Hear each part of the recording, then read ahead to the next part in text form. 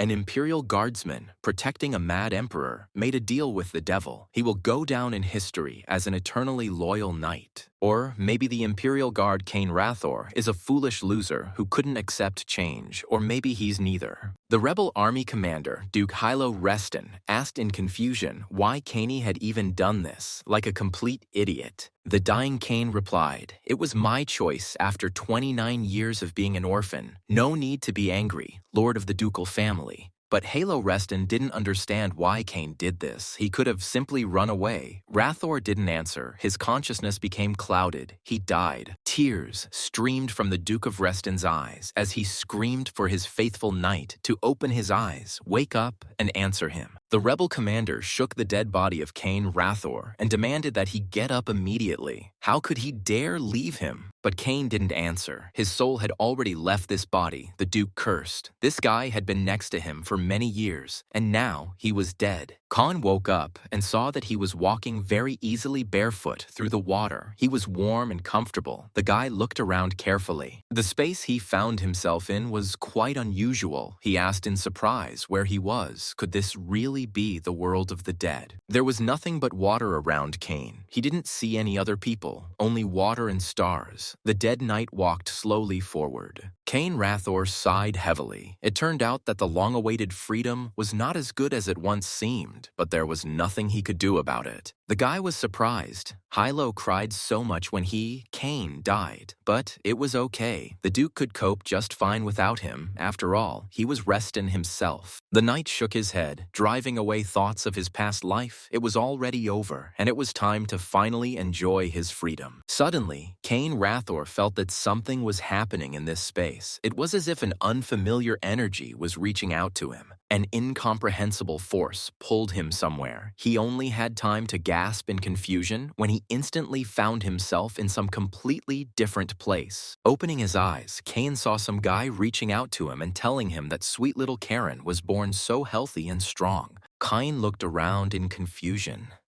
What the hell happened? He clearly found himself back in the familiar world of people. Had he really been reborn? The boy offered his father to hold the baby. He was so brave, he didn't even cry. The old man's big, strong hands reached out to Cain. Rathor didn't understand what was happening, and the delighted grandfather dropped the baby off, wishing his youngest grandson to grow up healthy and strong. And suddenly, Cain recognized the one who was holding him in his arms. It was Hilo Reston. He looked so old, but it was definitely him. Cain screamed in horror. The aging Duke of Hilo Reston was upset and made his youngest grandson cry. The baby began to roar deafeningly at the top of his voice. Kyle felt like he couldn't speak, and the baby cried even harder. The knight still didn't understand what was happening to him. The teacher told the grown-up Karen about the knight Cain Rathor, who fell along with the Mad Emperor 45 years ago. Although Cain was unable to stop his master from going astray, he is considered a symbol of loyalty and remained with his master until the end.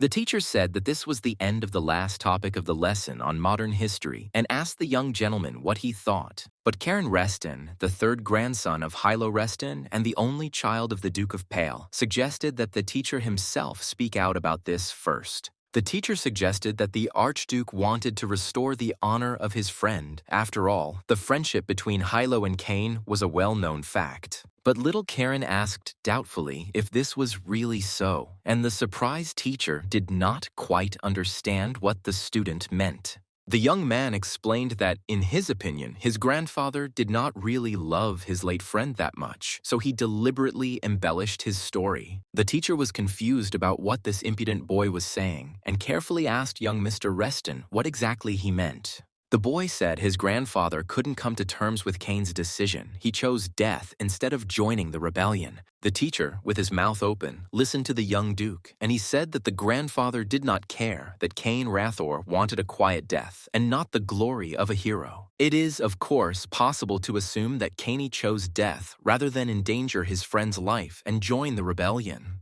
The teacher understood that this was a completely plausible theory, but how did a 10-year-old child, and even Halo's grandson, come up with this idea? And the teacher also knew very well that if he agreed with the child's impudent opinion, the Duke's knights could behead him for blasphemy. So he cautiously replied to young Master Reston that he had never thought of the story in exactly that way. The boy snorted, and the teacher looked warily at his unusual student, who was too intelligent for his young age. Suddenly, the young Duke Karen Reston laughed and said that he was just joking. Why was the master teacher so surprised by this? So now the deceased knight, Cain Rathor, is named Karen Reston. His soul has been reborn in a new body, and he is the youngest grandson of Duke Reston. It took Caney a while to figure it all out, but he still didn't understand why he was reborn as Hilo Reston's grandson. Cain was furious at how that stupid fool Hilo dared to make a famous hero out of him, the knight Rathor. He didn't need that at all. The boy looked into one of the rooms and saw his father praying, the youngest son of Hilo Peel, constantly praying for his little son. Karen was Pale's only child, and he was very worried about him, fearing that he would be an outcast in the powerful Reston ducal family. The boy loved his father. Standing in the doorway, Karen chuckled loudly. Pale heard him and hastened to finish his long prayer. Turning to his son, he asked if the lesson was over yet. The boy confirmed it, noticing that his dad was praying very hard again. The young man asked his father if he was still worried about his upcoming awakening ceremony, which is probably why he prays every day. Pale sadly lowered his head and asked his son to forgive him. The boy did not understand why he needed to forgive his father. He did not offend him. The man replied that, unlike his brothers, he had been unable to awaken magical powers within himself and was afraid that he had passed on his weakness to the boy. Instead of answering, the boy placed a friendly hand on the shoulder of his caring and worried father. Pale looked questioningly at his son. Karen told his dad with a smile that no matter what anyone said, he was the best dad in the whole wide world, and there was no need to worry so much. Pale blushed slightly and looked at his greatly grown son with embarrassment. He had not expected such warm words from the boy. Suddenly, Pale hugged the stunned Karen to himself and excitedly said that he was the best son he could have dreamed of.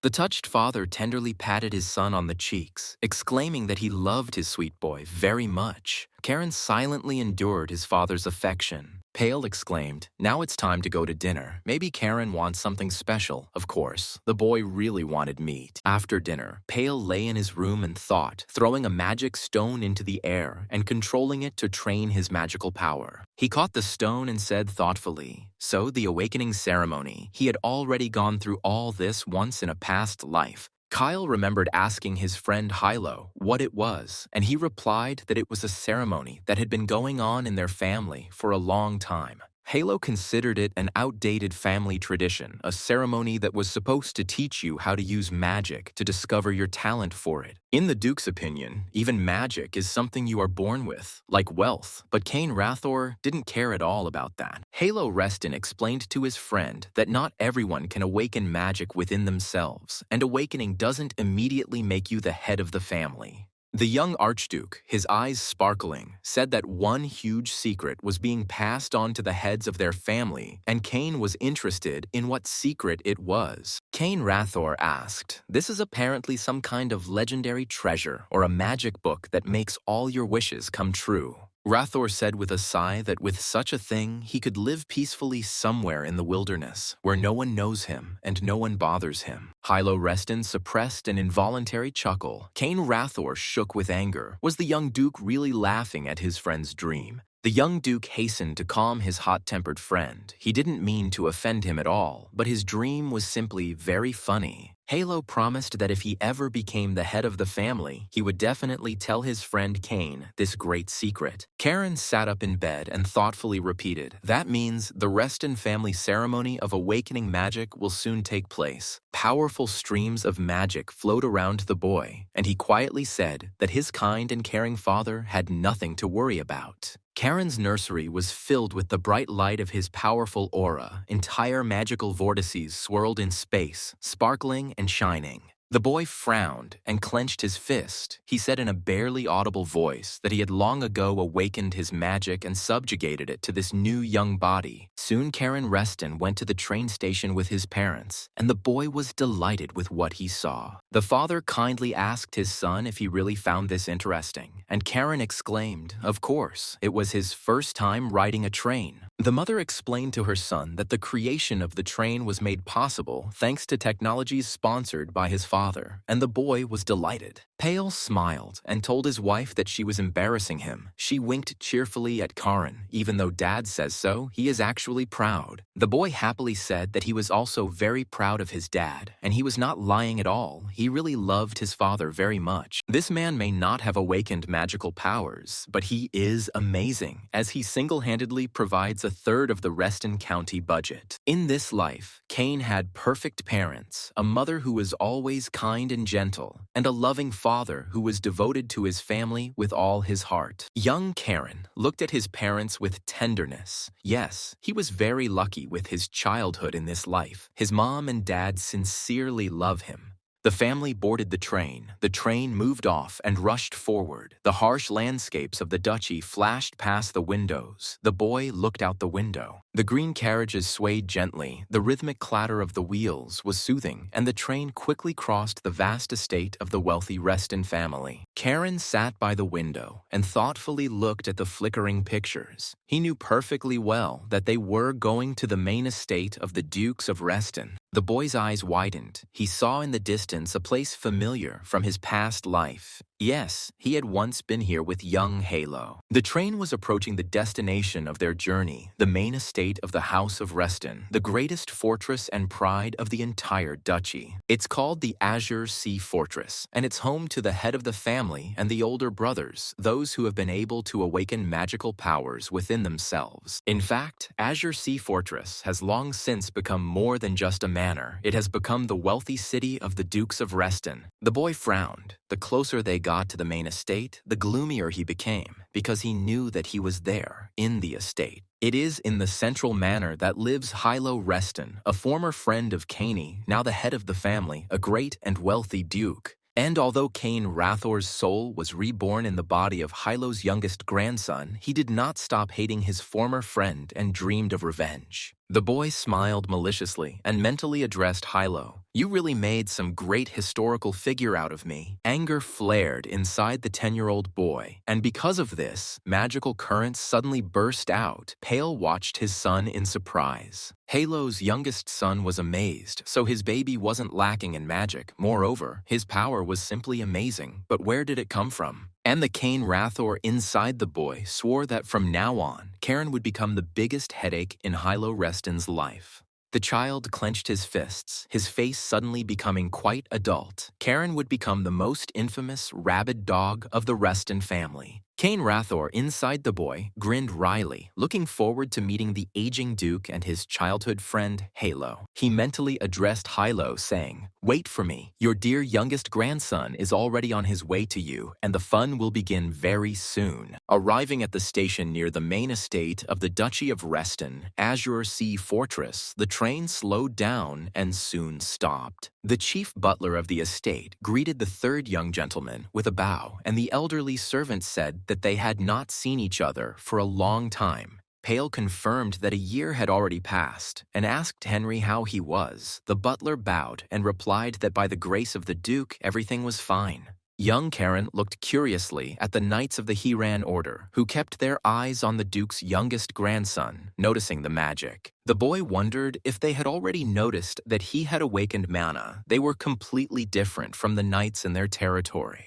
And this means that Halo will soon find out everything about his youngest grandson. However, Cain didn't care. He had already made his decision. Henry invited the guests to follow him. He leads them to the main castle of the fortress, where the rest of the relatives are already waiting for them. The maid informed Karen that the Duke had asked him to wait here while he greeted the family elders, and the boy thanked her. The boy said thoughtfully, "This is just a reception room, but how huge it is. The Azure Sea Fortress is truly impressive in its grandeur." Karen sighed. How boring. Maybe he should have asked to go into the office, and then his brother's mocking laughter was heard from behind. Leo remarked contemptuously, "Straight to the office as soon as he arrived at the estate, and Karen really is a good boy, as everyone says about him." Well, it makes sense. Since he's Uncle Pale's son, he has almost no chance of awakening his mana, so he needs to study to rake in the money like his father. Corona was overcome with anger. He clenched his fists and moved towards his cousin, ready to beat the arrogant scoundrel for insulting his father. Leo grinned. The kid wanted to fight. Well, if that's the case, he'll use a drop of mana and teach the arrogant Karen a good lesson. Karen's eyes flashed, meaning there was a hooligan in the main house. Leo was taken aback. He suddenly saw that his younger brother had stronger mana. The elder brother muttered, "This can't be. So little Karen awakened mana. But how? Everyone was sure that he didn't have magic." Leo asked when Karen managed to awaken the mana. His father did not say anything. Karen grinned. Of course, even his dad does not know this yet. Pale's son was advancing on his older brother and saying, "But there is a more important problem here than awakening mana, and it must be solved now.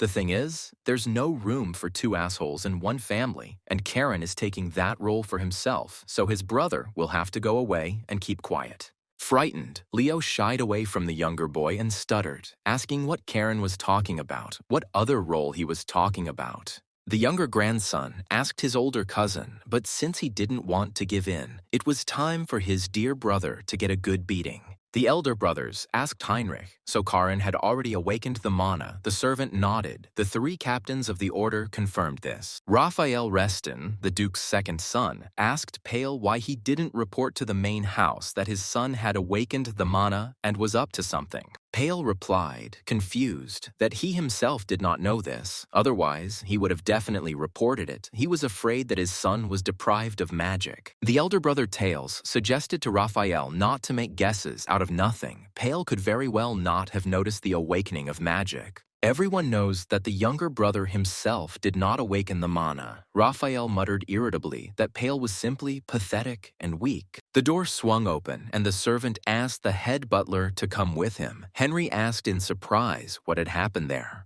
The servant stuttered, not knowing how to explain what he had just seen. Everyone became wary of what could have happened in the main castle. All three brothers looked questioningly at the servant, waiting for him to finally tell them what event had upset him so much. Turning to Raphael, the servant said that the second young master had better go with him and see all this for himself. Raphael quickly entered the reception room, his aura flaring with anger. Pale told his brother that this must be some kind of misunderstanding. The second young gentleman frowned. He saw his beloved son beaten. Leo was lying unconscious after the fight. Pale Reston's 10-year-old son, Karen, stood calmly next to his battered cousin, looking at those who entered with confusion. The boy turned to greet his uncles, but Raphael interrupted his nephew mid-sentence and grabbed him roughly. Lifting Karen into the air, the second uncle growled at him. "Ill-mannered puppy, how dare you behave like that in this castle?" Raphael clenched his fist, about to hit the kid. He screamed. What was the boy thinking when he did this? Pale rushed to his son, and then everyone heard the boy's calm voice. Karan told his uncle that Leo had insulted his father. He had to respond to this. The nephew asked his uncle if it were your father in his place. Would you really just stand and watch, without trying to stand up for your father's honor? Raphael roared that the asshole Karen was lying. Pale demanded that his brother stop because he was still a child. He was only 10 years old. The older brother barked at Pale to shut up. It was all because he had not raised his only offspring well. Here, the always calm Henry intervened in the dispute. The head butler asked the gentleman to stop this useless squabble.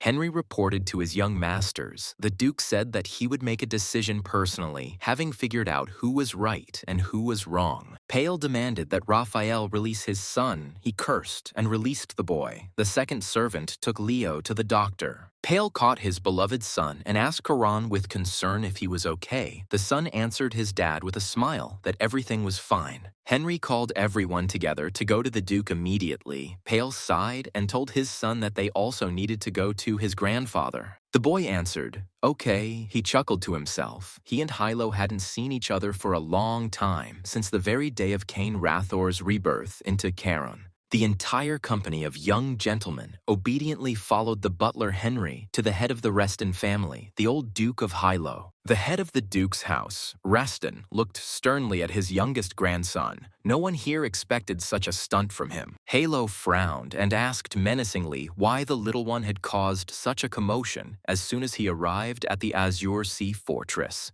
Pale tried to explain to his father, but he cut his son off, saying that he was not asking him. The person responsible for the incident should answer for himself. The grandfather wanted to hear an answer from his grandson. Halo knew that the kid was not so stupid as to act like that without thinking about the consequences. Cain was very surprised. It meant that Hilo would listen to the reason before punishing him. He became so magnanimous, he didn't even look like himself. The boy replied that the reason was that Leo's brother had insulted their father. Raphael shouted that the boy was lying and that he didn't know how to tell the truth. Halo slammed his fist on the table and yelled at Raphael to shut up. How dare a son raise his voice in front of his father? Pale's second brother immediately stopped short and apologized to his father. He really didn't like the situation. This little Karen was too insolent. Hilo suggested simply calling Leo and finding out everything. He asked Henry if the doctor had examined his grandson, and the butler confirmed this. But that was not all that the head of the Reston family wanted to ask his youngest grandson. The boy looked at his grandfather in surprise.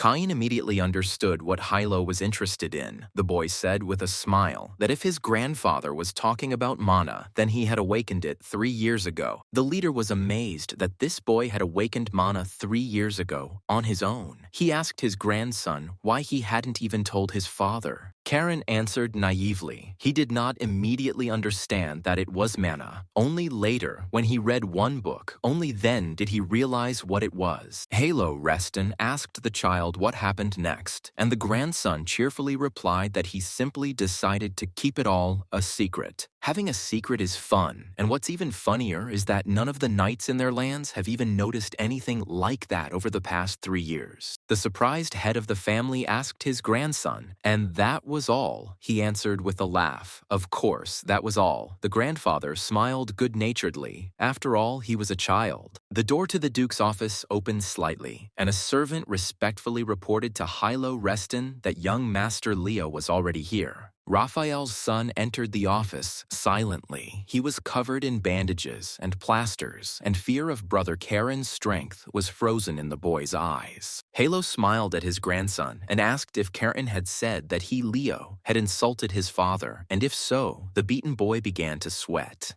Suddenly, Karen started whining and begged his grandfather to forgive him, even though Leo called his father a talentless loser who only thought about money. But still, Karen shouldn't have hit him. He admits it and regrets that he made a mistake. Leo barely audibly objected to his brother. Raphael's son, terrified to the point of horror, muttered that he hadn't said exactly that, but he didn't dare object loudly to his younger brother.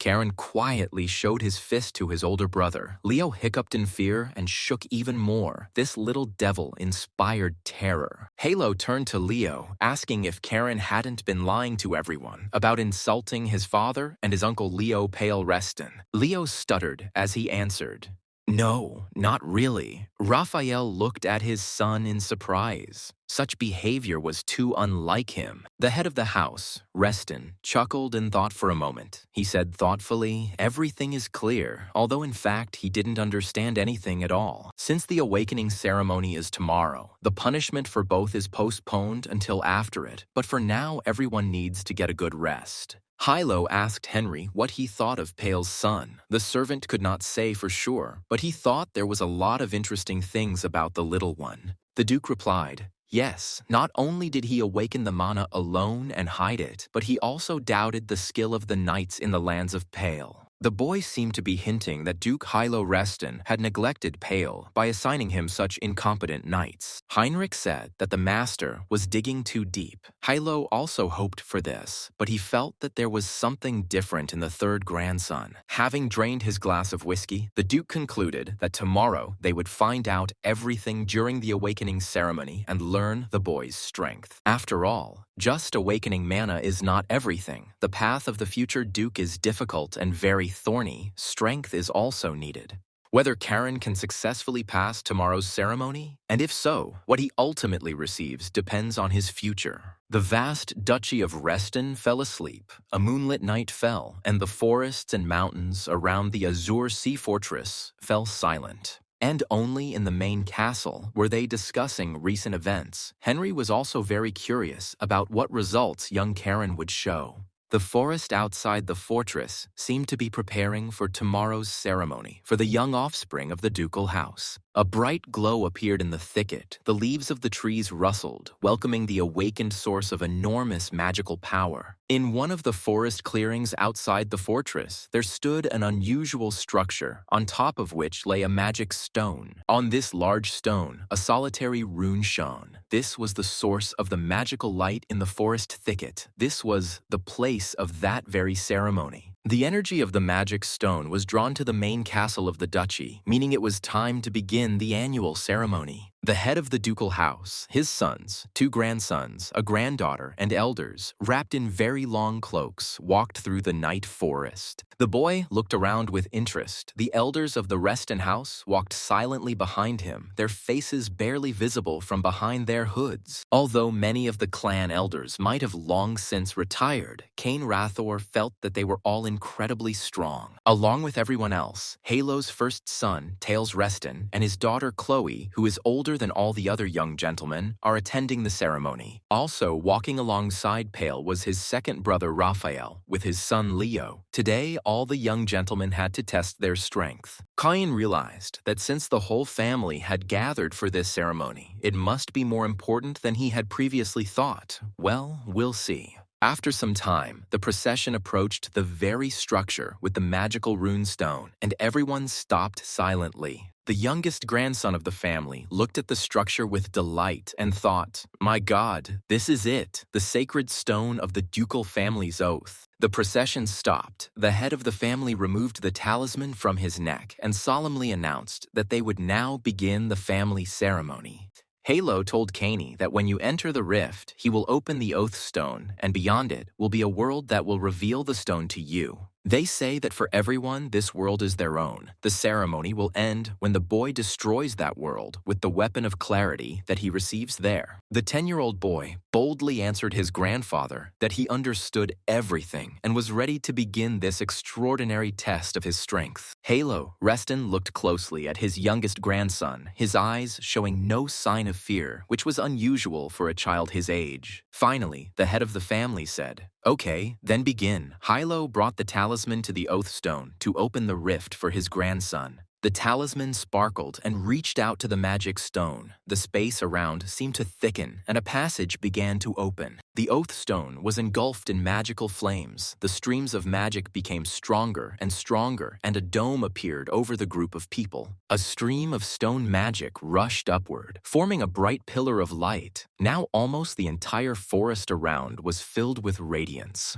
Suddenly, Pale stopped his son, shielding himself from the terrifying magical power. He was very afraid for his little son, Karen. Halo asked his youngest son what he was doing, whether he was afraid, but the passage was already open for the boy. He needed to pass this test. Pale turned to his son and asked Karen with concern if he could handle it. He didn't have to go there into the rift. The boy patted his father on the hand and told his dad with a smile that everything was fine. He was sure that he could pass the test and return to him. Halo's youngest grandson stepped toward the magical passage, meaning he needed to destroy that world with the weapon he would receive beyond the rift. Cain Rathor smiled. This task was just right for him. He hadn't practiced such battles for a long time. It was time to stretch his bones. Smashing everything to pieces was something Cain had always been good at. So unlike his father, he had no doubts about the outcome of the magical test. The grandfather spoke to his youngest grandson with parting words so that Karen would overcome his fear and return to them as a strong conqueror of the world. The boy turned around and looked questioningly at the head of the family, which meant that there, in the rift, they would try to scare him. Let them try. Karen Reston stepped into the rift. Hilo smiled. The others waited tensely to see how the test would end, whether the baby would pass it. The boy felt himself caught up in a magical whirlwind and transported far from the forest thicket. He looked around in surprise. Suddenly, Cain Rathor recognized this place. He had already been here in his past life. The boy frowned. It was a heavy feeling. The Emperor's palace was engulfed in flames. It was a very difficult battle in which almost all of Karen's comrades perished. The boy walked through huge halls littered with the bloody corpses of his friends from his past life, and groans could be heard from everywhere. Cain Rathor did not understand why he was here, why he was seeing this brutal massacre and the dead knights again. Why did the memories of this terrible place materialize as a test, and he saw his friends again? Frowning, Cain asked the unknown conductor if he really wanted him to be tormented by guilt as he looked at his fallen comrades. Suddenly, the boy saw that the doors of the throne room had opened slightly, and the steps of the main palace led straight to the throne of the emperor himself. Suddenly, the boy heard a strong but very calm voice. It said, "Your world is cruel and empty, O child of the blue wolf." The mysterious voice continued to tell the boy that it was time to fulfill the ancient covenant once made with his ancestor. Karen Reston slowly climbed the steps of the main palace. Obeying the voice, he headed to the emperor's throne room. The boy asked his invisible interlocutor whether he was a demon, why he brought him here, and what he finally wanted from him. The voice calmly answered the child, "The sacred blood that flows in your living quarters, it is not within the power of some pathetic demon to desecrate it."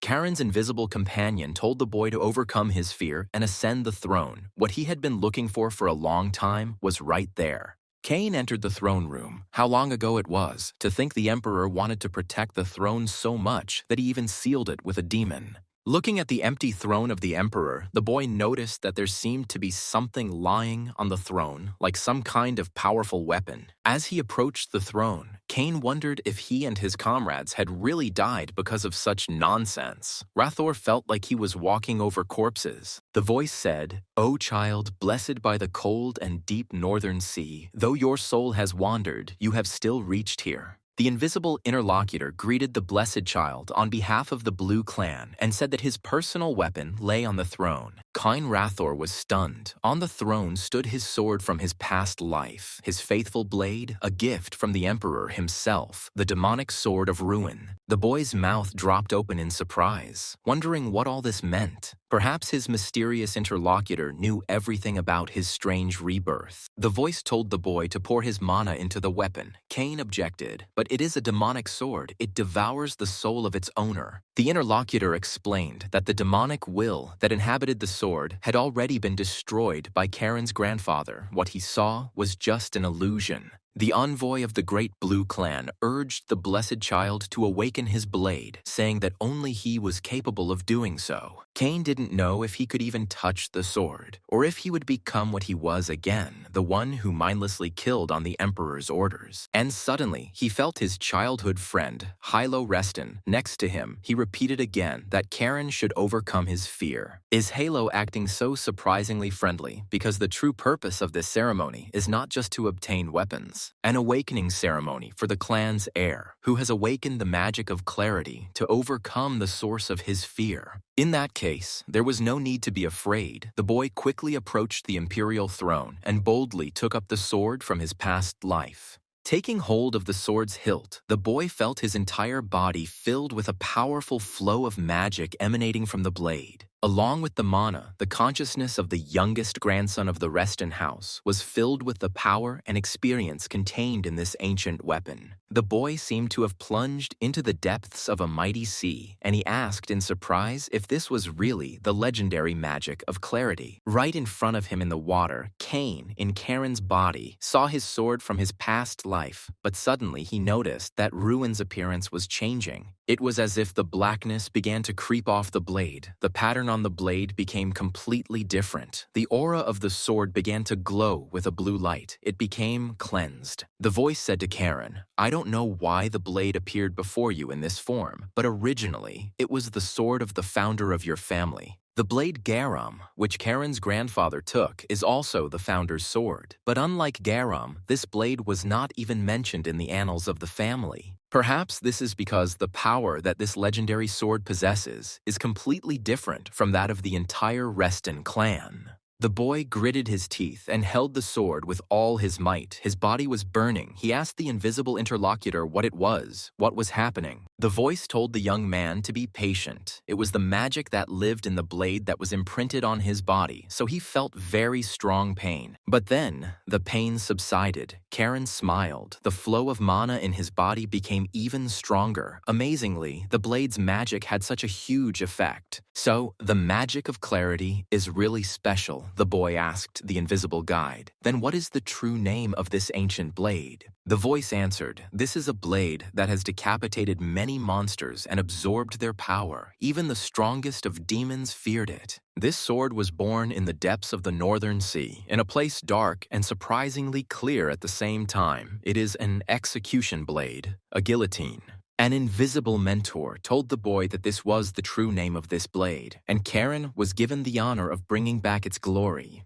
The third grandson of the Reston house repeated thoughtfully, the blade of execution, the guillotine, so that's what this powerful sword is called. The voice explained that this blade was like the deep sea, the darkness itself, and it was a match for the destiny of him, Karen, the blessed child. The boy asked his interlocutor who he was, since he called himself one of the Blue Clan, which meant he was the Blue Dragon, the guardian of their clan. For now, Karen cannot bear this name, but the day will come when he will be able to control the seas with his power. Then he will find him in the northern sea. The third grandson asked how he could get out of here, but the interlocutor was sure that the boy probably already knew how. Cain looked at the imperial throne that he had fought so fiercely for in his past life. So that was it. Wonderful. His eyes flashed, he swung his sword and said, "Great, I've always wanted to try this at least once."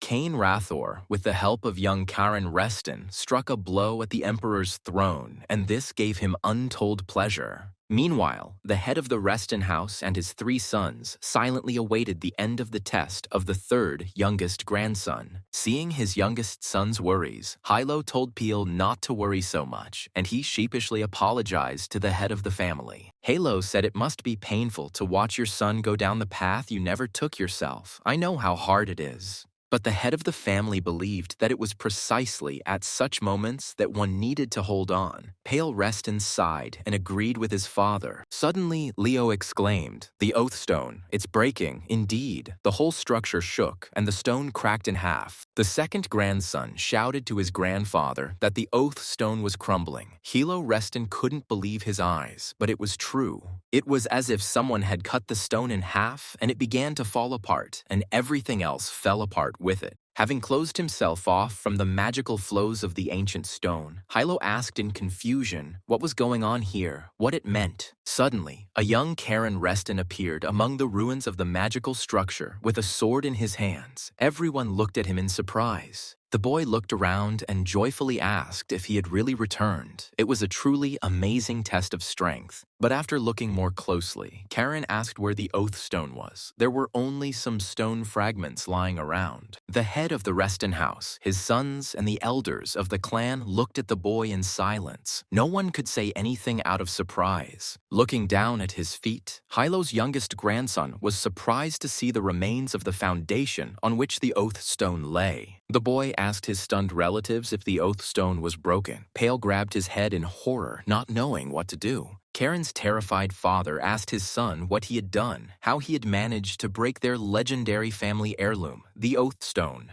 The boy, embarrassed, ruffled his hair and looked at his grandfather. He told the head of the family that he had not meant to break the stone at all. "Hey!" Reston looked at his youngest grandson in amazement and couldn't believe that everything that was happening in the forest clearing wasn't a dream.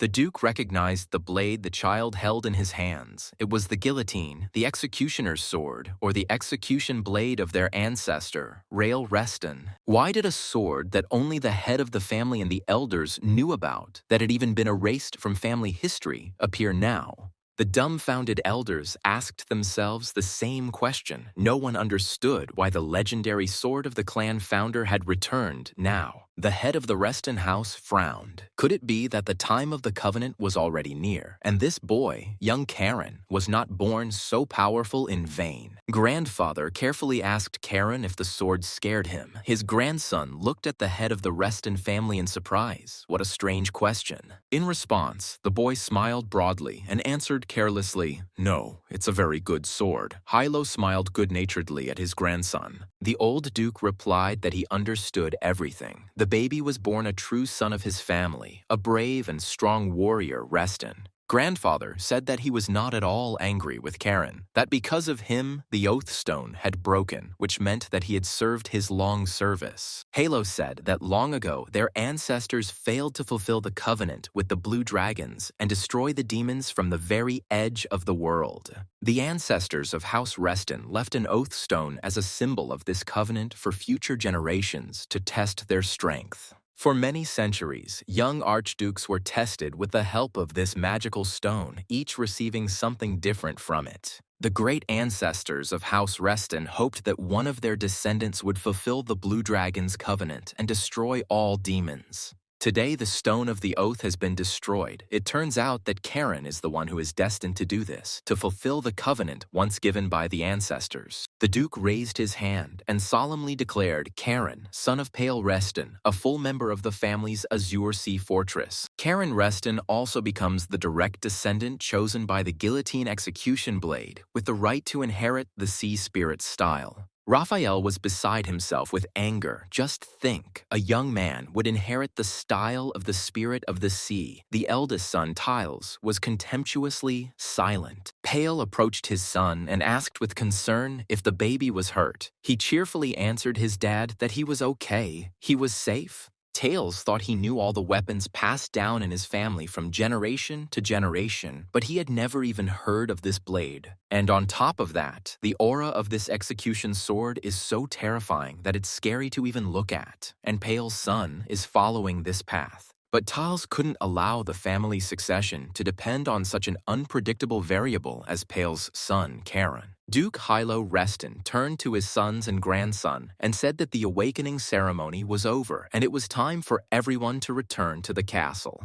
The elders of the clan, together with the head of the family, set off on the return journey. Raphael called out to his older brother. He was filled with rage. He indignantly asked his elder brother and heir to the duchy whether he was really going to just stand and watch all this. Tails quietly replied to his brother that it seemed they would soon have a face-to-face conversation. Raphael Reston replied that he understood everything. Raphael wondered if this guy, Tails, whose ambitions always outstripped his modest abilities, had felt threatened. The second brother asked the elder if he knew about this blade, the guillotine. Tails admitted that he knew nothing about it until that day. An angry Raphael told his brother that he simply couldn't. He didn't understand why Pale's son had received this blade. Tails Reston looked back at the procession with concern and said, "Raph, now is a very bad time to start a quarrel with their nephew." The two older brothers looked silently at Pale and his 10-year-old son, in whose hands the legendary sword gleamed. The next day, the parents of little Karen set off on their return journey. They needed to return to their native castle. At the Pale Reston station, he asked his son again if he was sure he could handle it alone, and the boy nodded cheerfully, assuring his dad that everything was fine. Henry, seeing Pale's anxiety, asked him if there was a place in the whole wide world safer than the Reston family's Azure Sea Fortress. Pale replied that this was true, but Father Karen was worried about something else. Henry's words were true about external threats, but Pale was worried about internal threats, of course. While his father was around, it was unlikely that Pale's older brothers would risk acting rashly. Henry turned to the third young gentleman. He had several important messages for him from the head of the House of the Dukes of Reston. Lady Sabina Reston has been appointed responsible for the transfer of the ceremonial legacy, the guillotine blade, to young Mr. Karen. Pale exclaimed, "Oh, if it's Auntie, then he's calm." Kane tried to remember who Sabina was. It must be Halo's younger sister. Sabina Reston is said to be as skilled in magic as her older brother, and I believe her nickname was White Wolf. Pale told his son that Sabina had always been kind to him and asked Karen not to be rude to his aunt, a promise the boy made to his father. Henry said there was something else, a message from the head of the house. Pale was surprised, some kind of notification from his father about what had happened. The butler reported that the leader had ordered a residence to be set up for Pale in the fortress so that they could come at any time. Pale was touched by his father's concern. He even shed tears. Thanks to Karen, their situation in the Azure Sea Fortress had clearly improved. Father Karen thanked Heinrich. Thanks to this message, he could go home with peace of mind. The servant said it was nothing. Pale stroked his son's head and asked Karen to take care of himself and to ask him to come to him any time if he needed help. Finally, the third lord of the house, Reston, and his wife boarded their carriage, and the train set off on its return journey. Karan remained in the fortress. Young Karen Reston, together with Henry and under the protection of knights, went to his grandfather's younger sister, Lady Sabina Reston. Henry urged the boy to go quickly. Lady Sabina was waiting. Karen replied, yes, he couldn't make his grandmother wait for him. The chief butler of the castle asked his young master, Karen, if he would allow the old man to give him one useful piece of advice. The boy smiled. Of course. He would be happy to listen to the instructions of the experienced Henry, who knows everything here. Henry said that Lady Sabina Reston really doesn't like being called grandmother, including cousin or anything else. Karen thanked the head butler for the advice and promised to remember it, but he didn't understand why he couldn't call her grandma. Soon, Karen, accompanied by Henry and the knights, entered the territory of Lady Sabina's residence. They had been expected there for a long time. Henry told the boy that only direct descendants of the family could enter the ancestral hall of the Azure Sea Fortress, and Lady Sabina was waiting for him. The head butler added that young Master Leo was also already here. Karen looked questioningly at the servant. It was funny. Karen's hands were itching to beat Leo. Henry explained that the second young gentleman had specifically asked Lady Sabina to do this. The delighted boy waved to his companions and shouted that in that case he would fly so that no one would wait for him. Henry watched attentively after the youngest grandson of the head of the Reston house to see how this boy could prove himself in magic. The head butler smiled happily, thinking that it had been a long time since there had been so much noise here, which was quite wonderful. The boy stopped near the heavy door leading to the ancestral hall of the Azure Sea Fortress, magic seeping out of the cracks. Karen clenched his fists. Even from the outside, he could feel the enormous magical energy. So what was going on inside this hall? Suddenly, the boy heard a shout from inside the hall. A pleasant female voice asked why he was standing there, outside, and not going inside. He carefully opened the door and said loudly that he, Karen Reston, son of Pale Reston, greeted the great white wolf. Entering the hall, the boy was taken aback. In the center of the hall sat a young beauty. Could this really be his grandmother, Lady Sabina Reston? She smiled cheerfully, which seemed to be completely different from how little Karen Reston, the son of the third Mr. Pale, had imagined her.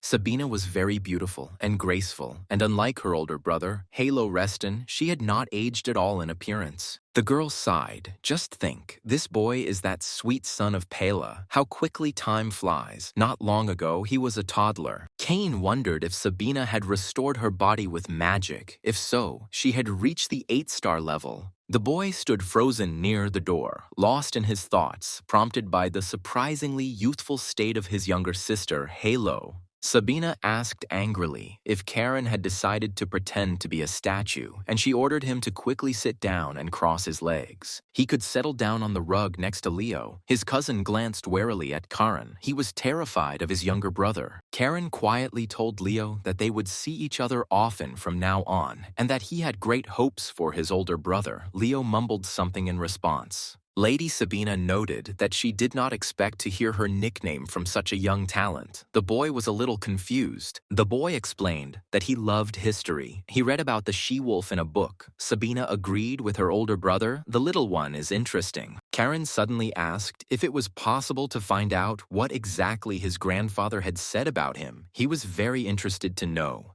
Halo told his sister that she would like this boy, and now, having seen Paley's son, Sabina herself understands why her brother said so. The chief explained that the baby would have to swim across a vast sea and that now this child needed help so that he could rule the ocean later. And Sabina should become a beacon for Karan, Sister Halo thought. So a beacon, the great times of the Restons will soon come. Sister Halo saw the boy only for a moment, but she already understood that the little one had enormous potential. She hadn't seen such children for a long time. Pale's son's potential is wild and boundless, like an endless ocean, and he has yet to learn to control this immense power. Now Karan is just a rough, untamed wave, but within him lies the power that one day could rule all the seas of this world. Lady Sabina Reston never thought she would meet such an interesting child. It looks like it will soon be a lot of fun here. She began the lesson for her grandchildren by saying that the cross-legged position in which they sit is the foundation of the basics for developing magic. Once boys have mastered the basics and acquired the basic skills of magic, they will be able to develop their individual magic without this. Sabina showed it like this, and powerful currents swirled around her, and the eyes of the head of the family sister shone like two carbuncles. The boys looked at their teacher and older relative in surprise. Her magic amazed them with its unbridled power. Cain realized that this was the magic of clarity, which almost everyone in the Reston family possessed. The style of the spirit of the sea, the art of controlling the sea. Sabina explained that the sea spirit style is the art of creating and controlling seas within your body using clarity magic.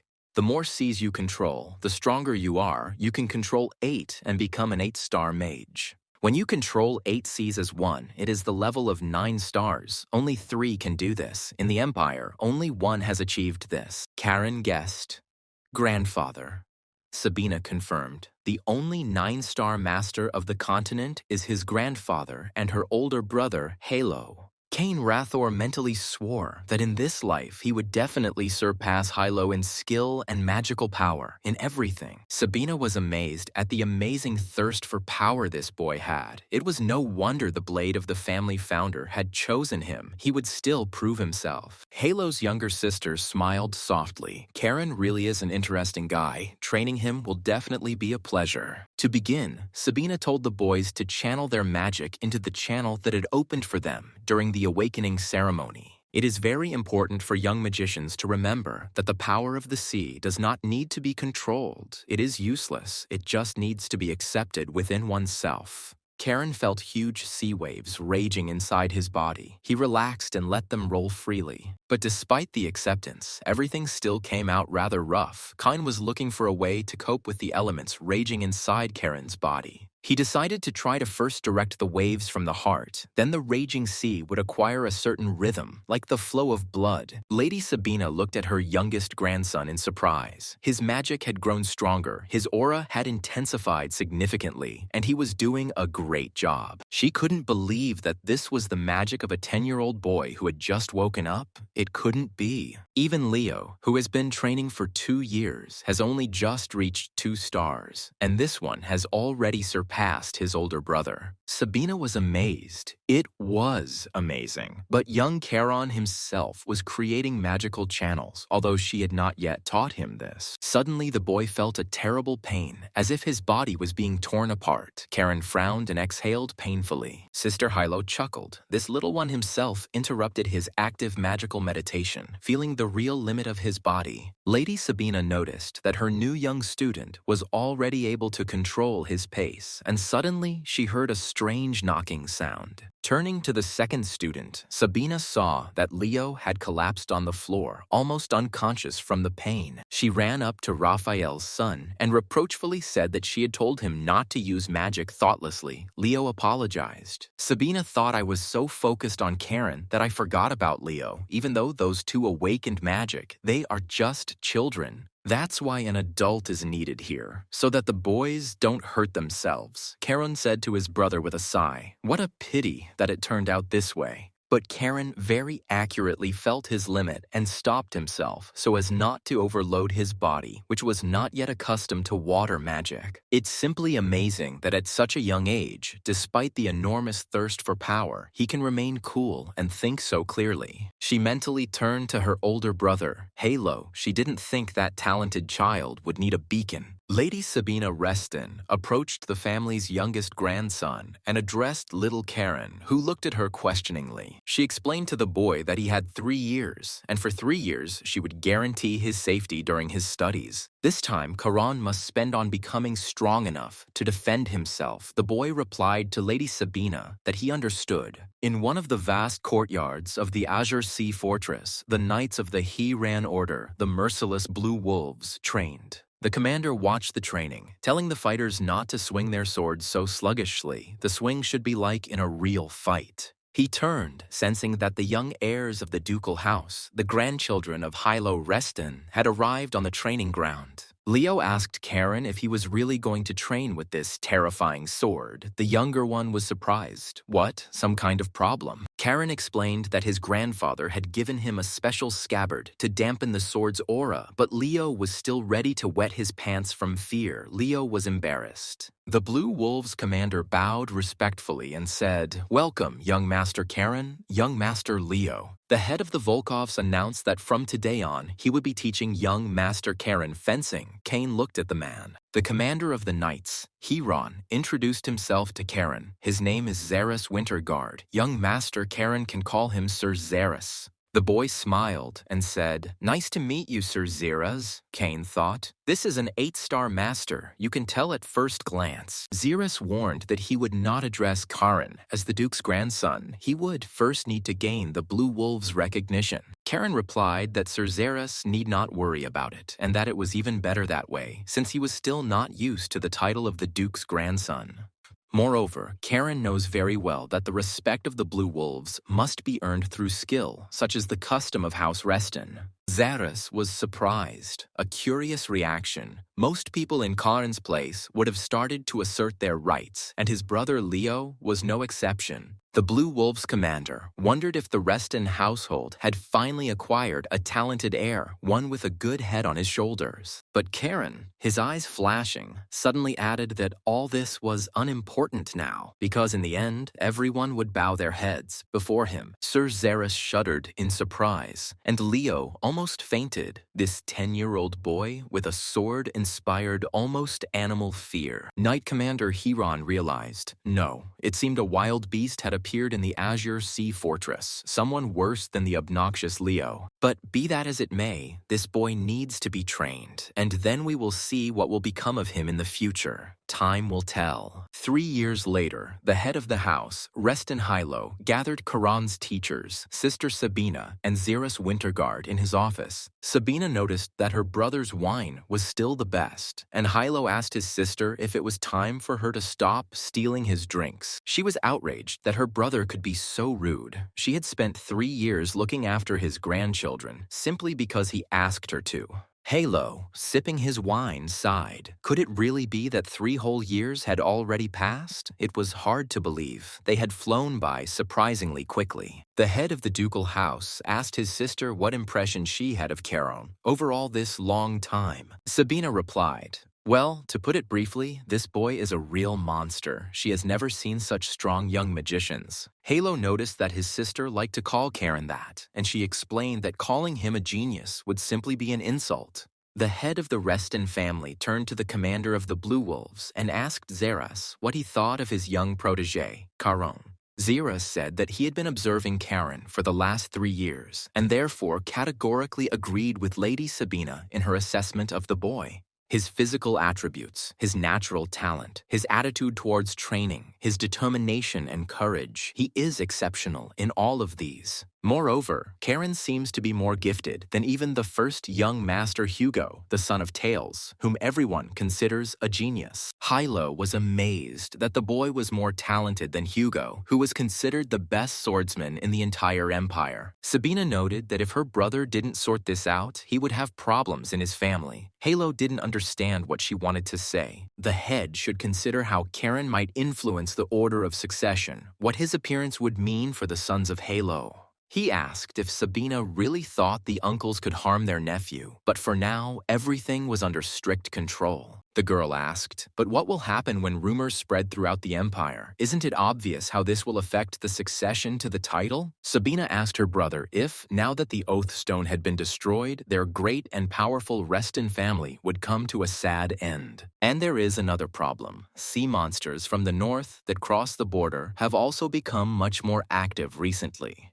Halo, Reston responded to his younger sister's worried comments by saying that it was all nonsense and that it would certainly not affect their family in any way. He was absolutely certain that whoever had destroyed the Oath Stone would install a new one, just as their ancestor had done many hundreds of years ago. It was the first time Sabina had heard of the head's duties being passed down through inheritance. Halo confirmed that this meant the time of the covenant was near. The head of the family's sister remarked that their youngest grandson would have to shoulder a heavy burden when Halo told Karen. The Duke did not answer immediately, but seeing his sister's insistent look, he said that he would do it at the right moment, but definitely not now. Karen wrote to him asking if everything was okay with his dad, that he needed to dress his body, and his son apologized for not visiting, as he had a lot of training. He recently reached 4 stars in the Sea Spirit style and mastered the 4th form of wolf swordsmanship and is trying to get along with his family. By the way, I have a request. I'm out of pocket money. Could he send some more? Pale smiled. What a spendthrift Karen is.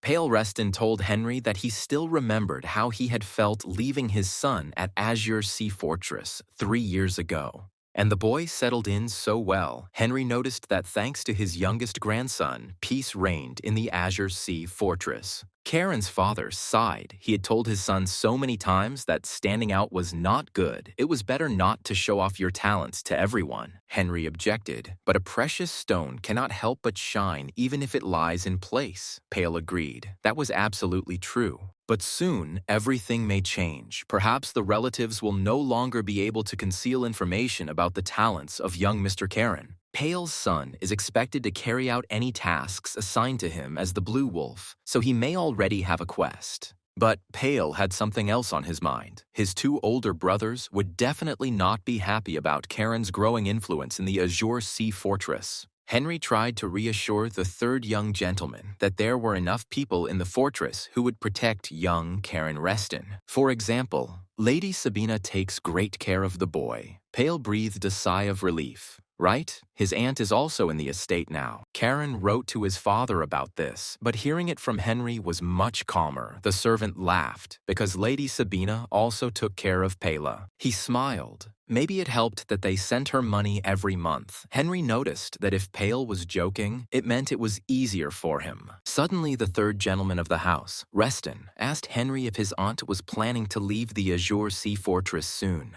The head butler told Pale that the 3rd young master didn't need to worry about this, and he was surprised as to why. Karen is already establishing strong ties with the Hiran Order, so much so that the knights have given him a nickname, albeit not a very respectful one. Pale Reston laughed. Yes, he had heard about it too. His son was training too much and too furiously with the Blue Wolves. It seems the knights nicknamed the Duke's youngest grandson the young mad dog of the Azure Sea Fortress, or Psycho Dog. I think that's what it was called. One of the knights desperately defended himself with a wooden sword during one of the training sessions with young Master Karen in the courtyard. The boy desperately struck the knight so hard that his wooden sword shattered into pieces. The fighter screamed and the heir's eyes blazed with fury. The knight raised his hands and admitted that he had lost, and Karen asked Hans in disappointment why he had simply given up this time. The boy frowned. Hans is a grown man. How can he be such a weakling? He is a master of the Blue Wolf sword. Hans was offended. Only Karen considered him weak. The boy added that the knight's muscles were like balloons, completely empty. The knight was confused. He had never heard anything like this before. Karen grinned. He was simply telling the truth, which no one else would tell him to his face. Hans sighed. In any case, without magic, he can no longer keep up with Karen. But last year, everything wasn't as bad as it is now. The knight warned the boy that he might soon be sent on a mission. Karen perked up and asked Hans what he had heard about it. Hans only replied that Xeris would decide who to send on missions, while the head of the Reston family was in the Empire's capital. Most likely, these will be the animal storage facilities in the western part of the duchy, where monsters have recently become a frequent destination for some reason. Karen shouted to Leo if he heard that they were going on a mission. Raphael's son sighed. He didn't want to go on a mission with Karen at all. The knight pulled Leo up. They were training now, and he had to concentrate. He answered confusedly. His thoughts were on the task. Pyle told Heinrich that he had called him not only because of Karen's letter, but something unpleasant and not yet very clear had appeared. The head butler asked what had happened. Pale handed him a bag and asked Henry to look at the contents of the bag. Inspectors of the Pale Reston estate recently found this pouch in the cart of a merchant visiting from the barony of Bellis. Henry untied the bag and found a strange green powder inside. The butler dipped his fingers in it and exclaimed, "Oh gods!" Pale confirmed that yes, it was coquina, a psychostimulant, and he asked Heinrich to conduct an investigation in Bellis, operating from the fortress. The head butler sniffed the green powder cautiously. He had heard a lot about this deadly substance, but it was not here. The train, which traveled throughout the duchy, arrived again at a cozy railway station. There was almost no one on the platform. A man cautiously emerged from the doors of one of the carriages. He looked around. There was no one nearby, and he went into the castle. Looking at the towering main estate of the Restons, the man said, "Here is the famous Azure Sea Fortress." A clear night fell upon the main residence of the Dukes of Reston, and almost the entire Azure Sea Fortress sank into a peaceful night's rest. Only the Knights of Hayron stood guard on the main streets of the fortress, ensuring order and peace in the Duke's domain. Karen, holding a bottle of wine in his hands, peered cautiously around the corner, waiting for the patrolman to go far enough down the street. Looking at the bottle, the Duke's youngest grandson smiled cheerfully. It was so nice to rummage through Xeris Winterguard's wine collection. Cain Rathor noted that just because he was now in a child's body did not mean that he had forgotten the taste of the good wine of the Azure Sea Fortress. Suddenly, he saw a stranger. Karen was surprised who it was, and that he was walking somehow suspiciously stealthily, and what did he need here? The newcomer asked if the Duke had really left and had urgent business with him. The servant confirmed that he was in the capital for an audience with the ruler. Karen called out to his interlocutors. The servant recognized the Duke's youngest grandson. The teenager asked what they were doing there so late. The servant explained that it was Lord Rohan, the youngest son of Baron Bellis, who said he had urgent business with the ruler of the Azure Sea Fortress. Rohan heard that the youngest grandson had awakened magic and was now training in the main house. He said that he was glad to meet Charon. The boy said that he would listen to Rohan. The servant asked if it would be better to report to Xeras. The baronet was surprised to see wine on the child. Karen noted that they usually send a representative, but since Rohan came himself, it meant the matter was urgent and a nobleman should answer to him. The servant bowed and said that he would report to Lord Xeras. Rohan was perplexed. This boy was not just a spoiled aristocrat. Baron Bellis's son was amazed at how one could think like that at his age, and Karen invited the baronet to follow him. I wonder if the entire Reston family is like this, and that they are all allowed to drink wine until they come of age. What strange rules there are here. Karen said, "So, to sum it up, the problem is the bandits who have occupied the eastern mountains of their barony of Bellis," Rohan confirmed. "That's right." And with their appearance, psychostimulants began to spread, and residents were kidnapped and then sold into slavery in other countries. Rohan confirmed, "It's embarrassing to admit that the barony of Bellis is poor, harsh lands, no valuable resources, no normal army. Therefore, they were unable to fight back. Rohan's father could not stand it and attacked the bandits with the few forces they had at that time. But they suffered heavy losses. The father was wounded and bedridden. Rohan blamed himself. Because of his incompetence, the people were suffering. After listening to the baronet, the Duke's youngest grandson noisily put the bottle of wine on the table. Rohan looked at the teenager with apprehension. The boy's eyes flashed and he exclaimed that such freaks who steal people and sell drugs should be torn to pieces. And yet, something doesn't add up, Karen, on how the bandits were able to resist the regular, albeit weak, army of the barony. Rohan wasn't sure, but he suspected that deserters from the Southern War had gathered in the mountains. Cain now understood what was going on. The Empire's attention was focused on the south due to the battles in that region, leaving the east without cover, and so the bandits ran wild there. He said that if they were deserters who had become bandits, then it sounded quite plausible, and the baronet sighed heavily instead of answering. The teenager winked at the guest. Rohan was probably not in the best mood. Maybe he wanted a drink. The baronet was stunned by the offer. Karen poured some wine and said that the Bellis barony bordered his father's lands, so he couldn't stay out of trouble. The boy said that he would like to help personally. Rohan thanked him. He drank wine and thought, is it really possible for him to drink with the little one? Karen said that he stole this wine from Lord Xeras, so let it remain between them, and they can switch to informal terms. Rohan was stunned. At that moment, the door opened, and Xeris entered. He said reproachfully to Karen. He thought they had agreed that he would not touch his wine anymore. Rohan apologized to Xeris, saying that he did not mean to offend him, but the commander of the Blue Wolves reassured the guest he did not know anything. Sir Xeris had heard that bandits had caused a lot of trouble in the barony of Belus. Rohan confirmed that this was true. That was why he was here. The Baron's youngest son said that he wanted to ask the Hiran Knights to intervene in this situation and exterminate the bandits in the mountains. Xeris took the glass of wine from the Duke's youngest grandson, reminding him once again that at his age he should still be drinking milk, not alcohol. Knight Commander Hayron apologized to the young Baron for the impudent man's antics, but Rohan immediately replied that everything was fine. Lord Xeris told Rohan that he had come to the right place. The Azure Sea Fortress would not abandon its old allies in trouble and would send people. They were already preparing a detachment to be sent to the barony of Belus. Rohan thanked them. He was glad that he could bring good news to the people. Karen said that he would go with them, Xeris objected. No way. The enemies had been through the war. Even though they had fled, it was unknown what kind of masters they had. Rohan was surprised. This boy really wanted to get into battle, even though he was training in the main house, but he was 12 or 13 years old. Xeris said that although Karen had reached the 4th star and mastered the 4th form of the Blue Wolf style, actual combat was a completely different matter. The Blue Wolves commander would rather send Karen west, better to face a known threat, the boy snorted. Xeris declared that he would not allow the boy to risk facing an enemy whose strength, numbers, and location were unknown to them.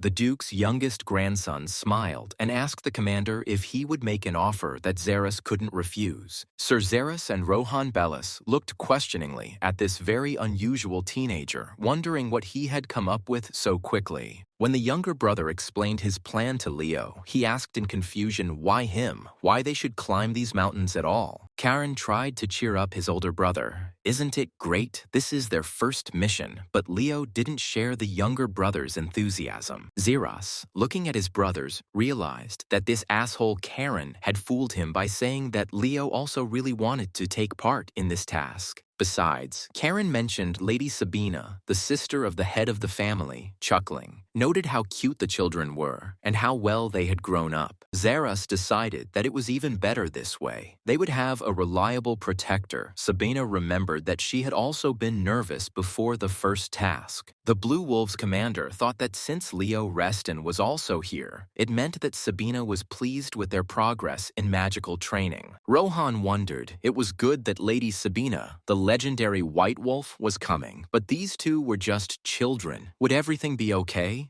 Karen was very happy about the task, but Rohan was afraid that if something happened to the Duke's grandchildren, the entire Belus family would be responsible. Sir Xeris reassured Rohan Belus that everything would be fine. He was also worried, but that was normal, as every mission was associated with risk. Knight Commander Hiran was confident that as long as Lady Sabina was nearby, nothing would happen to the young lords, and Rohan calmed down a little. But Sabina told Xeris that until the kids were on death's door, she would not interfere with the mission. Xeris said, confused. He knew that Lady Sabina believed in their power, but still. She explained to the knight that it was not only about that. Lady Sabine Reston reminded Lord Xeris that there was a reason why she could not interfere in such events. The Blue Wolves commander sighed. Yes, he understood everything perfectly well. Since this was her will, Rohan was frightened. How was this possible? Sabina Reston said it was time to go. They said goodbye to Sir Xeris and headed to their carriage on the waiting train. Leo clenched his teeth. He was terribly afraid. His whole body was sweating from excitement. Lady Sabina, looking at him, sighed heavily. She felt sorry for him. She told Leo it was okay for him to be nervous, but he should look at this as an opportunity to prove how hard he worked. After all, this task is a chance to gain recognition from the knights, become their ally, and one of the famous Blue Wolves, Leo thought.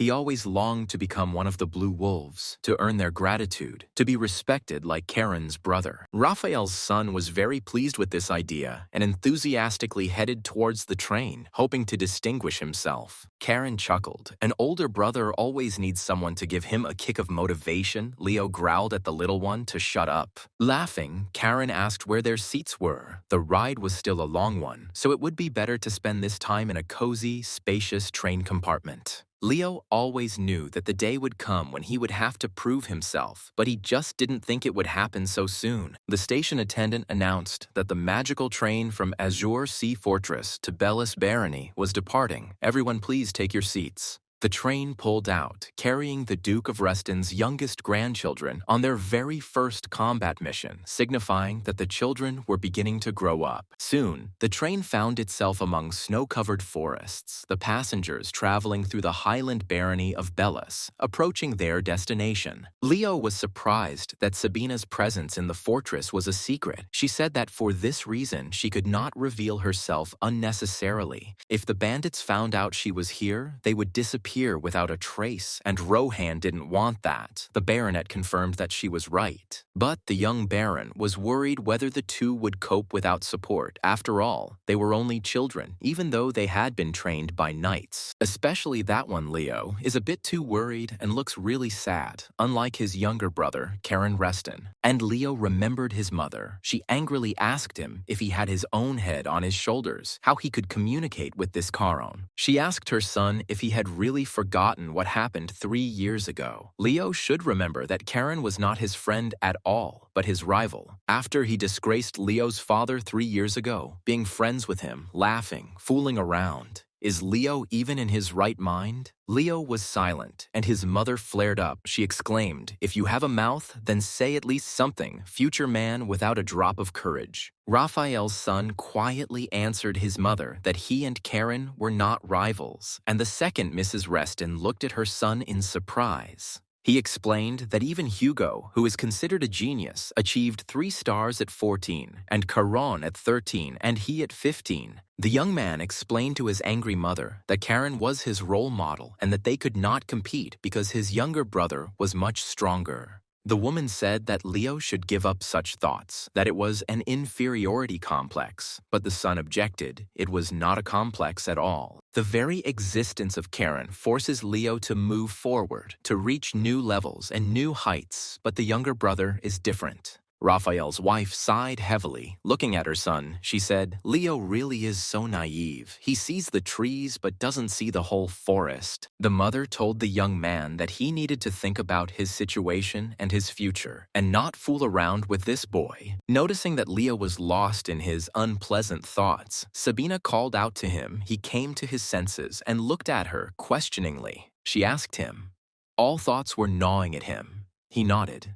"Yes," Sabina smiled. It's understandable because this is his very first assignment. Lady Sabina asked Leo if he could kill a man. The young man looked at the teacher in surprise. He had never thought about it. Sabina was sure that Karen was the type who would kill anyone to save his own skin, but Leo thought too much. She told Leo that he shouldn't doubt himself because she knew for sure that he had worked harder than anyone else over the past 3 years. Sabina smiled slyly and asked the young man, in the end, who taught Leo the mastery of the magic of clarity, endurance, and self-control. Leo replied, "You master." Sabina laughed. "Master, then, well, I like it. There were 20 minutes left until the destination station." Sabina suggested that Leo call each other apprentice and master. While on a mission, Rohan asked where Lady Whitewolf was going. She replied that if I showed up at the station, word would spread instantly, and I should be proactive and get out now. Sister Hilo opened the window. She told the young baron that he could call her simply Lady Sabina. Karen added, "Their master is smart."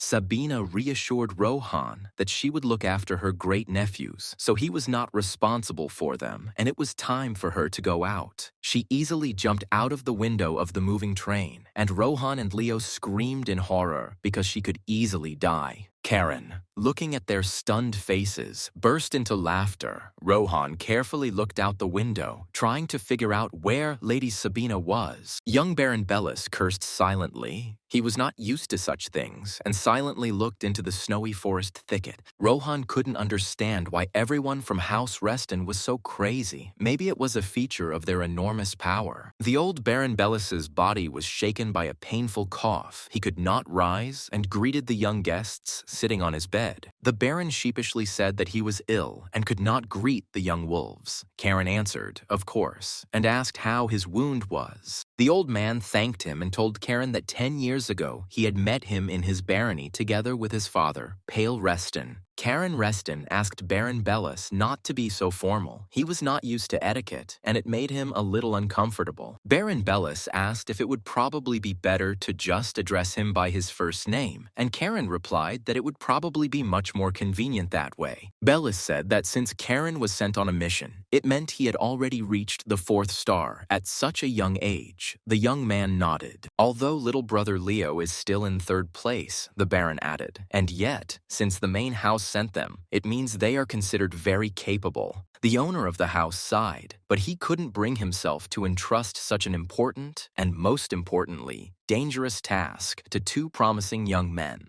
Karen understood the Baron's concerns, but if they didn't complete the task, wouldn't it cast a shadow on the Blue Wolves and they would lose? The young man turned to Leo and asked if it was his brother, who readily supported his brother, saying that they would definitely cope. The Baron coughed. Then he answered the young men that he was glad to hear it. Rohan asked his father with concern if he was okay. Karen noticed that Baron Bellis seemed to need some rest, so they would probably go. The old man quietly said that he was counting on them. Rohan informed Karen that he had already arranged for a guide and asked him to follow him. The young man replied, "Excellent." The brothers walked along a mountain forest path with a man recommended by the young Baron. It was very snowy and quiet all around. Leo called out to Karen, who asked in surprise if his older brother was already tired. They hadn't walked that far through this forest yet. Karen's partner objected. "It's just that this guy, a herbalist, can you trust him? There's no guarantee that he's not in league with the bandits. Even if he knows the mountain paths and was appointed by the young Baron, he could be a traitor." Karen smiled. His brother began to think. Karen said that most likely this herbalist really is from the gang that tyrannizes the locals. Leo asked his younger brother how he understood this. The young man exchanged a few words with the young Baron when they arrived at the station. Leo was taken aback, and what did they agree on then? Karen asked Rohan how they could find the bandits, and the young Baron suggested this idea, and the young wolf really liked it. The Baron's youngest son then said, "I think we have no choice but to use traitors." Karen admired. "Rohan is good." Leo was a little offended and asked his brother why he hadn't told him anything about this conversation and the option of searching for the robbers right away. Karen explained that Leo had already been on edge all day, and this would have been even worse. His older brother quietly cursed. He really didn't like it. Leo was indignant to slip in a traitor, knowing who he is. "Rohan is very smart," Karen answered. "Exactly so. The fact that he is alive proves it. Rohan is desperate, so now they are bait. 2 young nobles passing through the barony to neighboring lands." A frightened Leo answered his brother that he understood him. Karen's eyes sparkled. He felt that the robbers were about to fall for them. And then, around the bend in the forest path, robbers appeared in front of the 2 young knights, and their herbalist guide stood with them. The bandit handed his accomplice the money, saying, "Great job, Sven, since they're rich," and he added more on top of the usual fee. One of the fighters told the boss, "It seems to me that these young chicks are not going to give up without a fight," and pointed to the armed youths. Kane's hands were itching. He hadn't fought since his death. Now Karen's body was strong enough to go into battle. He drew his sword. His eyes flashed wildly and shouted, "Well, guys, whose hand should I cut off first for selling psychotropic drugs?" After the Duke of Reston's grandchildren left Baron Bellis's house, the owner's youngest son was restless and his father was coughing. Rohan asked his father how he was feeling. The old man replied that he was fine. He had almost gotten used to the constant cough. The son handed the old Baron a mug, offering him a drink of water to stop or at least alleviate alleviate his persistent cough. Rohan remained silent and restless. Looking out the window, he feared for the young offspring of the Reston ducal family who had gone into the forest. The young baron asked his father if he thought the boys would be okay, and the old man chuckled thoughtfully, most likely yes. The fact that they sent 2 teenagers without any information about the enemy proves that even the Azure Sea Fortress is confident in their strength. Besides, this young Karen Reston reminded old Baron Bellis very much of the current Duke Hilo Reston in his youth. Moreover, Karen resembles his grandfather not only in appearance, but also in his free demeanor and calm, carefree disposition. So the Baron was confident that they could safely rely on these young wolves. Rohan was somewhat reassured by his father's confidence. And in the forest clearing, a battle was brewing. The robbers surrounded the young aristocrats with laughter, considering them very easy prey. But the next second, the white snow turned scarlet. Karen swung his sword and killed several bandits. The laughter stopped. Karen's eyes sparkled as he blew off the criminals' heads one after another, causing them to fall onto the snow, drenching everything around them with scarlet liquid. The young man reveled in the battle. He smiled as he crushed enemies, spilling rivers of bandit blood, and the blue glow of the ocean flowed from his eyes. Leo watched the fight with confusion, but did not take part in it. Karen flew around the clearing like a demon, striking the bandits. Their mortally wounded guide lay in the snow, clutching a bag of money. The herbalist whispered barely audibly, "Monster." The entire clearing was already covered in blood and littered with corpses. Leo couldn't help but think that Karen really was crazy. He had killed almost everyone. One of the bandits, seeing the carnage, hastened to retreat from the forest clearing and report the detachment commander about the dire situation. He told the boss that these guys weren't just fools. There was bloodshed. They needed to retreat and report this to the main group. But the captain, cursing, grabbed his battle axes and rushed into battle, shouting that he would never lose to some little brat. Jumping out into the clearing, the squad leader growled at Karen that he would now teach the little idiot, the son of rich aristocrats, a lesson. The bandit's aura glowed with a scarlet light. He swung both battle axes at once and rushed at the enemy with a battle cry. The young man calmly swung the mighty sword of the founder of the Reston clan and brought the weapon down directly on the head of the rowdy squad leader. Karen said at the same time that this commander was so incredibly noisy, and why did he have to shout so loudly and uselessly wave his axes? The young man's blow cut the surprised robber exactly in half from forehead to heels, and blood gushed from the cut body like a fountain. The only surviving member of the bandit squad watched, frozen, as their mighty commander was killed by a boy. Leo looked at his brother in silence. He realized that he had been using the power of the wind without even realizing it. But how did all this happen now? Karen cursed. Because of that idiot with the axes, all his clothes were dirty now. He would have to take everything to the cleaners after this fight. Leo thought about it. He realized that it was not only about Charon himself, who always acts as a leader and is the first to rush into battle. The aura emanating from his sword seems to suppress Leo, preventing him from taking initiative and acting independently. And even more, Leo sometimes felt like this sword could cut his throat at any moment, and he involuntarily grabbed his throat. The surviving robber raised his hands high and shouted that he surrendered, but his head should not be cut off like the others. Karin asked the robber his name. The robber stuttered and replied that he was Urha. He was the only one from their entire squad who remained alive. The young man asked Urhu with a smile if he had a rope. He nodded his head affirmatively. Charon ordered to bring the rope here. The robber ran for the rope, and Leo looked questioningly at his brother, then at the frightened deserter, wondering what would happen next. Urha, on Karen's orders, obediently tied the hands of the two young gentlemen and led them further into the mountains to the main camp of the bandits. Leo asked Karen if they really needed to go that far. Tying them up was one thing, but they were unarmed now. Was it really necessary to trust this bandit to carry their weapons? Karen repeated that they were still supposed to be bait. To find the main lair, they need to be convincing. If they were armed and free, what would it look like? Only in this way will the story of how they were captured be true. Otherwise, it is illogical how someone like him could have captured them. To avoid wasting time, Karen decided to extract some additional information about the bandits from Urha. The young man asked if they were really deserters. Urha confirmed that they were from the 9th Regiment of the 3rd Infantry Division of the Kingdom of Chios. Leo realized that the Kingdom of Chios was probably from the Southern Front. Karen asked if there were many of these fugitives from the front.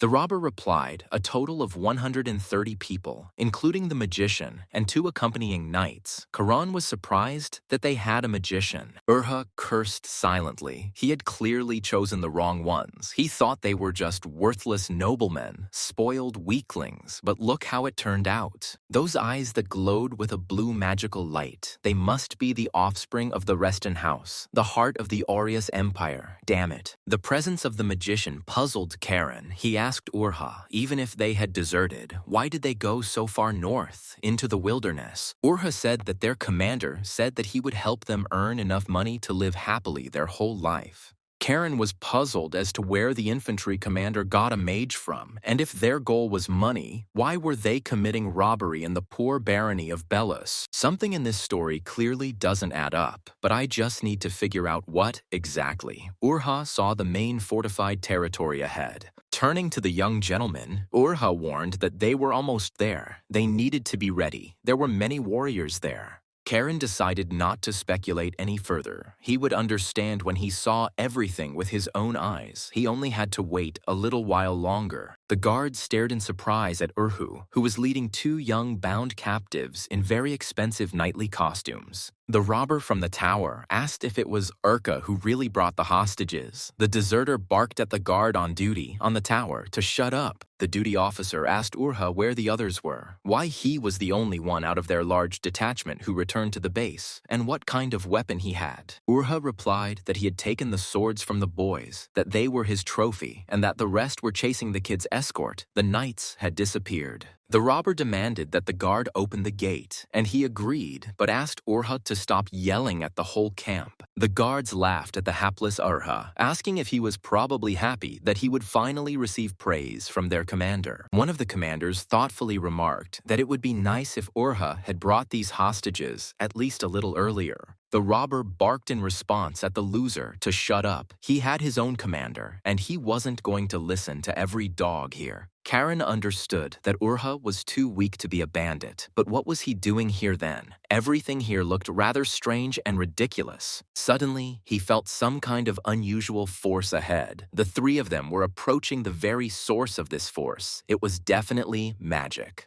Karen had been having a strange premonition for a long time now. His sword guillotine also reacts. Could it be that they were facing evil? Leo drew his brother's attention to those strange things on the fence, a place that would have caused a chilling horror in any ordinary person. Karen looked in the direction of Leo's gaze and saw large birds nailed by their wings to wooden posts. It turns out that these monsters hanged their victims. There were large pools of blood under all the pillars. These were clearly sacrifices. There was no doubt that a dark magician was at work here. He was helping the bandits, and they were serving the evil sorcerer faithfully. Urha and his 2 supposed captives approached a huge magic circle glowing with evil power, the power increasing.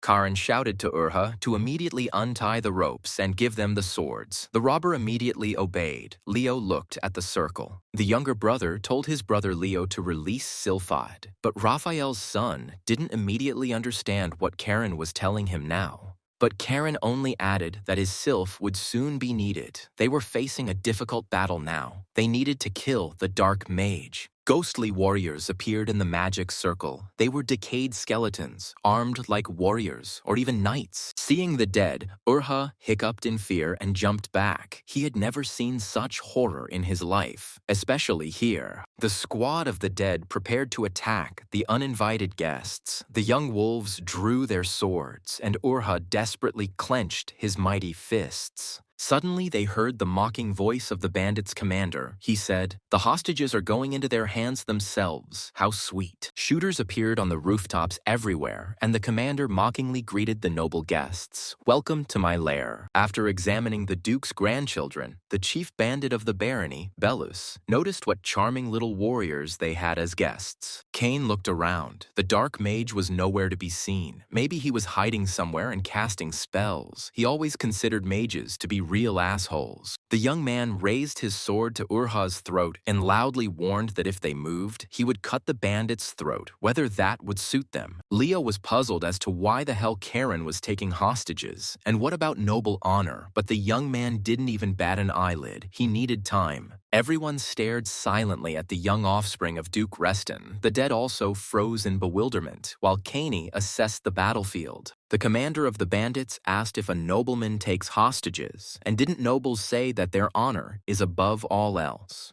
Karen asked boldly, "What? I can't." Urha muttered softly that the young master should be careful with the sword. The main robber laughed. It was funny, but the little warrior had miscalculated. This hostage was completely useless. They didn't need him. That guy, Urha, is worth nothing, so the young master can cut him into thin belts. No one here will object. Karen apologized to Urha, saying that his former comrades did not value him at all, considering him a useless and weak warrior. Leo quietly told Karen that there were more enemies and asked his brother if he had a plan because the situation seemed hopeless. Karen smiled cheerfully and replied, "Of course there is. They will have to make an effort, but they will still defeat all these pathetic bandits." The young man told his older brother that they simply needed to remove the leader, and then the rest would scatter on their own, like a herd without its leader. The magical fire lit up Karen's eyes again. He smiled in anticipation of a bloody battle, his blade flashing. The commander of the bandits, seeing the glow in the young man's eyes, was stunned. Blue magic? It can't be. How can a boy possess this?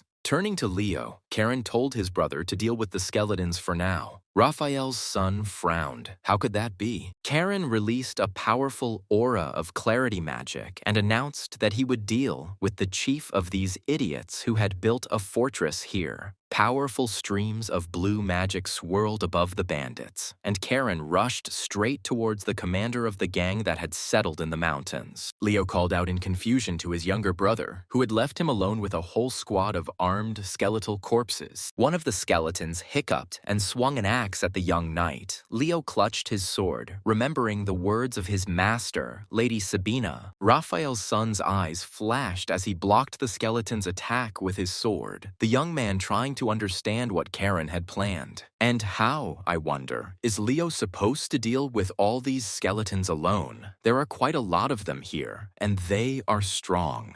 Seeing the strange boy approaching, the bandit commander ordered the archers around him to shoot at the youth. Karen responded. Too late. He used the third form of the blue wolf sword technique called wave. The shooters screamed. The cutting magical flow cut off hands and chopped off arrows. The leader's entire guard turned out to be completely useless in this situation. The leader cursed. He never expected that some kid could master the Blue Wolves' sword magic at such a high level. Karen flew up to the bandit commander and said that he was bothering him, that he was hiding a dark magician somewhere here, and that he needed to be found. A stream of sword magic cut off the leader's right hand. Thus, the young man punished the robber for distributing psychotropic substances. The leader squeezed his wounded hand and fell to his knees with a cry, trying to relieve the terrible pain and stop the flow of blood from the large wound. Karen noted that if the bandit wanted to kill them, then he shouldn't have been talking so much. The leader groaned, calling the boy a puppy. The robber wondered why the Azure Sea Fortress needed other people's lands. Karen explained that his father's lands bordered this barony.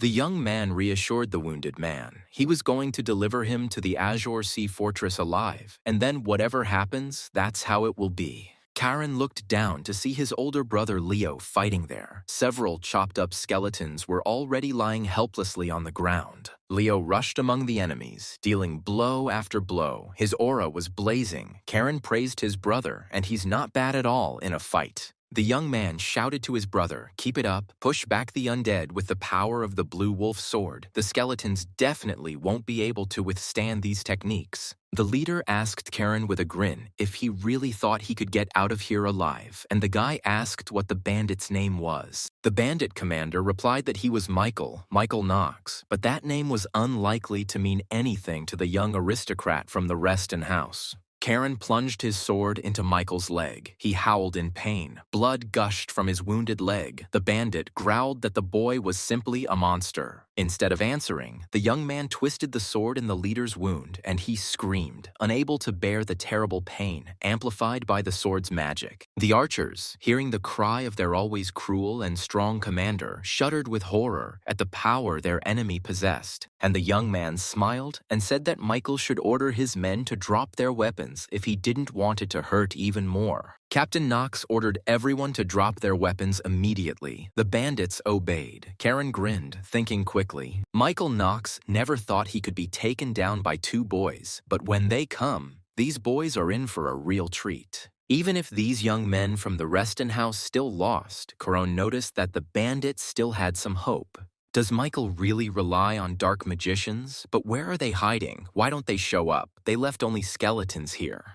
Karen asked if they really thought the Reston family would send two brats here. Leo noticed that the magic circle suddenly disappeared. Suddenly, there was a deafening explosion. Karen said that there are always guards nearby, with the two young men of noble blood. The young man was dissatisfied. Michael had taken his time, and he had missed the dark magician, who was the one who needed to be killed first. When the smoke cleared, everyone saw a destroyed wall and Sabina walking over corpses, holding a severed head in her hand. The surviving bandits fell silent, and before them stood Lady Sabine Reston herself, the legendary White Wolf of the Azure Sea Fortress. Sabina called out to her students, Caron and Leo. Urha's mouth dropped open in surprise. The lady was holding the dark mage's head in her hands. Lady Reston declared that the young men had lost their main enemy. The mission had failed, and Karen had kicked the bandit leader toward Sabina. Karen asked, but Sabina liked their strategy. She noticed that the baby was just like her brother, immediately rushing at the enemy. For his bravery, Sabina gives Karen extra points. He acted like a true Reston, and she threw away the mage's severed head. But she took off Karen's points for the unworthy trick with the hostage. She asked the student why he did it, because it was low.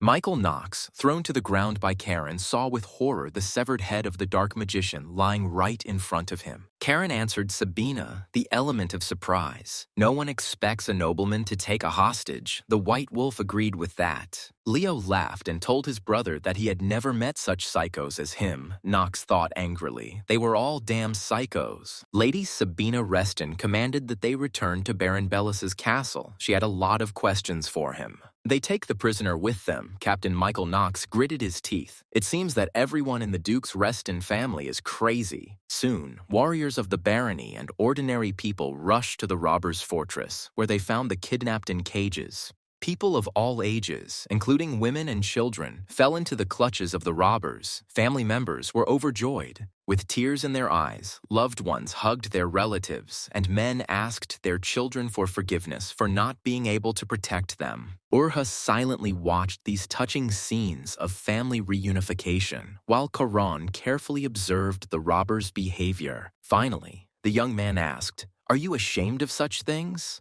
Urha sighed and lowered his head. He quietly replied, "Yes, I feel a little ashamed." Karen nudged Urha in the side with his elbow and said cheerfully that maybe ending up in prison like his buddies wasn't the worst option. Because Urha will go to the Azure Sea Fortress together with their leader Michael Knox, the bald bandit was taken aback. "And why is that?" Lady Sabina asked Karen if perhaps they should not tie up his bald friend with the other prisoners for now. Karen agreed. It wasn't worth it yet. They still needed someone to drag that goat to the fortress. He wouldn't be able to get there on his own because of his wounds. The young man patted Urhu on the shoulder and warned him not to relax. The robber stuttered and replied that he understood everything perfectly. One of the captives apologized to the young master and asked, pointing to Urha, if this man would also be punished like the others. Karen confirmed.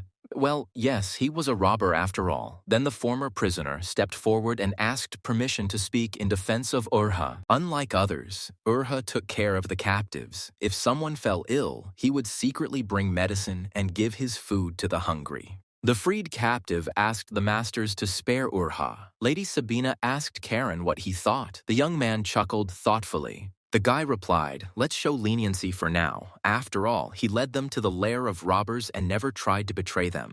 The delighted giant Urha joyfully shouted that he would be faithful to the young master until his death. Karan covered his ear from the scream. Meanwhile, Leo was inspecting the robbers' warehouses. He went out and called Karan. His brother was sure that he should take a look at the find. The young man looked questioningly at his older brother, wondering what he could have found there. It was very interesting. He had to take a look right now. Karan and Urha went up to the warehouse. Leo pointed his finger into the depths of the barn and suggested that his brother look in that far corner. The young man saw an open barrel. A magical glow was coming from it. Karan could not believe it. Was this really what he immediately thought of? Karan walked up to the barrel and looked inside. Yes, he was not mistaken. These barrels contained a most valuable item. It is called a mana stone. So that's why such a huge band of bandits settled in these mountains. Here they mined this most valuable natural mineral. The tied-up bandits were led through the streets of the barony. People shouted, hooray, shouted that the bandits deserved it. They were finally caught. Looking at the joy of the inhabitants, Leo asked Karan whether Rohan would arrange a feast for them after such a significant victory for the barony. But Karan didn't listen. He already knew that there was another reason why the gang had settled in the mountains of the unremarkable barony of Belus. Most likely, the Baron's family did not mention this reason because they did not know about the existence of a mana stone mine here.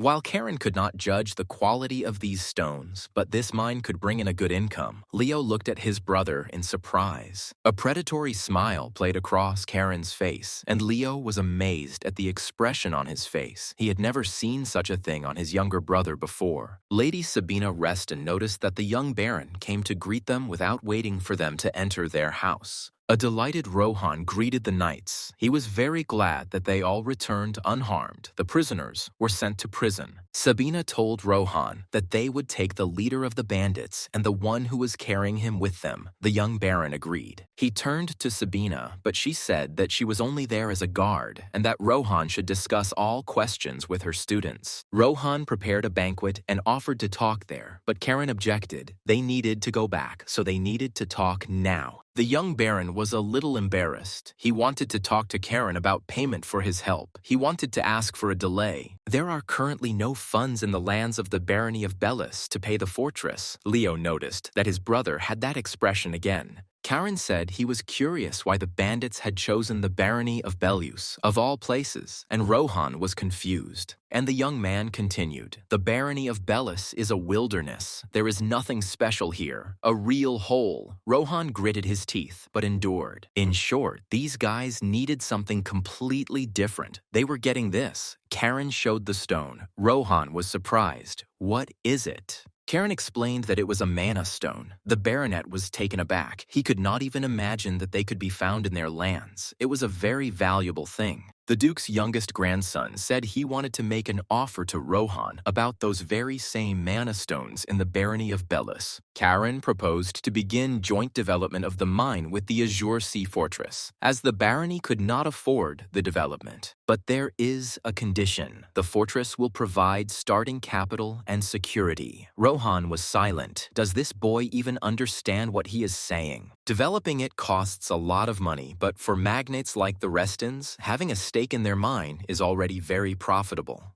The kid can do more than just swing a sword. Where did he even get the idea to conduct such serious negotiations on his own initiative? Karan said that if things go well, it might be possible to station the Hiran Knights here, which would solve the problem of protecting the lands. Rohan sighed and asked if the Duke's grandson had any suggestions for how to distribute shares in the joint venture. The guy smiled. They could discuss this with his father. After all, for a child to discuss such business details was too much. The young Baron replied that he understood everything and that he would talk to his father. Karan shook the baronet's hand and suggested that they contact him soon. Lady Sabina watched these negotiations in silence. The Duke's youngest grandson truly showed amazing ingenuity in everything. It was already deep into the night when the young wolves and their mentor, together with the captive, went to the train station. While they were standing on the platform waiting for the train, Leo asked the foreman why she had said in the robber's den that everything would get complicated. Sabina picked up the bag and said, "It's all because because of this man. Leo asked if the reason was really the dark mage she fought with. The white she-wolf replied, "This is not just a dark magician." Karen did not understand in what sense, not just a dark magician, but who this is anyway. Sabina explained that it was Ted Delicad, a dark circle mage and one of the Empire's most wanted criminals. Karen was stunned. The problem was that the mage was wandering around the Empire with deserters from the south, and while he and Leo were messing around with the little things, they missed the most important thing.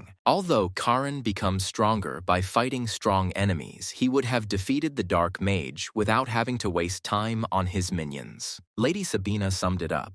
"This task can be considered a failure. Karen must remember this," the guy replied. "Yes, master." Leo lowered his head sadly. He felt out of place here. Sabina noticed this and said that Leo should remember this too. Raphael's son immediately replied to Lady Sabina that he would remember all her instructions, but they tried very hard to complete their first task. Sabina noted that Leo did much better than she expected, especially considering it was his first fight against the undead. Leo could use a little more self-confidence. The young man literally beamed with happiness upon hearing these words from his beloved master. Despite it being nighttime, the Azure Sea Fortress was bustling with activity. The head of House Reston had finally returned to the main estate. Henry greeted the master. Hilo asked what had happened. The butler reported that the knights sent to the west had returned. Also, the young gentlemen, Leo and Karen, have completed the task in the barony of Bellis and are returning home with Lady Sabina and the captured leader. Suddenly, a breathless servant ran up to Hilo Reston, and the head of the ducal house asked in surprise what else could have happened. The servant handed the master a scroll and said that he had received an urgent letter from the imperial palace. Hilo was very surprised. The emperor said nothing when Hilo was in the capital. He unrolled the scroll and ran his eyes over the letter that was brought. The head of the family was perplexed by what this all meant. The emperor himself was inviting young Karen to the capital for a personal audience. Strange? Meanwhile, the train from the Bellis barony approached the Azure Sea Fortress station, and the young knights and the master were returning home. After finishing reading the emperor's letter, Hilo smiled. It seemed his youngest grandson had made a lasting impression on him from the very first mission. It was not for nothing that the mighty blade of the family founder chose him. Perhaps Karen will lead the house of the Dukes of Reston to unprecedented heights. Finally, the night train stopped at the Azure Sea Fortress, and Leo and Karen, accompanied by Sabina, returned to their native fortress. The broad-shouldered Urha also stepped onto the platform, holding on his shoulder the wounded but still tightly bound leader of the bandits, Michael Knox. Urha asked in surprise, "Is this the Azure Sea Fortress?" The leader quietly asked Urha. He didn't believe that brat. Michael said Urha himself would soon end up in prison. If they wanted to survive, they would have to wait until they let their guard down and... But Urha didn't let the leader finish. He hit him with a huge fist and demanded that Michael Knox finally shut up. Urha asked the leader if he really thought he would listen to the one who said that he, Urha, was useless and could be killed. Pale Reston quietly approached the company and noticed that there was always noise around Karen. He wondered why this was happening. Karen was very happy to see his father. He praised his son and asked his aunt how she was. Sabina realized that Pela was called by her older brother. Perhaps it was because of what Caron had done in the Belus barony that Pale noticed that despite her grumbling, Sabine was pleased. Leo bowed to Uncle Peel and asked how he was doing. Karen's father was surprised. Raphael's son had changed a lot. Pale said with a smile. He heard that Leo also did a great job with the task in the barony. Rumors spread very quickly. Karen's father was sure that his brother Raphael had also heard about this and would be very pleased with his son's achievements. Leo thanked him. Pale assumed that the boys were probably very tired from the journey and suggested going upstairs so they could eat and rest. Sabina said that the situation in the Empire seems unstable. Maybe Pale knows some details about what is happening now. Pale replied that influential houses, besides ours, were forming alliances, mainly around the Duchy of Samone and the Marquisate of Diaz. Father was going to meet with the noble families in the capital to understand the situation, but he angered everyone after talking with the emperor. The Samone and Diaz families were key figures in the overthrow of the Mad Emperor, and now they hold real power in the empire. Hilo stepped away from central power after the overthrow of the Mad Emperor, believing that this would be better for the future of the empire. Sabina noted that it seemed like the era of peace was coming to an end. Pale agreed that whether they liked it or not, it was time for their family to act. Perhaps what Karen did will play into the family's hands, giving them a legitimate reason to station troops in Bellis and expand their influence. Sabina told Pale that his son had worked very hard. He had done something useful for the Duke's House of Reston just in time.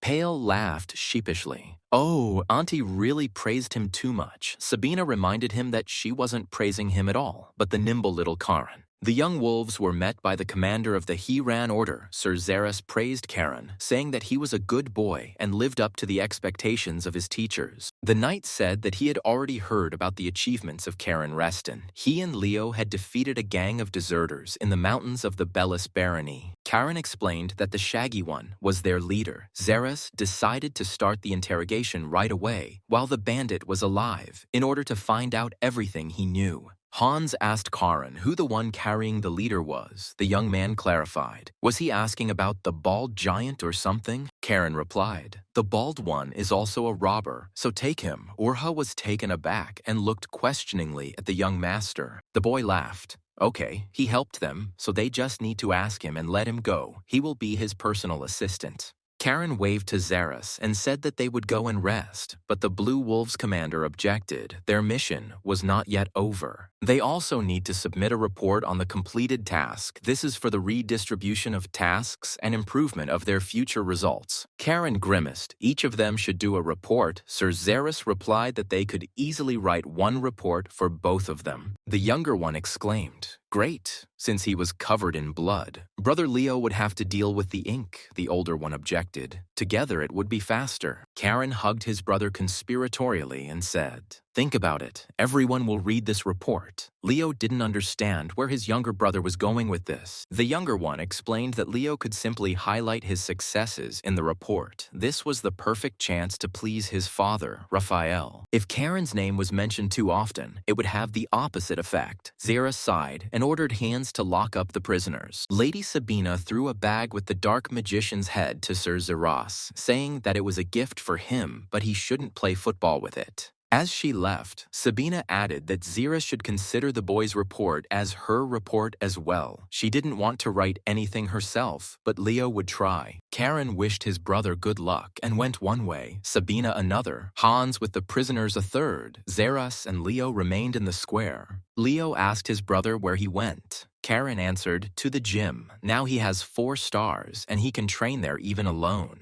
Xeris was amazed to go to the training hall immediately after his first mission. He had never met such teenagers in his life. How can this even be a 13-year-old boy? He reasons better than some adults, and he fights too. Halo Reston said, the reason I gathered you late last night was because of news I received while hunting monsters. These are the monsters that have been appearing more and more often near the Azure Sea Fortress lately. Hilo called Heinrich. The head butler responded. The Duke ordered that the commander of the Knights of the He-Ran Order, Sir Xeris, be summoned to the conference room immediately. Henry bowed and left, and Hilo poured some wine. A tense silence fell over the hall. Everyone felt that trouble was approaching. Finally, Xeris entered the hall. He had some kind of chest in his hands. The captain said that he brought what Lord Duke Reston asked for. The head of the family explained that the chest contained a piece of the skin of a monster that appeared at the western granary and was killed by the knights. Halo opened the chest. A piece of skin emanated an evil aura. The Duke noticed that at first glance this aura looked completely normal. But in fact, the dark energy in this monster's skin is not ordinary at all. This monster contains the dark magic of a mad emperor. Raphael Reston stared at his father in surprise. The middle son was trying to understand what his father wanted from them now, why he had gathered them at night. Tails frowned. He felt that the clouds were gathering, and soon they would all have to take up arms and go into battle for their family. And only Pace decided to ask his father how this could be. Since the Mad Emperor had been dead for a long time, many years had already passed. But if the dark magic of the Mad Emperor is in the monsters, then Hilo said thoughtfully, there are two possible options here. Either the magic found in the monsters is the remaining malice in the world, or the Mad Emperor is still alive and preparing to return. In any case, Duke Hilo Reston believed that all of this was connected with what was happening inside the Empire now, and a lot was happening. It seems that news of what happened in the barony of Belus has reached His Majesty. Today, the Emperor invited Karen to the capital. Raphael frowned. His son also participated in the mission, but for some reason the Emperor did not invite him, only Charon. The Duke stated that he could not send the boy to the palace alone. His brother Leo and the Knights of the Blue Wolves would go with him. Of course, the trip would only take place if Charon himself agreed. Pale was silent and confused. It seemed that what he had feared so much was coming true. Halo repeated that if Charon didn't want to go, he wouldn't force him, and Tails asked if that wouldn't be a problem for them. The head of the house, Reston, reassured his son that everything was fine. He was still just a child. What more could be expected of him? Although, of course, it would be better for him to go. But more importantly, Halo needed to know what Charon was thinking when he made a deal with the young Baron Bellis for the mana stones. The Duke ordered Zeras to bring his youngest grandson to the hall, and the commander of the Blue Wolves went to the hall where Charon was training. Above the ancestral hall of the Dukes of Reston's house, the leaves rustled quietly as usual, swirling in powerful streams of magical energy. Charon sat on his mat and meditated, driving the energy flows and training control over the sea waves within himself. Xeris came in and quietly watched the training. The young man asked when the commander managed to arrive. He did not notice him right away. The head of the Blue Wolves' nightly order replied that he had only been here recently, that this hall was surprisingly powerful, and that it was pleasant to simply be here. Karen, getting up, said, "They say that only family members and Zeras are allowed in here," but the young man did not remember the wolf entering the hall before. It must have been something urgent, since Zeras came here in the middle of the night. The young man looked questioningly at the commander of the Order of the Blue Wolves. Zeras lowered his head and remained silent, enjoying the energy of this amazingly powerful place where the Reston mages trained. The commander of the Knightly Order told his protege that it looked like Charon would soon have to go to the capital to the court. The young man was very surprised at what he was doing in the capital. Usually young nobles are introduced to the emperor at a more mature age. Zeras explained that the head of the Reston Duke's house had summoned Karen to a family council, and the young man would be able to find out all the details from him. Soon, Zeras returned to the castle with Karen Reston. The servant politely opened the door for the young master and Sir Zeras. The servant reported to the Duke that, at his direction, Sir Karen had arrived accompanied by Sir Zeras, and they could enter the hall. Zihalo Reston asked his grandson if he had heard that he had just returned from his first mission, and Karen confirmed that this was indeed the case. The chief's eyes flashed, and he said that he had summoned his grandson because of the event in the Bellis barony. He had no authority to represent the Reston house. The boy was surprised that Karen had negotiated with the Bellis family without permission. This meant he had been summoned not to be praised, but to be given a beating. The grandfather asked if Karen didn't think that his arrogance could offend the Bellis family. The young man replied, "No, Your Highness." Karen explained that he had merely proposed a deal to the future Baron Bellis, and that he had accepted the offer of his own free will and was glad of it. The young man decided that there were things more important than ordinary noble etiquette, and the head of the family asked his grandson to explain what he was talking about. Halo Reston was puzzled by what could be more important to a nobleman than etiquette, what this boy was saying, and he didn't look scared at all. After a short pause, Karen Reston replied to his grandfather that the honor of the Reston Duke family was much more important than noble etiquette. Everyone turned around in surprise and looked at their youngest grandson. This little guy uses quite strong expressions and is not afraid. Hilo was amazed, considering the value of the deal. Charon could have boasted about his achievement, but he behaved completely differently. Instead, the boy insists on the benefit for the whole family and hides behind this. What an amazing example of prudence. Yes, this little guy will go far, and he is only 13 years old. What surprises he will bring when he gets a little older. Halo's two eldest sons looked at Karen with apprehension, suspecting that the little brat was definitely up to something. The young man watched his uncles, the two of whom still looked at him warily, fearing that the boy would gain strong influence. The head of the family admitted that Karen's deal would ultimately bring enormous benefits to the family, meaning that Peel would be able to lead these negotiations. Halo told Pale that it was not shameful for a father to be proud of his son's successes, and the third son confirmed that he would leave for the barony of Bellis in the morning. The head of the family took the imperial scroll in his hands and said, "Now about His Majesty's letter received late this evening." The emperor summoned Karen Reston to a personal audience, a great honor, and it seems rumors about him have already reached the capital of the empire. Karen thought. Xeris said, "The letter arrived before they returned to the fortress. Does the emperor really have such intelligence?" But the current emperor is just a puppet. He himself does not decide anything, unlike the deposed Mad Emperor. There is probably a spy network of rich nobles behind him, and that is much more dangerous. We need to think everything through and prepare carefully. Hilo saw that his youngest grandson was tormented by doubts. He himself would have doubted the advisability of this trip to the emperor's court. The head of the family told Karan that if he didn't want to, he didn't have to go anywhere. No one was forcing him to accept this invitation.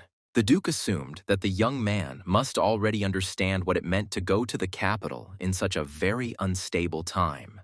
The capital's aristocrats will certainly want to see what the boy is like, but it might be wiser not to attract attention. Pale looked at his father carefully. He could have not given Karen a choice, so why was he doing this, giving the right to choose to a child? After a couple of minutes of thought, Karen replied that since the emperor himself had summoned him, of course he should go to this audience. Besides, the boy hasn't seen his other grandfather for a long time, and he'll also visit his relatives on his mother's side. He loves them very much. Karen asked if he would go alone. Leo was also on this mission in the Bellis barony. It would be very unfair. The head of the Reston family replied that if this trip to the capital took place, Leo would go too, and Hans's detachment would also go with them. The young man was genuinely surprised. If his maternal grandfather was there, would they really need an escort? Hilo growled that the guards would not protect Karen, but everyone else from him, who knows what other misdeeds he might do in the capital. The Blue Wolves commanders smiled slightly for once. The young heir of House Reston didn't need any protection. The Duke let his grandson go, saying that he could go in 3 days. He would be leaving for the capital of the empire. Karen bowed. "Yes, grandfather." The next day, Karen and Leo, along with Pale, went to negotiate in the Bellis barony, and the negotiations were soon concluded. Rohan Bellis thanked everyone for their efforts, and all the terms of cooperation between the two families were discussed and agreed upon in detail. Pale Reston asked the future Baron Bellis whether his father, old Baron Bellis, the current owner of the lands, was aware of these conditions. Rohan nodded his head affirmatively. Of course, his father knew, and he also agreed to these conditions. This was very beneficial for the barony. 80% of the mine's share goes to the Restons, 20% to the Bellises. Given the value of the stone, this is considerable economic power. But Pale Reston did not understand the clause about transferring 5% of the Bellis family's share to Karan and Leo, and how the barony would benefit from this.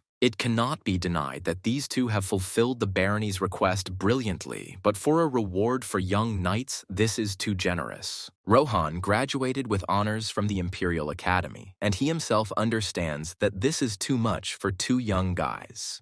The future Baron said that this is how he establishes a connection with the young Blue Wolves. Pale was amazed. He does not even try to hide it. Leo looked questioningly at Rohan. For some reason, he didn't like this young Baron from the very beginning, although there were no prerequisites. Rohan said, "The Belusis are investing in those who will one day lead the Azure Sea Fortress." Karen smiled smugly. Pale was stunned. Rohan was so confident in the boy's potential. This young Baron was very smart, and one had to be very careful with him. Pale smiled. What a bold decision. Baron Bellis raised an excellent son. Rohan answered with a laugh that he was far from Pale. Rohan suggested, asking the boys what they thought. Leo glanced sideways at his brother. He didn't understand why Karen was smiling like that again. Karen replied that they agreed, offering to continue to maintain warm relations. Their families had always been allies. Rohan Bellis respectfully responded to the representatives of House Reston that they were honored to collaborate with such a great and powerful family. Having signed all the necessary documents, the young people, together with Karen's father, went to the train station to wait for the train.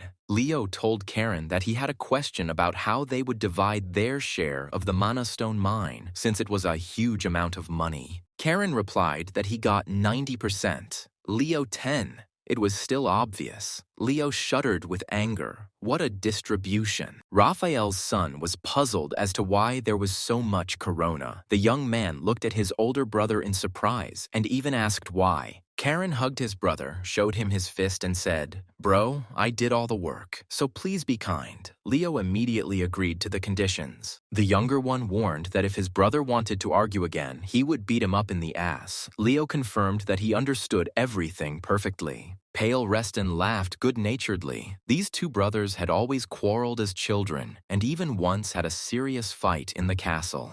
And now, they are inseparable. Karen has been periodically bullying his brother for these 3 years in the castle, and he didn't know where to go. But Pale still considered his Karen a cute little boy, and his games completely harmless and even funny. Leo was very worried. He couldn't even believe that he was going to the capital of the empire. The young man couldn't find a place for himself and nagged his brother. He only heard various rumors. He doesn't really know anything. He asked Karen what he should do. He answered that the brother should not make noise. But Leo objected. They were going all the way to His Majesty, the Emperor. A little anxiety before such a trip was completely normal. Leo's dreamy cheeks flushed. They would be able to go to balls. He had heard that the capital of Dacus was full of beauties. Karen sighed. Lady Sabina, with a bottle of wine in her hands, cheerfully confirmed that Dacus really is a very interesting place, with lots of people and plenty of strong warriors. She was sure that this trip would be a very good experience. Leo was surprised how the master got here. This is the 3rd floor of the castle. The master asked the boys if they had glasses. She had come to celebrate their first task, which they had successfully completed. Karen was surprised. "You can drink from the bottle," Sabina objected. She wasn't raised by pigs, and any glass will do, as long as it's whole. Although Karen, you see, is constantly carrying around booze, and doesn't seem to be grunting, but he's still a parasite. She asked the timid Leo if he'd tried wine.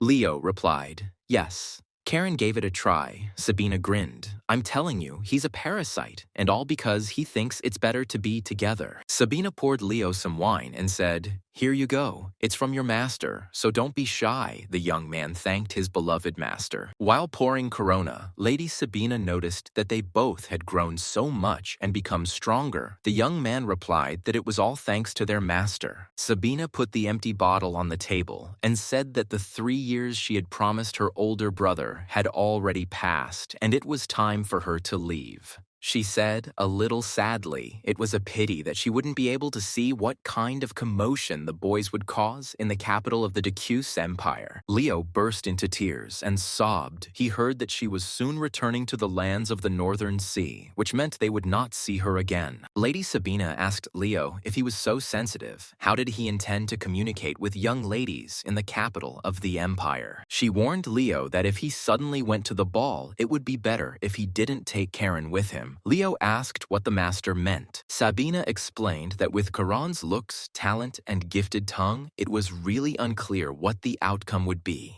A tipsy Leo imagined a crowd of fans around Karan and himself, modestly standing to the side with tears of resentment in his eyes. Leo sobbed as if it had already happened. He walked up to his little brother and put his trembling hand on his shoulder. The young man timidly asked his younger brother not to interfere with his happiness. Karen flared up and yelled, "Leo, you fool, at least thought about the consequences." Sabina ordered everyone to shut up and drink. Karen supported comforted her, "Stop talking nonsense. Let him drink Xerxes' excellent wine." That night, before sending his grandchildren to the capital, the head of the Reston house also indulged in his favorite alcohol in his huge office. There was a knock at the door. Pale told his father that it was him. Hilo shouted to his son to come in. He was just waiting for him to arrive. The youngest son bowed and asked if his father had called him, and he confirmed that he had heard that the negotiations with the Bellises had been successful. "Just think, they handed over part of their share to Karen and Leo," Pale said. It seemed the young baron's opinion was supported by everyone. Rohan called it an investment in the future. Old Baron Bellis raised a very smart, calculating, and intelligent son. Halo noted that in any case, everything turned out well. Gaining a strong ally is always good, especially in such troubled times. From now on, the father entrusted all matters related to the Bellises to Pale, and the youngest son answered his father that he would never let him down. After pouring the wine, Hilo handed one glass to his son, and Pale took it, although he usually did not drink alcohol, preferring a clear head. He knew his father rarely praised him, so he must have called him for a reason. Most likely, it was connected with Karen's upcoming trip to the capital. The head of the family told Pale that, as far as he knew, His Majesty had never summoned anyone from their family except him, Hilo Reston. In this sense, Karen's trip to the capital was quite unusual. Pale knew all this very well, and therefore was very worried about his son. Halo said that during their last meeting, he saw fear in His Majesty's eyes when he looked at him during conversation. He must be afraid that Hilo will overthrow him as a mad emperor, so there is a suspicion that someone else is involved. Pale asked his father if he really thought it was political, and the head of the Duke's House of Reston nodded affirmatively. That was true. Given the situation in the capital, where influential families are now uniting, Halo could have rejected this request from His Majesty. Pale noticed, but still his father, Duke Reston, did not reject the Emperor's request, but decided to take a risk. Hilo replied, "That's right." Karen's father asked if he could find out the reason for such a risky decision by the head of the family, since this trip was very dangerous. Halo explained to his son that he was curious to know how much potential Karen had, and Pale looked at his father questioningly. He said that Karen was chosen by the guillotine, the sword of the founder of the family, which means that, whether he wants it or not, he is destined to be at the center of their family. As a member of the Reston clan, Karen would face external forces and would be in constant danger, so he did not refuse the Emperor. If the boy is destined to bear the burden of this family, he must be able to bear it, so this is his test. After listening to his father's explanation, Pale Reston drank the contents of his glass in one gulp. He didn't like all of this, but it was too late. The strong alcohol burned Pale's insides, and he gulped in air greedily, the Duke looking at his youngest son with a smile. Halo asked, Pale must be very worried about Caro and the dangers that might threaten him in the capital of the Empire. Having come to his senses, Pale answered his father that he believed in his son, in his talent and strength. He had always been very reasonable and courageous. The Duke looked in surprise at his youngest son, whom he had considered a worthless and untalented man for many years. How wrong he was. The head of the family sighed with relief, which meant that Pale believed in his young son. This was a very good answer from a reasonable and strong father. For the rest of the night, few people slept in the main castle. Everyone was excited about the upcoming trip of the young heirs to the capital. Early in the morning, Lady Sabina led her horse out of the stables. Xerxes asked her if she was not going to say goodbye to the boys. She answered in the negative. She had had a great time drinking Xerxes' wine with them the night before, so they had already said goodbye. Xerxes imagined how much wine had been consumed last night. He grinned. Just think, Sabina had made it to his bar on the last night. Mounting her horse, Lady Sabina added that besides, the boys were very busy today getting ready for the capital of the empire. It would be better to leave quietly. She told Xerxes that she would wait for the day of their next meeting, and the knight promised to definitely stock up on some more good wine by that time.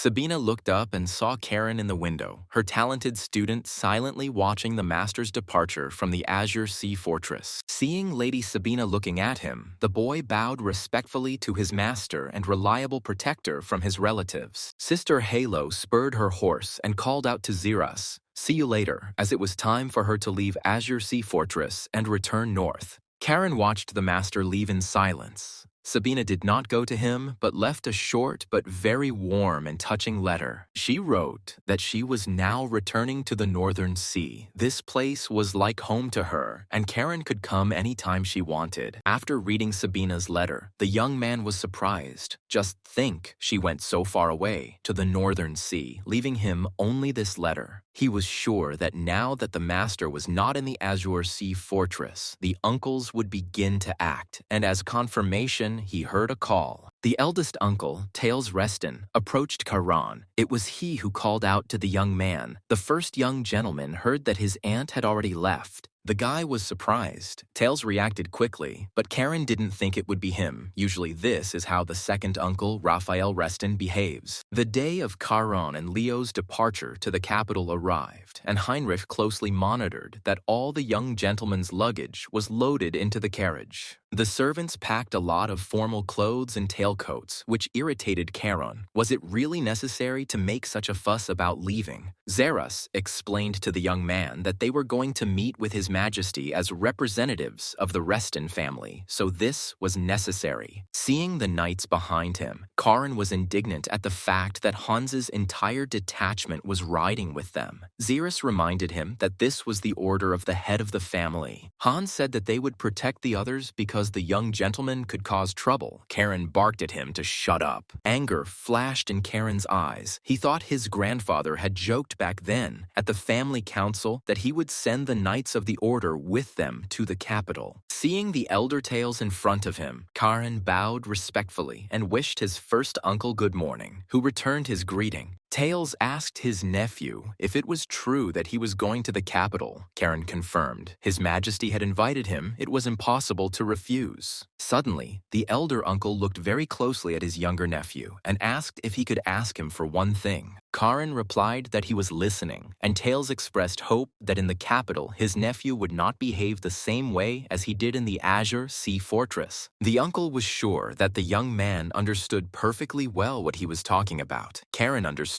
Tails was simply openly saying that he was constantly watching him. Tails added that the capital was full of enemies. They were just waiting to tear the Reston family apart and take over their wealth and influence. Uncle frowned and promised that if Karen gave the enemies even the slightest reason to do this, he would personally hold him accountable in the most severe manner. Karen smiled broadly and thanked his uncle for his advice, promising that he would try his best to live up to his expectations regarding behavior. Tails wished his youngest nephew a good journey and headed away. Karen looked thoughtfully at his back, and so it began. Neither uncle nor nephew uttered another word. Tails majestically departed, leaving the young man to ponder near the window. Karen chuckled to himself. He would ask him to answer with all severity. It seemed that Tails already saw himself as the head of the family instead of his father. The young man's eyes flashed. Did Tails really think that he could put pressure on him with his status as the firstborn and the first young master of Reston? So Karen will certainly make the arrogant face of the boar Tails grimace. Just let him wait a little. All the fun is still ahead. Finally, all the young gentleman's luggage was loaded. The servants announced that they were ready to depart, and Karen, Leo, and the knights could board. Urha ran to Karan as fast as he could, and the young man warned Hans that he would not forgive him if he continued to pester him in the capital of the empire. Urha bowed to the young master Karen and thanked him once again for giving him a chance to return to a normal, honest life.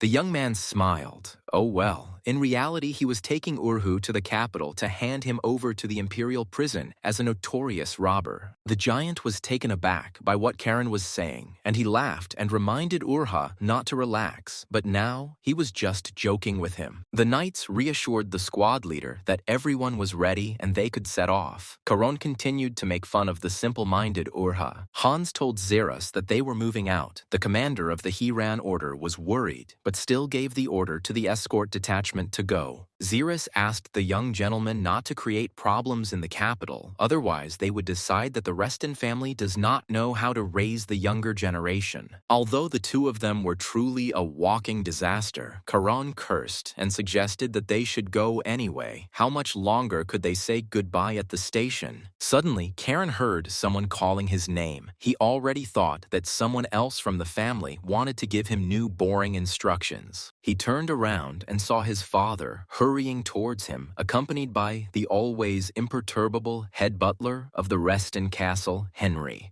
Pale was out of breath and stopped to catch his breath. Karen was very surprised. He did not know that his father was now in the Azure Sea Fortress. Karen's father explained to his son that his grandfather had urgently called him on family business and he had hurried to the central estate. And Pale just really wanted to see his son before his departure to the capital of the empire. Karen noticed that his father was very excited. Pale added that Karen's maternal grandfather was waiting for him in the capital, and the young man himself could not wait to meet his grandfather. The boy knew that his grandfather loved him very much and had probably prepared a lot of gifts for him. He always spoiled his cute grandson. Pale couldn't tell his son the reason for his anxiety, but he still wanted to warn him about the danger threatening him, but he just couldn't figure out how. Leaning towards Karen, his father simply asked him to return from the capital alive. The young man was taken aback as to where such dark thoughts came from. To soften his words, Pale added that his son should try not to do anything bad in the capital. Leo laughed, and Karen snorted angrily. Tails did not go to the station. He was sitting quietly in the library at that time and studying ancient books, distancing himself from this event. The first son of Halo said thoughtfully, "The boys are leaving. A lot in the fate of their family, and the Duchy of Reston may depend on this trip." He remembered that he had recently been informed that information had reached him that the wife of the second gentleman Reston was plotting something against Karen in the capital. But Tails still decided not to interfere in anything and let events take their course, and then we would see what happened. The train quickly pulled away from the station. Karen asked Hans when they would arrive at their destination, how long it would take them to get to the capital. Hans replied to the young man that the journey to Dekas by train would take about 6 hours, and they would also pass through the autonomous territory of Tibia. Leo said it was that strange city where the commoners elected their own mayor, and Tibia was also heavily dependent on trade and industry. Karen added that the biggest money in the empire revolves in this place, which means that it is capital that determines a person's status there. Hans noted that due to the enormous flow of money and influence in the empire, the rulers of other lands were trying their best to contain Tibia. Karen knew that people sometimes fled tyrant rulers and settled in autonomous territories, but Tibia was friendly to Reston Fortress. Hans said that sometimes the Blue Wolves Order also takes large orders from Tibia, and Karen was very surprised that the order serves someone else. A voice on the train announced that they would soon enter the Tibia Autonomous Territory. Karen wanted to go there sometime and see it. Karen asked with a smile if they should run away to Tibia when it was all over, and Leo took up the idea, saying that he wanted to go there too. Suddenly, Karen became wary. He felt the approaching danger. He looked at his sword. His aura flared with rage. The young man realized that the guillotine was reacting to something, which meant that some kind of evil was very close to them, and they needed to prepare for battle with the enemies. The sword senses a threat, and the guillotine is never wrong. Karen was convinced of this more than once, but where is this enemy now? Karen wondered if Uncles Tails or Raphael had sent their spy among the escort, but that was highly unlikely. No, the uncles are not so stupid as to take such a big risk. Hans, seeing that the guillotine was glowing brightly, asked Charon what was going on. The young man told Hans to contact the Tibi region immediately. The knight was surprised. Why so suddenly? What happened suddenly? Karen shouted that there was no time to explain. The other cars needed to be warned. They needed to prepare for an attack immediately. They would be attacked soon. Hans immediately contacted the detachment and ordered all those accompanying them to prepare for battle. They were expecting an attack on the young gentleman soon. Karen was perplexed. If the threat was not from within, but from without, how could one attack a moving train flying at high speed? And ahead of them, a detachment of mercenaries was already waiting. A long fuse was stretched towards the railway track. The enemies were well informed. A man in a hooded cloak stood among the barrels, waiting for the approaching train with the young gentlemen of Reston and the knights. Seeing the train approaching, the hooded man signaled to his accomplices and shouted for them to begin lighting the fuse. A man with a torch approached a long cord that ran through all the barrels stacked right on the railroad tracks. The commander urged them on. Hurry up, the train was approaching. Otherwise, it would simply sweep the barrels off the track and continue on to Tales and the capital. The bandit reported to the commander that the fuse was already burning. There would soon be an explosion and the rails would fly apart. Then the train would definitely stop here. The commander ordered the entire squad of bandits to prepare to attack a train carrying rich gentlemen in incredibly expensive carriages. The train had already approached the barrels. Another second, and it would sweep them off the road and move on, the flame on the fuse hissing as it approached the barrel. Suddenly, there was a deafening explosion. The fire reached the barrels with the flammable mixture, and the rails were destroyed. The train stopped in the forest. In the autonomous territory of Tibi, the city council met. The councillor was indignant. The National Tax Service took them seriously. Another asked if it was because he had been caught laundering money, and there was an uproar, everyone pointing fingers at each other and swearing. Everyone turned to the mayor, demanding that the criminals be punished immediately, pointing at each other, while the mayor watched silently. The head of Tibia grabbed his head. He knew that he shouldn't have come. That's why they say you can't cook porridge with commoners. The man sighed, asking why he even became mayor. He should have resigned immediately after the Ministry of Finance and lived a peaceful life. He thought that the good thing about this city of Tibia was that it gave all people equal opportunities, regardless of status and origin. But in reality, it turned out that here, every day, nobles and commoners squabble endlessly, and what a mess there is, it's just a nightmare. Suddenly the door opened and the mayor's frightened assistant informed the gentleman that very urgent news had arrived about an incident. The assistant approached the mayor and whispered about the explosion of a train carrying the heirs of the Duke of Reston very close to the Tibi Autonomous Region. The mayor's face darkened. He told his assistant that he understood everything and that he could go, and the assistant bowed and left the city council hall. One of the council members asked in surprise what kind of emergency announcement was this in the middle of the meeting. It was probably about a tax audit. The head of TB nervously lit a cigarette and said, "Don't worry, soon this test will no longer have any significant meaning for them." The delighted townspeople asked what the mayor meant, whether he really wanted to say that the imperial tax audit had been cancelled. The mayor objected. He just wants to say, "To hell with the tax audit." The city council members stared at the mayor in surprise.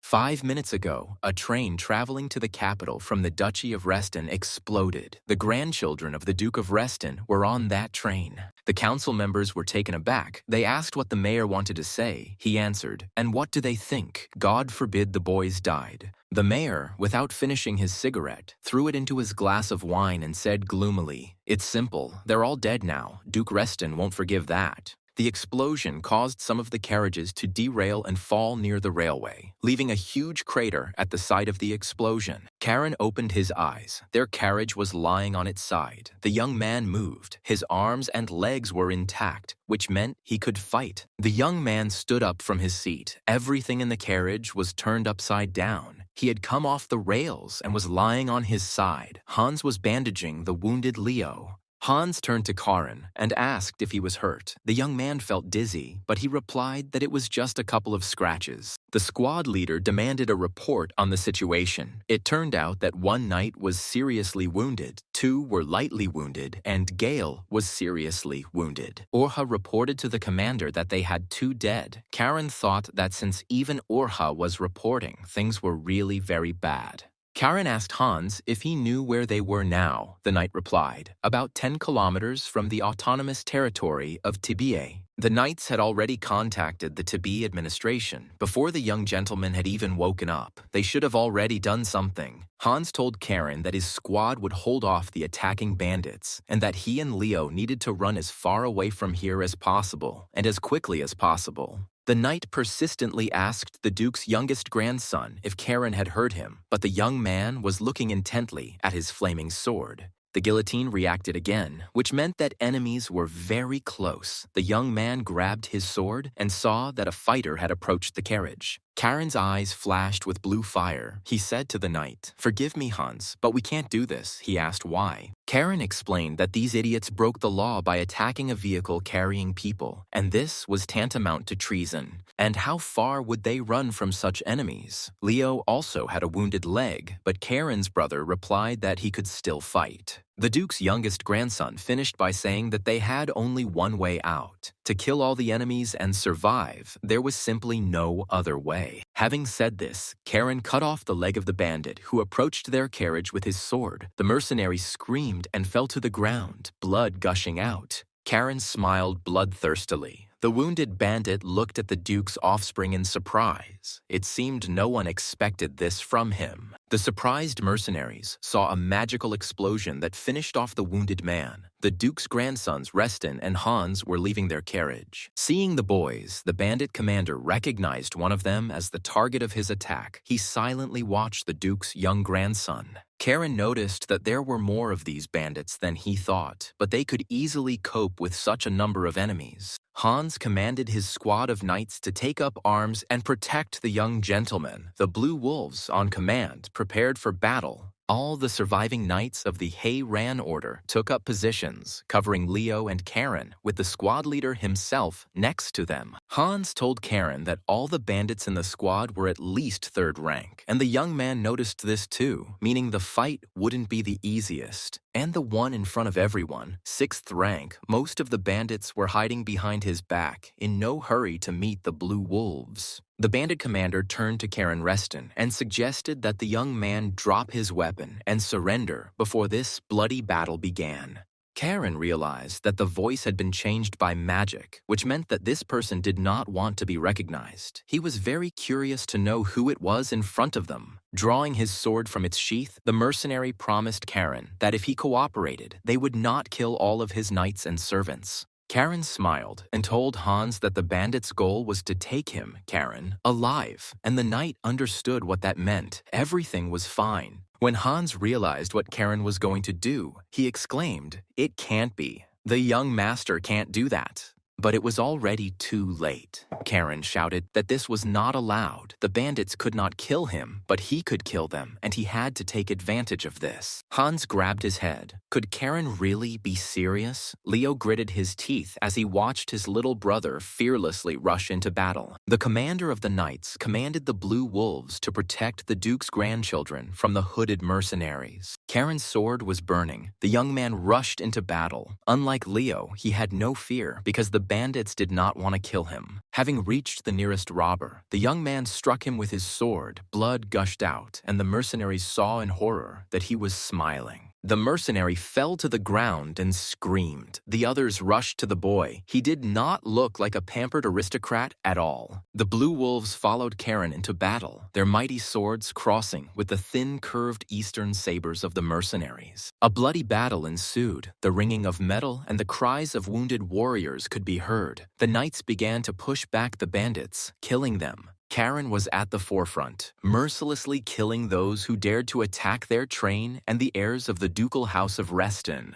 The young man growled at the hooded idiots not to attack him one by one, but rather to attack him in a group so he could deal with them faster. Karen asked the frightened mercenaries why they were standing in the distance. Did they really want him to come to them himself? Well, that was no problem. One of the mercenaries cursed, "This Karen Reston is far from an ordinary boy, and no one warned them about it." And then their commander appeared behind the bandits, walking towards the nimble boy, whom no one dared to fight. He ordered everyone to move away as far as possible. He himself would deal with this overly aggressive and combative boy. Karen smiled. "Well, finally the boss has come out. Great, enough hiding behind the backs of your weak and overly timid mongrels." But before the young man could cross his sword with the leader of the mercenaries, the mighty hands appeared right in front of him, crossing his sword with the enemy. Karen asked in surprise what Hans was doing, and he replied that this man was a very dangerous opponent, so it would be better for the young man to step back. The mercenary, his eyes flashing, told Hans that the blue wolf seemed to be rushing too fast towards his terrible death. Hans frowned and growled, "We'll see who will be the first to go to meet death. He won't allow the Duke's grandchildren to die." The commander of the He Ran Order's Knights Squad flew up and attacked the mercenary, who drew his curved saber and prepared to defend himself. It was clear that he was not at all afraid of Hans and was ready to go to the end if he failed to complete the task and capture Karen. The blades of Hans and the unknown masked warrior crossed, the mercenary blocking the furious attack of the Knight Squad leader. The mercenary frowned and looked silently at Hans. He clearly recognized the knight, which meant that Hans could easily recognize him under his disguise. Hans struck, but the enemy dodged. The blue wolf struck the ground with his sword. It seemed the stranger did not want to kill the knight at all. The commander of the Blue Wolf Squad gritted his teeth. In front of him was a truly powerful warrior, and defeating him would be very difficult. Hans looked closely at his opponent. His appearance seemed vaguely familiar to him. He had definitely seen this man somewhere before. He dodged Hans's blow, and his movements reminded him of a certain famous warrior, but that couldn't be true. Could it really be that he, the warrior of the 6 stars from the Sultanate of Pajar, Zion Hakim himself, who attacked their train? There are whole legends about him in the East. Hans was puzzled why an assassin from the Eastern Sultanate of Pajar ended up in the Empire, since they had a non-aggression pact.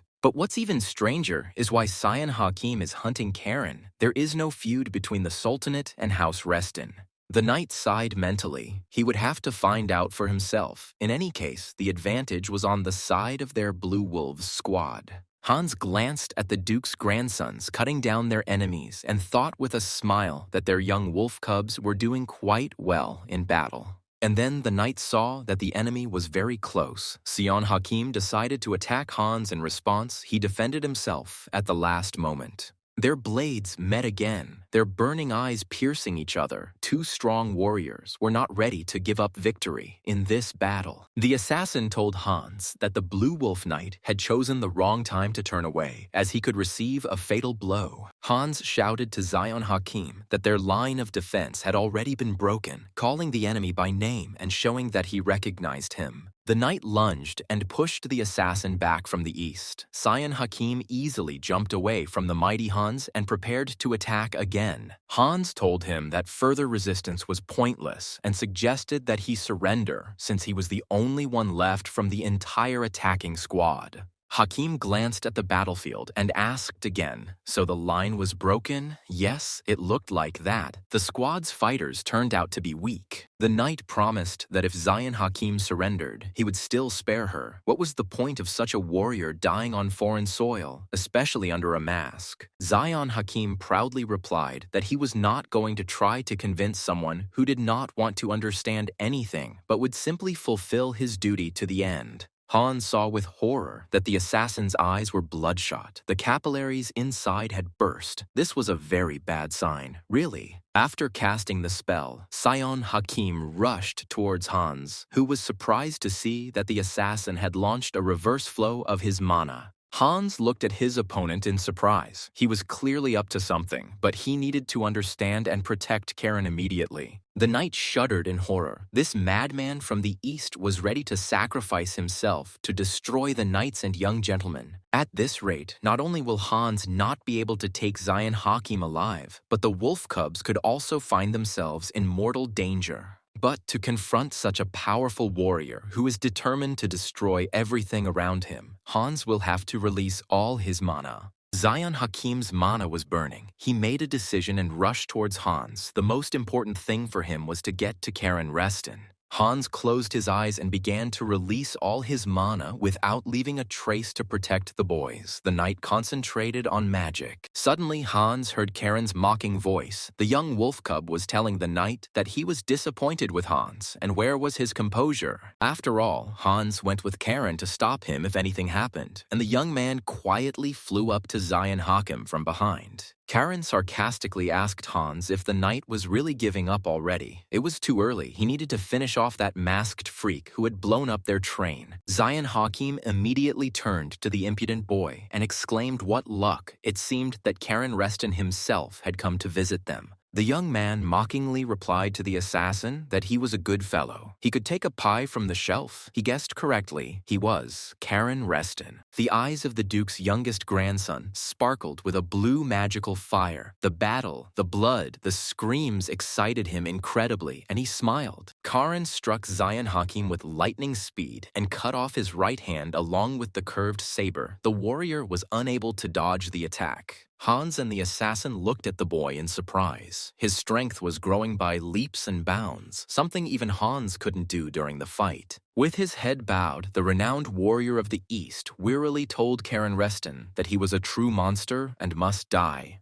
The young man smiled and thanked the assassin for his kind words, but suddenly Karen felt that something was wrong here. Something was happening. The guy looked at the sword in his hand. It was burning even more intensely. The weapon clearly still sensed danger, but was behaving somehow unusually. Karen realized that the guillotine was vibrating, which meant that some deadly deal had been made with the Eastern Sultanate of Pajar. Hans shouted to Zion Hakim that he had probably heard of Karen Reston's title, so there would be punishment for attacking him. The knight looked closely at the Eastern warrior. He was left without an arm, but for some reason he did not take his saber in his other healthy hand. Zion Hakim, clutching his wound, answered Hans with a grin that the knight no longer needed to worry about his future. Everything had already been decided long ago. Karen was perplexed by what was going on. This warrior was clearly planning something, but what could he really do without one arm, with a wound? But Hans had already understood everything. He shouted to his soldiers to immediately protect Leo, and he himself rushed to Karen, who was standing nearby. Leo's mouth opened in surprise. He looked questioningly at Hans and Karen. The young man could not understand what was going on there.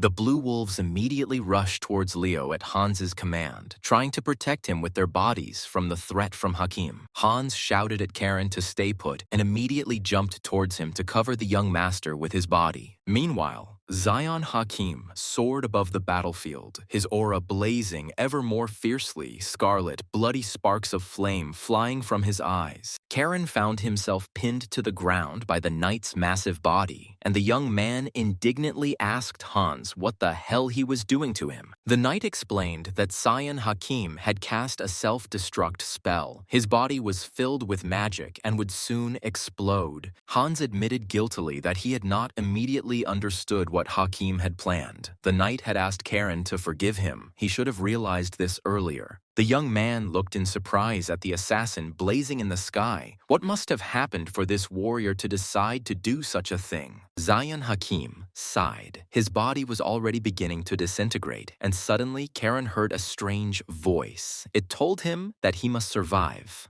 The voice called Karen a stupid boy, but thanks to the young man, he was able to draw a blade in real combat for the first time in a long time. So he's ready to at least pay Karen back for this, and if the guy doesn't want his eyes to leak out, he should close them tighter. Karen shook the unconscious Hans and demanded that the knight wake up quickly. It was all over. Zion Hakim was dead. The young man pestered the commander of the knights and asked how much longer Hans was going to lie there. The warrior quietly groaned and coughed. Hans stood up and barked at Karen. The little bastard. He had shielded him with his body so that he wouldn't die from the explosion caused by Hakim. Hans's whole body was shaking from the wounds he had received. Karen snorted with displeasure and asked who had asked the knight to save him. He himself would have survived. And then Karen heard that voice again. He said that if it weren't for him, everything wouldn't have ended so easily. The young man was taken aback. Who was it? The guy looked at the weapon, and the sword said that there wouldn't be a wet spot left of Karen, so he should be grateful to it. The sword irritably asked the young man if he was even listening to him. Karen was stunned. The talking sword? No, even too talkative and wayward. The young man looked around in confusion. Carriages and corpses of enemies were scattered about, and Karen was troubled by the question of whether guillotine really had any intelligence. The battle was over. They needed to think about what to do next. The broad-shouldered Urha helped the knights collect the wounded fighters. Karen was perplexed. He had a blade with its own ego. They say that swords forged by madmen from souls can speak, like the guillotine.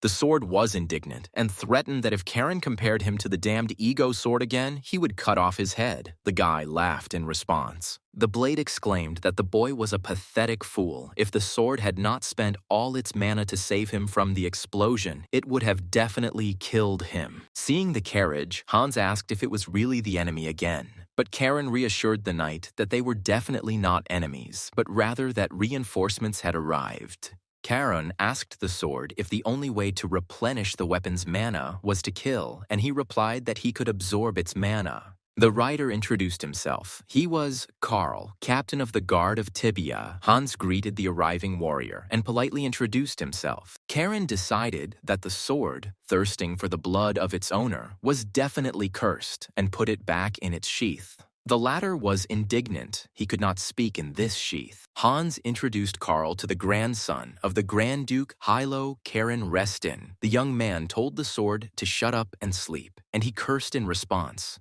Karl apologized for the incident and announced that the autonomous Taibi takes full responsibility for this terrible incident. They are here by order of the mayor to ensure the safe escort of the members of the Grand Ducal House of Reston and the knights. The young man thanked them and said that they had a lot of wounded, so they were really counting on their help in getting them to the hospital. Karen rode in silence, thinking about something. Hans asked him if he was sure that they shouldn't return to the Azure Sea Fortress now. Guards and knights remained at the scene to investigate, but it is not yet known when the first results will appear. Hans was sure that it was too early to say that the threat had passed, but Karen abruptly interrupted the knight, saying that everything was fine. The young man reminded them that they had contacted Zeras, and he was probably also about to set out soon, so Hans, as always, was making things more complicated. The Imperial Guard from the capital is already on its way, so there is no need to worry so much. Karen did not want to share his suspicions with Hans. Karen looked closely at the knight and said, "Something else is important," because Hans knew that Assassin, the squad leader, hesitated, chuckling. But under the insistent gaze of the young man, he answered, "It was Zayan Hakim, a 6-star warrior from the Eastern Sultanate of Pajar." Karen thought, the Sultanate of Pajar, the neighboring lands, are ruled by the Grand Ducal House of the East of the Empire. Very interesting. At one time, the mayor of Tibi personally vouched for him when concluding a non-aggression pact, but everything turned out to be more complicated than Karen thought. Hans said in surprise, the relationship between the mayor and the Grand Ducal House was already strained, but not to this extent. Karen agreed that such an act was a good reason for war. He asked Brother Leo whether he thought this was true or not. Leo mumbled something in confusion. Karen looked at his brother in silence. The elder one's thoughts were clearly somewhere very, very far away from here. Leo lowered his head and apologized, admitting that he hadn't been listening to what Karen and Hans were saying. For some reason, the young man was shaking very violently. Leo held his blood-stained jacket in his hands and asked his companions in confusion why his hands were shaking so much. Karen knew the reason perfectly well. It was no surprise. It was a reaction after the first murder. You can't get used to taking someone else's life. But Big Brother Leo must cope with this because that's life, and he still has many bloody battles ahead of him. Karl informed the carriage passengers that they would soon arrive in the autonomous territory of Tibi, where the respected mayor was already waiting for them. The young man looked out of the carriage and looked around. He cursed in admiration. It really is just gorgeous here. The city was bustling with life. It was immediately obvious that the buildings here were well built and well maintained, and the busy streets had new pavements. Leo also looked around with interest and agreed with his younger brother. The city of Tibia left a very pleasant impression of wealth. The mayor came out to greet the dear guests and was very glad that they all arrived safely in their city. The mayor assured that they would do everything possible to find out the reason for the attack on the train of the highly respected Duchy of Reston. Of course, the Tibi Autonomous Territory will do everything possible to assist the Grand Duke's House of Reston's investigation. And of course, they all realize that the Tibi Autonomous Territory bears full responsibility for this surprise attack on the train. Hans assured Mayor Jia that he had nothing to worry about, and the knight noted that he had changed since his time as Minister of Finance. Jin sighed heavily, asking Hans not to remind him unless he had agreed to this damned position of mayor of Tibia. The mayor noticed that he was chatting away in front of guests. Karen said that when elders addressed him as you, he felt uneasy. The mayor exclaimed how it was possible to show such disrespect to the grandson of the Duke of Reston. Karen asked if perhaps Jean would kneel. The former finance minister said he understood Sir Corona very well and gratefully accepted his kindness to call him informally. The mayor invited the guests to change the scenery and continue the conversation in a more pleasant atmosphere in his private office. Pouring wine for the mayor, Caron said it was contraband. The bandits used explosives, not mana, to blow up the road's rails. The young man reminded him that Jin knew perfectly well that explosives could only be obtained through the Empire's Weapon Supply Bureau. However, the Bureau is under very strict control of the Empire, so it is almost impossible to obtain explosives from there. Karin asked the mayor what if the explosives were brought to the Empire, for example, from the Sultanate of Pajar. Jin shuddered. It couldn't be. The mayor knew perfectly well that the boy was right. Only the Empire and the Sultanate of Pajar were capable of producing explosives of such high quality. Karen noted that if local trade guilds were involved in explosive smuggling, it would put the mayor in a difficult position. Jin agreed with Karen. Indeed, this was the most logical explanation of where the explosives came from. The young man grinned. Otherwise, the mayor cursed silently. He could be accused of complicity. These idiot smugglers would easily expose him to the wrath of the Empire. Karen Reston asked the mayor to always remember one fact. Jean asked the young man in surprise what fact exactly he was talking about.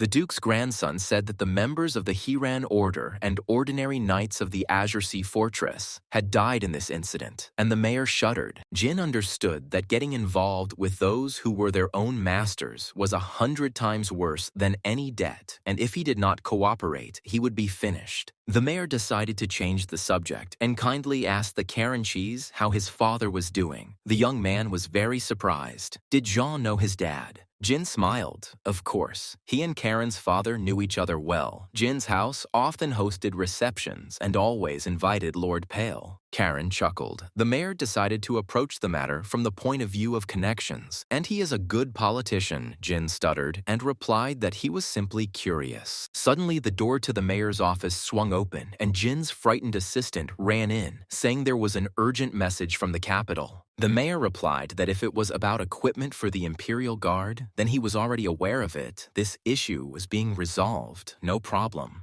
The assistant babbled. Not only that, the director of the National Tax Service is leading a detachment that is now traveling to Tibia. Jin almost jumped out of his chair, like the director of the tax service. It can't be. This is just a disaster for Taibi's business. He was nicknamed the Demon King behind his back for his intelligence and ruthlessness. Director of the National Tax Service, Lord Gale Periton. The mayor of the Taibi Autonomous Territory frowned and lowered his head, which meant Lord Gile himself would be arriving here soon. Well, Odia Churidempar Overbaki Kira is awas Ikralirasasaya Kwasei. Shocked, Jin looked up at Karen and asked the young man in surprise if he had really known that this would happen. Karen confirmed that of course his grandfather cares about him. He is the type of person who would drop everything to save his grandson if he is in danger. A warm, clear night descended on the autonomous territory of Tibi, but the streets were very lively, with townspeople strolling and having fun. Many residents of Taibi noticed a large detachment of Imperial Guards marching through the streets directly towards the City Hall building. Surrounded by armed guards walked the head of the National Tax Service, Lord Gile, and a group of his loyal subordinates. The face of the great Lord Gale was impassive. He was determined to figure out what exactly had happened here. One of the assassins looked carefully at the detachment of Imperial Guards. They did not expect to see them here so surprisingly quickly. But since the matter concerns the grandson of the Duke of Reston himself, guards from the capital and a detachment of inspectors did indeed arrive quickly. A moth flew towards a fire and got caught in a web. Now a spider will eat it. But who is the moth and who is the predatory spider in Tibia now? The traders shouted to the mayor, asking why this sudden tax audit. What the hell is this? It was in the plans, but it all happened too quickly. The council members were reluctant to begin the audit without preparation. Mayor John had to give them time to prepare. Moreover, this is not just an inspection, but a special department. Gina was contorted with anger. These people are simply crossing all boundaries. Losing patience, the mayor loudly slammed his fists on the table and asked if they didn't understand the seriousness of the situation. The Duke of Reston's grandchildren entered the meeting room, accompanied by Hans. Karen explained that everything was exactly as the mayor had said. Not only was the emperor's property, the railway, destroyed, but the Duke of Reston's grandsons and knights were also attacked. The attackers used explosives, which the bandits most likely smuggled through local Tibi trade guilds. The young man asked the stunned merchants if they now understood everything, and that was why the inspection would be very serious and even harsh. The merchants fell silent. Most of them looked around in confusion, and only one remained tensely silent, watching the influential young guests. One of the traders approached Karen, saying that they should have given them at least a little time to prepare for the inspection. Karen asked the persistent old man's name, and he replied that he was Viscount Humir of the Humir Trade Guild. The young man assured Humira that he would ensure that his name was passed on to the director of the National Tax Service, but the old man was shocked, and then the front doors swung open. Everyone turned towards the entrance to the hall. It was clear that inspectors from the capital of the empire had arrived. The official loudly announced that a special department of the National Tax Service had arrived and that the head, Lord Gale, was entering the room. Everyone fell silent. The head of the tax service announced that from that moment on, they would begin a tax audit of their trading guild. The National Tax Service has received reports of illicit enrichment and tax evasion through smuggling. His Majesty the Emperor ordered an investigation. Karen smiled. Gale looks more like a soldier than an official. Leo asked Hans if this special department was really that scary. All the merchants in the room had their faces drawn out in fear. Hans replied that the people in this department work with large trade guilds and nobility. They can even attract guards. The guy concluded that if you don't pay taxes, you might get beaten up. Yes, they are scary, these tax service employees. Noticing that the head of the National Tax Service himself had approached them and was looking at them sternly, Leo became worried about what he wanted from them. Suddenly, Lord Gale smiled broadly and asked Karen if it had really been 3 years since his grandson was alive and well, and how his studies were progressing. Karen smiled warmly at his maternal grandfather and replied that he was doing well and that he missed him very much. Lord Gale and Karen, guarded by the Blue Wolves, went out into the park to talk, and the grandfather asked if the young man was sure he didn't need a healer. Karen nodded his head. Lord Gale Periton asked if there were any suspects in the attack. The young man replied that there weren't any yet. Grandfather asked if it was a family squabble. Karen explained that none of his uncles would have left any noticeable traces. But for some reason, these people left a lot of traces. And this is very suspicious, at least for some reason it seems so to Karen. It seems as if someone is very persistent in wanting the Empire and the Reston family to think of the Eastern Sultanate of Pagar. Most of the mercenary squad members didn't even try to hide their identities. Lord Gale Periton listened attentively to his grandson. Grandfather gently stroked Karen's fluffy hair. The boy looked questioningly at the father of his very kind and gentle mother. Lord Gale asked Karen if he probably wanted to find and punish the culprits himself. The young man did not answer. Of course, that was true. But Gale was against it. He didn't deny his grandson's talent. But the world is huge and full of strong people. And besides, Tibia is still dangerous. So Karen needs to behave quietly and go to the capital tomorrow morning. His Majesty the Emperor also ordered this to be done. Lord Periton asked the young man to leave this matter to the adults. Karen smiled broadly and told his grandfather that he would do so. The boy said he would behave well, but Lord Gale knew his grandson too well to believe those words. The all-powerful head of the National Tax Service sighed to himself as he looked at the grown-up son of his beautiful daughter. He understood perfectly well that Karen said this simply to avoid upsetting his beloved grandfather. The young man grinned. That's right. At the Oyun estate, there was a rush to get ready. The head of the family hurried the servants. They reported that this was the last baggage and they could leave. The owner of the estate asked the servants why they had not left yet. They replied that they had just finished loading and could leave. The woman asked her husband why he wasn't going with them, and he reassured his wife by promising that he would be with them again very soon. The head of the family ordered the coachman to leave. The wife and children anxiously shouted to Daddy that they did not want to leave him. The merchant watched the departing family in silence, knowing full well that he had to hurry to send them to a safe place. The assassin watching from above reported that Ayon had first taken his family out, and the merchant cursed as he had not expected such an outcome. The assassin was asked if there were any traces. He replied that our people were already following them. No one would be able to slip away from them unnoticed. Having sent his family away, Oyun ordered the servants that they too were now moving forward. The assassin told the other that they had no right to make a mistake. Left alone, Karen took his sword out of its sheath and decided to clean it after the bloody battle near the blown-up train. Zeras appeared at the door and asked the young man if he was sharpening his sword in the middle of the night, perhaps planning to cause a commotion again. Karen replied that he didn't expect Zeras to start causing problems as soon as he arrived in the Tibia Autonomous Territory. There was already a lot of commotion here. The head of the Knightly Order of the Blue Wolves looked silently at his talented but capricious pupil and master. Zeras thought that Sir Gale had forbidden Karen to go out. The young man asked if the knight was really going to stop him. That was strange. The head of the Blue Wolves explained to the young man that he was only there to convey to Karen an order from the head of the family, Duke Hilo Reston. Zeras told Karen to listen carefully to what grandfather Hilo Reston had told him about what had happened on the road. Youngest grandson of the House of Reston, listen to my words through my intermediary. You must find the guilty and avenge the fallen. Karen must show everyone what the law of the Azure Sea Fortress truly means and what the power of the Reston Dukes means.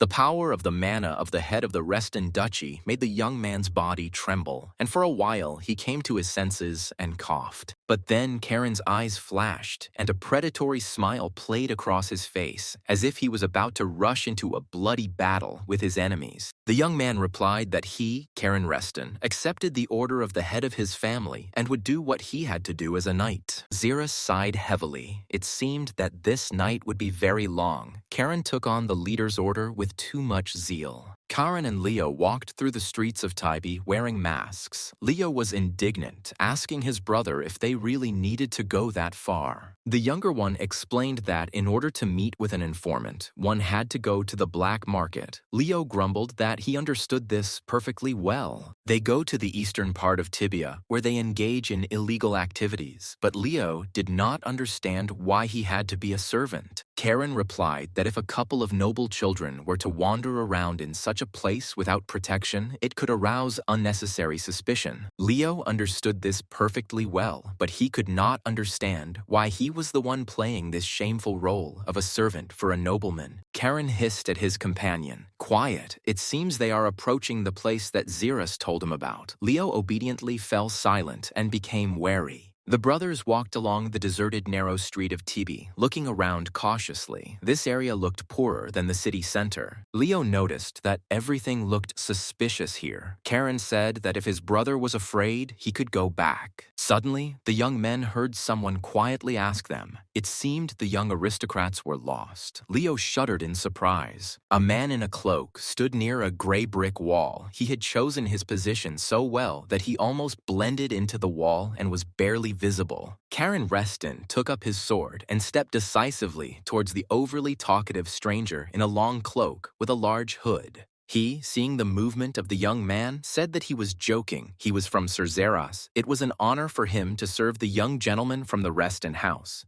The boy pulled down his hood and introduced himself, saying that his name was Julio and that today he would be their guide through the back streets of Tibia. He said that he had prepared a small shelter. They could go there and calmly talk about everything there without prying ears. Soon, Julio opened the door to a spacious room where they could discuss with the Duke's grandchildren the purpose of their night walk through Tibia. The guy said that no one would eavesdrop on them here. He used an artifact that creates a sound barrier. They can speak freely. Karen asked Julio if it must be hard for him to be away from home, especially among criminals. The guy objected. He was born in Tibia. The young man was surprised how a native of Tibia had become an informant for the Restons, and Julio replied that he was simply repaying a debt to Sir Zeras. Karen smiled. Okay, then they could get down to business. Julio respectfully said that he was listening to the Duke's youngest grandson. The young man asked who could have known our route to the capital and used explosives to attack the train and the Reston family. Julio nodded his head. Does he know who this is? There are very few people like him in Tibia, especially among the trade guilds. Julio opened the records. As far as he knows, they are engaged in the sale of stolen goods on the black market. There are only 2 such guilds here. These are the merchant guilds of Kur and Caligo. They have already been noticed more than once in similar dangerous but profitable dealings. However, the Kur Guild has already firmly established itself in Tibia and is moving away from its previous dubious and risky dealings on the black market. But the Caligo Guild is made up of former slaves. They are ready to do anything for money, and human life is worth nothing to them. Moreover, according to Julio, the members of Caligo left the city this afternoon. Caron wondered if this was just a coincidence. Leo exclaimed that it was just then that they were attacked. Karen thoughtfully confirmed that it seemed like they should pay a visit to this guild. They have little choice, former slaves who will do anything for money, and Kur, who are retiring from their criminal activities. Leo noticed that they definitely wouldn't have enough time to check both of them, so he asked his younger brother what they were going to do now. Karen smiled. Obviously, those who have nothing to lose always take the most desperate steps, which means they need to go to Caligo. Julio replied that in that case, he would take the guys to the black market of this guild. He knows them well, so no problem. Mayor Tibby asked his brother if he was sure that young Mr. Karen could be left alone, as the city could be very dangerous. Lord Gale sighed. What could he do if the Duke sent a letter with such a request? Jean muttered, well, the wolf has its own habits. The mayor chuckled and said that it was actually the youngest Mr. Karen's request, and Gale looked questioningly at his brother. He explained that Caron had asked the mayor to detain his grandfather under any pretext. The boy was going to act here alone. Gale frowned. Jin asked his brother not to worry so much. Hadn't Karen already proven that he was capable of handling a lot? Periton reminded his brother that the boy was only 13, but the mayor objected that for a genius, age is just a number, nothing more. Gale was worried. This is Tibby. Here you can get into trouble at any moment. Some guilds pay politicians. Duke Hilo Reston still maintains his own neutrality, but influential families in the capital keep an eye on him. Tibia is full of those who are ready to do anything to earn the favor of these families. Such is the morality of the autonomous territory. This is precisely what worried Lord Gale. His Majesty the Emperor intervened in the affairs of Tibia for this very weighty reason. The old ruler does not want the great empire to fall into the hands of those who act only in their own interests. While Gale suggested simply waiting for Karen to successfully complete his investigation, the mayor agreed with his brother. The mayor of the city said that there was something else that the older brother should know, and Jin told about the unusual guests of this city. He said that Sir Mason was in Tibia. Gale was taken aback. He frowned and asked what this famous knight was doing here. Everyone in the Empire knew Sir Mason. He was an impenetrable shield, a knight of 8 stars, but this means that that same man is also here. After passing through narrow alleys, the group soon found themselves at the entrance to the black market. Julio said that this was the very place. Karen asked if there was only one entrance to the black market, and the guy confirmed that there was simply no other way in. This means that in case of danger, the Caligo Trading Guild can barricade itself there. It's very convenient. Julio opened a secret passage. Having found the book he needed, the boy pulled it, and a secret mechanism quietly started working, opening the passage to the black market of Caligo. Leo jumped back in horror. Karen noticed that it was indeed a black market atmosphere, and Julio suggested going down the stairs. They descended a long staircase into a gloomy basement. It was deserted, but torches were burning brightly everywhere. Leo assumed that they wouldn't be let into the black market that easily, since it was a secret place, and they were here for the first time, and no one knew them. 2 guards appeared in front of the travelers. One of them recognized Julio and greeted him, saying that they had not seen him for a long time.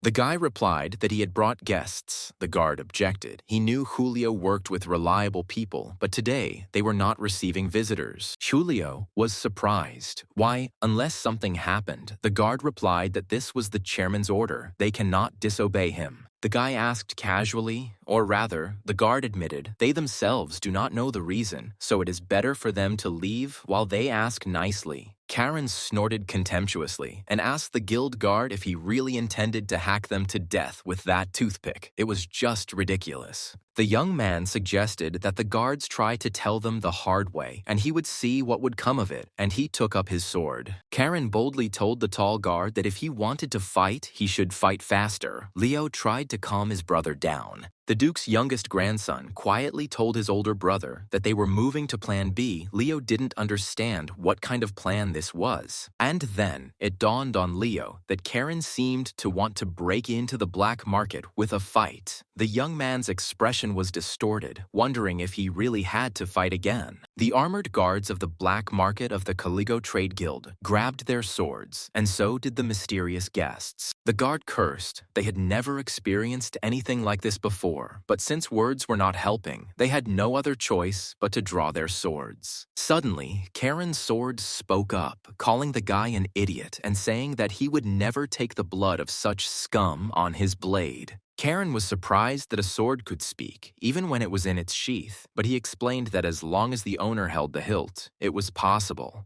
The boy drew his sword, and before the guard had time to defend himself, he struck the guillotine furiously across its wide blade. Karen's blow caused the guard's sword to break in half, and the stunned guards looked in confusion, first at the fragment, then at the young swordsman. The second guard took out his sword and fearfully asked the young man what he was doing. Since they had greeted them normally, what was all this rage about?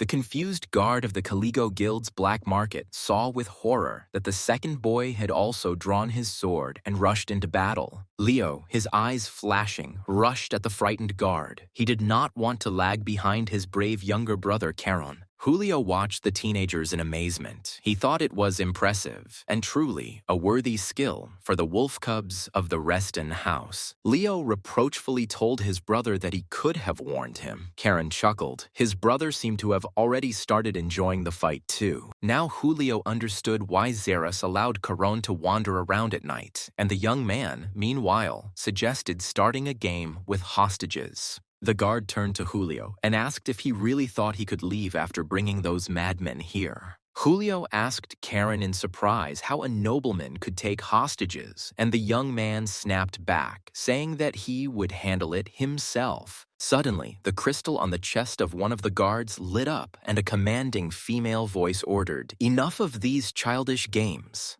The chairwoman demanded that Karen stop speaking so rudely to her subordinates, and the young man was surprised at the concern. Chairwoman Caligo explained that this was natural. These were her comrades who had been with her in the most difficult times. The guards remained silent, and she can't let some arrogant wolf cub tear them to pieces, Leo noted. It seems she knows who they are. The guild mistress asked the guests to come in. Karen replied that he was pleased to hear this, but there was still no trust between them. Therefore, one of the guards will become a hostage. The mistress chuckled, so the rumors about the wolf cub's love for living shields were not lying. The chairwoman handed the guests over to Kyle, telling him to lead them out. Putting a sword to the man's throat, the young man commanded forward. Lord Gale couldn't believe that Sir Mason Paul, the 8-star knight in Tibia, the mayor of the territory, had confirmed this. The head of the tax service assumed that then that person was also with him. Jin agreed. Most likely, this is exactly the case. Gale was referring to His Majesty's reckless bastard, the 6th Prince of Revelio. But what could he be doing here in Tibia? The mayor could not understand why his elder brother was so worried about the presence of the illegitimate prince and his guard in the city. Gale recalled that His Majesty had personally taken Sir Mason from the Imperial Guard and assigned him to guard the life of the 6th Prince. Jin doubted that the prince was connected with the assassination attempt. Perhaps he had come to Tibia simply because all kinds of goods were in demand there. Gaius Periton was also worried that the prince might accidentally run into Charon and Tibia and that this would cause a lot of problems. The boy's grandfather really hoped that his grandson would not become friends with the unbalanced prince, even if they accidentally ran into each other. But Gale knew that Revelio could find his boy himself and try to get to know him for further cooperation. Kicking open the door to the chambers of the chairman of the Caligo Trade Guild, Karen shouted for them to greet their guests. The Duke's grandchildren were taken aback when they saw who was waiting for them in the spacious underground chambers of the autonomous territory's most dangerous guild. A man in a golden mask sat on the sofa and drank tea, and next to him stood a silent warrior in a mask from whom emanated amazing strength. The man in the golden mask greeted Karen Reston kindly as he kicked the door open and invited him to join him. Karen was surprised. The man knew him. Moreover, the energy emanating from the warrior behind him was the power of the 8-star master. The man in the golden mask exclaimed, "I can't believe I met the famous Karen Reston in such a dubious place." Karen glanced sideways at the warrior. His strength was equal to Sabina or Xeras. Even in the Empire, such masters could be counted on one hand. Leo drew his brother's attention to the silent warrior. Karen confirmed that yes, this was not just some skilled fighter, but a master. Karen asked if the guy was trying to say that he was the chairman of Caligo, and he replied no. He came here to see his sister. The young man asked if he was the chairman's younger brother, and he explained that they were like named brother and sister, but he was glad to see Karen. Karen's eyes flashed as he stared at the smug, masked young man standing calmly next to him. The young man suddenly used the secret technique of the blue wolf sword, and in the blink of an eye appeared next to the guy in the golden mask. Karen's companions opened their mouths in surprise. They were horrified at what this crazy boy was doing. This was also impossible. The knight tensed up and snorted discontentedly, and the guy in the golden mask burst into cheerful laughter. He was clearly very amused by all of this. He laughingly told Mason to just look, because now he himself had become a hostage of this nimble wolf cub. Bursting with laughter, the guy said that this meeting with the famous Karen turned out to be much more exciting than he expected. He knew that coming to Tibia was the right decision, but the young man didn't understand what this overtly bold idiot was talking about. The guy looked at Charon with laughing eyes and asked what would happen next. Would he demand ransom or threaten to kill him? Karen noted with surprise golden eyes and black hair next to a knight named Mason, which meant he had captured the 6th prince himself. Revelio asked Charon, how about going straight to the emperor's palace and staging a coup d'etat there? Karen was confused. What other coup in the palace could there be? This idiot seemed to have completely lost his mind, but if it was Revelio, then it was not surprising. The mistress of the guild appeared in the chambers and mockingly asked if this meant that in her absence, the young wolf cub had decided to change the hostage. Maybe Karen Reston can explain what's going on here. The young man was stunned, so the chairman of the Caligo Trade Guild is an elf. The young man replied that he had simply exchanged the hostage for a more valuable one, and the elf chuckled that their Rio was not really that valuable. The hostess asked why Karen suddenly started speaking so politely. The young man explained that it was because the elf was clearly much older than him. Karen Reston felt a tremendous magical power emanating from this unusual and very powerful pointy-eared woman. The guy in the golden mask has a similar power. They are both mages, but of course, she is much more skilled and stronger than the 6th Prince Revelio. The elf said that if they came here looking for those who gave the explosives for the attack on the Reston family, then it was not Caligo. The mistress of the Merchant Guild asked Karen if it would be okay to finally put down the sword and have a normal, calm conversation. Karen asked why he should agree, since according to his information, the Caligo Guild could very well commit such a crime. The elf grinned and sighed heavily. How stubborn this young wolf cub from the house of the Dukes of Reston was. The hostess said that if she had attacked the Duke's family, she would have done everything much more gracefully and would not have left any evidence. Magic lit up the woman's eyes, and streams of mana rushed around her body. She was terrifyingly strong. She didn't need dynamite. Karen was amazed. Incredible magic, at least the seventh circle, or even higher. What was she doing here, in this underground hole? Leo looked at the guild mistress in surprise. She reminded him of their master, Lady Sabina, when she was angry. The elf asked Karen rather menacingly, what would he say? Maybe they could talk after all, and not fight. Guild Chairman Caligo held a white elven fire in her hand, clearly showing that she might not be a peace-loving person. Karen thought about it. There was no point in being stubborn any longer. The elf plus Mason, he definitely couldn't defeat them. They were stronger. Finally, all the masks and cloaks were removed, and those gathered settled down on the soft sofas of the chairman of the Caligo Trade Guild. Pouring tea into mugs, the elf repeated once again that the explosives weren't theirs, although they do use them sometimes. But they only use it for Prince Revelio's experiments, Karen Reston asked. Then apparently it was the Kerr Trade Guild that did it. The elf objected. No, such cowards wouldn't dare do something like that. Karen threw off the prince's hand and asked if he could step away. The prince smiled broadly and said that since things had turned out this way, Karen could simply call him Rayo since they were now friends. The young man sighed and grumbled. Friends, of course. That's all the friends I needed to be completely happy. It's just a headache. Mason pulled Karen up short, telling him to watch his language. He was a prince after all, but Revelio reassured the knight, saying that everyone here was his own. Mason Paul snorted. His brother's youngest grandson was such an obnoxious, terribly arrogant, and unbridled brat. Charon looked at the renowned knight in surprise. His statement came as a complete surprise to the young man, since they were related. The guild chairperson introduced herself, her name is Pona, and suggested returning to the main issue that worries the wolf cubs. She is the head of Caligo, and it is an honor for her to meet the grandchildren of the continent's greatest hero, Grand Duke Hilo Reston. And to avoid any more sidelong glances, I can assure you once again that the explosives are not theirs, but she can say for sure whose they are. Only Pona has one condition, Karen grumbled. Of course, everything is not just like that. Such information is not given away so easily to outsiders. Karen looked at the elf and politely said that he was ready to listen to the conditions of the chairman of the Caligo Trade Guild. Pona drank tea and looked attentively with her huge green eyes at her young grandson, Halo, sitting in front of her. Finally, she said that the golden-haired baby must become friends with Rio. This was her condition. Karen even jumped.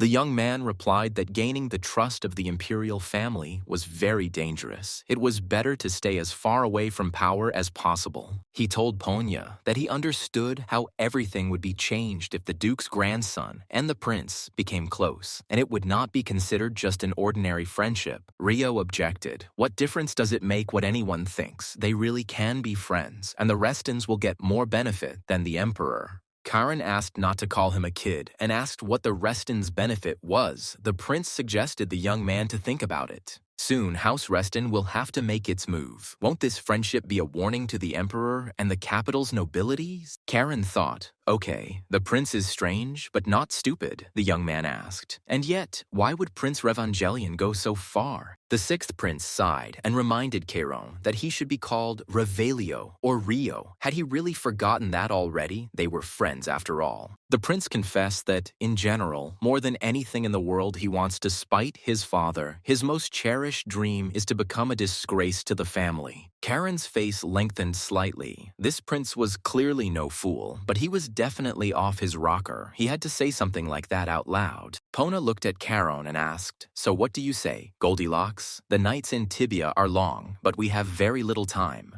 Karen asked why there was so little time. Pona explained that the Imperial Guard that arrived with a special detachment had a special mission. Doesn't Karen understand that the Duke's grandchildren were attacked? There are dead and wounded. Even a warrior of the 6 stars took part in the attack. But the guards are in no particular hurry with the investigation. Hadn't Karen ever wondered why? The young man frowned. Was she really trying to say, it can't be that the guards were acting in concert with the criminals? Pona smiled. It depends on who the criminal is. But one thing is clear. The goals of the Imperial Guard and his, Karen, do not coincide at all. Pona took a small scroll from her belt. She showed Karen the scroll and said that this document contained everything they had learned about the criminal's movements and the entire chain of events. The elf asked the young man once again what he would do, whether he would accept her condition regarding friendship with the sixth prince of Revelio. Karen looked at Pona silently. The head of the family's orders had to be carried out, and he would probably get along with Prince Revelio somehow. At the Oyun estate, the hasty preparations continued. The head of the family urged the servants to move faster with loading things. The merchant cursed desperately, urging the workers on, but they reassured the gentleman that everything would be completely ready in a minute. Oyun remembered the promise that as soon as the task was completed, the guards would clean up the traces and there would be nothing to worry about. The merchant sighed. Finally, the title he had been craving for was almost within his grasp. The elder had promised it to him after the mission. Although Oyun could also be cleaned out, damn those brothers, who would have thought that they would survive the attack. A servant ran into the office and exclaimed, "This is terrible. At least Oyun managed to take his family away from the events." He asked what had happened. The servant, out of breath, said that there were knights there. They had burst into the estate. Oyun did not understand what this meant. The imperial guards had arrived. Had the guards really come for him? He chuckled. The merchants from the Humir Trade Guild certainly weren't wasting any time. But the frightened servant objected. The master had misunderstood him. Those down there were not imperial guards at all, but other knights. Karen appeared at the threshold of the office. He asked what the noise was about, but there was no fight. Oyun asked in confusion, but the young man was from Reston. Karen confirmed that everything was correct. He was the same worthless nobleman whom Oyun had recently tried to kill by blowing up the railway. It's funny though, for someone who so strongly wished for the death of another person, Oyun is ready to either cry or pee himself from fear. Zeras entered and informed Karan that he had brought what he had asked for. The young man thanked the knight and took the large bag from him. Karen took the bloody bag and asked if Oyun wanted to take a look inside. It definitely wasn't a birthday gift set, by the way. The merchant began to shake, muttering that he didn't want to look there, his eyes wide with horror and his teeth chattering rapidly. But the young man threw a blood-soaked bag at Oyun's feet, telling him to take a look before he fainted from fear. The man fell to his knees and, shaking, looked into the bag. Seeing the contents, he screamed loudly, tears flowing from his eyes. There were severed hands in the bag. Oyun lamented, exclaiming, "My family, my dears, did they all die a terrible death?" Karen hit Oyun on the cheek and yelled at him to shut up, stop howling. He wasn't in the forest. The man immediately fell silent. The young man asked the merchant if these hands looked like the hands of his relatives, and the man once again looked carefully into the bag of brushes. He asked Karen whose they were then, and he answered, the killers that Oyun's accomplice sent, not for Karen, but for his family, to kill. Oyun burst into tears, so the master saved them. How could he thank young Karen Reston? The young man grinned, not with money. Karen's eyes flashed with anger. Oyun had participated in the attack on the Reston family members, and because of him, completely innocent people had died. The young man spared Oyun's family because they had nothing to do with it, but not the merchant himself. He will be severely punished for his crime. He will rot in the dungeons of the Azure Sea Fortress. He will answer for everything. Does the merchant know what a capistrum is? Well, he will soon find out. Karen told Zeras to take this bastard away. The knight gladly led the prisoner out. The blue wolves were standing in the courtyard of the house. Pona asked Revelio if there were rumors that the emperor's health was not the best. So what was going on in the capital of the empire?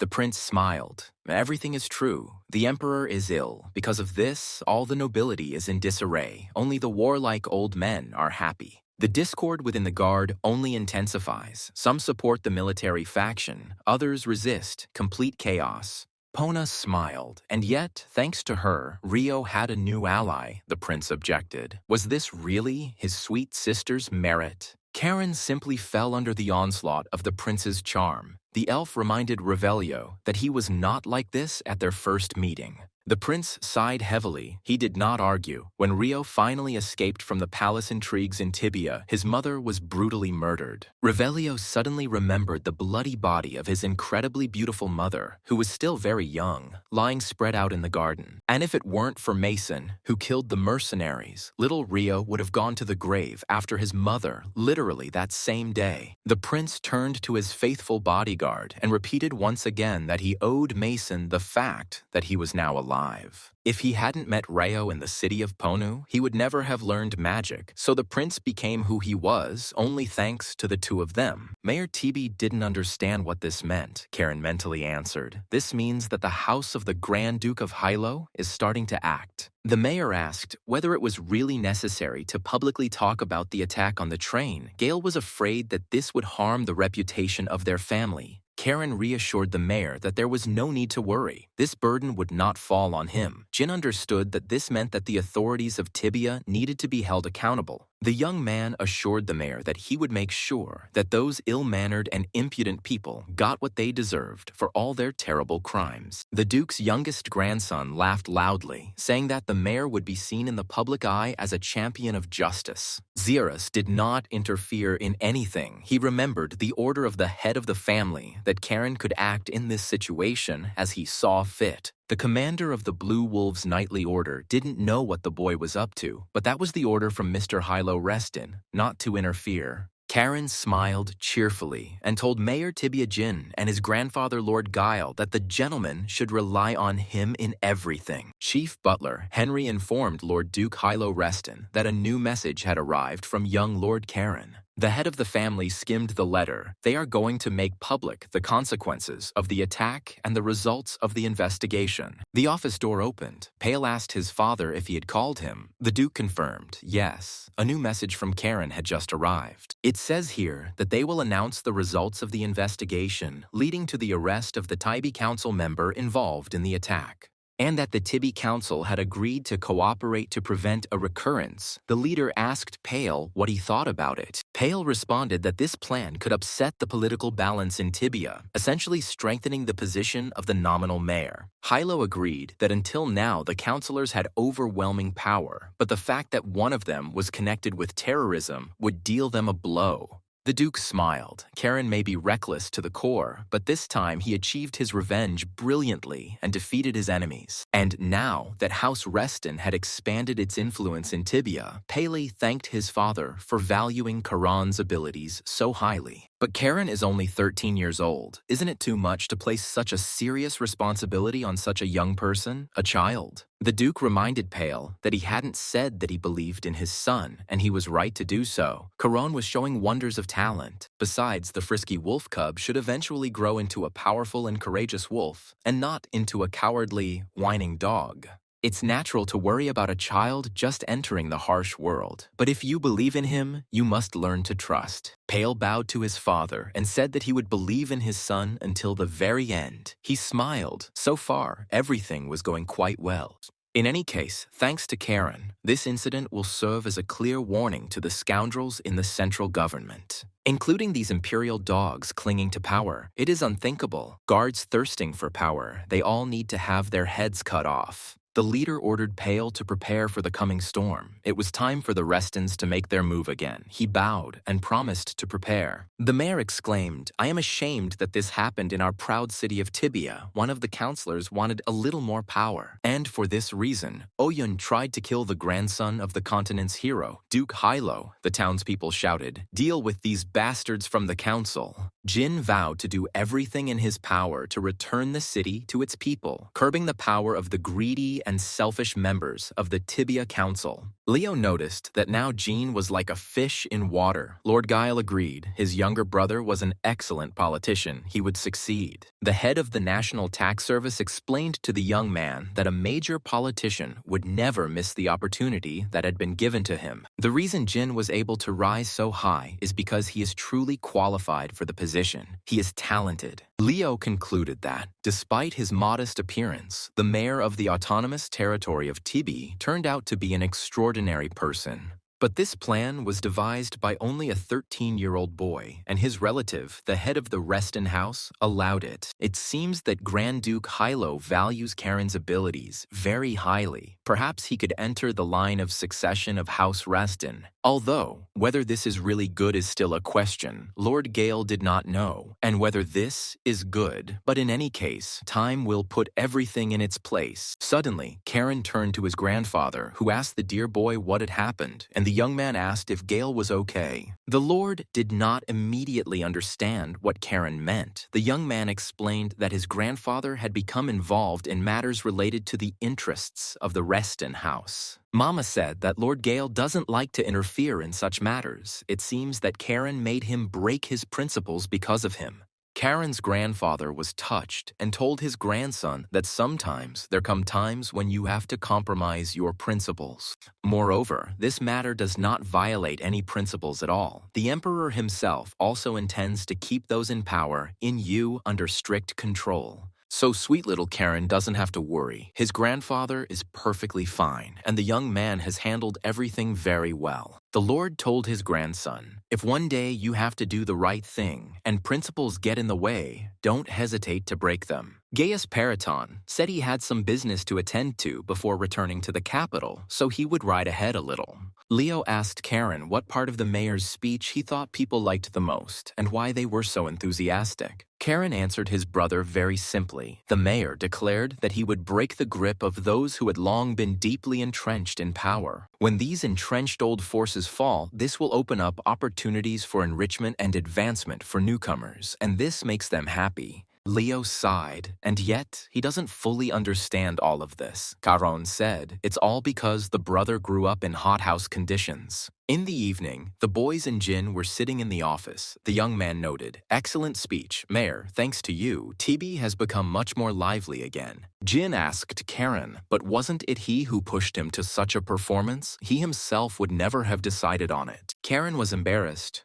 Oh, if the mayor says so, one can only be grateful. Jin was surprised, because he was just telling the truth. The mayor asked the young man, what about the Blue Wolves? Karen replied that additional forces had already been sent from the Azure Sea Fortress. Jin admired, as expected from the Reston house. What determination! Leo sighed sadly, so this is what politics is. The mayor came to his senses. It was time for him to get ready for tomorrow's departure to the capital, and the guys probably had things to do, and he had delayed them. Karen asked the mayor to stay. In fact, they had something they wanted to give him. The mayor was interested, and what happened? The young man placed a bag in front of Jin. For the work he had undertaken, he would certainly need substantial funds. The mayor looked into the bag and exclaimed with delight, this is gold. They two are the only ones who care about the head of Tibia. Karen winked. It was just a modest sum from the profits he and Leo had earned from the mine in Baron Bellis's territory. Leo was horrified. He never agreed to this. Why did Caron never ask him, but decide everything alone for the two of them? The next morning, as Karen and Leo were getting ready to go to the capital, a servant reported that the young gentleman's luggage was almost completely loaded. Zira said that the Imperial Guard would take care of the escort to the capital, but Caron was categorically not satisfied with this. But this was approved by the head of the house. Leo said, Hans was wounded. He thought that Sir Xerus himself would go with them to the capital of the Empire. The head of the Order of the Blue Wolves would have liked to go with them himself, but he was assigned to escort prisoners and the wounded to the fortress. Lord Hugo will take charge of escorting the boys to the capital. The main thing is that they finally get there safely. Karen thought Hugo Reston, the son of his eldest uncle, Tails. I wonder who came up with all this. Well, it's time to meet Hugo. The eldest young gentleman was considered a genius by everyone, having reached the 6-star level at only 28 years old, and he was tipped to become a duke. Now, Karen's plan to stir up the capital has a problematic factor. He snorted. The plan is worse than the counterfeit wine in the cellars of Tibia.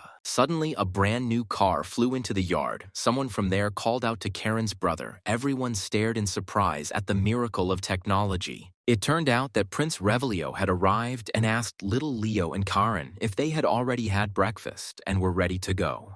Karen's face lengthened. He asked Xerus if they couldn't just not go to the capital. The knight shook his head. That was impossible. The prince got out of the car and cheerfully asked his brother Karen how he was enjoying the trip to the capital and whether he wasn't worried. He muttered, "Not particularly." Rio laughed. Karen doesn't like being accompanied by the Imperial Guard. It's logical. They have a complicated relationship with the Restons. But don't worry, the most wonderful prince in the world is with little Karen, and they can just go with him. Revelio noticed the approach of the Imperial Guards and exclaimed, "Here they are, so everyone is ready to leave." The guard bowed and apologized for the delay. They were dealing with the attack on the railway near Tibi. The prince said to Sir Ryuk, "It's okay. Let's first greet our new friends, the heirs of the Reston house." The guard introduced himself. He is Ryuk Raymer. The young men can simply call him Sir Ryuk. Karen also introduced himself. He is the Duke's youngest grandson. Ryuk Raymer said that it was a great honor for him to accompany the heirs of the Grand Duke's House of Reston to the capital of the Empire. Karen recalled Pona's words. "Have you ever wondered why the Imperial Guard isn't investigating the attack with full force?" The young man asked if the investigation into the railway was really more important. No one cared that the grandchildren of those who serve the crown were attacked. Sir Ryuk replied that the destruction of the emperor's property, the National Railway, was tantamount to treason. The Imperial Guard, of course, must first and foremost investigate treason, and Karen was in terrible anger. But the young man pulled himself together and said with a smile that if that was the case, then the guards were busy, and for now he would just have to put up with it. Prince Revelio added, "Well, since everything was cleared up, maybe it was time to go." Ryuk Raymer bowed and agreed with his highness. Xerus put his hand on Karen's shoulder and praised him, saying that he had held up well and that there was no point in spoiling relations with the guards for now. "First, we need to find out exactly who is behind the attack on the Duke's House of Reston." Caron agreed sullenly. All of this infuriated him. The young man told the head of the knightly order that for now he would be very polite to them, otherwise nothing would be cleared up. For now, this is just a suspicion, but if it turns out that the Imperial Guard was acting as servants of some influential house, Cain Rathor swore that in this case he would personally arrange a sultry, deadly tango with 2 blades for the guardsmen.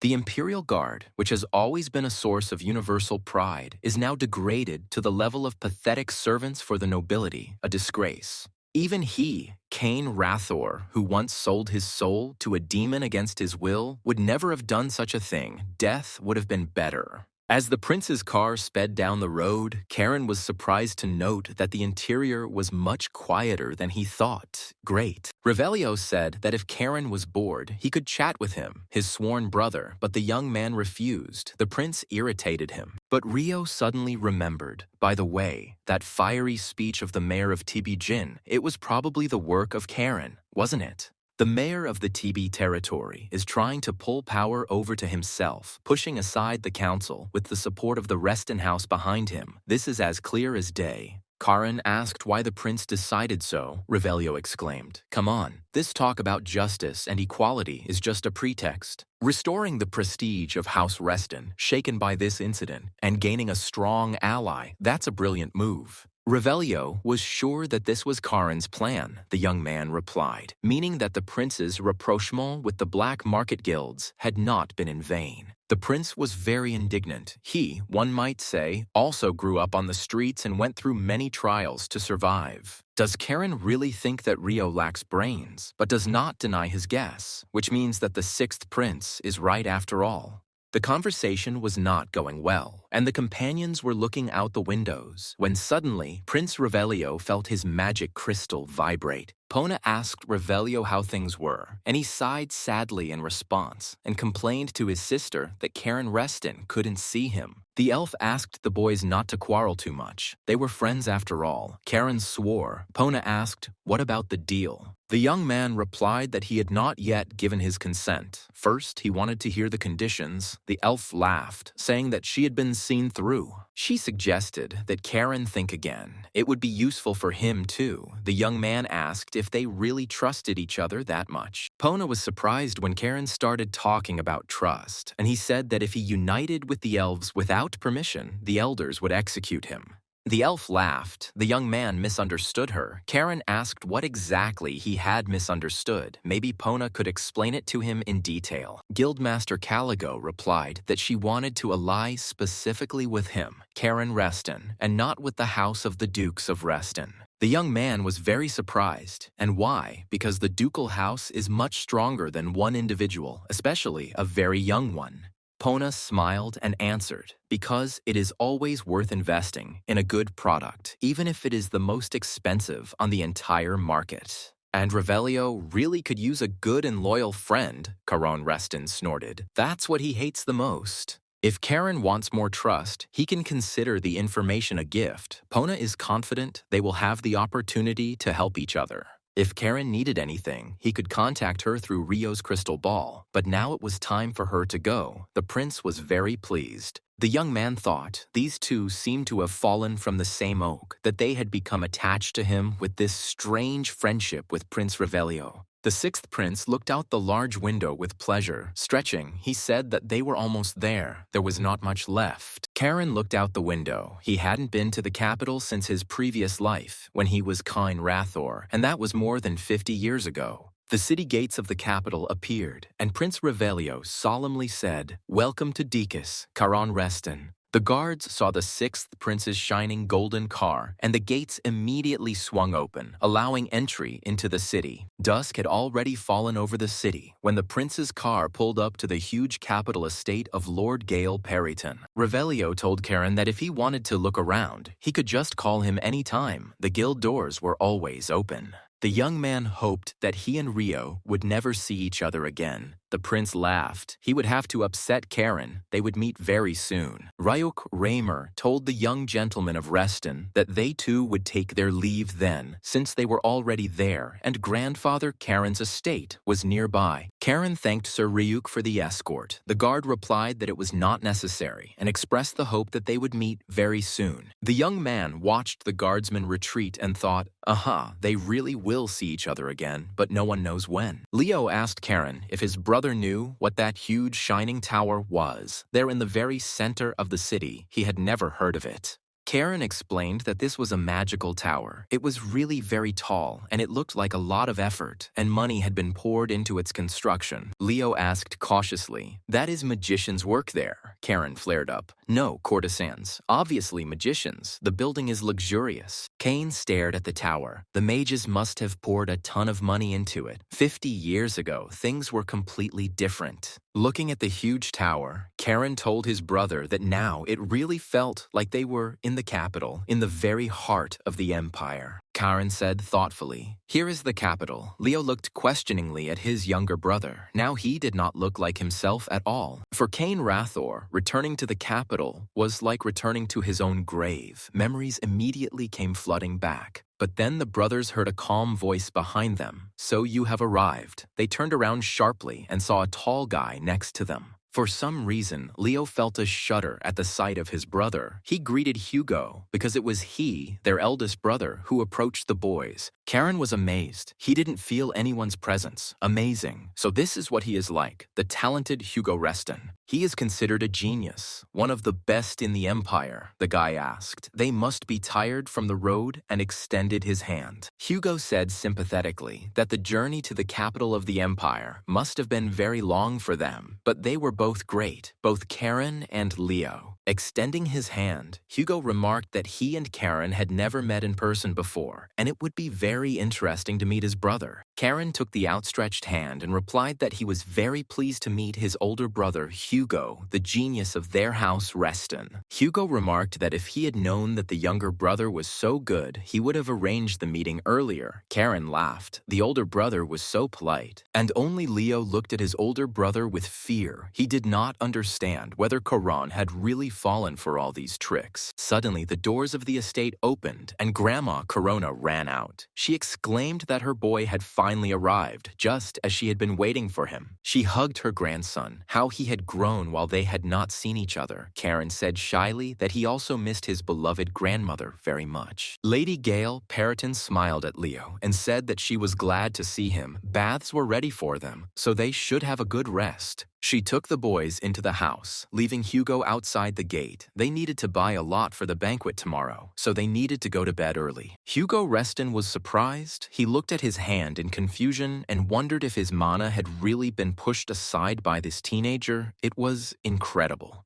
The older brother really wanted to check during the handshake whether his younger brother was really as strong as everyone around said he was. None of the younger brothers had ever withstood such a test, and Hugo realized that he had a serious rival for the title in his family. When Hugo released his mana to test Karan's strength, the young man responded with his mana with a smile on his lips. And this was not a calm and pure mana, like the sea, but a raging, storm-like wave, powerful and indomitable force. Through the crystal, Tails asked his eldest son to look after his younger brothers so that they would not get into trouble in the capital. Hugo had to keep an eye on them. Now he understood why his father had entrusted him with this. The younger wolf cubs were becoming much stronger. These young men can certainly cause trouble and need to be kept an eye on, especially their younger brother, Karen. Hugo looked after the smiling teenager and wondered, "Karen Reston, what kind of child are you? Where did you get such strength?" Karen opened the door to his room in his grandparents' house, where he would spend time in the capital of the empire. He fell onto his bed with pleasure. His sword was next to him, hidden in its sheath. He could finally get some rest. The young man remembered a peculiar encounter with his older brother, who had simply suddenly struck Karan with his mana, testing his strength. This Hugo Reston is a tough guy, although he's not even close to his daddy Tails, but you still have to be careful with him.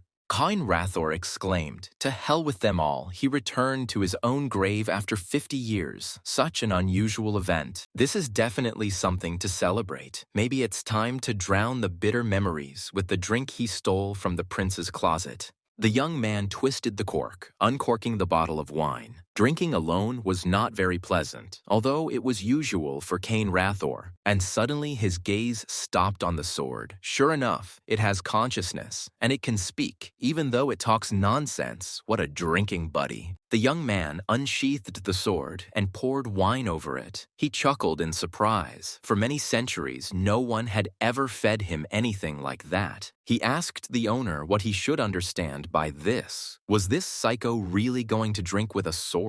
Kain replied that he needed to talk to someone. Kain asked the sword to make a discount, saying that this place had been his grave in the past. Guillotine replied that he knew this very well. The young man was surprised, and how, he wondered. Did the sword know this? He explained that he had seen it in his memories of a past life. Kain sighed. The stalker, as expected from a demonic sword, Guillotine was indignant. He was not demonic at all. But the blue dragon said that the guillotine was Kain's sword in that life. The sword replied that it itself did not know why it became demonic.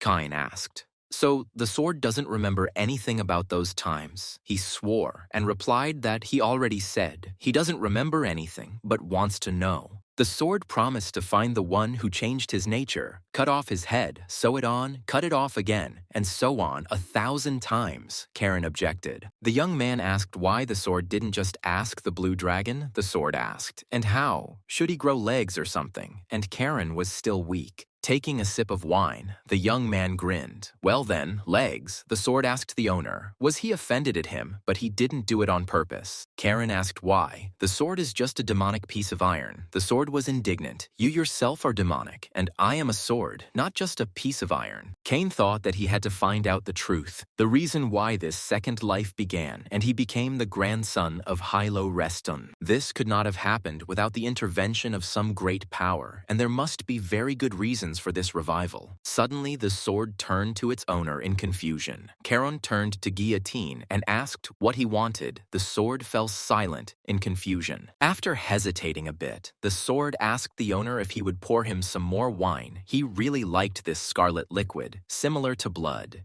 The next day, Karen and Leo, along with Hugo Reston, went through the shopping streets of Dakis to buy supplies for the banquet. Karen hissed at Leo not to embarrass him. Stop looking around like a country bumpkin. Leo asked, why a country bumpkin? Hugo supported Karen. Leo must behave with dignity, as befits a member of the Reston family. The young man fearfully agreed with his brother. Turning to Karen, Hugo remarked that he should show respect to his older brother in public, and the young man snapped. Hugo insisted that when they were alone, Karen could behave as she wanted, but in public places she had to watch her manners for the sake of the family. Karen smiled and asked Hugo if that meant he could say whatever he wanted in private, and it should be noted that it wasn't Karen who said that. Turning around, Hugo said, "It seems they are almost there." Karen clenched his fists. The cunning older brother took and deftly jumped off the topic. The young man was seething with anger, and now Hugo ignores him, not daring to get involved in an argument with the wily and sharp-tongued Karen. Suddenly, Karen's gaze stopped on the sign of a sewing workshop, a place he remembered well from his past life. Stopping, Karen turned to Hugo.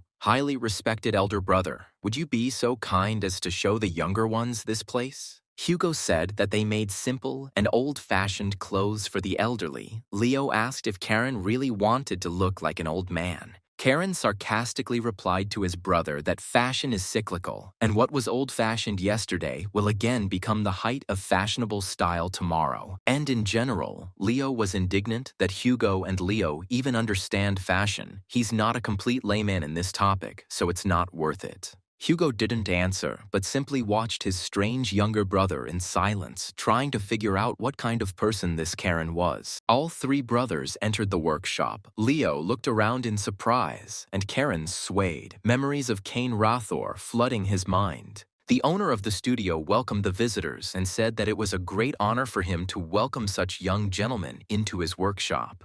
The old man asked Karen if he was sure he wanted to order from here, as they didn't usually make clothes for modern youth. But since they decided to trust the old master, he will do everything in his power. So which of the three of them will order the clothes? Karen replied with confusion that he would order. He had the feeling that he had gone back decades in time when he heard that voice. The master said, "Mr. Kane, how many times do I have to tell you to be more careful? It's so difficult to fix. It's enough to drive you crazy." Kane apologized to the young tailor, saying that he did everything so well that it made it much more difficult for him to work and train. The tailor grumbled, "Excuse me, or does Kane think that he, the owner, doesn't work hard here, sewing clothes for all the young gentlemen?" Rathir sighed heavily. He thought that at least today would be a calm day.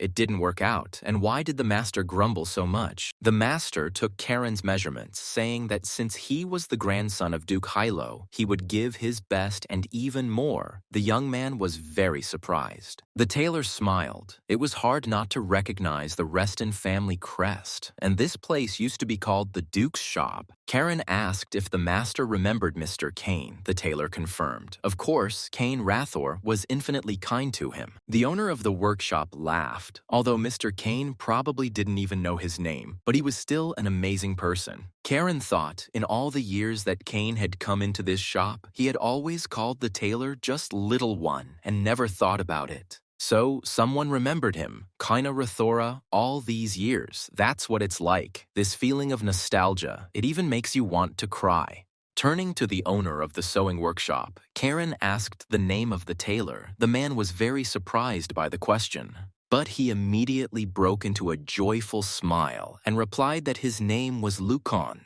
Ken remembered how the old man had smiled when he was young.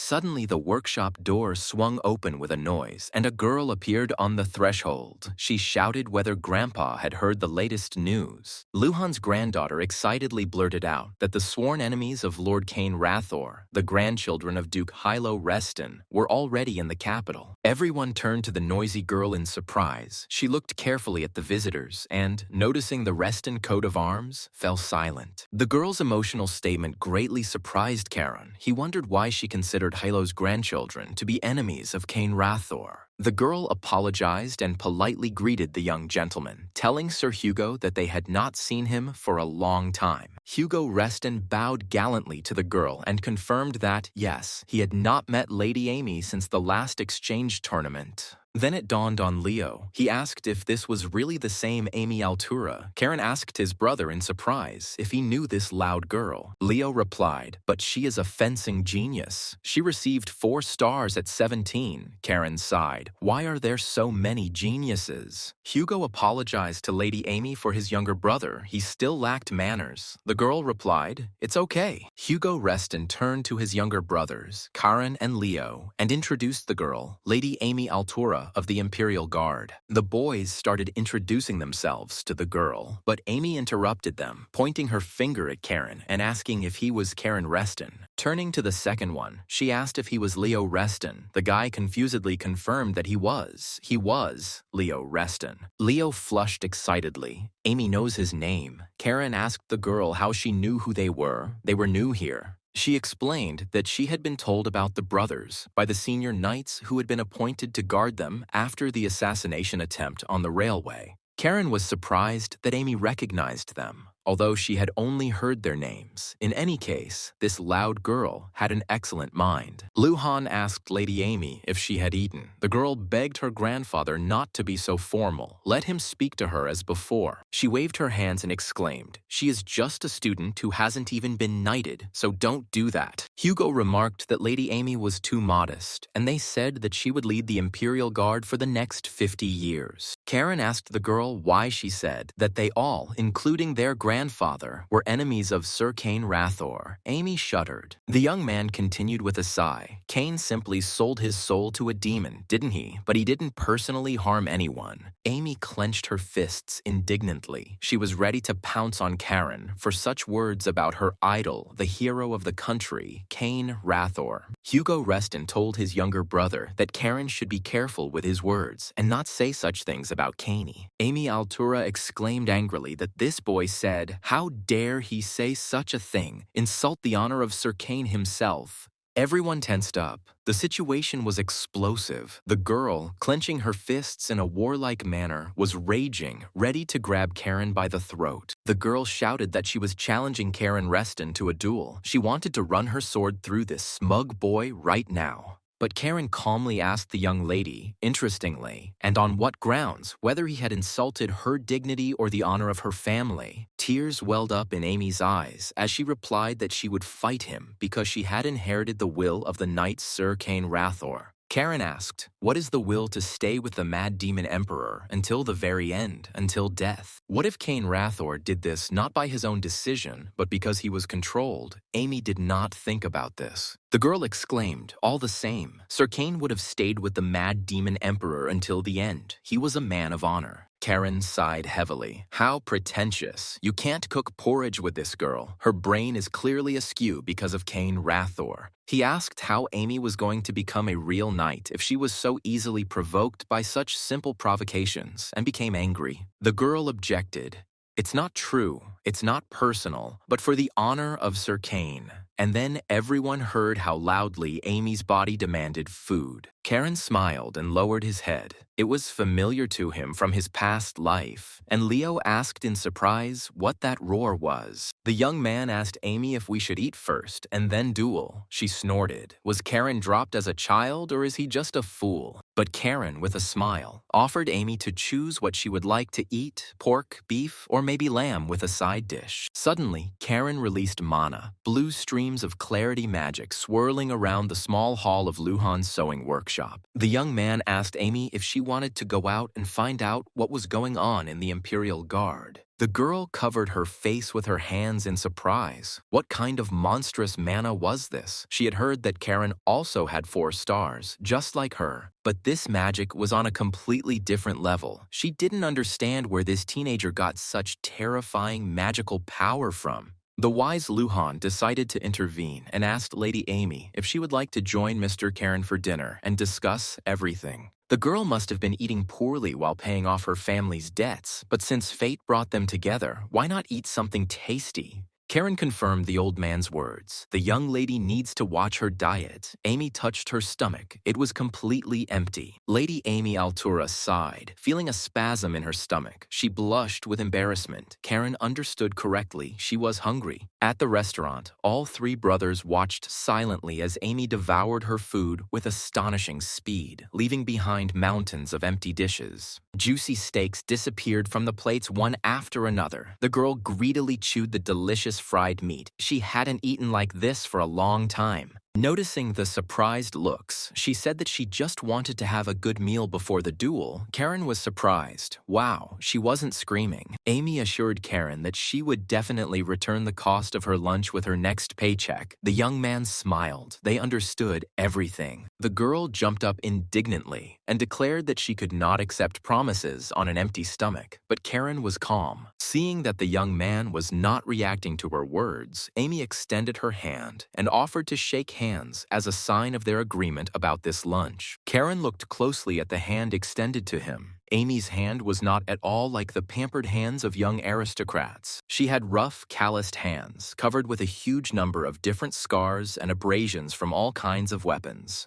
It was proof of hard work during grueling training sessions. This girl is definitely not a capricious sissy. Karen sighed quietly. If it weren't for Amy's old-fashioned views, she would be priceless. Knights like her were always in demand. Amy looked questioningly at Karen. He agreed. The girl asked if in that case they could eat some more. The young man allowed it. They shook hands, and Hugo Reston was amazed. Just think, they were ready to literally tear each other's throats out. The girl ordered another plate of meat. At that moment, a richly dressed gentleman with his security guards walked past the restaurant and heard Amy. Karen asked her if she was interested in Kane, if she knew Professor Iris. The girl confirmed, this is a completely new look at Sir Kane. The young man explained that this man taught him when he was little. The girl was delighted. Wow, is it really true? And how is he? A richly dressed gentleman headed into the restaurant, telling his security that he would go alone. They obediently stopped near the entrance. Karen asked, "By the way, when the duel was," Amy answered, right after they finished what they had just ordered. The young man smiled. He asked if she was sure, otherwise she would have to kiss the curb.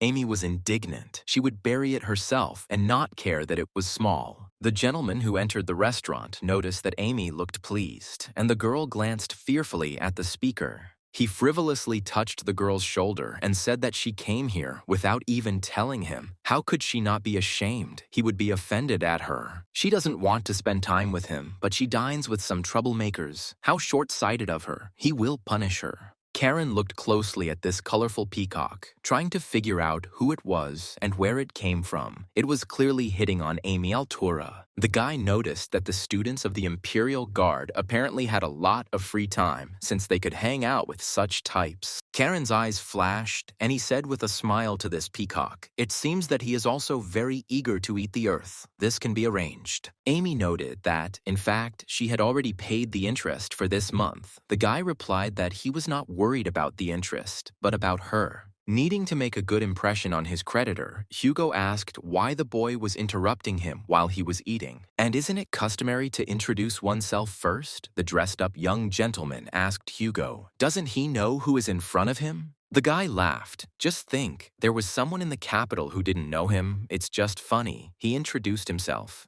"I'm Daegul Kian." Hugo Reston calmly asked, so he was the youngest son of Count Kian, one of the most influential aristocrats in the capital. Daegul confirmed that this was true, which meant that young Reston knew who he was. Hugo replied that he didn't know Daegul, but he was familiar with the family. A noble family that lends money to other nobles, the largest moneylenders in the capital. Daegul noticed the guy is well informed. Daegul Kian advised Hugo that he should not forget their family name, since they were in charge of all the finances of the wealthy Marquisate of Diaz. Karen laughed. "Yes, Daegul is just an ordinary joker." The younger Kian frowned and indignantly asked what the boy meant by this. The young man stood up and declared that he had not come to the capital to be nice to everyone. Daegul barked at the boy to keep his mouth shut. Count Kian's youngest son yelled, "Who the hell is this kid anyway?" Apparently, he urgently needs to be taught some good manners. Karen told Hugo that he would explain everything to Grandpa Halo himself, and the older brother asked Karen with concern what he had in mind. Taking his sword, Karen showed Deagle 2 vials and asked if the moneylender could see this. This is a very cool potion that instantly heals wounds. This is quite an expensive thing. The younger Kian grimaced and asked why the little bastard was putting on a comedy act here. He was tired of living. Karen said with a smile, "No, my dear, I'm not putting on a comedy act, but something much more disgusting." Deagle took a step back in fear. The young man took off and, swinging his sword straight in its sheath at the moneylender, exclaimed that he was now breaking Deagle Kian's fucking face. Karen, his eyes flashing, shouted at the rich coward not to worry. He wouldn't kill him, at least not right now. Count Kian's youngest son screamed in horror. No, but it was too late. A fierce storm called Karen Reston had descended upon him. The head of the National Tax Service was furious. He angrily asked the servant what he had just said, demanding that he repeat it. The servant did not dare to tell Lord Gale the unpleasant news about his beloved youngest grandson once again. Plucking up his courage, the servant said that Lord Giles' grandson, Karen Reston, had been detained by guards about half an hour ago. Corona's grandfather grabbed his head. He had messed up again. The boy had only just arrived in the capital and didn't know anything yet. Lord Gale Perrotin asked the secretary what had happened there, why the boy had been detained. He couldn't have done anything very serious. The secretary reported that Sir Karen had attacked Deagle Kian, the youngest son of Count Kian.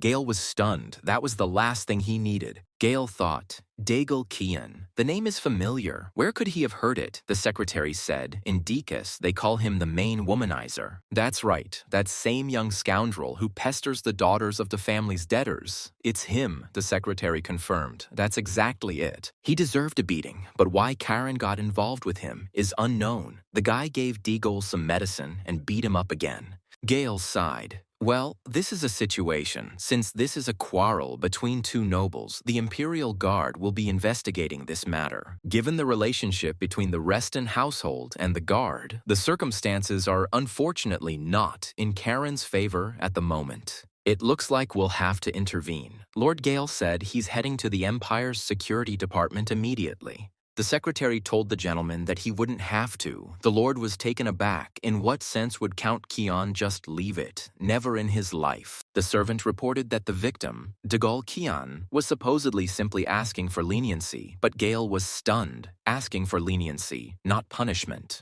The Lord's secretary smiled. Deagle claims that he is to blame, not Karen. They say he even cried, asking not to punish the boy. But what is even more interesting is that Sir Deagle promised to re-educate himself and become a different person. Gale Perrotin could not believe all this. He suddenly laughed loudly. I can imagine Deagle Kian will be re-educated. Well, his grandson pulled off a number in the capital of the Empire. The influential official's hands trembled slightly. He couldn't even imagine what Karen had done to that bastard Deagle. Rumors about the boy would quickly spread throughout the capital, and how could he explain this to his Grace Duke, Hilo Reston? He didn't want that. The head of the National Tax Service wondered if perhaps this was how it was supposed to be, and Gale just didn't know about it. Hilo Reston wasn't the type to send Karen to the capital without a plan, certainly not the Grand Duke. Does this mean that the Duke himself unleashed a mad dog, sending him to the capital and allowing him to do as he decided?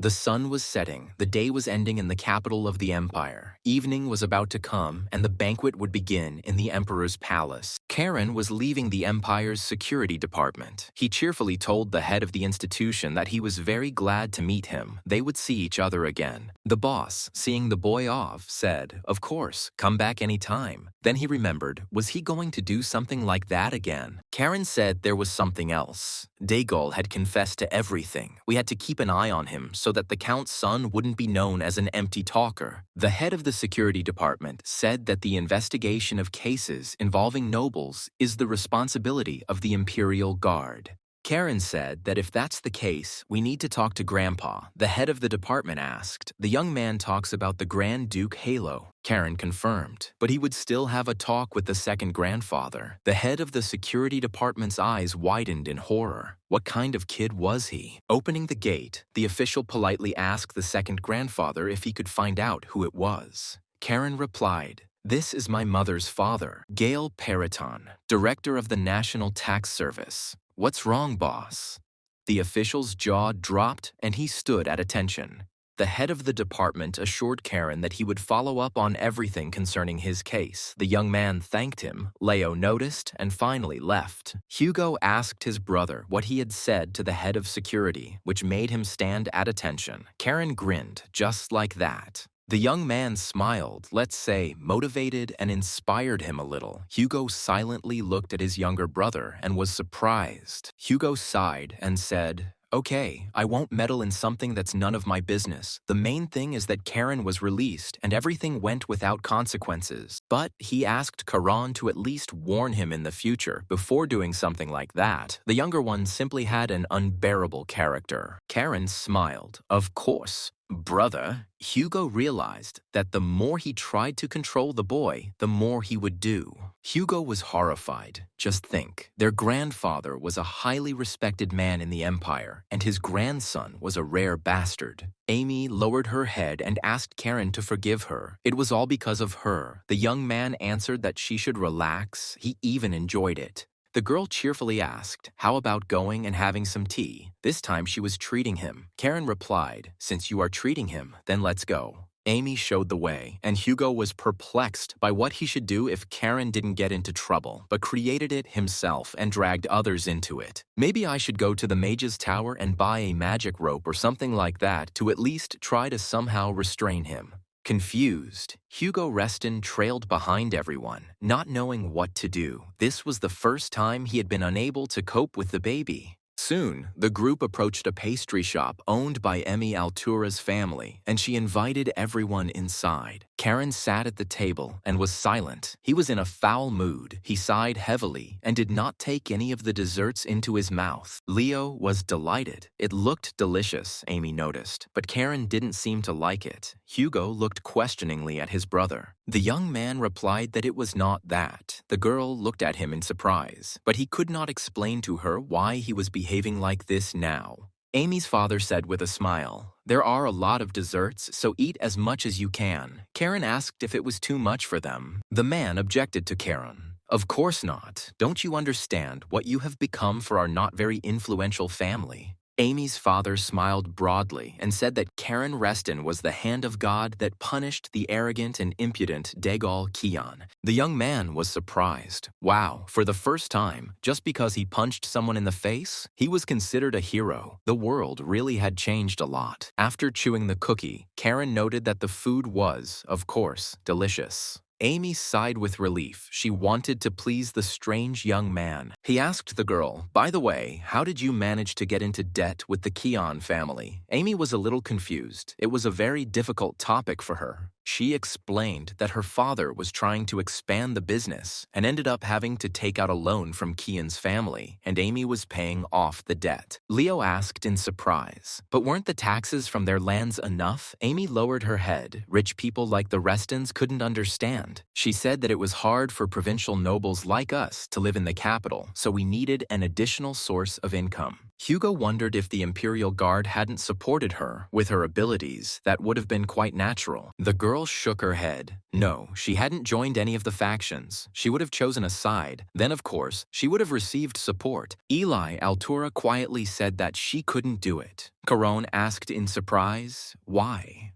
The girl smiled. It was obvious. She cheerfully explained that her idol, Sir Khan, was a proud man, a knight with honor, and he would definitely have chosen the path of the sword, not politics. Kane mentally responded to this enthusiastic girl. It was not pride at all. He was just trying to survive in the guard then. After thinking for a while, Karen said that he had a proposal for her regarding her debt to the Kian family. The girl asked what he was talking about. The young man asked if he paid off her entire debt. Would she go with him? Upon hearing this, Leo almost choked, and Hugo's face darkened. Amy asked what Karen meant. Leo jumped up and said that this was too much, even for Karen. The guy asked his brother what was wrong. Leo shouted, offering to pay the debt so that she would become his woman. He is no better than Deagle. Karen flared up. What other woman? Hugo said Amy wasn't knighted, but don't try to buy a lady. Karen shouted at them to be idiots. That's not what he meant. Enraged, Karen indignantly explained to his brothers that he was offering Emmy to become a knight and join their Heiran order. Leo muttered that his dear brother had changed his tune on the fly. Amy quietly laughed at how many defenders she suddenly had. She thanked Karen for the offer, but she was forced to refuse, even though the Order of the Blue Wolves was a very prestigious organization. Karen guessed that she wanted to stay in the Imperial Guard and change it from the inside.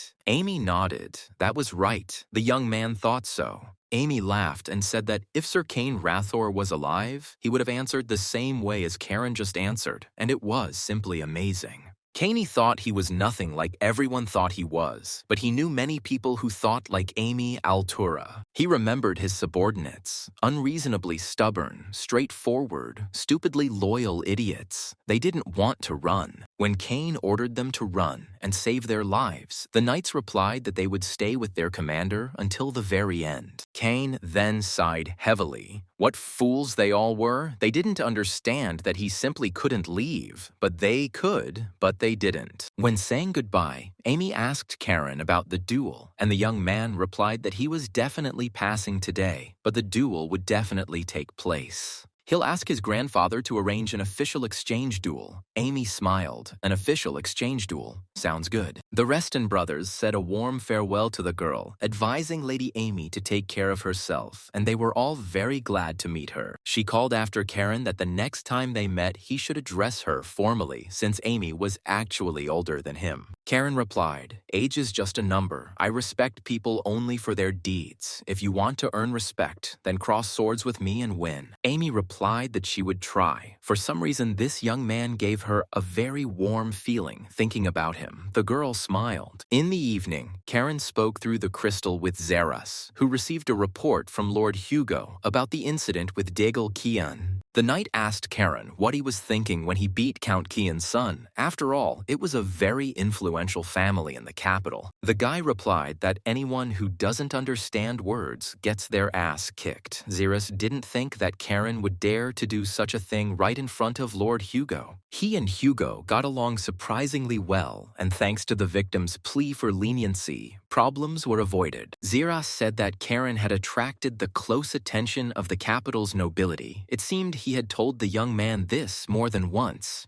The knight asked him to behave decently in the palace tomorrow. Karen replied, "Okay, I'll be a good boy in front of His Majesty," but Zeras didn't believe him. Karen said, "I swear by the honor of my father." The knight asked, "Why by the honor of his father and not his own?" A very strange oath. The young man laughed. He traded his honor for a bottle from Zeras's bar. By the way, he invited Amy Altura to join our order. Zeras became interested. He knows her. Miss Amy is a very talented, promising girl. The knight asked, and what did she answer to this? Karen sighed and politely refused. Whore? Zeras was upset. What a pity, but she is a valuable asset to the Imperial Guard. The young man asked the commander of the Blue Wolves' knightly order if he could take the ball to his grandfather. Karen wanted to discuss something with him. Zeras replied that he would try to do this if only the head of the ducal house was not busy with anything and could talk to his grandson. The young man took the crystal and moved to the open window. He silently looked at the capital, a strange feeling haunting him. But then Karen heard his grandfather's voice. Halo asked his grandson if he wanted to talk about something. The young man confirmed, "Yes, Chief, that's right." The Duke understood that since Karen called him head and not grandfather, it meant that the matter concerned the family. The young man smiled. Everything was correct. Halo said he was listening to Karen, and the boy explained that he wanted to have an official exchange duel with the Imperial Guard. The Duke was surprised, wondering why this was necessary. Karen replied, because the guards had always competed with the Knights of Heiran. Karen stated that he wanted to personally test the Blue Wolves' skills in battle. The Duke was silent for a moment and asked if that was all there was to it. The young man assured the head of the family that yes, there were no hidden dangers here, and Hilo agreed, "Well, let's assume that all this was true." The head of the family replied that he agreed, but he had one condition. Karen asked what the condition was, and he was ready to listen. The Duke ordered, "Behave quietly, at least until the visit to the palace. Do not create problems, and do not attract attention. You understand me?" Karen sighed and replied, "Yes, Chief," the Duke said. "Okay, and look to me. Behave decently in front of the ruler of the great empire." The young man assured his grandfather that he would definitely be able to live quietly as a mouse for one day. At least he would try very hard. Besides, Karen doesn't plan to make a scene there. He can't even imagine how he'll go to the Emperor's palace tomorrow. In the end, this place became his grave, and it seems that it is not customary to quarrel in graves, Kane thought inside Karen's body. The next morning dawned, and few people slept in the Azure Sea Fortress. Everyone was worried about Karen's upcoming audience. The commander of the Order of the Blue Wolves knocked on the office of the head of the family and said that it was Xeris. The Duke replied that the knight should come in. Xeris sent an official letter to the Imperial Guard. As Karen requested, Duke Hilo asked, and what was their answer? The knight said, "The guard accepted this proposal without hesitation." The head of the house, Reston, chuckled thoughtfully. What was Karen up to?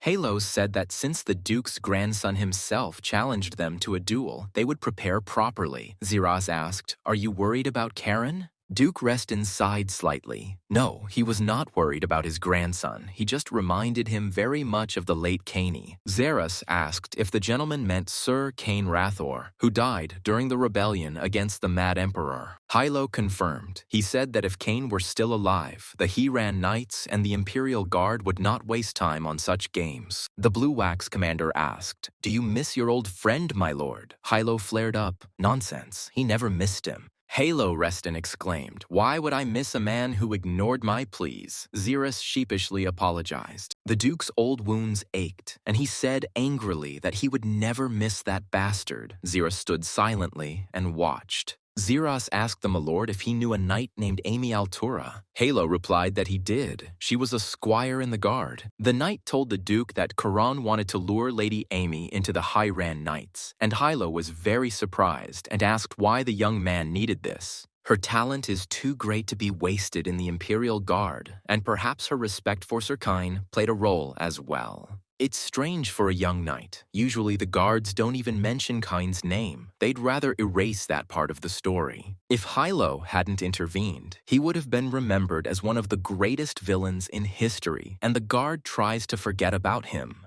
The Duke asked, "And what?" This aroused Karen's curiosity. Xeris nodded. Yes, the boy always showed a keen interest in Sir Cain. Halo Reston asked if anything was known about her family. Xeris said that she was from a modest provincial noble family. Nothing remarkable, except that about 50 years ago, their last name for some reason changed from Akti to Altura. Halo shuddered. Acta.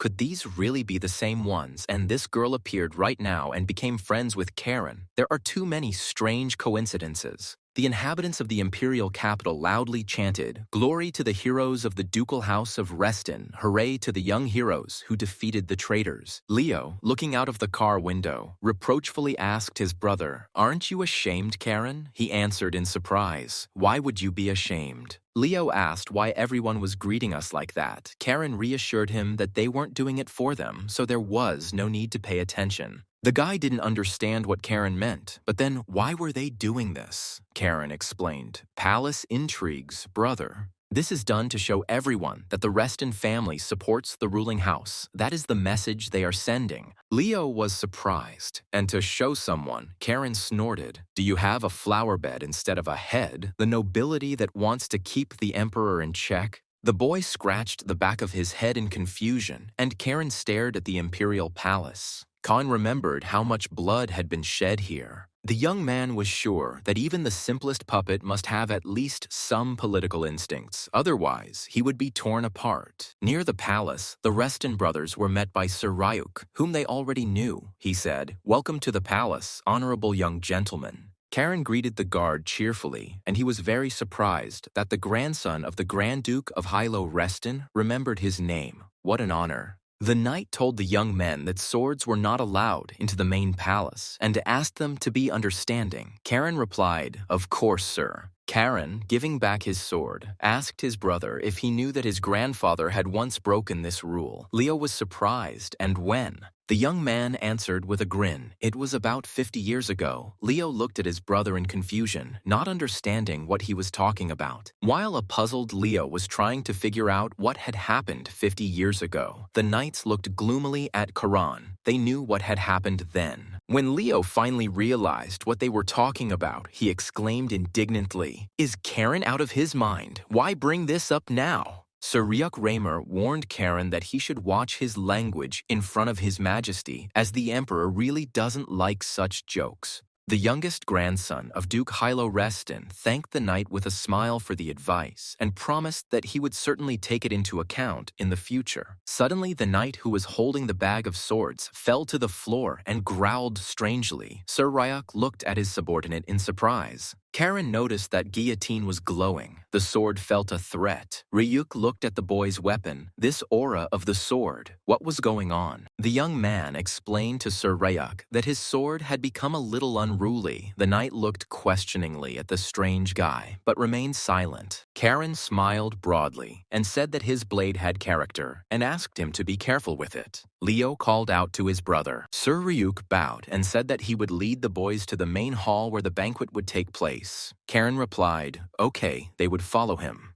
Karen and Leo Reston, accompanied by 3 guards, walked through the corridors and luxurious halls of the vast imperial palace. Leo looked around in admiration. The royal palace was truly luxurious. Yes, Karen, but the younger one was surprisingly silent. The guy quietly called out to Karen, but he didn't react, as if he wasn't there. Kane seemed to have returned 50 years ago. Leo looked at his younger brother in silence and did not recognize him. He had changed surprisingly much at that moment, like a different person. And his mana, it's literally blazing. Karen seems to be engulfed in tongues of blue flame. What's happening to his younger brother? The knights didn't seem to notice anything, which was good. Leo felt that it was better not to touch Karen now and just keep quiet. Leo had never seen his brother's face like that before, but he didn't look angry now, rather sad or worried. He remembered Lady Sabina's request. Before leaving, she asked Leo to keep a close eye on the ocean of Karen, and he promised. Sabina was sure that Leo was the only one from the Azure Sea Fortress who was capable of this, but would he really be able to understand Karen?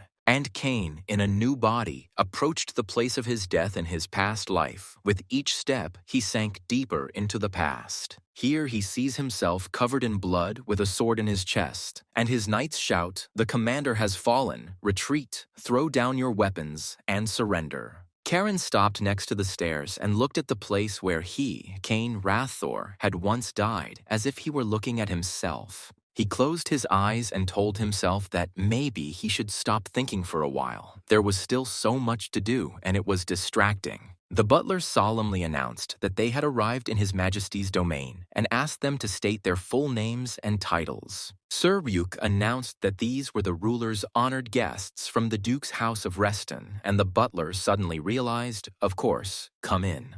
The butler entered the hall and loudly announced to those present, Leo Reston and Karen Reston of the Grand Ducal House of Reston are entering. The doors of the main hall of the palace opened, and the brothers headed to the throne room, where they were to meet with the emperor himself. Cain thought, well, it would be interesting to see the face of the heir who replaced the mad demon emperor. The young man stared at the figure in the royal robe, his eyes blazing as if his whole life depended on it. Cain was eager to see the face of the heir to the throne who had replaced the mad demon emperor after the rebellion raised by Hilo. The brothers heard a greeting, welcome to the imperial palace. Cain was confused who this guy was. He was much younger. The man said that His Majesty, unfortunately, was not feeling well and was currently resting and asked me to convey his words. Before them stood the man who would inherit the imperial throne, Crown Prince Jorn Karen, the current ruler's eldest son. Karen knelt down and exclaimed, "We greet your highness, the crown prince." Leo looked at his brother in surprise and repeated everything. Leo dropped to one knee and said, "Your highness, it is a great honor for me to meet you in person and pay my respects." The heir looked closely at the young men and said that he had heard that they had defeated the demons in the barony of Belus, worthy of the grandsons of a hero. Karen Reston clearly replied that they were only doing their duty, although his hands were shaking in his clenched fists. It was simply incredible.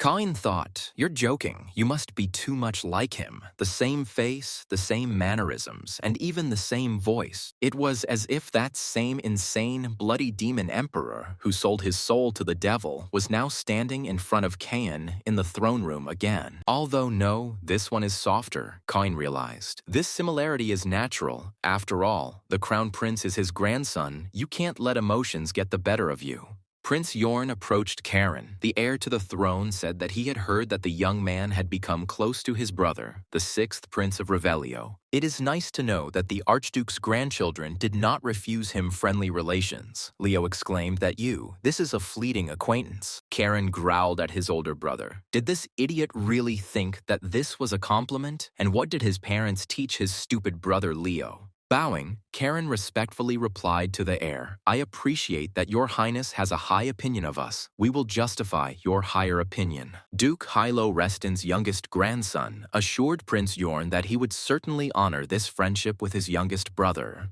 Karen also promised to maintain good relations with Prince Revelio and provide him with all possible support in all matters. Jorn Karen looked closely at Hilo's youngest grandson. This boy knew palace etiquette surprisingly well. It was strange. Leo was completely at a loss. He shook his head and looked around questioningly, wondering if he had said something wrong during this audience. The heir to the throne nodded slightly and said to Karen, "So take care of it." The young man realized that the audience had come to an end. Yorn added, "There will be a banquet in your honor this evening, so enjoy." The young men unanimously thanked His Highness the Prince. The heir suggested that the boys rest a little before the banquet. They thanked him, and the gatekeeper said that he would escort the brothers to their chambers. When the door closed behind the young men, Karen looked at them for a long time and chuckled thoughtfully, reflecting on what he had seen and heard. The heir to the throne said quietly, "So Duke Hilo Reston encourages friendship with the royal family, even friendship with Revelio." The gatekeeper informed the Reston brothers that the master's weapons were completely safe. They were already in their chambers. They could take the swords. And Prince Yorn kept remembering the past audience. He decided that this Karen Reston really was a funny guy, even though he was very young. Soon, Leo and Karen found themselves in a spacious, cozy room with a massive carved fireplace. The brothers settled into soft armchairs. Leo asked his brother, "Their grandfather overthrew that crazy demon emperor, right?" Karen confirmed, "Yes, indeed. And what of it?" This means that the current emperor is the son of that same emperor in the usual scenario. But Karen stopped his brother. He is not in the palace. Karen flared up. Leo was an even bigger blockhead than he thought. He growled at him to shut up and check if there was any eavesdropping magic here. "He's already checked everything. It's clean, but he's not a detector," Karen explained. Usually it would be like that, but the prince personally participated in the coup. This gave Hilo Reston even more reason to act. Leo asked why the imperial family disliked the Restons then. Karen asked his brother why he thought that. Leo replied, "I don't know. It's just that the crown prince was looking at them that way and was acting so reserved today." Halo's youngest grandson smiled. "That's not bad. Leo is finally starting to think, observe, and draw the appropriate conclusions." When Leo mentioned Revelio, Karen's hands were itching to punch his brother, but the heir's gaze was definitely hostile. Leo asked in surprise, "But why? After all, they hadn't done anything bad to the emperor's family." Karen sighed thoughtfully. "Well, that's obvious." Suddenly, the doors of the chambers opened, and Prince Revelio appeared on the threshold. He answered the young man, "Because the family of Leo's mother is the Marquise Diaz."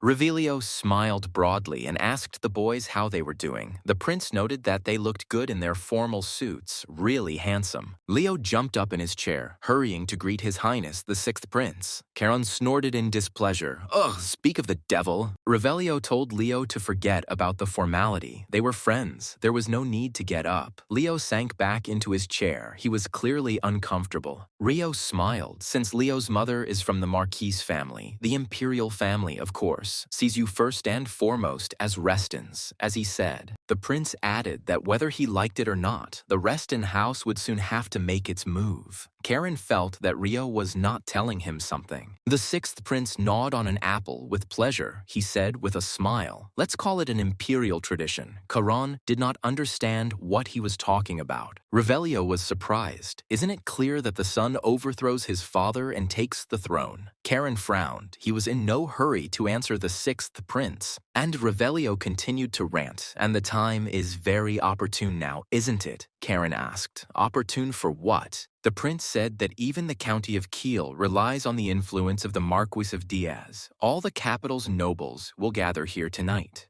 And thanks to Karen's presence, the banquet promised to be even more fun. The young man became wary and asked what Revelio was getting at. The prince asked the young man if he wanted to cause a stir, but Karen objected, saying that Revelio seemed to really want to have fun today. Rio agreed, and that's also true. "In any case, I can prepare a stage for you where you can do whatever your heart desires." The sixth prince's golden eyes flashed, and he asked Karen point blank, "So tell me, are you ready to join in this fun?" Karen demanded that the prince first tell the details. He smiled cheerfully. "Okay, that's a fair demand of the participant." Leo was stunned with horror to cause a commotion at the imperial banquet, but Karen must be joking. Grandfather will never forgive them for this. Evening came. Numerous golden chandeliers were lit in the great hall of the imperial palace,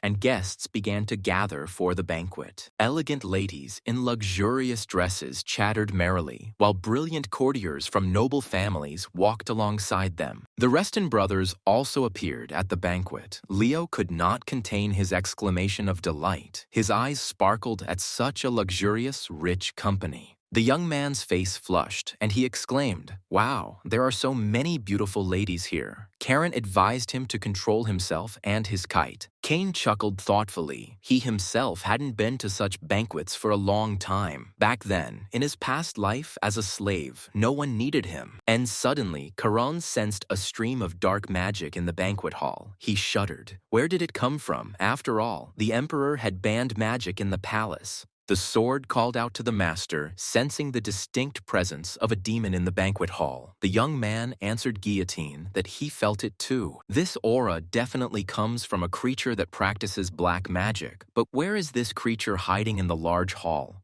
Karen frowned and released his aura, his eyes glowing with magical light. He prepared to face the evil demon. But how can he find the source of magic so quickly in such a large, crowded place? There are at least 100 people here, maybe more. Karen turned his head, trying to understand where the stream of dark magic was coming from, but it flowed between the dancers, looping and confusing the trail. The young man was sure that there must be something that would help him in his search. If he didn't find the source, the situation could get out of control. Two guys were watching Leo and Karen closely. One of them asked if it was them. The second nodded affirmatively. Yes, they were the Reston brothers. And Leo couldn't take his eyes off the beauties, he exclaimed. "How many girls, Karen?" He pulled up his older brother. "It's impolite to say that." Leo started to make excuses, "But I didn't mean it that way." But Karen hissed at him, ordering him to shut up. Those two guys were approaching them. One of the strangers noticed that rumors about the brothers had already spread throughout the capital. It must be hard to be young wolves of the Reston house. A strong guy extended his hand to Karen and introduced himself. "I am Karim Diaz, pleased to meet the grandson of the continent's famous hero." Kane hesitantly shook the hand extended to him and introduced himself as Karen Reston. He had no time for introductions now. He was looking for the dark mage in the hall. Karim Diaz was surprised. "No manners," Leo whispered to Karen. "When you shake hands, look the person in the eyes." But it was all in vain. Leo explained to Karim, his brother must be nervous. It's his first time at such a big banquet. "I'm Leo Reston. It's very nice to meet you."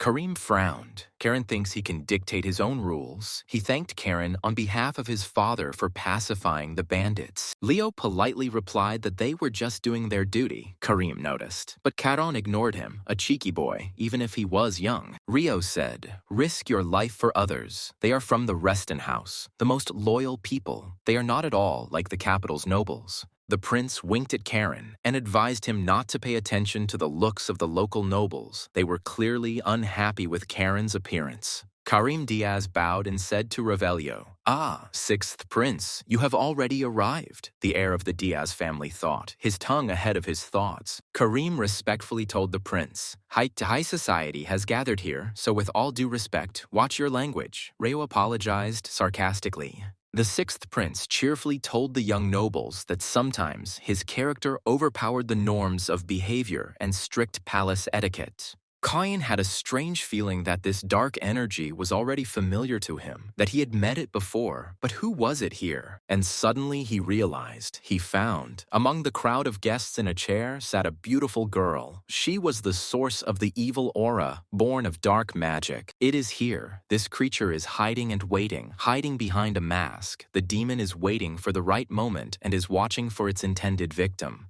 Now Caron could take a better look at her. He was convinced that he was not mistaken. It was from her that the evil aura emanated, and this enemy was quite strong. The beauty felt Karen's gaze on her. She turned slightly and smiled coquettishly at the cute young wolf cub. Rio exclaimed, "Karen and Leo Reston, welcome to the palace." Karim was indignant. He and the young dukes were talking now.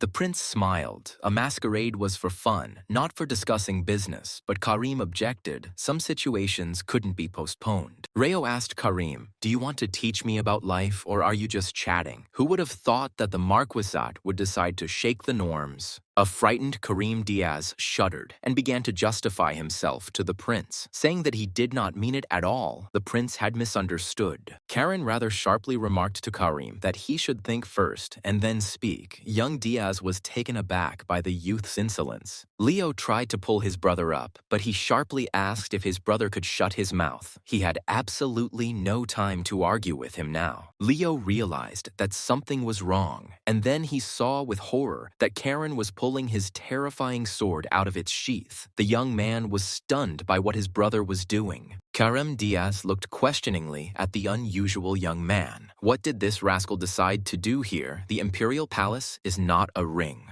Karen whispered to the sixth prince that the performance was over, and he was surprised why, suddenly, he had just gotten a taste for the entertainment. Karen Reston quietly told Revelio that the black magician was hiding right here in the banquet hall. He was among the guests. The young man had already found him. The sixth prince was amazed at what Karen was saying, where the black magician came from, how the guards let him into the imperial palace. Karen asked the prince to buy him some time. Revelio asked if perhaps it would be worthwhile to urgently call the imperial guard here. The young man asked Revelio with a smile. He probably forgot who Karen was. His sword would cope with the demon much better than any guard. Rio smiled. Doctors destroy diseases, and Reston destroys demons. He asked, "What needs to be done?" Karen answered, "Don't let anyone out." The prince warned that he wouldn't be able to hold off the crowd for long, but okay. And then Karim Diaz appeared in front of Karen, trying to stop him. The young man glared at the young marquis and whispered to him to be quieter. Karim stopped dead in his tracks. Everyone silently watched Karen as he walked down the hall with his sword drawn straight towards the mysterious girl in the beautiful mask. The young Marquis Diaz was in shock. He couldn't even draw his sword under Karan's gaze. The boy's blood pressure was so terrifyingly strong. The guests at the imperial banquet made way for Karen, everyone asking each other who this strange guy was and why he had a sword. Leo looked around in confusion. He asked Karen what he was going to do, and then he looked at the serious Rio. The prince didn't understand what the hell was going on. He never thought that he would have to use this thing here in the emperor's palace. Seeing Revelio's manipulations, everyone started whispering, "The sixth prince, does he have magic?" Reo explained, "It's an illusion barrier. It will help." The prince explained to the guests that we could buy time until the guards arrived, but no one understood why they needed to waste time. Revelio reminded the aristocrats that doctors destroy diseases and Reston destroys demons. Now is the decisive moment. Karen calmly said that he had not even hoped to find support in the capital since their glorious ducal family was a thorn in everyone's side. Leo didn't understand anything. He asked in confusion, "What other demons, Caron? This is an imperial banquet. They can't be here." The demoness took off her mask, Karen noticed. "Just think, someone is greeting me here like this." She smiled welcomingly. Karen asked the beauty, although, are you even human? Most likely not. The young man's aura and the sword in his hand were blazing with a furious flame. The woman's eyes sparkled. He had found, after all, as expected from Hilo Reston's grandson, a worthy wolf cub was growing up in this family. The beauty said coquettishly she was even afraid that Karan would not cope and would not be able to find her at this crowded banquet. Seeing the raging streams of dark magic, Revelio shouted, "Barrier!" And the banquet hall was covered by a strong magical barrier. The beauty said languidly, "Karen Reston, you are quite persistent, aren't you? It's a turn-on." She looked invitingly at the young man, seducing him. Karen exclaimed, "Don't even try." He swung his sword and attacked the villainess who had sneaked into the banquet at the emperor's palace. The beauty's head flew off her shoulders and to the side, spraying blood everywhere, and all the guests gasped in horror and disgust. The severed head stopped at the feet of the elegant beauties, and gentlemen, everyone, as if enchanted, looked at it and at the young Karan. The beauty's head lay in a pool of her own blood. The guests whispered. Someone knew this lady and was outraged by her murder. Suddenly, the eyes of the severed head opened. Dark magic lit up in them. The demoness languidly whispered that she was all burning from this. The guests, horrified, fled in all directions from the revived head. The ladies fainted or cried, not knowing what to do in such a situation. The banquet hall was filled with the desperate cries of the aristocrats. Everyone was wailing, shouting that a monster had appeared in the emperor's palace. And only Karan silently watched the demon. He understood perfectly well that not everything was so simple. Their bloody battle was just beginning. The demoness screamed, and a bouquet of black roses appeared in the center of the hall, sending glowing flower petals flying throughout the room. Karen watched carefully. He knew this deadly technique, but he had never seen it in this life, only in the past. He was very surprised. Petals, this technique was very much loved by the dark mages of the Mad Demon King. And sweat again.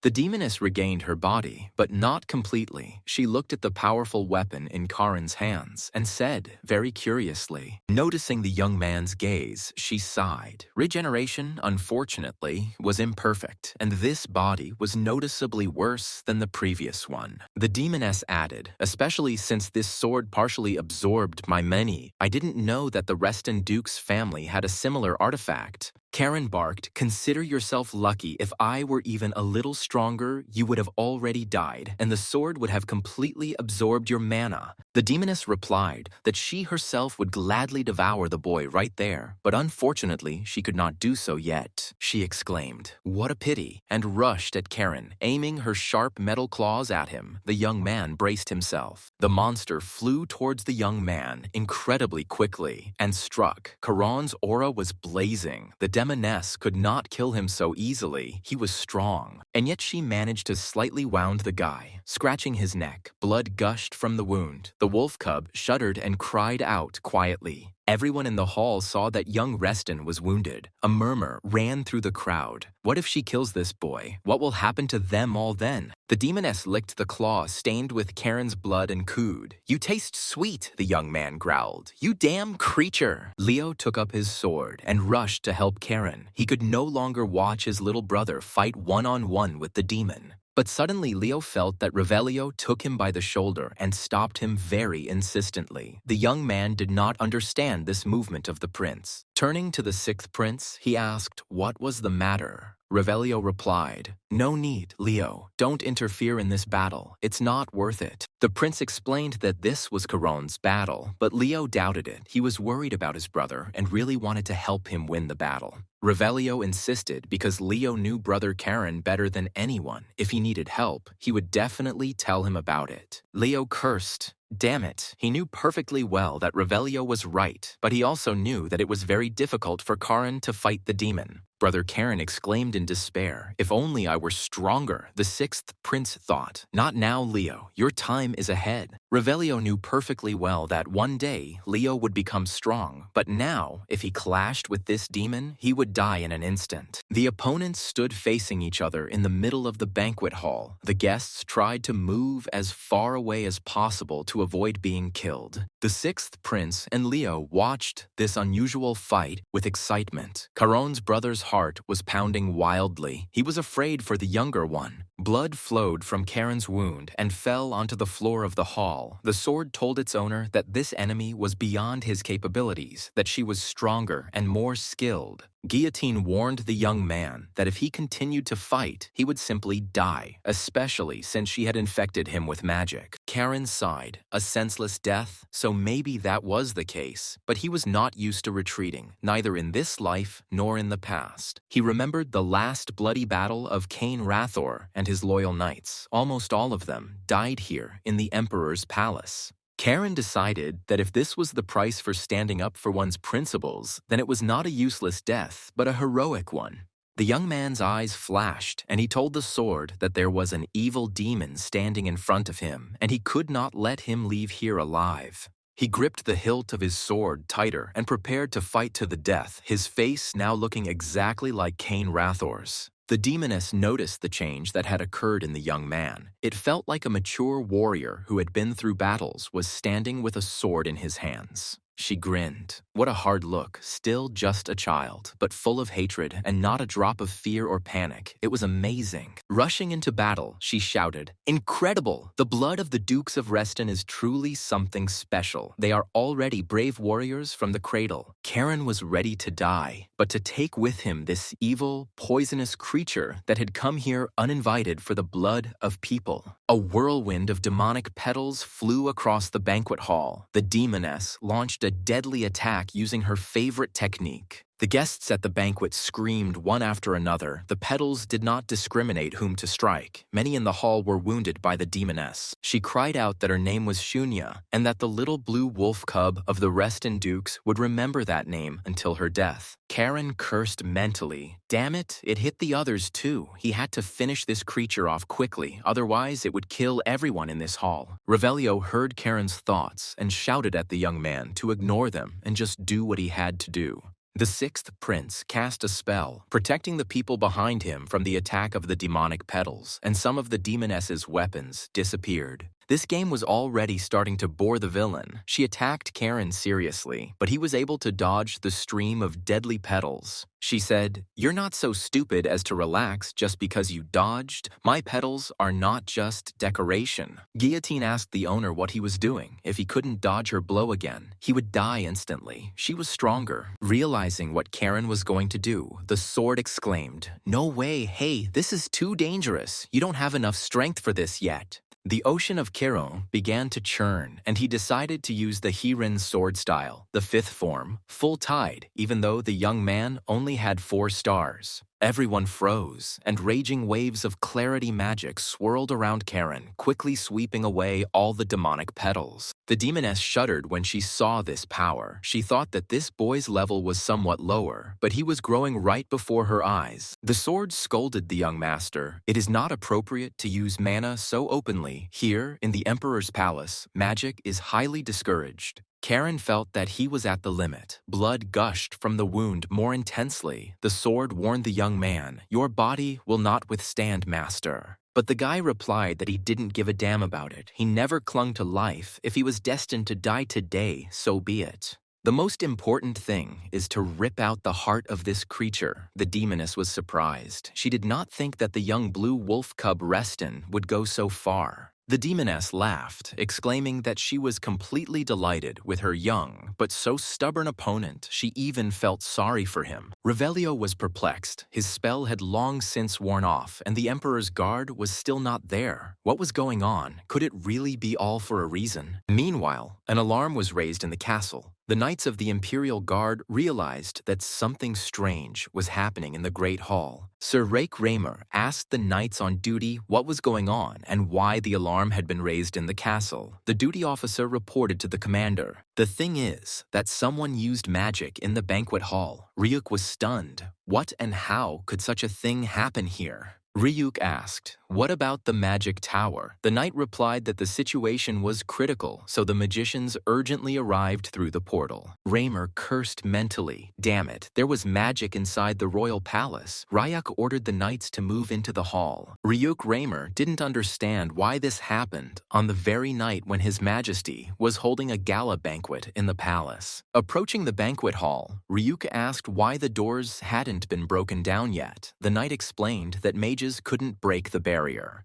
The guard commander was amazed that it was possible that the members of the High Magic Tower could not cope with this spell. The duty officer told Ryuk that the Imperial magicians said that this barrier was similar to black magic. It seemed that there was an enemy inside. Raymer frowned. How was this possible? Dark magic in the Imperial Palace. It had been a long time since anyone had heard of anything like that here. What the hell is going on? Is the Empire returning to the dark times that were under the Mad Demon Emperor? The demoness's eyes glittered, and she said that since the king had not given permission, she would not kill the little blue wolf cub. She approached the young man, seeing that he was weakening before her eyes, but still did not give up, striving to kill the monster that appeared before him. Karen was silent, and the demoness gently told him not to worry. This time he would stay alive, but only for now. She charged again, screaming, "So let me enjoy this longer, such sweet young blood of Reston." The young man clenched his teeth. He thought through his strategy and tactics, and knew that now her deadly claws would dig into his body and cause pain. Karen swung his sword, but instead of the demoness, there was only a whirlwind of rose petals in front of him, and she herself disappeared, moving upward. Shunya hovered under the ceiling of the banquet hall. She really liked this delicious, sweet young Reston, with a mighty sword in his hands. The young man felt Shunya circling above him, looking for the best place to strike with her claws. He froze in anticipation of her attack. Seeing the demoness above him, Karen cursed loudly. Damn, it looks like he won't be able to dodge her this time. Nothing can be done.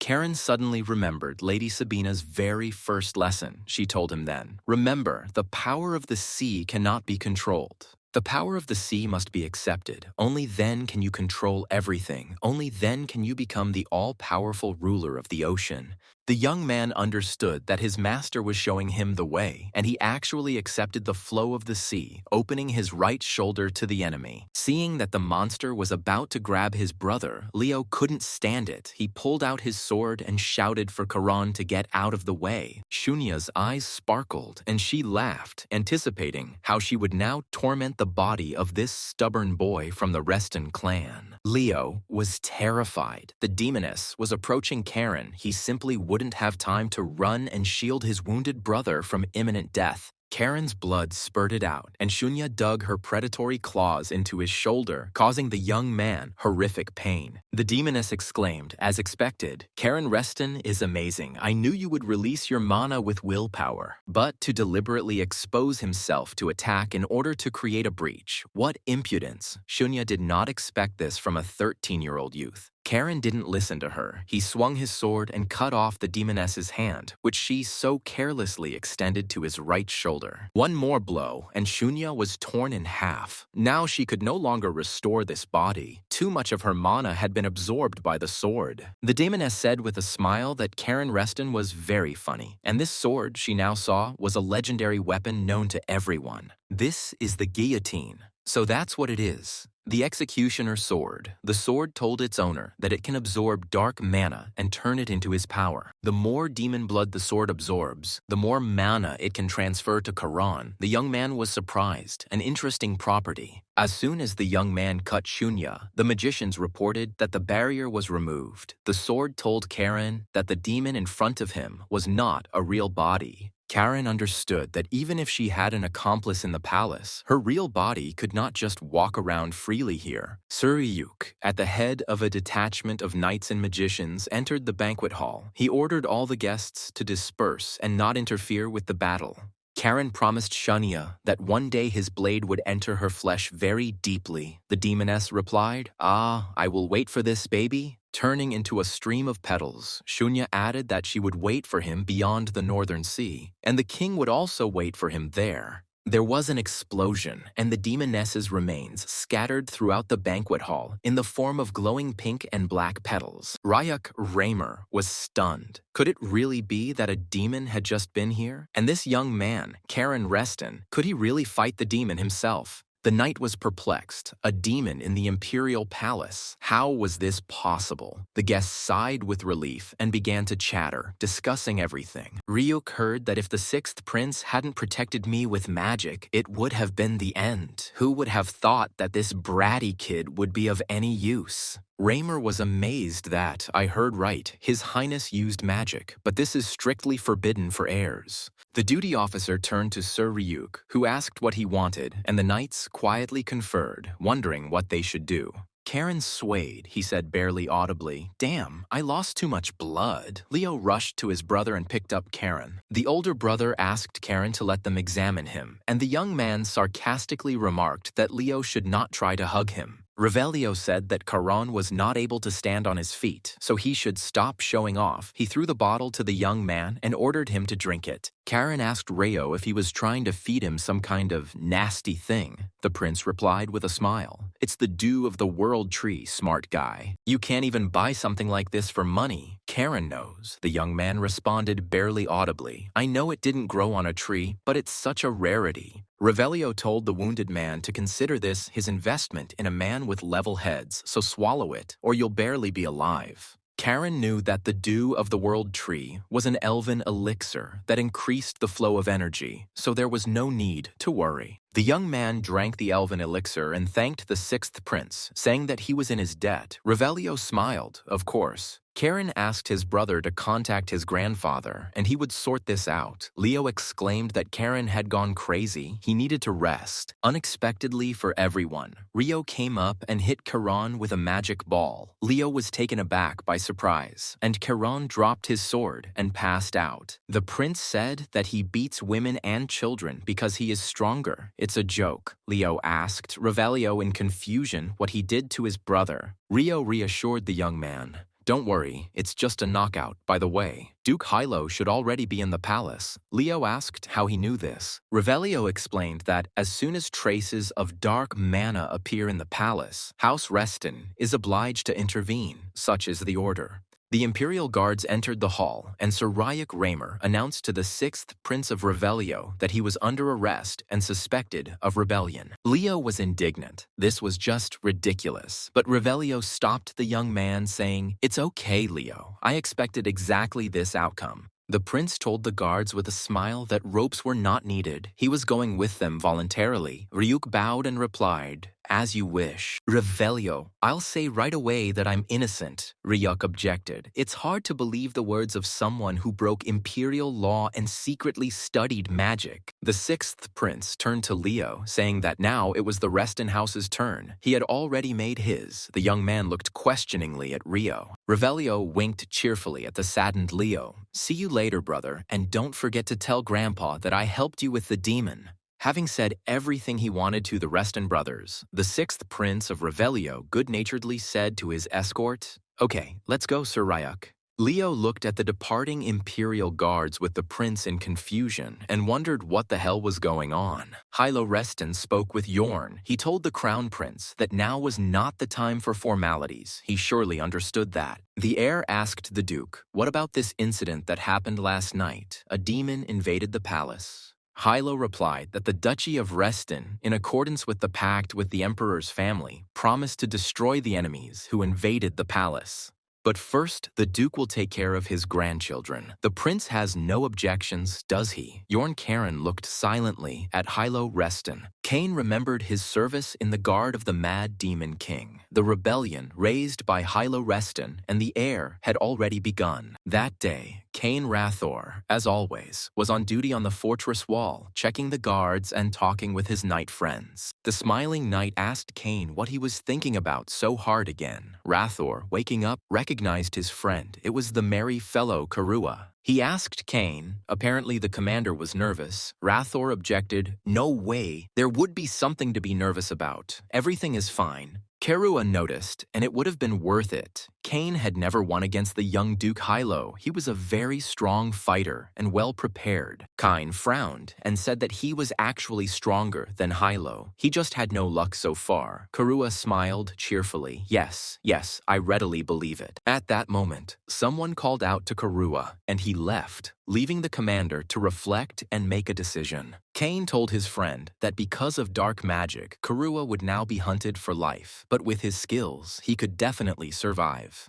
The commander urged his friend to flee before it was too late, before Hilo Reston's army broke into the capital, and then no one would be saved. Kurua smiled in response. He thanked his friend for his concern, but spending the rest of his life on the run sounds like a pain in the ass. The knight declared that he would rather die here with him, his commander, and Kane Rathor angrily called Kurua a stubborn fool. Kurua suddenly asked the commander why he never chose himself, why he risked his life for this mad emperor. Kane Rathor calmly replied to his friend that it was not a matter of the mad emperor. He had lived his entire life as a submissive slave, and he decided to end this worthless life here. This is his, Kane's, choice, albeit the first and last, but others are not obliged to follow him. Kurua sighed sadly. It was stupid, of course, but since the commander had already decided, there was nothing that could be done. We had to go to the very end. The always cheerful Kurua added that he would escort the commander to the next world without complaint. Kane cursed. What a stubborn moron he was. A squad of knights from the Imperial Guard walked along one of the streets of the Empire's capital. After the attack, the city's security was strengthened. Stopping next to the knights on duty near the Reston house, the guardsman angrily muttered, "Those damn blue wolves." The guard angrily told the Hiran Knights not to relax there, as they were settling in there a bit too openly. The Blue Wolf noticed that we all felt awkward in the same company and asked his comrade when he thought we would return to the fortress. "We'll have to wait until the Grand Duke finishes his investigation. Considering what happened, he won't just let it go." So, the Blue Wolves are apparently in the capital for a long time, since Mr. Karen almost died during the fight with that demon in the Emperor's palace. And Karen was still unconscious. Leo and Amy silently watched by his bed, waiting for the young man to finally wake up. The silence became oppressive, and Leo thanked Miss Amy, who was surprised, for which the young man explained she had helped him and Karen a lot. And given the Reston family's relationship with the Imperial Guard, it wouldn't have been easy, the girl said, if Mr. Kane had lived. Suddenly, Karen sat up in bed and barked at Amy. This again, Kane this, Kane that. Leo carefully asked his brother how he felt. Enraged, Karen declared that he didn't care how he felt, where that half-poker Revelio was. That bastard made him pass out. Leo explained that the prince was arrested by the guards. His grandfather should have already gone after him. Karen was stunned by the arrest, and his grandfather was also here. Leo said that Grandpa led the Blue Wolves into the hall immediately after the attack. Karan realized that Halo used a teleportation circle. Karen asked if anyone else had attacked. Leo replied, of course not. Who would risk entering the palace when the Blue Wolves were on guard? Looking at the girl, Karen asked Leo, "By the way, where's this one from?" Leo said, "Thanks to Amy's help, you were quickly patched up."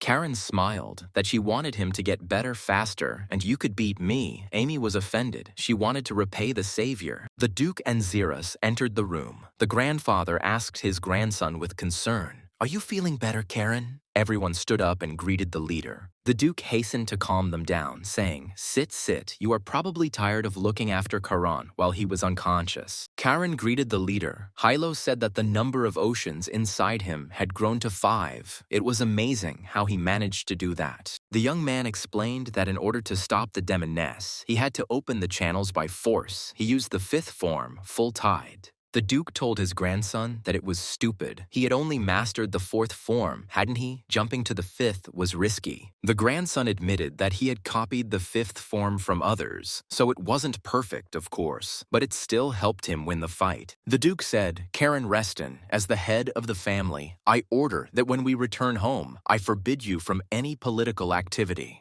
This ban will last for 4 years, during which time Karen will only be occupied with training at the Azure Sea Fortress." The young man obediently replied, "Yes, sir." Karen understood his grandfather perfectly well. Over the years, the boy should become noticeably stronger. Halo asked his youngest grandson if he had learned anything from this incident, it being his first encounter with a demon. The guy answered, "He realized that I still lacked a lot." The Duke carefully told his grandson, Karen, "Obsession always leads to trouble." The young man explained that it was not just a matter of lust for power. The demoness who attacked the palace had said something before she disappeared. Halo asked, "And what did she say?" Karan said thoughtfully, "She said that she would wait for him beyond the northern sea." Karen asked his grandfather what was there. The Duke sighed and said that he was not ready to know it yet, and asked if there were any other questions. The young man told the Duke that Revelio had given him the dew of the world tree to heal him, and he could not remain in debt and wanted to repay. Hilo Reston replied to his grandson that, as everyone knows, members of the imperial family are strictly forbidden from studying magic. Although they found no evidence related to the incident, since the sixth prince violated the treaty, he must be severely punished. The Duke concluded that from now on, the sixth prince of Revelio would be under the supervision of the Blue Wolves, a fact his grandson should keep in mind. Leo shouted to his grandfather, but the sixth prince tried to help Karen, and the youngest grabbed his brother and tried to sit him back on the chair. The Duke asked Karen to stay with Xeris until the investigation was completed, and the young man said he had one more request. "There is no suitable place for Karen's training." Hilo replied that he had made arrangements with the Imperial Guard. They would instruct him. Karen thanked the chief. The Duke asked Xeris to look after the children. He bowed respectfully to Lord Hilo Reston. Leo reproachfully told his brother that the sixth prince was trying to help them. Karen explained to his brother that his grandfather was protecting this peacock. Leo asked in surprise what he meant by protecting, and Karen explained that the Duke had personally assigned his loyal blue wolves to him. They seemed to have taken him into custody, but in reality, they were protecting and watching him. Everything turned out exactly as Revelio wanted. The Restons became his shield. Leo grabbed his head, trying to comprehend what his brother had said, and Karen cheerfully asked Amy if the little one wanted to go for a walk. He wanted to go to the headquarters of the Imperial Guard to take a curious look at it. Maybe Amy would take him, the girl agreed. She looked at the suddenly cheerful Karen and tried to understand what he was planning. Suddenly, he would pull some kind of trick again. Noticing Amy's gaze, Karen asked, "Why are you looking at me like that?" The girl replied embarrassedly, "I'm not looking at you at all. It's just your imagination."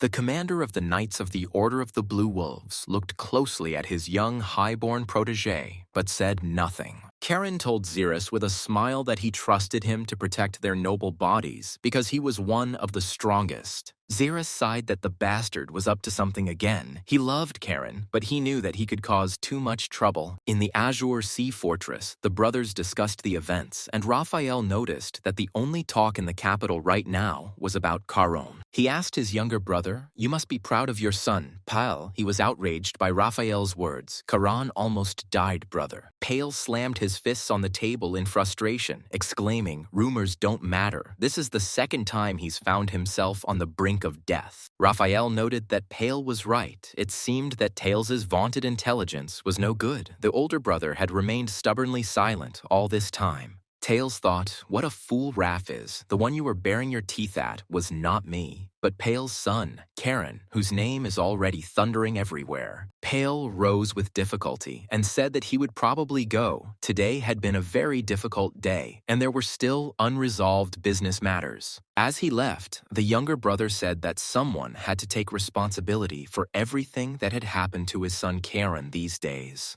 Raphael stood up after his brother and said that he would go too, wishing his older brother a good rest, who thanked Rafa. Tails was left alone. He thought that Karen was not just a potential threat. He had now become his main obstacle in the fight for the inheritance. Perhaps he is even more dangerous than Raphael. Tails headed towards the magic crystal. He couldn't sit still. He had to do something. The first young master of the Reston house approached the magic crystal. He needed to consult with his mentor. He asked what it was. Tails, Father Hugo answered that he had a personal request for the elder. It was extremely important for him. The elder told Tails that now was not the best time for such requests, but he objected that it was all for the sake of their own family. The elder was silent for a moment, then reluctantly answered, "Okay, but Tails will have to wait a little. He will come to him soon." A satisfied Tails mentally addressed Karen, saying that the boy would also soon have to make his final choice. The youngest nephew will have to decide whether he will side with his uncle Tails or whether they will forever be bitter enemies. The forest around the Azure Sea Fortress began to rustle mysteriously. Streams of magic flowed through the thicket, and Tails' mentor headed towards it. Karen, who had recovered from Rayo's magical attack, began magical training in the Imperial Guard Special Hall. The young man worked hard. He needed to recover and absorb the rare elven potion that Revelio gave him after the battle. Finally, the training was over. Karen's whole body was covered in sweat, but he was pleased with the result, even more than he expected. The young man said thoughtfully, "It was impressive. Even though the potion contained only pure mana, it mixed with his body completely naturally. It's no wonder the dew from the World Tree is as valuable as a bud. And where did Revelio get such a rarity? It instantly heals and increases strength." And then he remembered, oh right, he has some shady business there with the elves, and they are real smugglers. They can get anything. Karen decided that at the next meeting, he should ask for another such thing. It was very useful and could greatly help in training. Opening the door to the training room, Karen was surprised to see Leo there, who asked his brother if Karen had finished his training yet.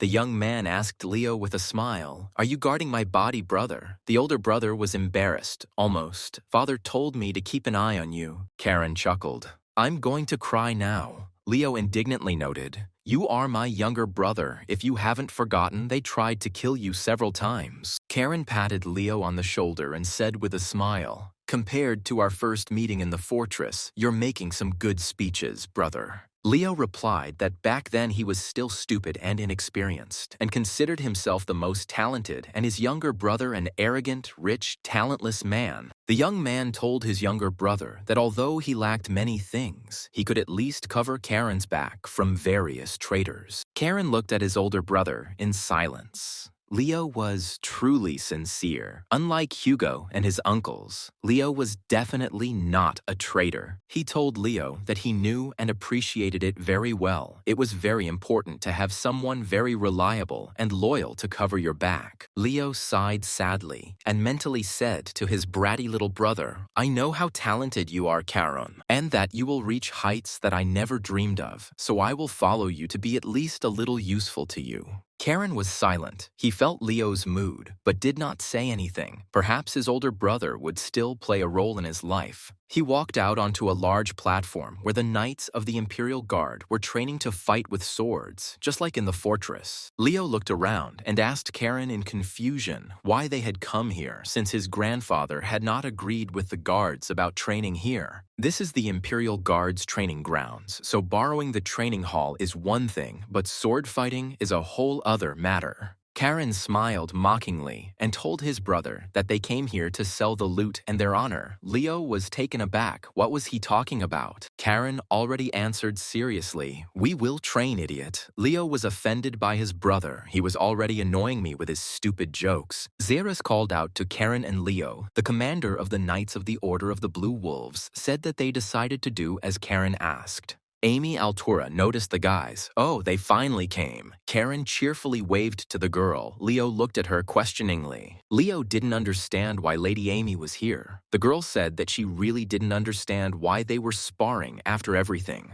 Karen approached the training wooden swords and asked the girl if she really needed a reason. He would quickly come up with one. The young man asked, "How about this? Will Amy have enough skills to follow in the footsteps of the one she admires? Let's check now." She caught the wooden sword that Karen had thrown and asked in confusion what he was talking about, in what footsteps, and what kind of path this was. Karen asked the girl provocatively if she didn't want to prove herself in front of all these people. Everyone was really looking at Amy. She gripped the training sword and looked at the smiling Karen. He didn't look angry or offended, rather cheerful. The young man was delighted. Such a fighting spirit. He bowed respectfully to the girl. "Lady Amy Altura, I challenge you to a duel." She responded with the same elegant, feminine bow and quietly said, "I accept your bold challenge, Sir Karen Reston." Karen suggested starting right now, Amy agreed. Leo turned his head in confusion, wondering what his younger brother was up to. Leo was puzzled as to what Karen was even thinking. The Imperial Guards already fiercely hated the Knights of the Blue Wolves Order. And testing the skills of Amy Altura, the guard's squire, right in the courtyard of the Imperial Guard, is an outright provocation. Amy and Karen climbed into the ring. He told the girl that he was giving her a head start because she was still a girl and had not yet been knighted.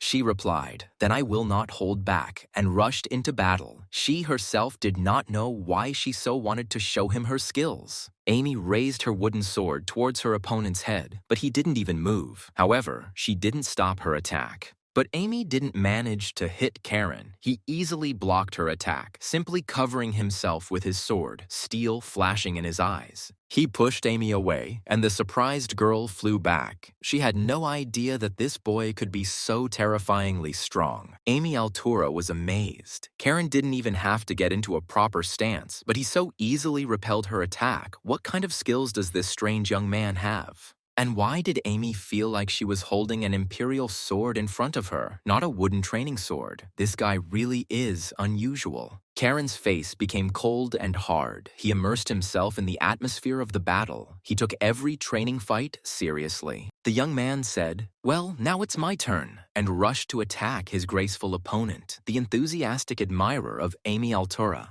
She shuddered. Such fast and strong movements. Few of the knights of the Imperial Guard have such amazing skills. Amy clutched the sword. Karen was so quickly next to her, and his appearance was so terrifying, as if he was actually going to kill her now. She put up a defense, but already realized that she wouldn't be able to block this attack. It was too fast, strong, and furious. Opening her eyes, Amy was surprised to see a huge banner of the Empire hanging on the fortress wall. She didn't even have time to understand anything. She lay on the ring in clouds of dust and silently looked around in surprise, the girl trying to remember what had just happened here. Karen dropped to one knee and sternly told the defeated Amy to get up. The enemy on the battlefield won't wait for her to catch her breath. The girl stood up and grumbled that she knew that. Without him, Amy glanced sideways at the one she considered just a little bastard. The girl's aura flared. She warned the enemy that she was attacking. He, as always, stood calmly, not even in a fighting stance. Karen easily counterattacked Amy, explaining that her movements were too predictable, and such an attack could be easily anticipated and parried. She clenched her teeth and swung at his legs, trying to get revenge for her first shameful knockout in their almost comical duel. The young man noticed that Amy was trying to throw him off balance. He commented that this was a good decision, but it had its downsides. He hit her on the back. She screamed, and Karen told her to think at least 2 steps ahead, otherwise death. Standing over Amy, who was shaking from the painful blows, he asked her if she died without defeating the enemy, who would protect those dear to her. Xeris, who was watching the duel, thought that the boy was right. The guards had to stop the enemy threatening the imperial family. The Knights of the Hiran Order strive to kill the enemy immediately. In the tactics of the Blue Wolves, the most important thing is a lightning-fast attack.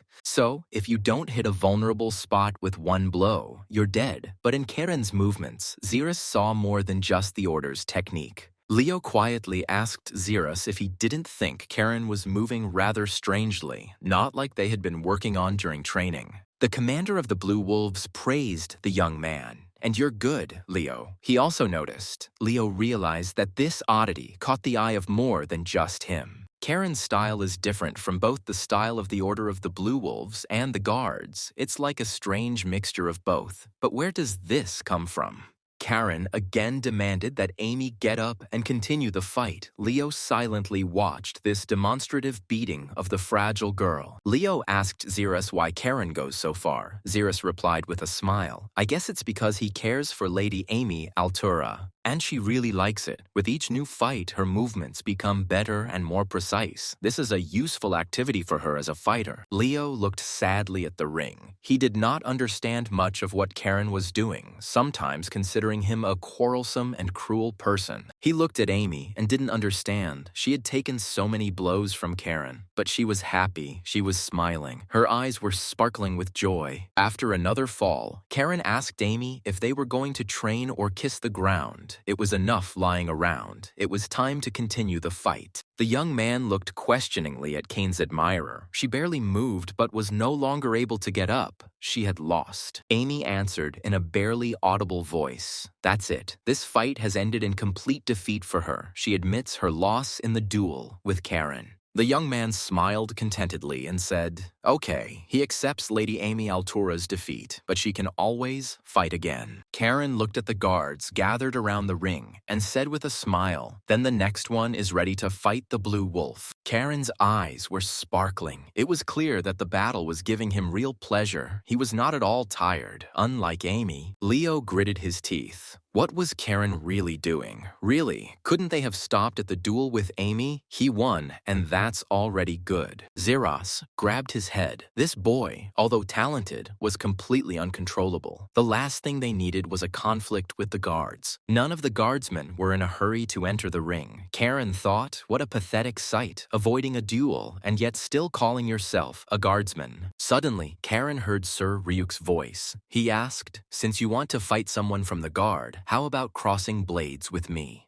He had just entered the training ground and looked defiantly at the Duke of Reston's grandson, and the guards stepped aside. Ryuk Raymer said that my subordinates should guard the Imperial Palace and not play the incomprehensible games of a boy. Karan smiled. He didn't expect such a turn of events. What luck! Fighting the promising Ryuk will be extremely interesting. The young man replied that if Sir Ryuk was willing to teach him a lesson, he would be only too happy, but there was one proposal that Ryuk was surprised at. Karen asked his potential opponent if he thought about fighting with real swords. Ryuk chuckled in confusion. What a guy. So Ryuk warned Karen that he could get hurt. He confirmed that he understood the risks. Ryuk was surprised. Zeros did not interfere. Raymer wondered if the commander of the Blue Wolves really thought the boy had even the slightest chance of defeating Ryuk. Karen reminded that anyone who agrees to sparring waives any claims in the event of injury or death, such as the law of swordsmen. Sir Ryuk confirmed that this was indeed the case, and then Karen suggested that the Imperial Guard Knight begin their sparring. Raymer took out his sword and calmly replied, well, fine, I'll accept the challenge since the boy so wants to get a good thrashing. The Emperor's knight frowned. This boy is behaving too provocatively here. We need to put an end to this once and for all. Sir Ryuk entered the ring with the firm intention of kicking the ass of this mad dog of the Duke's House of Reston, who had decided to humiliate the guard. Ryuk told Karan that he was giving him a one-hit head start because he was a boy, and the young man replied with a smile that he hadn't forced the knight's tongue. Now Karan had the guillotine in his hands. His eyes flashing, the young man rushed at the serious opponent with a real combat sword. Ryuk was amazed at the monstrous flow of mana. It was hard to imagine that this was just a teenager, albeit a talented one. The knight defended himself from the attack by holding out his sword. Two streams of mana swirling in a terrifying vortex across the training ground. Ryuk was surprised. Was this really Heiran's style? He realized that if he lost concentration even for a moment, he would instantly lose the fight. Karen attacked the Emperor's Guard Knight, well known in the capital, with a force that surprised everyone, and the guards froze in amazement. Ryuk dodged the blow. He decided not to take any risks and not to relax. Otherwise, he would be swept away by this powerful wave of Karen's mana. Suddenly, the knight saw that Karen had opened up, and at some point his left side was completely unprotected from the enemy's blow. Raymer decided to finish quickly. He lunged, attacking his young but very daring opponent from the Order of the Blue Wolves. Ryuk was stunned. The boy was smiling, but why? This smile of Karen during the battle seemed simply monstrous to the knight. The enemy inflicted a wound on Karan, from which blood gushed, but the young man seemed not to notice the pain. He immediately counterattacked Sir Ryuk. Raymer was stunned. The boy provoked the attack to destroy his stance. It's hard to believe that such a boy would act like that. But what's more important is that Karen's movement is clearly an imperial style. The Blue Wolves fight in a completely different way. Where could he have learned this? Zeros watched the battle without stopping. Not every one of his knights would have dared to engage in such a sparring match with Sir Ryuk Raymer. He suddenly remembered Lady Sabina's statement about her favorite student. She had said that calling him a genius was an insult. He mentally asked Lady Sabina if she felt her student fighting a knight who was aiming to become the commander of the Imperial Guard. The boy is only 13 years old, and he is quickly adopting his opponent's techniques, not inferior to the best Imperial fighters. Sir Ryuk noticed how interesting it was to feel the guard's technique in Karen's strikes, and he asked his opponent where he knew the technique from. Raymer warned the young man that from now on he would fight with full force, and Karen replied with a smile that he was glad to hear that. Guillotine warned his master that he sensed a murderous lust in his opponent, Sir Ryuk Raymer, that was growing stronger.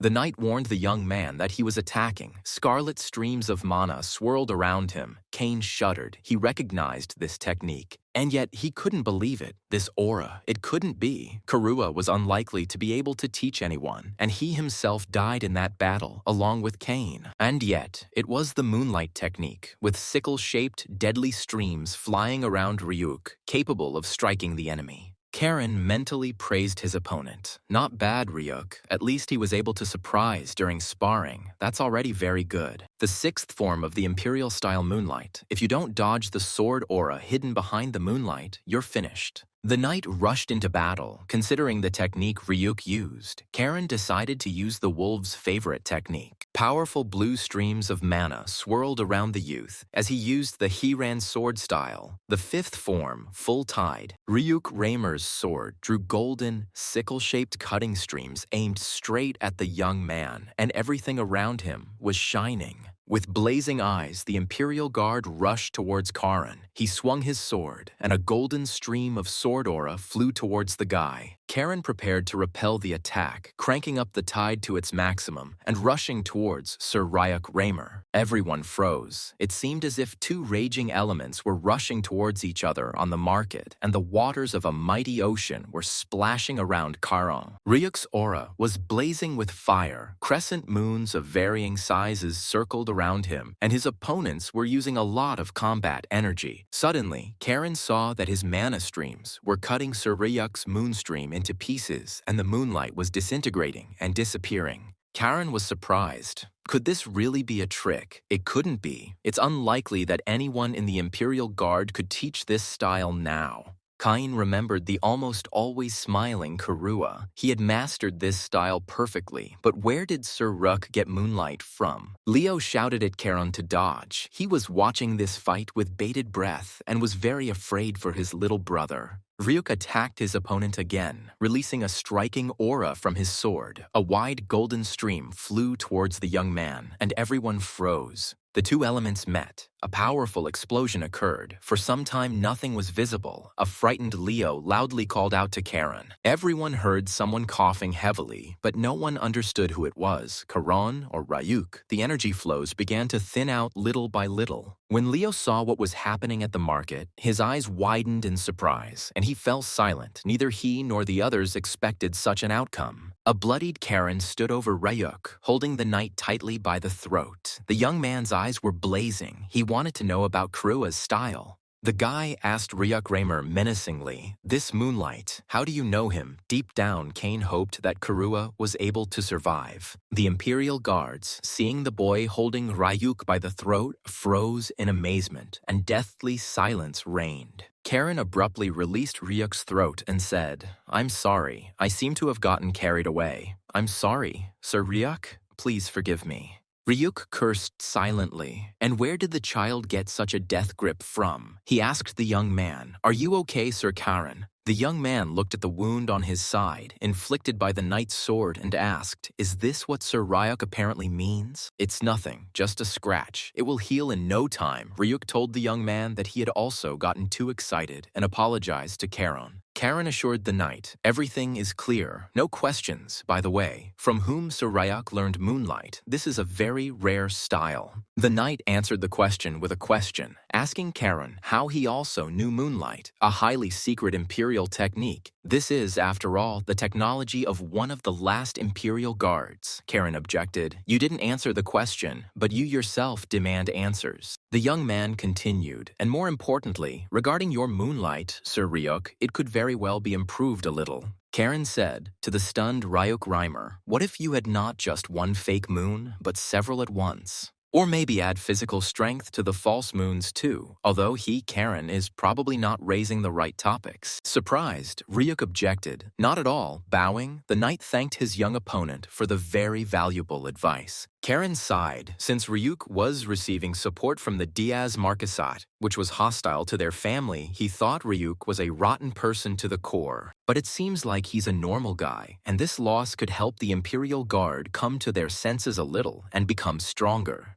Karen said, Sir Ryuk, I'm not from around here, and I shouldn't interfere in your affairs, but I hope you won't let the talent rot. I'm talking about Amy. Ryuk Raymer replied that he understood Karen perfectly well. The young man asked him, then keep an eye on the little one. She will be a good fighter. Ryuk thought, this boy not only gives advice, he also wants to help Amy. This is my personal fiasco in fencing and in personal development. The knight suddenly felt very ashamed that he had wanted to kill him. He suddenly called out to young Karen Reston. Ryuk thanked him for teaching someone like him and gave him useful advice. He would like to cross swords with him again in the near future. Zira said that by order of the Duke, Karan would be imprisoned for 4 years because he had caused too many incidents. Sir Ryuk sighed and responded to Ziras's words that he would eagerly wait for the Duke's appointed time to pass. The young man turned to the knight and said that when he returned, he would like to see a new version of Sir Ryuk Raymer's Moonlight.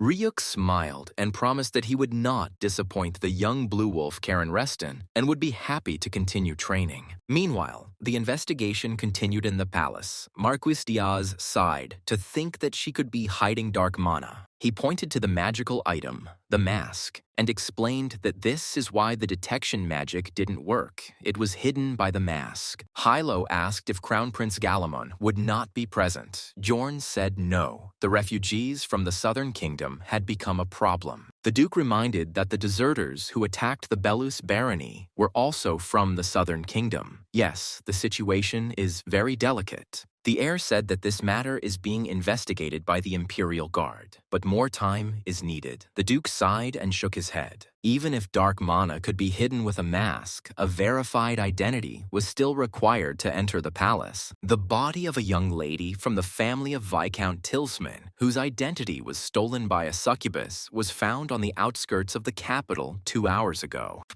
Halo asked the Marquis, "Aren't they related to your family?" Diaz flared up.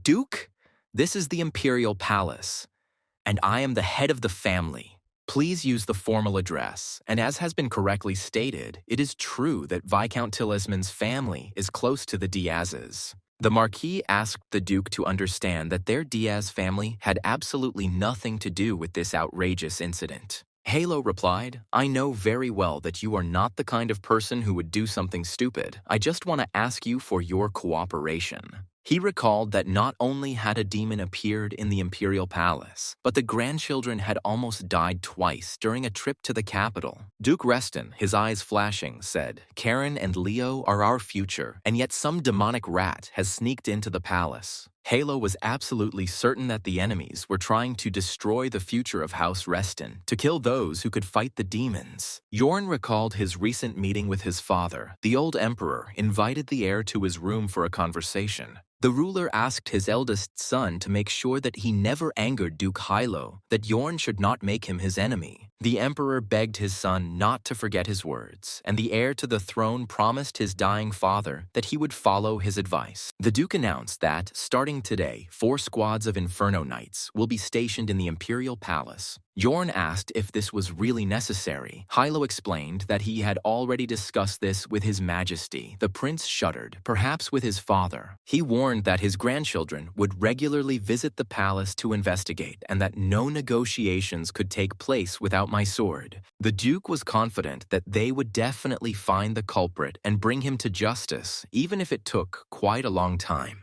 Hilo gloomily promised that no one would be left on the sidelines and without our attention, even if royal blood flowed in their veins. Crown Prince Yorn Karen's face darkened. He frowned and looked askance at the stubborn Duke Halo. Marcus Diaz's face darkened. He thought that it was all over. Reston was not only incredibly strong, but also amazingly stubborn, and he could not be bribed. The peace that had lasted 50 years in the great empire was coming to an end. Everyone felt the impending threat. The rats were running away. Having finished at the imperial palace, Duke Hilo went to visit the head of the National Tax Service, Lord Gael Periton. Lord Gael gladly treated his relative to excellent wine. They drank. They needed to discuss their family matters. Halo said to Gael, "It's been a long time since we sat together like this, dear matchmaker, and look how big your grandson has grown. Time flies." The Lord smiled, "And it's really a pity that we rarely get to see each other. We both have so much to do. Complex state affairs are on our shoulders." The Duke agreed with the matchmaker that it was true, but I think we will see each other much more often now. We will have to visit the capital.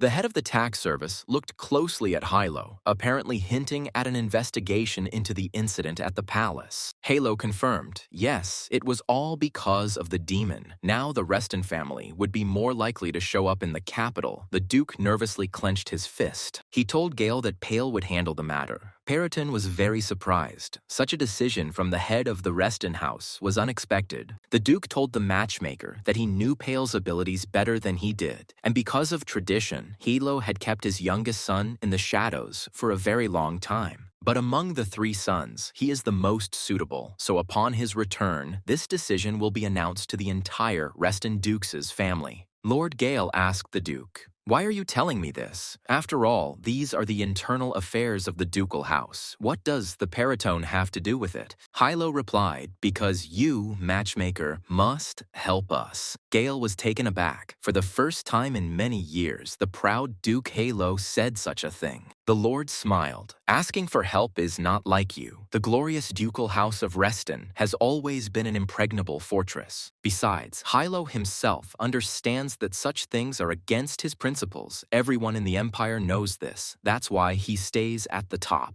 It was very difficult for the Duke to speak, but he still said, "Matchmaker, because of that attack, Karan almost died. He is still just a child." After a short pause, Hilo concluded that in order for Pale to gain true strength and be able to protect his son, please help him. Halo looked closely at his relative, influential in the capital's circles. Lord Gael Periton understood everything. He asked, "Tell me, Karen will stay in the capital?" The Duke shook his head. "No, he faces imprisonment, 4 years locked up." The head of the Reston house was sure that Karen was a smart guy and would understand his intentions, but Gael realized that this was training under the guise of punishment. Lord Gael realized that it seemed that Duke Halo was going to take Karen's upbringing seriously. It was clear that he saw him as his heir. The owner of the house drank a glass of excellent wine. For him, this was very good news. Pale and his daughter would actually take over. He firmly told the Duke that if anything was needed, just say so, matchmaker, and everything would be done quickly and clearly in any form, whether secretly or openly. Halo added wine to the matchmaker. He was very glad that he and Gael were able to agree on such an important issue for Pale and Kara. The Duke thanked the matchmaker for his understanding, and he kindly replied that it was nothing, since they had long since become one family. Morning came. Leo and Karen's visit to the capital was coming to an end. It was time for them to return home again, to the fortress of the Azure Sea. Cain could not leave without saying goodbye to the tailor Lucan, who asked the young man with regret, meaning that he would soon be returning back. The young man confirmed, "Yes, I think I won't be able to get to the capital anytime soon. I need to continue my studies at the Azure Sea Fortress."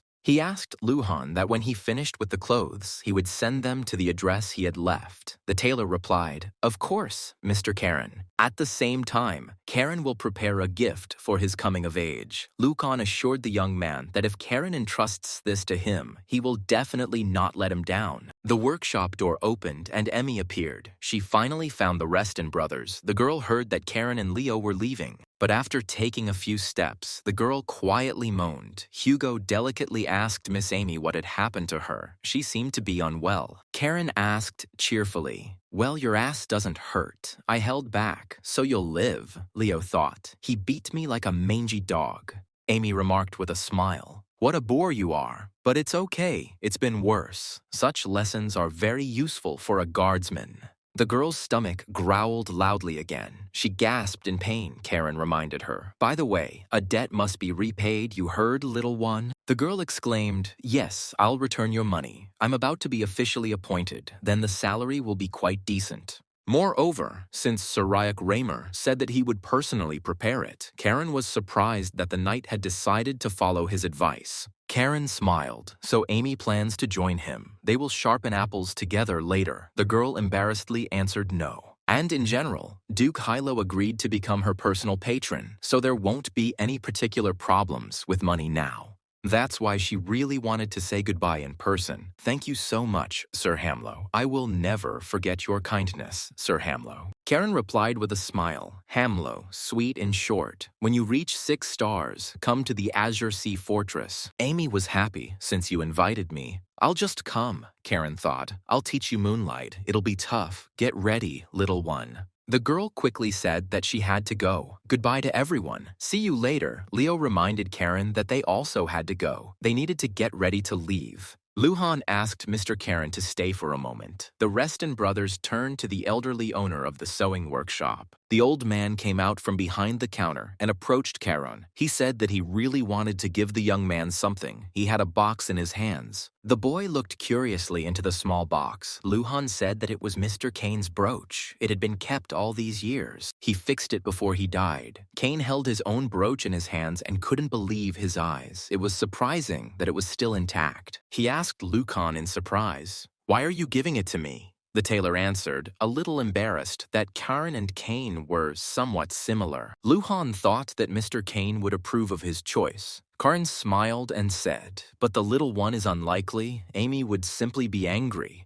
The tailor explained to the young man that everything has its own owner. I'm sure Amy will understand. Probably Kane couldn't take his eyes off his brooch. The young man thanked Lucan, promising that he would cherish this little thing like the apple of his eye, especially since it was so old and valuable. Having pinned the brooch he had received from Luhan onto the lapel of his coat, Karen cheerfully asked those present whether I was good or excellent. The owner of the sewing workshop was stunned. He had the feeling that in front of him was the same smiling boy, Kane Rathor, with the brooch. He muttered in confusion to Karen that he couldn't even imagine how strikingly similar he and Kane were now. The Reston brothers walked out into the street and headed towards the house of Lord Gale Perriton, where they had lived all this time while they were in the capital. Leo asked Karen if he didn't notice anything. The young man looked around in surprise, but it seemed like there was nothing special. Then Leo explained to his brother that for some reason everyone was looking at them. Karen looked around again, and indeed, all the passers-by were staring at them. The young man quietly asked what the hell they all wanted from them, whispering, pointing with their fingers as if they were wild animals. Suddenly, everyone heard the voice of the sixth prince. He explained to Karen that he was now a celebrity in the capital. The young man did not understand anything. The rumor that Karen had beaten Sir Ryuk spread throughout the capital in an instant, defeating the one who was supposed to be the commander of the knights. Revelio said with a smile that Karen already had his own fan club. The guys were happy to see the prince alive and well again.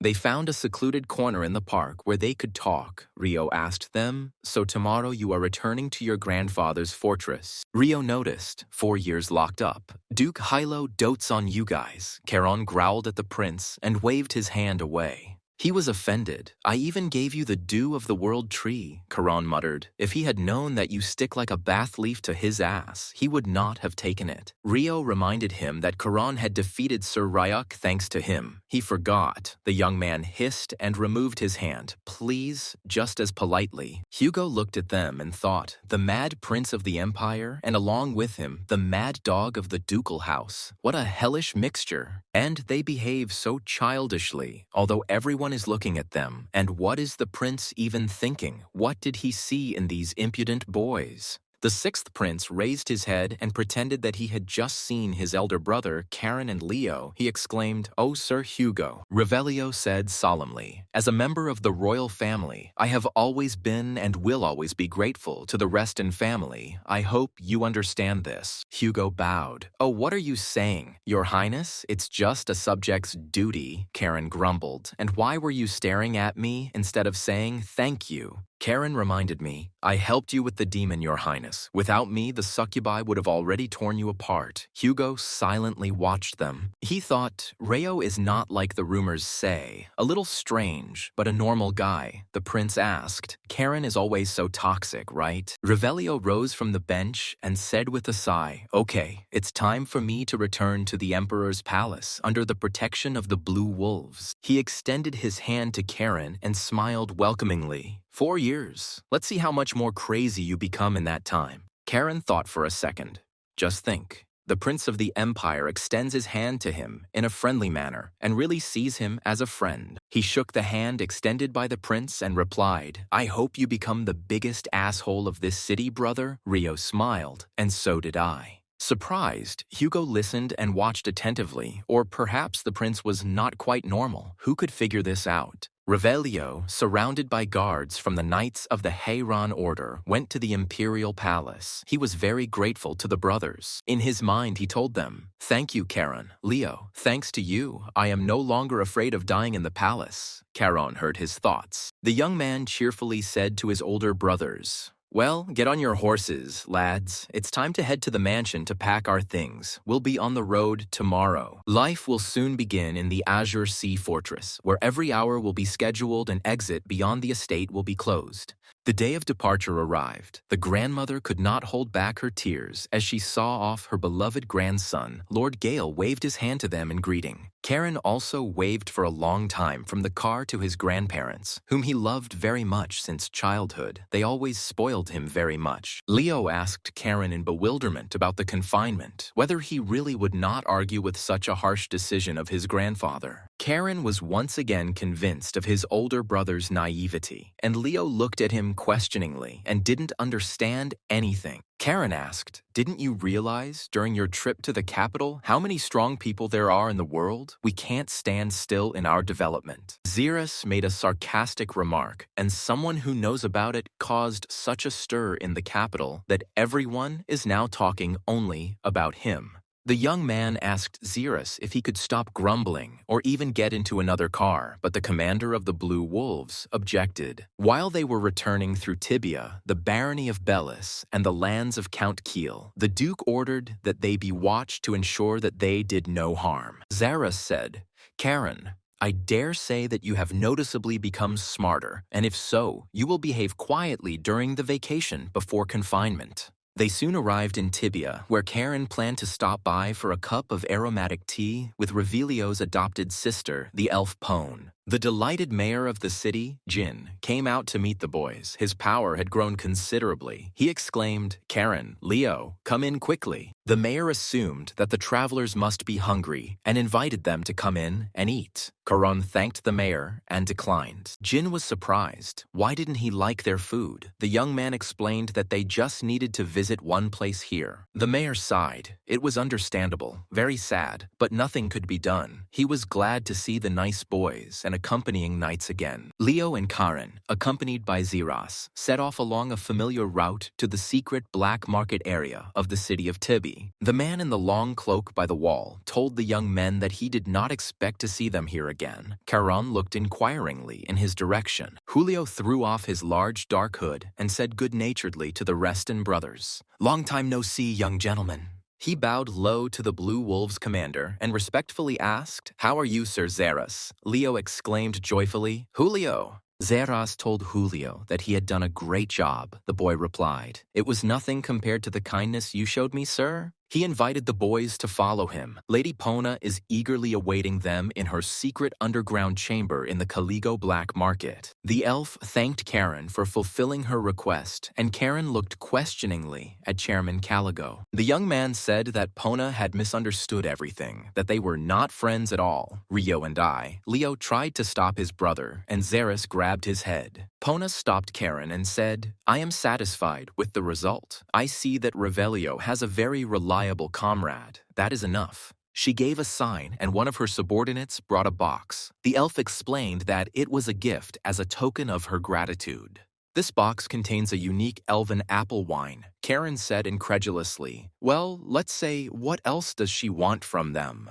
Chairwoman Caligo asked that the brothers continue to look after Reo and be good boys as much as possible. Karen sighed and replied, "Well, since you're asking Lady Pona, then fine." She smiled and thanked the young man for agreeing to help. Now everyone needs to get a good rest. They will set off tomorrow with the first rays of the sun, and there is no need to get too drunk. Alcohol had become popular in Tibia, and you could see people staggering on the streets. Pona didn't want the boys to be like that. The next stop on the road to Azure Sea Fortress was the Barony of Bellis, where Leo and Karen had their own financial interests. Young Baron Bellis joyfully greeted the guys at the station. He exclaimed, "You are here. It's been a long time since we saw each other. What brings you here?" Rohan said that his father retired, so now he is kind of a baron. "That's how it is," Karon exclaimed. "Wow, Baron Rohan." Rohan was embarrassed. "Oh well, we can do without the formality," the young man objected. He inherited the title and a thriving business authority now. The young baron replied that it was all thanks to the Reston house. They must be tired from the road. He invited them to come with him. Rohan showed the guests the area of mana crystal processing workshops, built with the support of the dwarves, with the help of Lady Pona. Thanks to her, the Bellises were able to hire many artisans. Lady Pona is truly very capable, simply an incredible talent.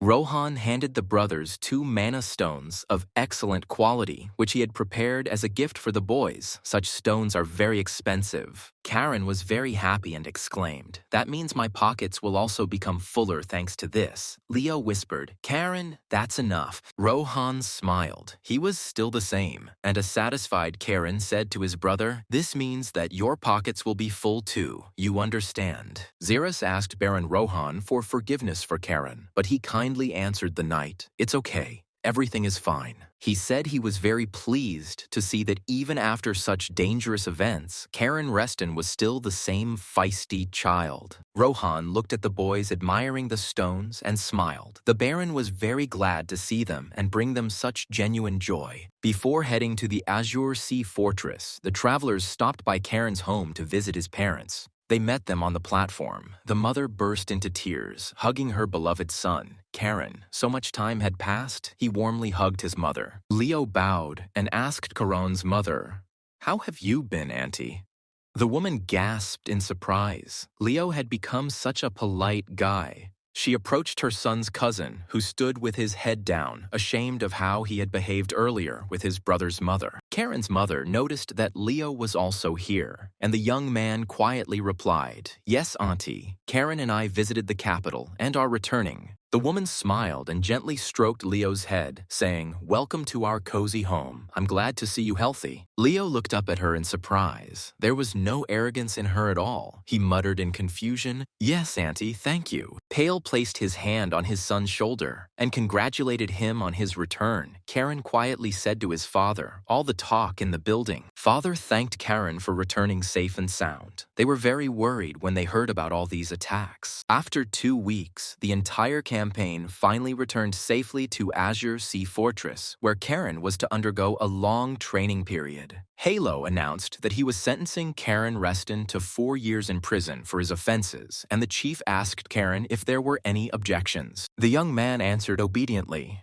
"No, Chief. I humbly make the decision in front of the family members," Halo said. "That's good." The uncles and brothers looked at Karen in surprise. Such humility was too unusual for him. What was the matter here? The head of the ducal house of Reston said that Karen was free. He could go. The young man bowed respectfully to the head and left the hall. Tails. Reston asked the chief if there were any more orders. Hilo replied that yes, there were changes coming to their ducal house of Reston. All of Halo's sons tensed up, wondering if their father really wanted to entrust them with running some of the family's affairs. They had been waiting for this for a long time, but who would it be? The Duke stated that from today onwards, the family's diplomacy would be entrusted to Pale, a huge responsibility and hard work. Raphael was indignant, but Pale had not yet awakened his mana, and yet he was given such an important role. It was very unfair. The head sternly asked his middle son, "Do you really think so?" Raphael confirmed, "Yes, it's completely unacceptable." Tails told his father that on this matter he shared Raphael's opinion. This was an absolutely unprecedented decision in their family. Hilo Reston, this is the pure truth, however, and the problems our enemy now faces are also unprecedented. He angrily asked his sons who provided the bulk of the family's available assets, who was trusted by nobles throughout the empire. Halo's aura flared as he continued, there is much more to be said about Pale's significant achievements outside of our home of Reston. And yet, first of all, the head decided to ask Pale himself. Perhaps he would not want to take on such a burden of responsibility. He explained to his youngest son that this was a position in which he would wield enormous power, for he would speak on behalf of the family. And along with power, there will be enormous responsibility on his shoulders for many questions, whether Pale will accept this position. Pale thought for a moment and replied that he would accept the position and would gladly serve the noble ducal house of Reston. After the family council, the brothers were standing by the window when Karen suddenly heard the voice of his sister, Chloe, the youngest daughter of Uncle Thales Reston. The girl heard that Karen was seriously wounded in the capital, and when she came up to him, she asked him if he was probably feeling better now. Karen smiled, and then he ate for 3, so his arms even became stronger. Chloe answered cheerfully, "This is great news." The girl said, "To be honest, I wanted to fight with you." Leo was taken aback. To fight with his brother? What kind of news is this? Chloe added that we could use real swords. Karen looked at his sister, and he didn't seem to be bullying her and probably didn't want to chop him into pieces. Karen rarely encountered his younger sister. The children of Tails always kept a little apart from him and Leo, considering themselves superior to them. One day, Karen asked his kind aunt if Hugo was the greatest talent on the continent. Then how would you rate Chloe? Lady Sabina replied that Chloe definitely lacked talent in mana management. In this regard, she was inferior even to her and Leo, despite being older. But if we judge only by the level of fencing, then Chloe may even eventually catch up and surpass her older brother, Hugo. You won't hear a kind word from Auntie, but look at the compliment she gave Chloe. Karen chuckled. Well, interesting. He was taken away for the sister, known in the South under the name of the Bloody Flower, to ask for a duel with real swords. It would be an honor, my lady. Karen added that Xerus might speak out against it. You know, you need to ask him first, otherwise everyone will get into trouble for this fight. Chloe replied, "Get permission from Xerus. There are some problems with this." Karen was very surprised. And what problems? The girl explained that Sir Xerus had recently left the Azure Sea Fortress and urgently set off for the Northern Sea. Karen became worried, wondering why the hell Xerus was going there, and whether something had happened to their beloved master, Aunt Sabina. Chloe told Karen, "So if you don't mind such a competition, you can ask Grandpa for permission. What do you think?" At this time, an enraged Tails came out of his grandfather's office. He said to the guys, "Hugo, Leon, come with me, and Karen too." Tails told Karen gloomily that his achievements in the capital had increased the family's reputation, but the boy should remember one thing. If you start to be content with only the present, even a carefully built high tower can collapse in an instant. Chloe waved cheerfully at Karen and promised that next time they would definitely cross swords with her talented younger brother. Raphael said to Pale, pointing at Tails, "This is the one who said that we need to prepare in advance for the ceremony of awakening Charon." The middle brother chuckled. "In principle, I understand why the brother is so gloomy," Pale asked Raph. "Why are you telling me this now?" Raphael smiled slyly and said, "I am different from my older brother because I treat Charon the same way as my own son." He pointed at the boys. "Our sons get along great, real brothers, right? You can see it yourself, so be grumpy." Raphael hugged his younger brother. "I understand if you don't believe my sincerity right now, but at least just remember what I said." As he left, Raphael winked at his younger brother and added that they would eventually join forces for the good of their family. Pale looked at his brother in silence. He knew very well how he and Tails had always treated him and Karen. He didn't trust them. Raphael called out to his son, telling Leo that it was time for them to leave, and the young man obediently went with his father to their residence in the fortress. Karen realized that something serious had happened in his grandfather's office after he left. He asked his father, "Dad, are you okay?" Pale took his son by the shoulders and firmly said, "Karen, I will definitely protect you. No matter what it costs me, I won't even spare my life." The man looked intently into the young man's clear blue eyes and asked if his son believed him. Karen realized that his father was worried about something. He smiled and calmly answered his father, of course. To whom, if not to you? Karen knew very well how much his parents loved him. Night had fallen on the Azure Sea fortress, but few slept there. Everyone was discussing the latest decisions of the head of the Hylo Reston family. After the development of the Mana mine began, the barony of Bellis changed beyond recognition, growing rich before our eyes. Rohan was pleased. Life in the city was in full swing. In just 2 years, the barony's capital had greatly expanded and noticeably improved. Cheonghaesong, which was once virtually isolated, has now become a true economic hub of the northern region. Rohan exclaimed, "Mr. Pale is truly talented," Henry replied with a smile. "That's why he is always up to his ears in work." The young baron thought, after all, the changes in his life began after meeting Karen, and how much the boy himself had changed. It had been 2 years since their last meeting. Rohan could not wait for their next meeting. He was traveling to the fortress of the Azure Sea. Karen, who had noticeably grown up, loudly asked the young Baron Bellis what was going on with my request. "I hope you brought it, Rohan." He handed the guy boxes of mana stones. "Yes. Well, people usually say hello first," Karen exclaimed. "My mother is a woman." Karen gently hugged the boxes of stones and said, "I missed you so much," Rohan thought. Even after 2 years, nothing has changed. The young baron looked at the boy with tenderness. He was still the same child, only his body had grown significantly and become even stronger. Here Karen came to his senses. "Oh, right. What am I doing? Rohan is probably going to see my dad. Let me show you to the office, my dear." Humming a song, Karan said that he knew a shortcut. Rohan was surprised. He seemed to speak smoothly, but still reeked of rudeness. "The guy warned me that my father has so much work now that he doesn't see the light of day, and that's why he sometimes gets angry and is rude to people. Can you imagine that?"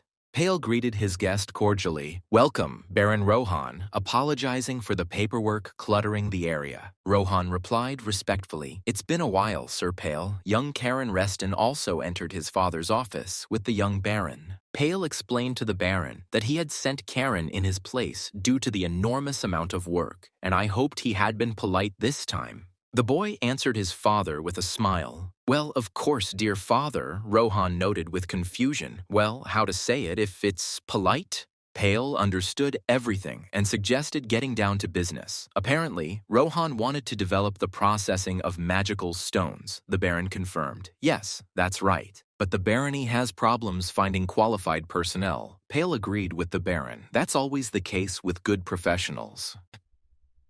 No family would want to give up their qualified specialists," Karen asked. "What is the problem? Please ask." The guy suggested that if there was no one to work as a farmhand from among the respected citizens in their empire, then let's look for workers outside of it. Pale asked his son to clarify his proposal, what he meant by searching outside the empire. Such specialists were needed everywhere. Rohan looked at the guy questioningly. He knew that he often came up with almost brilliant ideas, despite his harshness and rudeness. Karen said that the southern kingdoms are now in a state of war. Father asked, "Are you hinting that it is possible to take technicians out of there?" Right on target, many would be happy to get away from the war and do what they love in safety and for decent pay. Rohan objected. The rulers of the kingdoms would not simply give up their people. Valuable personnel remain such, even if there is a war. Pale doubted that not everyone would agree to move, simply because there was a war going on. Wars never end. That was their nature. The guy asked, what if a respected person, a beacon of the empire, were to come and make an offer that couldn't be refused? Pale sighed and reminded Karen that he was still under house arrest by order of the head of the Duke's House of Reston. Karen laughed.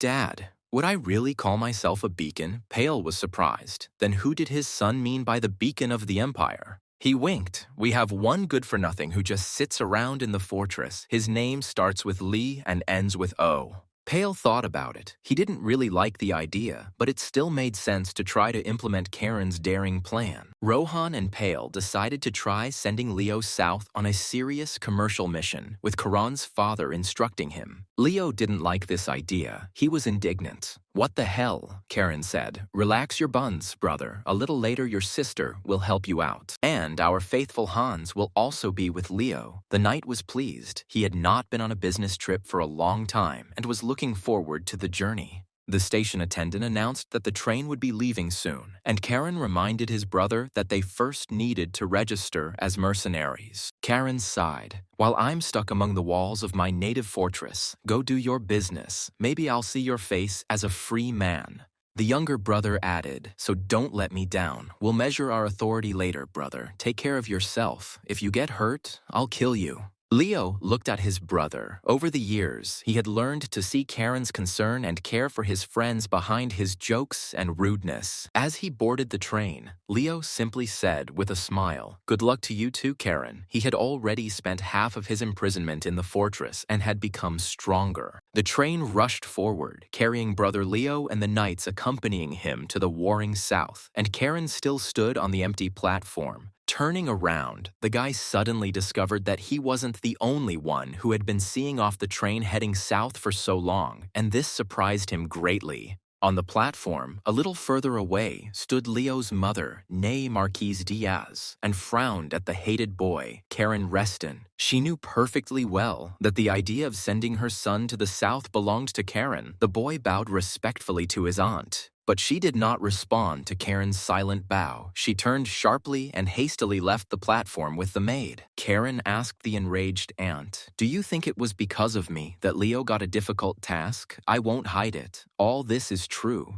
The guy smiled. "Wait, and your son will become the pride of our duchy, thanks to the smart and wonderful me, of course." Meanwhile, the train was flying towards the war-torn south. This time, Leo had to cope with the family's mission without his brother Charon. Urha approached the ancestral hall of the Reston house and persistently called the young master, but Charon did not answer him. He was still busy. But the former robber did not leave. He spoke loudly to the young gentleman, informing him that Mr. Hilo Reston was looking for him. Tired of shouting, Urha fell silent and stared intently at the training hall, where only family members and Xeris were allowed to enter. Finally, Urha decided to go closer to the door of the ancestral hall of the Reston house and call out loudly for Sir Karen from the threshold. But as soon as he approached the hall closely, a very heavy door suddenly opened, hitting Urhu painfully and knocking him off his feet. Karen breathed in the fresh air with pleasure. For the first time in a year, a gentle breeze caressed his face. On Halo's orders, he had spent a year in the hall. And then he saw the shaking Urhu. The guy asked what the former robber was doing here, and what he was shouting at the doors of the Hall of Ancestors.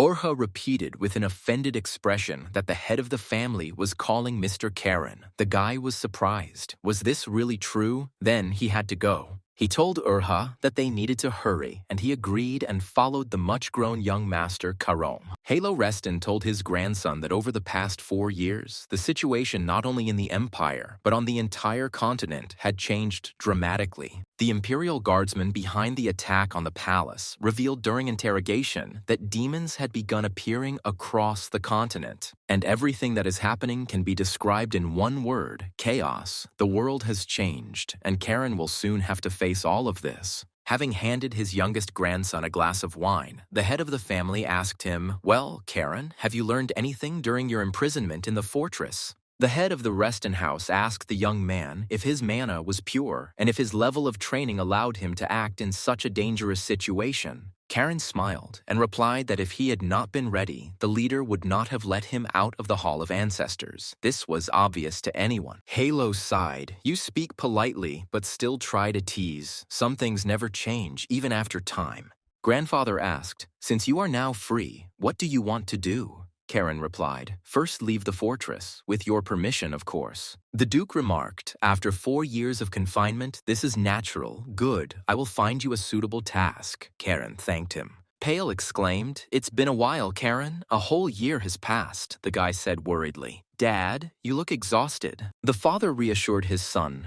Don't worry, there's a good reason for that. By the way, reaching the 6th rank at your age is very cool. They say that no one except the founder of the family has achieved it so early. It's impressive. Karen smiled shyly at his father. You flatter me. Pale asked his almost grown son if he already had plans. After 4 years of imprisonment, he certainly must have. Karen said that Grandpa promised to find some kind of task outside the fortress walls. He would probably have to fight, and that would be great. But before leaving, Karen would like to receive something. That very thing, Pale said with a smile. Well, I'm not surprised at all by this. He handed his son the card and explained that this was the power of attorney for receiving payments that Karen had requested. Now he could take it. Thanks to what Leo did 2 years ago, he managed to earn some good money. They are Corona, but he needs to spend it wisely. He must remember that this is the result of the efforts of the Reston family and the entire Bellis barony. The guy smiled. Of course, Dad.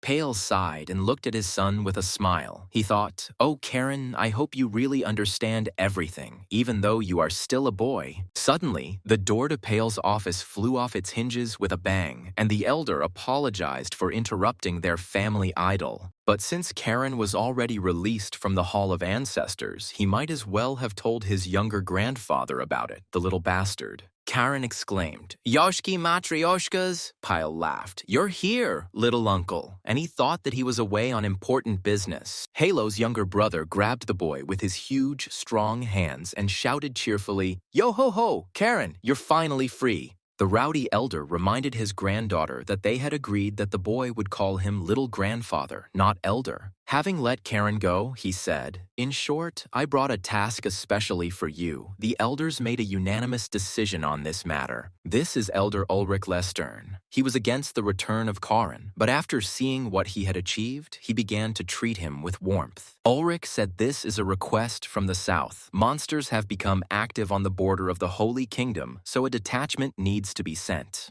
Karen found it hard to believe that Ulrich was Halo's brother. Their characters were completely different, but they both respected strength very much. It doesn't seem like the elders need to gather a council for this. If it were just a matter of exterminating monsters, it would be routine. Ulrich Lestern patted Karen on the shoulder with a laugh. The young mind grasps things quickly, even if it was the most ordinary task. Then, yes. But, as Karen correctly suspects that it is not just a matter of monsters, he asked his grandson if he had ever heard the name Karua Act. The guy's face lengthened. He shuddered. Of course, Cain Rother heard the names of his former comrades who defended the Emperor. Ulrich noticed, judging by the reaction. He heard, he confirmed, yes, this is one of the members of the Suicide Squad who fought alongside Caney. Pyle asked, but weren't they all declared dead 50 years ago? Ulrich Lestern replied, according to the papers, yes, but that's not true.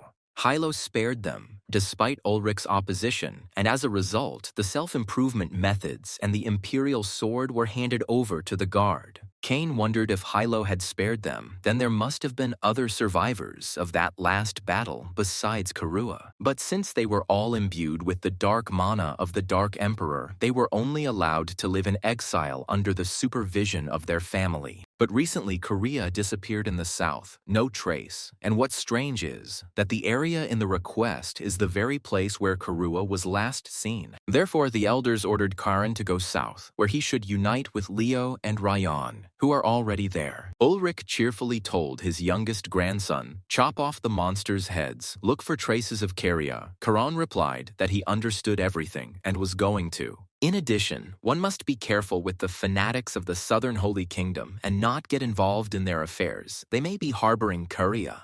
Ulrich Lestern walked out of the office, leaving the doors torn off their hinges. Pale and Karin silently watched the elder go. Suddenly, he appeared in the doorway again and with a smile asked his grandson if he understood, the little one, and he cheerfully answered, yes, the younger grandfather. Soon, the train was already carrying Karen to the south. He went to carry out the family's mission, and at the same time, he wanted to see his former comrades. The boy thought, so Sir Ryuk Raymer really did take over Moonlight from Karua, as he had suspected from the very beginning. His very existence was a secret, so he remained silent. This is all understandable, but where could he be now, and why did he suddenly run away? But putting that aside, the Holy Kingdom, Karen would really not want to get involved with fanatics. You never know what to expect from them. We need to stir up something in Tibia, like some kind of fake documents, but we still need to be extremely careful on this mission. Sword said, if you're worried, try using the stone you received yesterday as a gift from Grandpa Hilo Reston. Karen promised that if the sword gets into the head again, he will melt it down into collars. And is it really just a precious stone?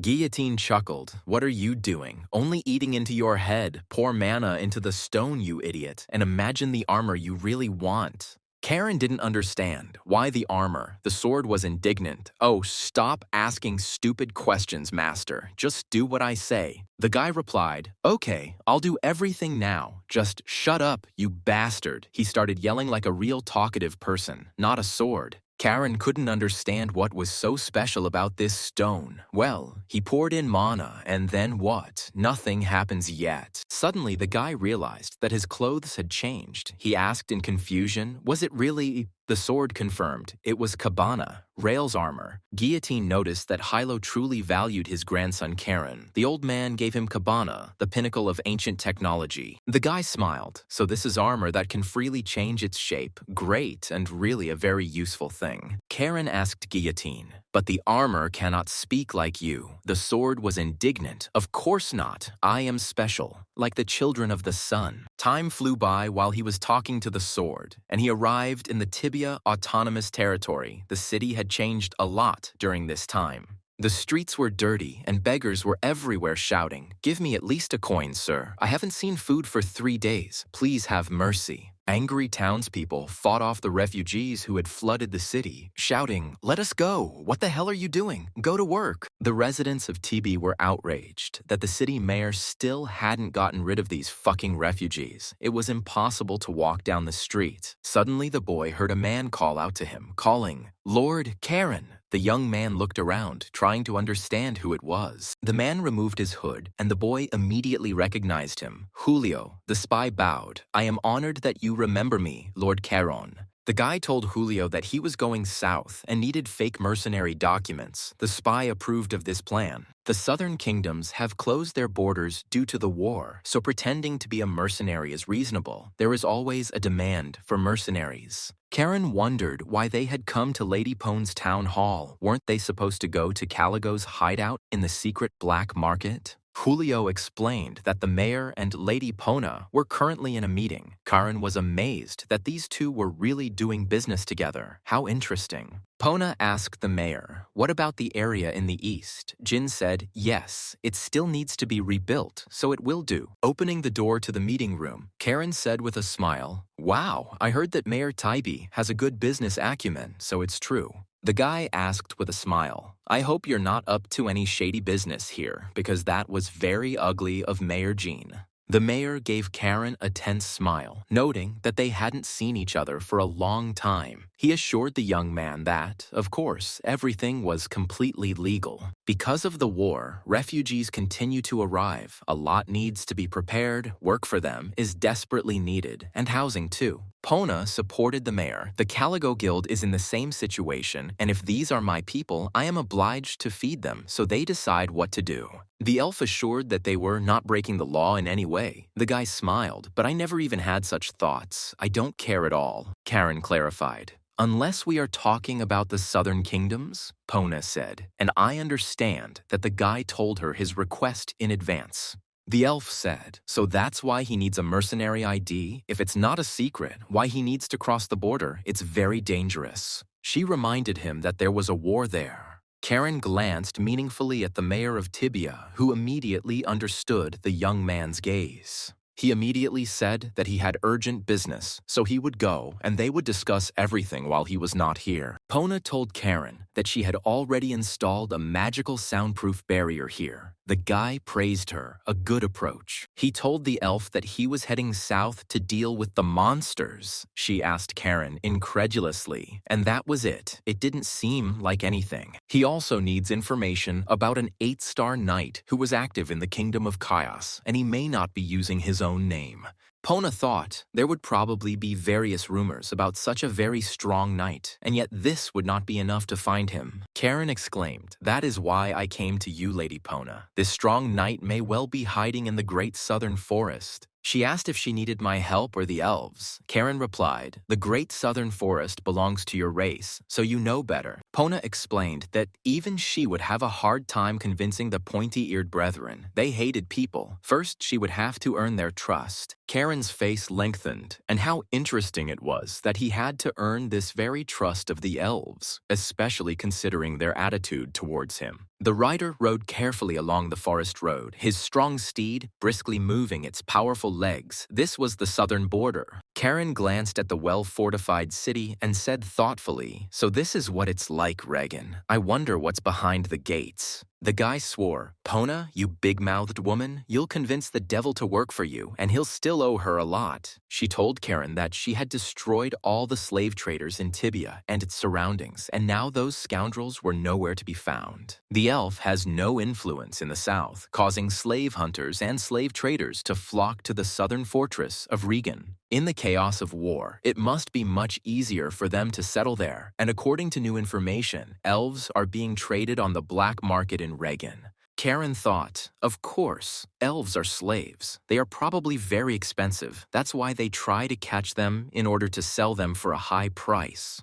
The guy turned to Panya. Did she really want to say? The elf confirmed. That's right. She was asking to save them from the traders. He shouted, "Can't you see that I came alone?" Pona asked if the young blue wolf from the Azure Sea Fortress was really afraid. Pona reminded that Karen was no longer a boy. The wolf cub had become a wolf, so she thought that he had become even braver, but she was wrong. The guy said, "If you make me a space bag, I'll think about it." Pona was stunned. "Do you even have any idea how much that costs?" Karen offered the elf another option. Give her the dew of the world tree. It's a very useful thing. It could come in handy in war. Pona quipped, "Maybe you should take off your blouse. You'll get by with just one spatial bag, so be it, you'll get your bag soon." Caron smiled, as if it would happen right away. Julio silently watched their squabble. He couldn't believe that Pona had agreed to such a gift. Looking at the knight at the gates of Regan, Karen thought that perhaps he should have asked Lady Pona for the dew of the world tree. At the entrance to the city, the knight demanded that the young man stop and show his documents. Karen noticed that this fighter was not a weakling. The guy showed his token, made by the elves of Pona. The knight asked if he was a mercenary or something. Karen calmly confirmed. As you can see, Guardian Regan asked the boy where he was heading. Caron replied that he really needed to get to the southern kingdom of Chios. The knight grumbled that the guy was going into the thick of things, but still allowed him to pass. Mercenaries are always in demand, especially in the south. Finally, the knight advised the guy not to create problems if he didn't want to meet him again. Karen replied that he understood him. The guy was driving through the city and observing the city guard. The border troops here are practically at the level of a regular army. The young man chuckled to himself. With so many soldiers, it was scary to even spit. They would kill him for nothing, and yet it was quite interesting here. Karen approached the inner gates of the city. Pona's scouts provided him with fairly detailed information on the slave traders. The day was already drawing to a close, and the streets were not too busy, but the drinking establishments were full of customers. The guy found the right restaurant and went inside. The room was noisy. Adventurers were celebrating another day they had lived. Karen carefully examined the crowd. His gaze stopped on a one-eyed bald man. This was the one he needed, the slave trader. Approaching the one-eyed man, Karen asked if he could sit down there. The bald man glanced warily at the richly dressed knight. The one-eyed man chuckled. "Well, you have some tastes. Why bother with me? There are plenty of places." The guy warned him so that he wouldn't misunderstand him. Karen said that he simply loved beautiful things, and the one-eyed man, as he had heard, could help him get them, so he had come to him on business. The bald man's only eye gleamed, and he said, "Judging by your appearance, you are a nobleman who has put on rags, so why were you looking for me?" Karen explained what he heard. The bald guy was familiar with the pointy-eared ones. He even jumped up on the stool. What was going on? The guy stopped him right away. The bald man immediately lowered his voice and warned that elves weren't that easy to come by. They were a pretty rare commodity even here, and he didn't have any. Karen was surprised. Could this really be true? Then let's talk in a language more understandable to all traders. How about this dialect?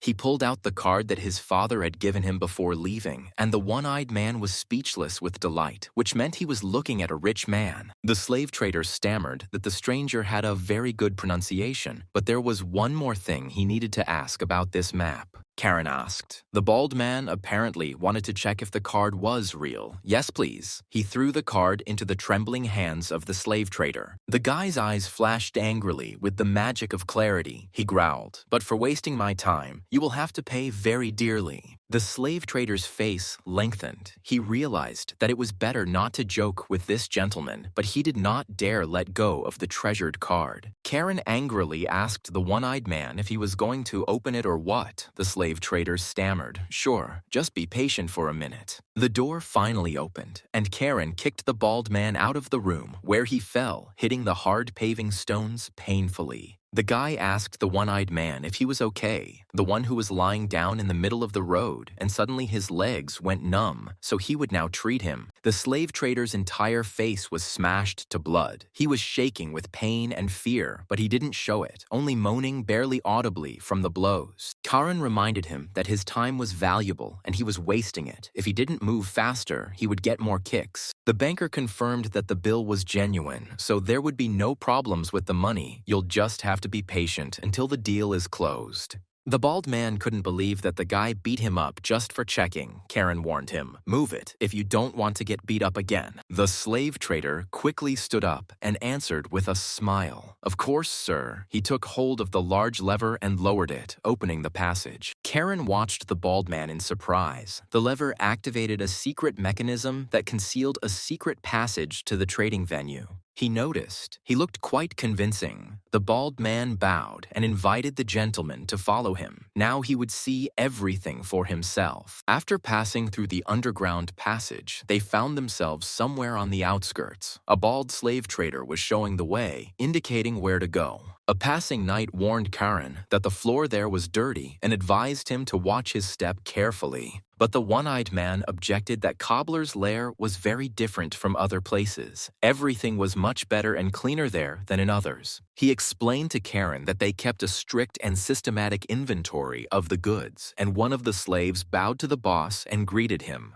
Cobbler asked the slave, "Dale, how are you feeling?"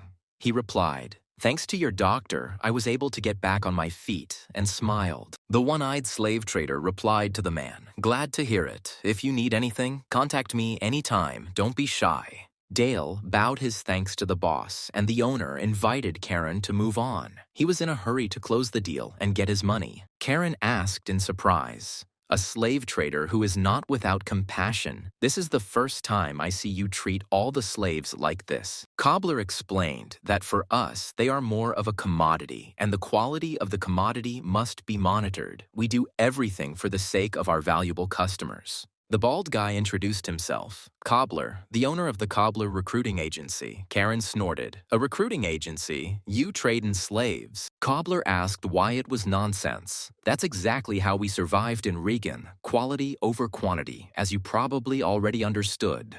Karen ordered him to shut up and asked where they get slaves. The bald man hesitated and mumbled that it was very difficult to explain. The guy clenched his fist and swung it at the slave trader, who shook and said, I will tell you everything you want. Just don't hit me anymore." Baldy said, "We pick up those who have escaped from other traders, train them, coach them, and then pick up buyers." Karen doubted it. Other slave traders wouldn't sit idly by, and your bald one's subordinates don't look particularly strong. Cobbler replied, "That's not a problem at all. They are all guarded in turn by the Lord's soldiers." Karen was stunned. "The Lord's soldiers? Wow," the guy asked. "But how is this possible?"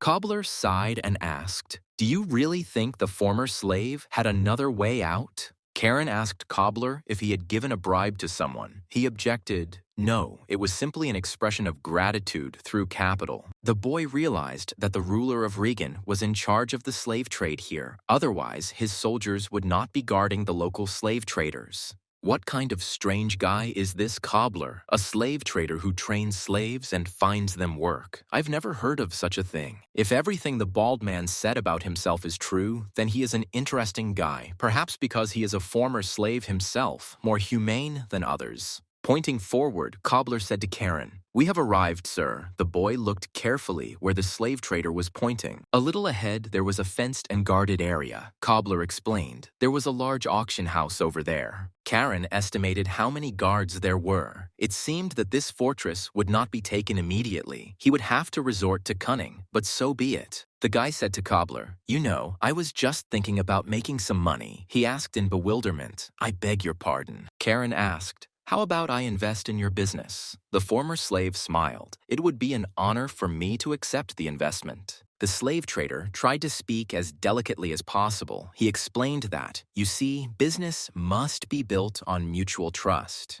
The guy took up the sword and said that Cobbler had even less intelligence than the hair on his head. He hiccuped with fear. Was he really gonna cut him down with a sword? Karen asked the bald man if he at least understood that he was still alive only because he was not yet in the mood to chop off his head. A frightened cobbler wondered who he was, first offering to develop the enterprise together and now threatening. Karen asked the slave trader if he still didn't trust him. Cobbler replied, "Of course I do." The guy barked, "Well then, let's go." The former slave thanked the gentleman soldiers for their service, but when they saw Cobbler, they said that he couldn't come here today. He wasn't invited. The bald man asked the soldiers to understand that he was accompanying an important guest, but the knight said that without an invitation, you could only go to hell. Approaching the head of the guard, Cobbler quietly said that he had a black card. The knight asked if it was an elite payment bill or something. The guard asked to wait a minute. He knocked loudly on the gate. Anger was boiling in Karen. He really wanted to kill the soldiers. He said, "How can you waste someone else's time so carelessly? What impudence!" The knight was quietly talking about something, pointing at the guy. Karen's eyes blazed with anger. These jerks, they are very different from the people of Cobbler. There is not a drop of compassion in them. These soldiers are well trained. Apparently, they are the Knights of Reagan. The manager appeared at the gate and asked to forgive their rudeness. The manager introduced himself, saying that his name was Nur. He was responsible for this place, and he asked permission to check the map. Karen answered, "Of course." Nur bowed and thanked the gentleman for his kindness and flexibility in such a delicate matter. The guy warned, but not everything is so simple. The masked men stared in surprise at the unusual guest of the slave auction house. Karen's eyes flashed, and he warned them that they would pay for wasting so much of his time at this gate. Cobbler shook silently with horror. He already knew how painful the blows of this young but very strong rich buyer were. The host loudly warned the guests of the luxurious auction house that the auction of fresh slaves would begin very soon. The distinguished guests were asked to take their seats. This place resembled a very rich theater, and the guests here were not poor. The host reminded him once again that the auction would soon begin. Karen looked around carefully. All the buyers were carrying slaves. The guy clenched his fists and growled, "Damn circus, where people are sold like cattle, and these rich idiots buy slaves for themselves." Karen fell silent and plunged into the dark memories of Cain Rathor. In his past life, he had been much less lucky than in this one. Cain recalled his childhood, spent in a remote mountain estate where houses are clung to one another, immersed in the greenery of the forest. He was a slave, and for the amusement of his master, his slaves had to kill each other in a large arena soaked in the blood of their victims. That day, Cain killed everyone who entered the arena one by one. The wounded boy begged him, "Please spare him." Cain looked silently at the thin child, who was also shackled, and the boy moaned, saying that he really didn't want to die. The little slave looked up at his fat master, who asked the child in bewilderment if he was really asking what to do. The fat man said smugly, "The boy already knows the answer, so why waste time? We need to finally finish this show." The fat slave trader flashed his cruel eyes and told young Cain to do as he saw fit. A small slave with a sword in his hand turned to the wounded boy, who was crawling away, leaving a wide trail of blood on the arena. To the loud laughter of his master, Charon, covered in blood, raised his sword above his head, raising it over another child in shackles. Tears were streaming from the wounded boy's eyes. He had lost a lot of blood, and yet, with a trembling hand, he tried to reach for his sword. Coin struck, finishing off the wounded man. A stream of blood gushed over him. His eyes also became bloodshot. He looked like a little demon. Cobbler reminded the gentleman that the auction for the lot he was looking for was about to begin. Karen woke up from his memories. Ah, right. Noor announced the next lot. Karen threw off his hood and leaned forward a little, not taking his eyes off the manager of this terrible place. The presenter said that this was a rare specimen, caught in the Great Southern Forest. Everyone started making noise. The Great Southern Forest, which means it's an elf. A young, pointy-eared girl was brought onto the stage. Noor presented the lot. A young elf, caught near the Great Southern Forest, was being offered. Karen looked closely at the girl. He caught a barely noticeable elven magic that emanated from the captive elf. Despite being blindfolded, she turned to Karen, sensing the mana of her kin in one of the shoppers. Buyers from their balconies began offering prices of 100,000 and above, and very soon the girl's price reached 130,000. It turned out that there were plenty of people who loved elf slaves at the auction. The price kept rising, and soon it reached 170,000. Noor announced that the offer was 170,000. Perhaps someone would be willing to pay even more for such a valuable item. From the VIP box, the buyer declared, "My elf, I'll give you 200. Noor bowed to the rich buyer, 200,000, bet accepted. Noor asked if there were any other people willing to raise the bid. If not, then the young elf from the Great Forest would go for 200,000. Karen raised his hand and loudly announced, 500,000. Noor jumped in surprise. Such offers had never been made before. Everyone started whispering, 500,000. What kind of psycho is this? Even for an elf, this is clearly too much. Surprised, Noor turned to the new buyer. Their eyes met. Karen had an absolutely impassive face. Noor was trying to understand what kind of person was in front of him. Having come to his senses, the host announced that we had a generous offer of as much as 500,000 gold for this extremely valuable lot. If there are no more bids, then the young elf beauty from the Great Forest is sold to the gentleman who offered 500,000. The amazed cobbler asked the gentleman if he really had that much gold. It was simply an incredible amount of money.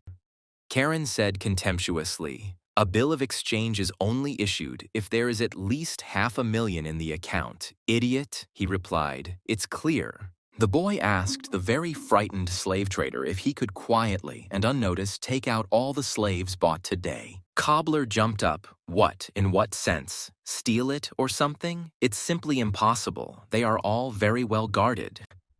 Karen sighed, judging by the reaction. "You can't? Useless," the bald man muttered. "With such security, it's not worth trying to do it." The former slave grabbed his head and exclaimed, "Whatever you have in mind, don't drag me into it. I won't get involved in such matters." The guy said seriously, "Hey, cobbler, think carefully about whose side you're on." The bald guy was taken aback and asked in confusion what that meant. At that moment, there was a knock on the door of the room. Karen loudly said that they could come in and turned to the front door, waiting for the guests. Noor brought the elf under guard and congratulated the guy on winning the auction, a whole 500,000 gold, which is very impressive. Karen asked how to pay. Noor replied, "You are as determined as your bid for the lot. Cash is of course preferable." The buyer objected, saying he didn't want any unnecessary suspicions. They could track it, but Noor assured him he didn't have to worry about that. To conceal the fact that the slave was purchased, the auction house framed the transaction as a purchase of jewelry for the 500,000 gold pieces. Karen asked with a grin, "Are you laundering money?" Noor reluctantly confirmed, "You could say that. They just do everything legally." The guy leaned back in his chair and said, "Well, that's a problem." The auction house manager didn't understand why that was a problem. Karen stated that he would like to pay a little later. All the cash is now in his personal vault in Tibia. Turning to Cobbler, the guy asked him, "You'll go there with me, right?" The unfortunate slave trader bleated something incomprehensible. Noor categorically objected, "We only work on an advance payment basis, and since your identity is not confirmed, this is completely impossible." He told the generous buyer, "I'm sorry, but we have to refuse. You will not take the elf until you make full payment." Karen said, regarding the identity. It's all clear and understandable. He took hold of the mask on his face. The manager of the auction house looked at him. The guy asked, "Then how about this?" He quickly took off his mask and showed his face. Cobbler's mouth dropped open in surprise. Karen asked if post-payment was possible if he revealed his identity. Noor objected that it was not at all necessary. The guy showed his face and sternly told the auction manager, "Since I've shown my face, you better not try to make excuses."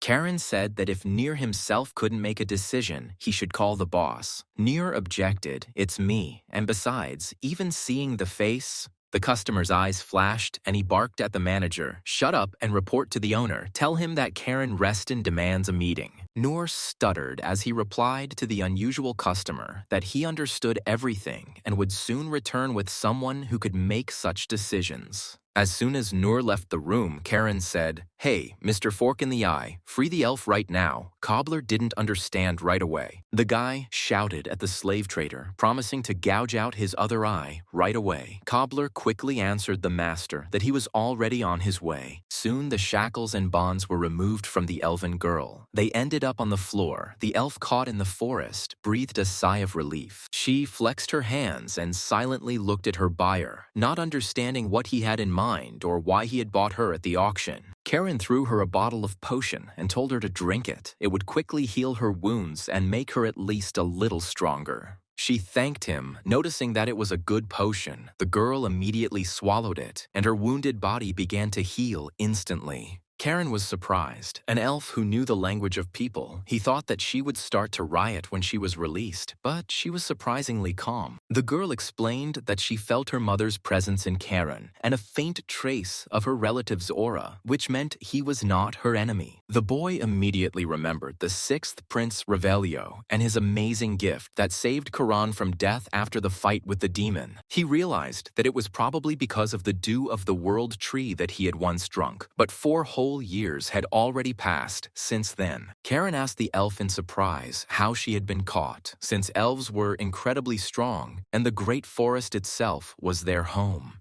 She explained that she was ambushed while she was exterminating monsters in the south of the Great Forest. Karen was surprised. The monsters reached the outskirts. The elf's face hardened, and she told them that there was a knight among the slave traders, and it was he who had captured her and put her up for sale. Karen wondered if he was a knight. Then he was certainly from Regan, most likely a subordinate of the local ruler who patronized them. The warring southern kingdoms have no spare fighters. He asked the girl if she remembered his face. She answered, no, he was wearing a helmet. Her eyes flashed angrily. She added that she clearly remembered the aura of his mana and would be able to recognize it from millions of knights. Karen smiled. This was enough to find and punish this scoundrel who had dishonored the title of Knight of the Great Empire. Karen explained to the girl that he had come to save the girl at the request of her relatives and asked what her name was. The elf replied that her name was Neria. The guy warned Neria that they weren't out of here yet, so there was no point in doing anything stupid. The girl reluctantly agreed to be quiet for now.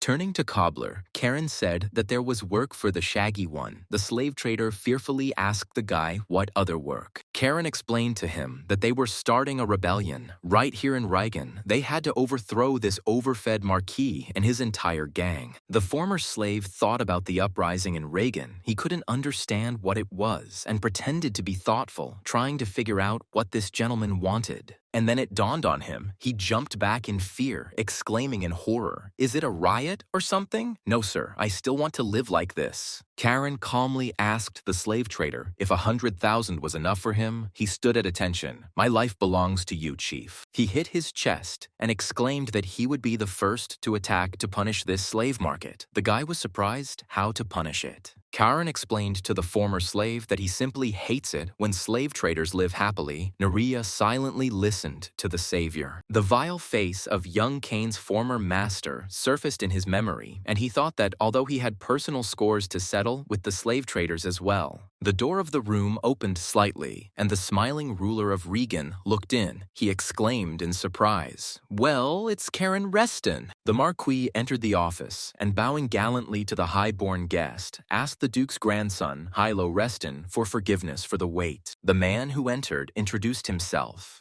I am Leandro, the ruler of Regan, and I am very pleased to meet the grandson of the continent's greatest hero, Duke Hilo." The boy bowed slightly to Marquis Leandro and kindly replied that he was Karen Reston and was also glad to meet the ruler of glorious Regan. The captain of the guard, Regan, looked askance at the young elf, who also looked very closely at the knight and immediately recognized him. Hatred flashed in the girl's eyes. Although not a single muscle on her face moved, she did not take her eyes off the one who had once deprived her of her freedom. Karen looked closely at Neria. He noticed how much her gaze changed, how her mana aura flared with anger, and he understood everything. For a second, anger flashed in Karen's eyes. He hated slavers with all his soul, and a slave trader knight should not live at all. He followed the elf's gaze and realized that it was this knight who had captivated her back then in the forest, and only the promise he had given to the boy was holding her back now. The girl's eyes at that moment were more eloquent than any words. There was so much hatred in her gaze that it was difficult to even describe it in words. And only the smug Marquis Leandro did not notice anything. He felt invulnerable and unpunished in his city of Regan. Cobbler looked from one to the other. The slave trader was shaking with fear. He thought that he really didn't like all of this. Leandro had heard much about the outstanding skill of young Karen, but to go all this way to save an elven slave was too much.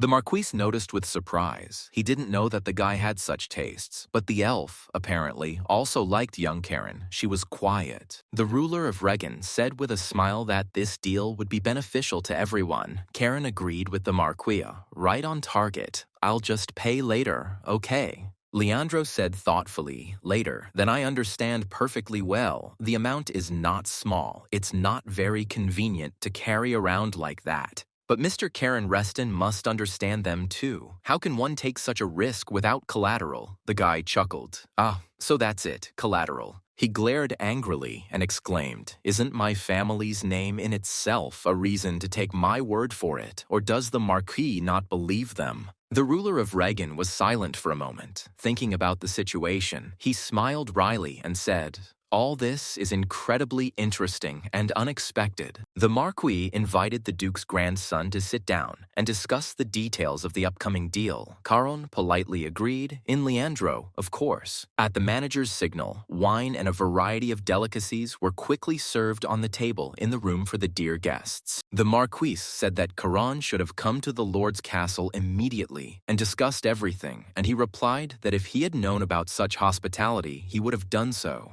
By the way, Leandro never expected that the mad dog of the Reston house had such strange preferences and that he could buy slaves for pleasure. The ruler of Regan, looking at the guy, chuckled. The passion for elves of the heir of the ducal family. Well, what a surprise. Karen smiled slyly. The youngest grandson of Duke Hilo Reston is buying an elf for a huge sum. Isn't that an excellent deposit? Marquis Leandro repeated thoughtfully, "An excellent pledge. This should be discussed with the patrons, but we need to decide with the boy now." But after thinking about it, the Marquis smiled. "It really is an excellent pledge. It means that I have dirt on Halo's beloved offspring." Duke Salmoni will be delighted to hear this touching story about Duke Hilo's grandson and his young elf girlfriend. The ruler of Regan asked his guest, "Aren't you worried, young Karen?" He asked Leandro in surprise what he should be worried about. The Marquis smiled, saying that he could tell Duke Hilo Reston about his grandson's visit to the slave auction. Karen replied, "Then we will keep each other's secrets. I, for example, will keep silent about the fact that you run a slave market, Marquis Leandro." The ruler of Regan smiled cheerfully. "I understand. Okay, since this is our first deal, so be it. I will give in to such a young and generous guy." The Marquis promised to provide his men to escort them to Tibia. Given the situation around Regan, they definitely needed an escort. Sir Owen will go with Karen and the girl. He is the commander of the Knights of Regan. The captain bowed to the young man and said that he was glad to serve the young man.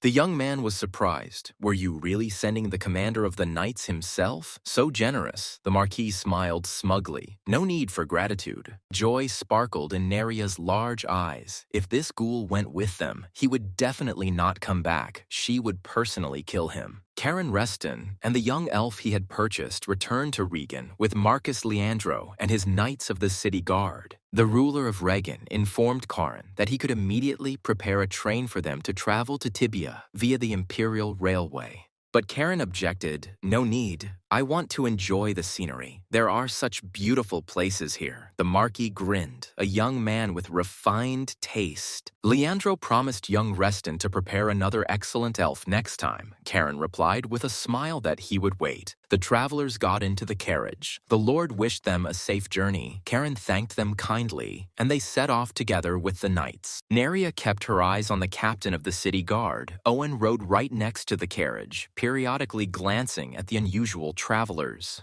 Karen asked the girl, "It was he?" "Yes, the one who kidnapped you in the great forest and sold you for a huge amount of money at a slave auction, like cattle." The girl confirmed, "Yes, he is the most active, strong, and cruel slave hunter in the great forest." Karen smiled. He thought so. The guy noticed that, judging by the look, Neria probably wanted to tear Owen to pieces, but now was not the time. They were too close to Regan. He asked the girl to be patient a little longer. Soon they would find themselves in the thicket. The elf raised her surprised eyes to the guy. Could it really be that he himself? Karen confirmed, "That's right. I plan to kill them all, but at the right moment, when they calm down and relax a little." Neria replied that she understood everything and was ready to be patient for a little while, but she would like to kill him herself. This was evident from her pursed lips. The guy suggested that she get some sleep. It was a long way to Tibia, and she had not yet fully recovered from her time in captivity. Karen himself leaned back on the soft seat and fell fast asleep. But Neria did not sleep. She continued to closely watch the knights.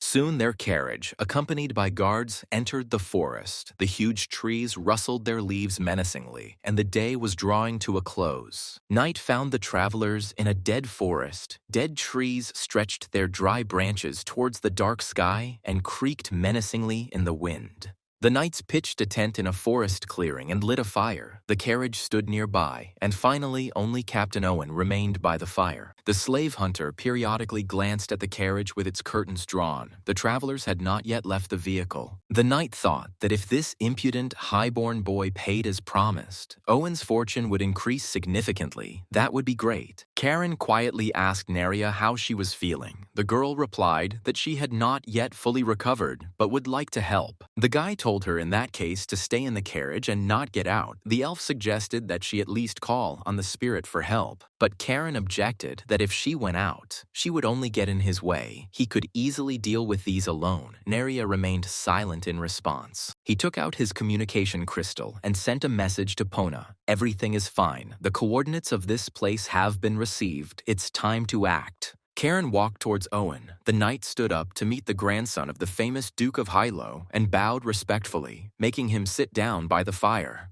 The captain asked the boy with a smile. It seemed like he had a good time on the road with that young gentle elf. "They say they are amazing." Owen assured Karen that he understood him perfectly. She was a rare beauty. It was not for nothing that the guy bought her after all. It was Owen who caught her himself. Karen asked if the captain had any drinks. Owen suddenly realized that he had completely forgotten about their travel supplies of alcohol. The Marquise had given them some excellent wine for the journey, the boy remarked. Wonderful. That meant they would now try this wine together. Otherwise, it was getting cold. "Good wine is good?" Karen asked. And what the others were doing. It turned out that they were checking if there were any monsters or other threats nearby. Karen sighed. "What a pity. It would be great to have a drink together, but maybe then at least Captain Owen would join me." The knight replied that since Sir Karen Reston himself insisted, he could not refuse such an honor to drink with a celebrity of the Empire. Owen, after taking out Marquis Leandro's wine, smiled broadly and said that he would be happy to join Sir Karen for a glass of good wine. The guy smiled. "Great, then they will enjoy the moment together now. The night in the deep forest near the fire is amazingly beautiful." Meanwhile, in Tibia, Pona was studying Karen's messages. No one slept that night, waiting for the outcome of the boy's mission in the center of the slave trade. Pona asked, "So this was the order of the young Blue Wolf?" The guard confirmed. "The report came last night and the coordinates just now." Guildmaster Caligo asked, "And the place seemed to be Tirisfal Forest,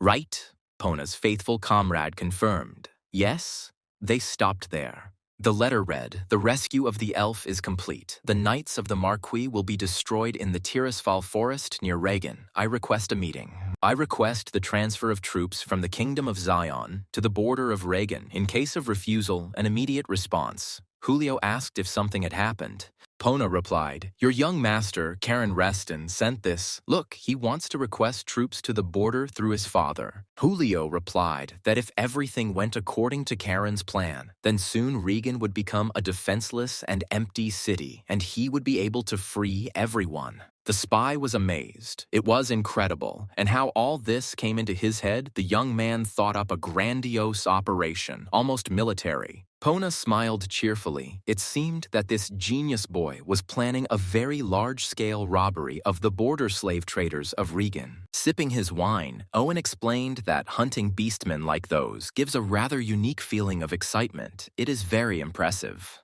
"That's why Regan's knights quickly improved their skills?" Karen asked. "So it's all about maintaining real combat experience." The captain of the city guard, Regan, smiled predatorily and added, "There is also a financial benefit, although you are unlikely to be interested in that." The guy clarified that the knights were targeting elves and beastmen, not humans, simply because buyers paid more for them. Owen shrugged. "Well, to put it briefly, yes." Karen asked the captain, "And how many elves have you personally caught in all this time?" Since elves rarely leave the Great Forest, including this elf, there are only 4 of them, but they provide a large income. Karen noticed the captain's sword. He asked Owen what kind of sword it was. It looked pretty good, probably a very expensive weapon. Owen smiled smugly and replied, "I expected you to notice. You are an expert in weapons. This sword was personally given to me by Marcus Leandro. This blade was forged by the best blacksmith from the capital." Karan became interested and asked, "Maybe you could show it to me. I'd be interested to see it." Owen beamed with pleasure. It was clear that he was very proud of his weapon. The knight took the scabbard and took out a wide blade from there. The blade of the sword shone in the moonlight. The captain of the guard, Regan, looked at the blade with tenderness. He asked, "Is it really an excellent sword, huh?"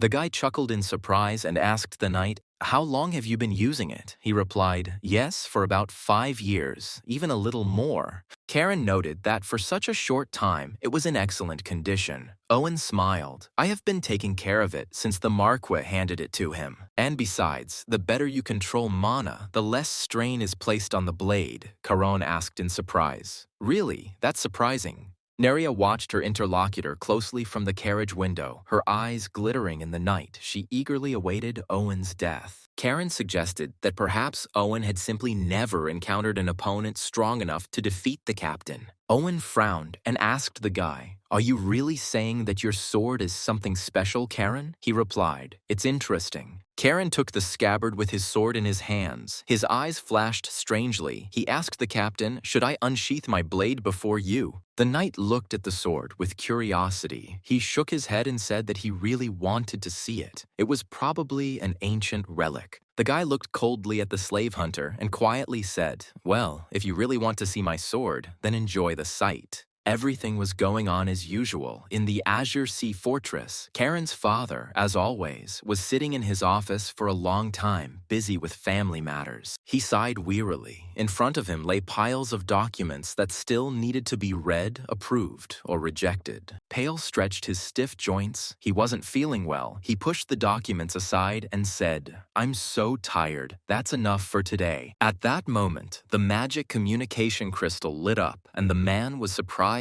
who would need it at such a late hour, apparently urgently. He replied, saying that Pale Reston was listening. The head of the Merchant Guild, Callisto, said, "I haven't heard from you for a long time, respected Count." Pale was very surprised that Lady Pona was calling. The elf apologized for calling late, but this matter could not be delayed. She told Pale that his son had asked for help, and the man immediately became wary and replied that he was listening to her carefully. The elf said he was asking for the troops of the Kingdom of Zion to advance to the border of Regan to create a tense situation. Pale didn't understand why the troops of the Kingdom of Zion were there, what all this meant. He was supposed to be there to destroy monsters. Pona explained that it seemed the boy intended to provoke a rebellion against Lord Regan. Pale replied, "You have a great sense of humor." Although, knowing Karen, he asked the chairman of the Caligo Guild to tell him in more detail so that he could understand how best to proceed. He asked the elf what exactly Korund was doing there now. Pona fell silent. She didn't know how best to explain it to Pale Reston. Pona wondered what Karen was doing there. The same thing as usual, his favorite thing, creating anarchy. A stream of blood gushed across the forest clearing. The fire hissed and smoked. Some of Owen's blood fell into the fire, and the smell of something fried filled the air. Before the captain of Regan's guard could even comprehend anything, Caron swung his sword and cut his grinning head off his shoulders. Neria pressed herself against the carriage window. She couldn't believe that her sworn enemy was already dead. Karen killed the knight surprisingly quickly. The girl carefully stepped out of the carriage. The elf hunter's head lay almost at her feet, and she stared at it without stopping.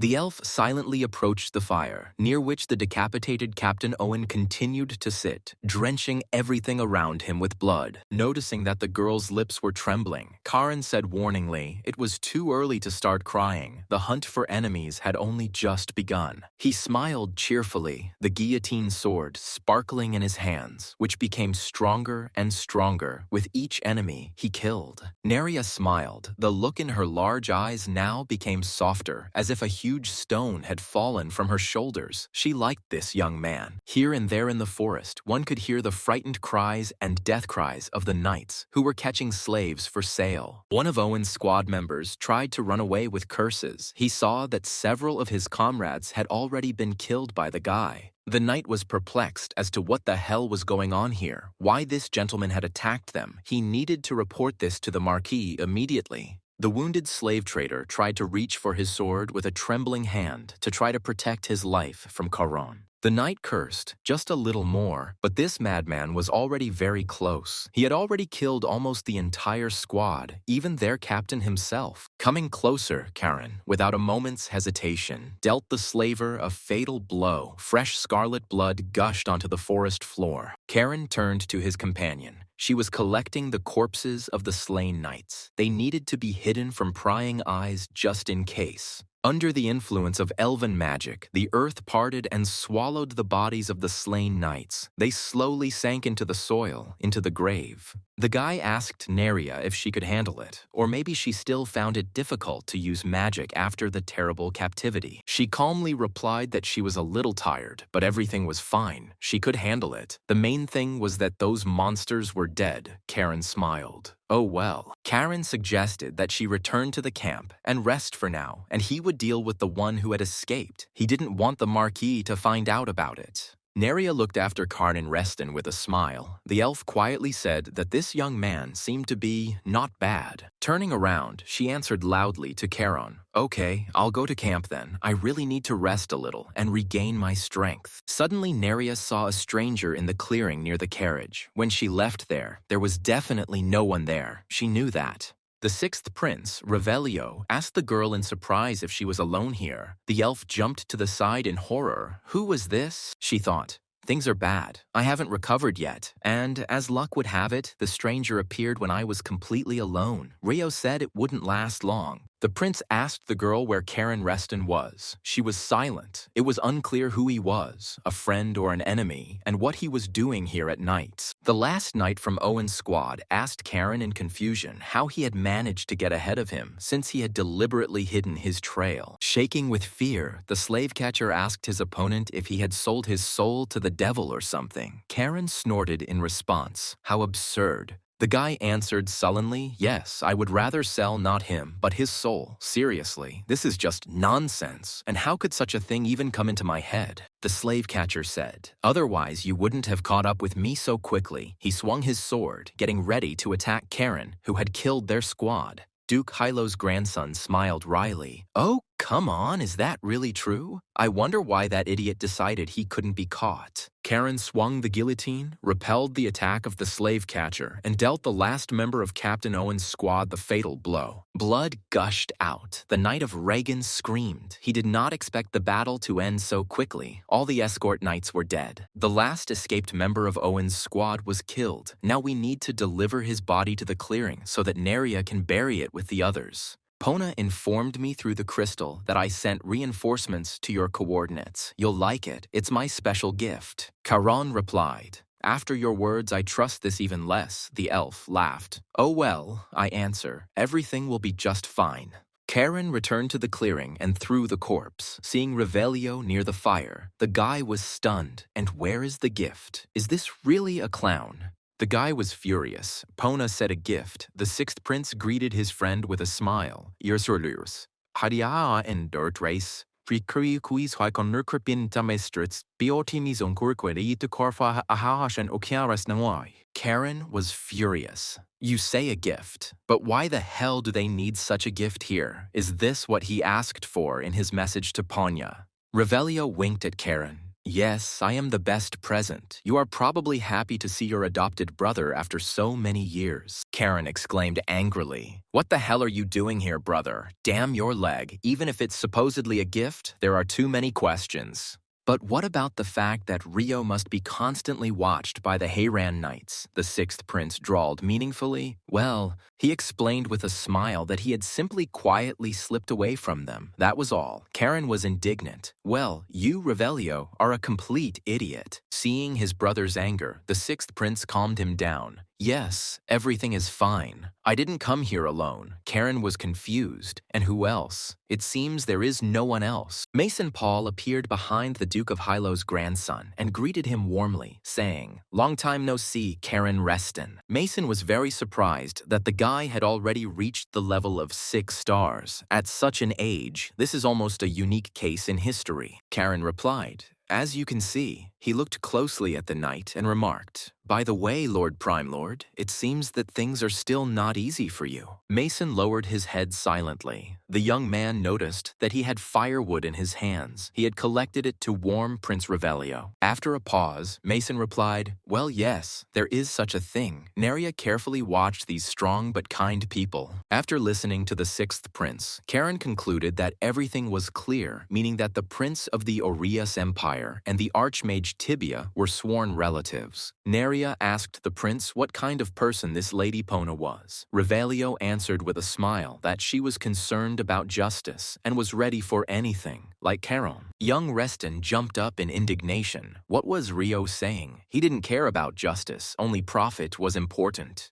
The sixth prince laughed and said to the elf, Even though he says so, you yourself understand everything perfectly well, don't you? Rio exclaimed, Yes, Charon Reston will tear anyone's ass if he sees injustice, then growled so that the prince would shut his mouth. The elf saved by Charon looked at her savior, who was puffing with indignation, with a smile, and replied that she knew it. The prince turned to the girl and said seriously, Oh, he also wants to tell her about what happened to the wise clan of the forest. He, as one of the princes of the empire, asks for forgiveness on behalf of His Majesty the Emperor for everything that happened and promises to punish everyone. Karen laughed. Revelio calls his father a puppet and still apologizes for him. It's very funny, the prince flared up. He indignantly shouted at Karen, How dare you insult my father? He is not just anyone. He is the ruler of the empire. Revelio turned to Mason and asked if he was really going to stand there like that. The knight shook his head silently, not wanting to interfere. Having calmed down a bit, the sixth prince said, Well, actually, that's true, of course, but it's still worth apologizing for the slave trade.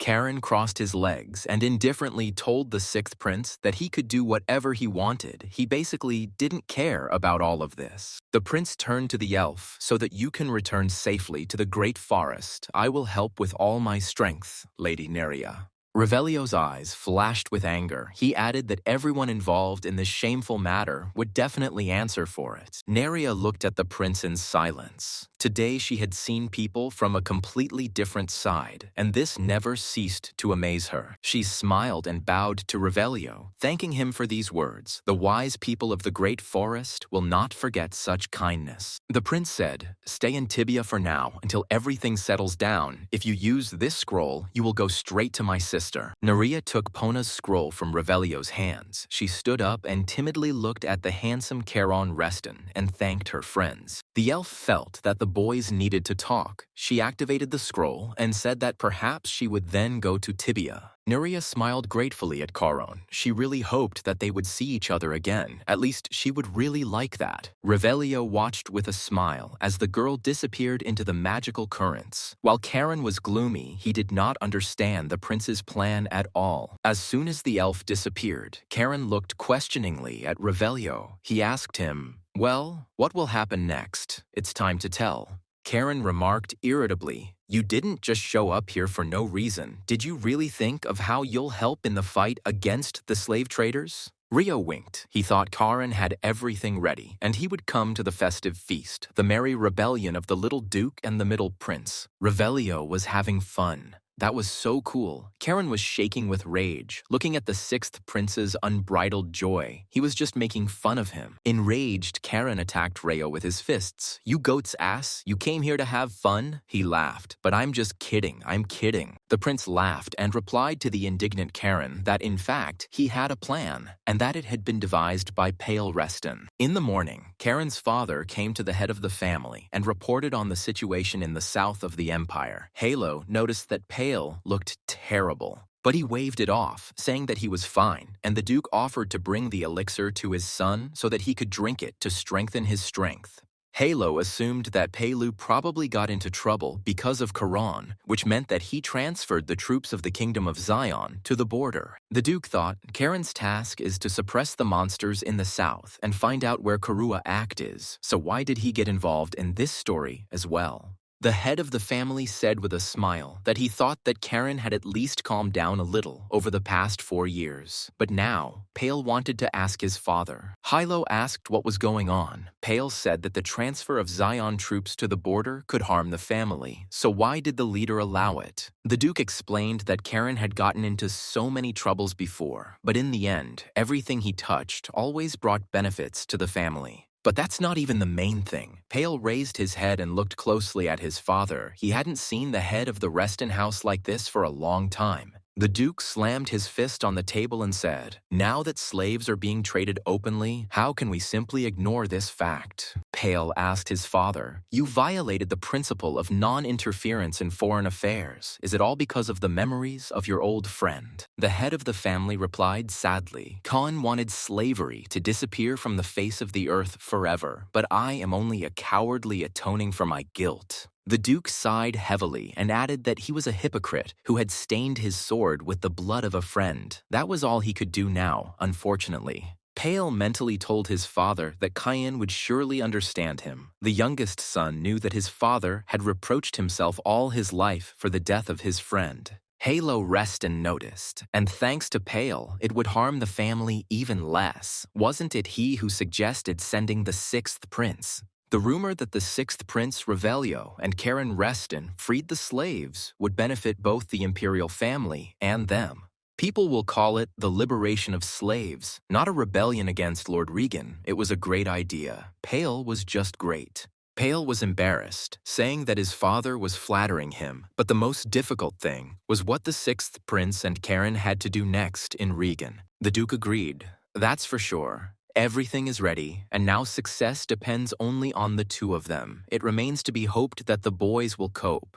Charon moved from the carriage into the prince's car, and they headed back to Regan, discussing the upcoming campaign against Leandro. Young Reston asked Revelio, "So it turns out that according to this plan, instead of rebels, they will become heroic liberators." Rio exclaimed, "That's right, an excellent plan. Yes, your father is a genius. It's not for nothing that the Grand Duke Hilo entrusted him with the diplomacy of the Reston house." Charon didn't like all of this, but even the presence of the sixth prince here was already a justification for all of his actions. It was truly smart. The boy thought that this meant that all they could do was justify the expectations of their father and grandfather, who had taken a great risk by sending troops and revelio. Karen warned the prince that Margrave Leandro was closely connected to the ducal house of Salmone and therefore felt very confident. As long as the scoundrel slave trader is supported by this family, he will certainly not be punished, the prince asked, and what Karen proposes to do.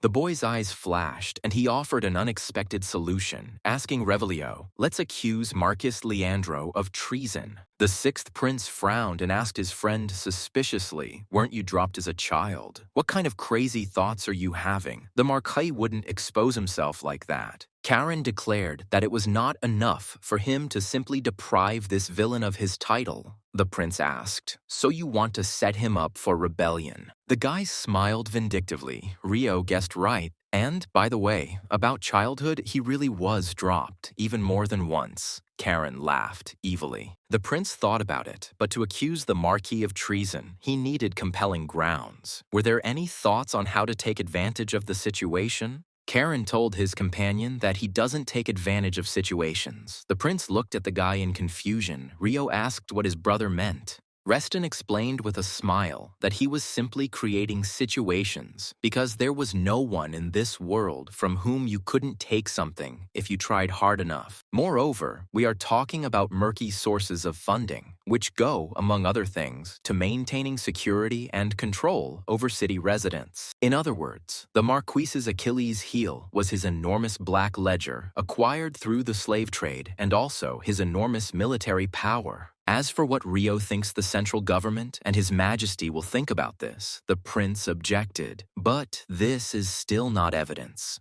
Karen smiled. Now watch your hands. What if an informant from Marquis Leandro's inner circle suddenly appears? The guy grinned. There is no loophole. Make one, Mason warned the passengers that Regan's guard knight was already approaching them. Revelio lowered the window and asked what had happened. The knight apologized and informed the gentleman that martial law had been declared. The prince asked why, and the knight explained that the Kingdom of Zion had recently deployed troops to the border of the empire. To prevent sabotage, entry and exit from the city is strictly limited, Reo snorted, and you're distracting me with such nonsense. The deputy commander of the city guard barked at the knight, calling him a fool. The boy was taken aback, not understanding what was going on. The vice captain smiled broadly at Revelio and apologized for his subordinate. The prince asked, "It seems you know who I am." The knight exclaimed, "Of course, you are the wonderful sixth prince of Revelio." The ordinary guard shuddered. Did he really offend the prince?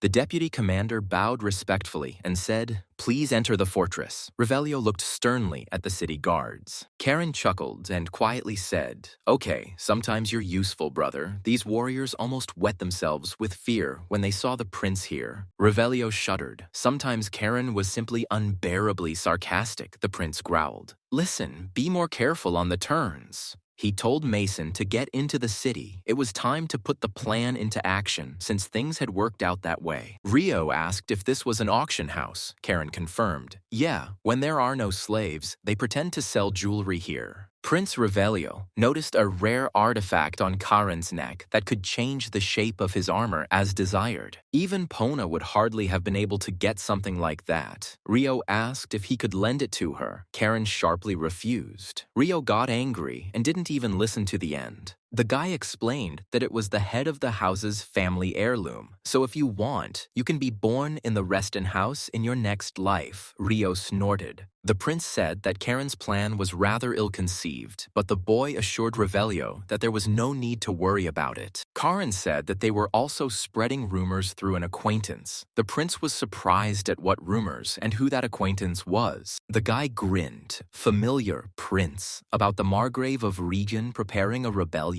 Rio remained silent. Karen took this seriously. The manager appeared at the threshold of the auction house, and upon seeing Prince Revelio, Nor exclaimed, "Welcome, Your Highness." Nur had already received a notice from Lord Dekal, vice captain of the Regan Guard, and the steward bowed and invited Reo to pass. Rio explained to Nur. Karan told him that there was a lot of good goods here. Nur was perplexed. The Imperial Brawler came to the slave auction. Nur thought, this big guy must be that same knight of the 8th rank, the impregnable shield, Mason Paul, and who is next to him. The knight stood silently next to Revelio. Nuru didn't like it, but he didn't dare ask the prince. He decided he was simply accompanying him. The auction house manager ordered the gates to be opened and politely said, "I will now take you inside. Please come in." Nur asked Reo, "You must have come a long way from the capital and are hungry," he objected. "I didn't say from the capital." The 6th prince explained that he came from Tibie, was resting there. Nur noted, "Tibie, then you should have met Lord Karen there." Rio frowned. No, if he had met him, Karen would definitely have bragged about his beautiful elf slave. But why should I listen to such crap? Nur bowed and said, "I couldn't even imagine that Lord Karen would introduce such an outstanding person." Rio asked, "So what?" Nur found it quite unexpected that His Highness would visit such a place, since it was not a place that was approved of by society. Rio noted that for a man who traded slaves in defiance of His Majesty's prohibition, Nur did not seem particularly brave. He was not a chatterbox. Of course, there is no need to tell everyone that Nur saw Rio here. He bowed. "Protecting the identity of our clients is our pride." The manager asked the guest if he wanted to look at the goods. The 6th prince agreed. "Yes, let's go." Nur bowed and handed over the album. Rio was surprised. "Tigermen and catgirls, so you sell that too?" Nur bowed. "Yes, we respect the preferences of our clients." Prince was unhappy with the album, but what are we to do with it? It's not what I need at all. I can't even choose anything to buy. The manager politely said that it would be wonderful if Your Highness could be more specific about your tastes. Revelio asked, "So what? You'll pick up the order. Well, then bring the ledger." The manager was taken aback. What is the prince saying? The 6th prince explained that if Nur reports to the Margrave, he must write everything down somewhere, and he wants to see these records. Nur said irritably, "This joke has gone too far, Your Highness." Revelio frowned and declared that it was not a joke at all. The prince asked menacingly if he looked like a comedian. Nur shuddered, and at that moment a knight in armor immediately rushed towards him. The auction house manager only had time to gasp before his broken mask flew off, and he buried his nose in the table. Revelio threw up his hands. "What can you do?" Nur asked for it himself. He and his brother don't intend to joke around here, so it's better for Nur to obey.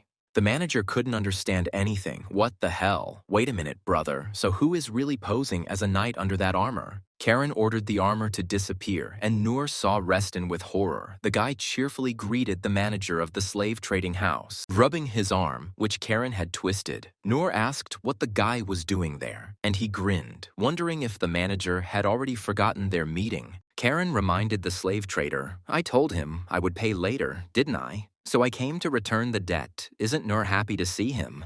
The manager didn't understand what the hell was going on here. He glanced warily at young Reston, then at the 6th Prince Rio. The troops of the Kingdom of Zion set up camp near the very border of the empire, but behaved calmly and did not begin military action. The knights of Marquis Leandro kept a close eye on the enemy from their positions, preparing to repel a possible attack at any moment. The guard on duty reported that nothing unusual had happened yet, although the troops were very close. They were not crossing the border. The Marquis didn't understand why they were suddenly so furious. The secretary reported that a request for communication had been received from Lord Dekal of Regan. Leandro was very surprised. From Regan, what could have happened there in such a short time? The secretary hesitated a little, indecisive. He timidly informed the gentleman that they said the 6th prince had arrived in Regan.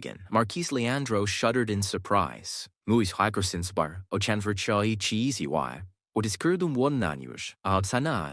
6th prince, that imperial daredevil, Revelio, in Regan, the Marquis understood that nothing good could be expected from this visit. Meanwhile, Revelio sipped wine in the auction house, while Karen used blows to persuade Nur to be more accommodating with such guests. The manager fell to the floor of the luxurious office with a crash, and Karen took great pleasure in beating up the stubborn slave trader. Noor groaned. If I give up the ledger, I'm finished, Karen asked him. You still don't understand what situation you're in. The guy took up his sword and warned that if the manager did not give up the ledger, he would die right then and there. Karen's eyes flashed angrily. He growled, "Give me the ledger and follow my orders to survive. Think carefully if you want to die here by my hand." Karen promised, "I will cut open your stomach, pull out your intestines, and hang them around like a garland, and you will watch, or give me the ledger." The Marquis asked the vice captain if there was still no contact with Owen. Decal replied that there wasn't yet, but it hadn't been long. Leandro suggested that maybe he was having fun in Tibia, which was a common thing, but Decal doubted it. Owen wasn't that carefree.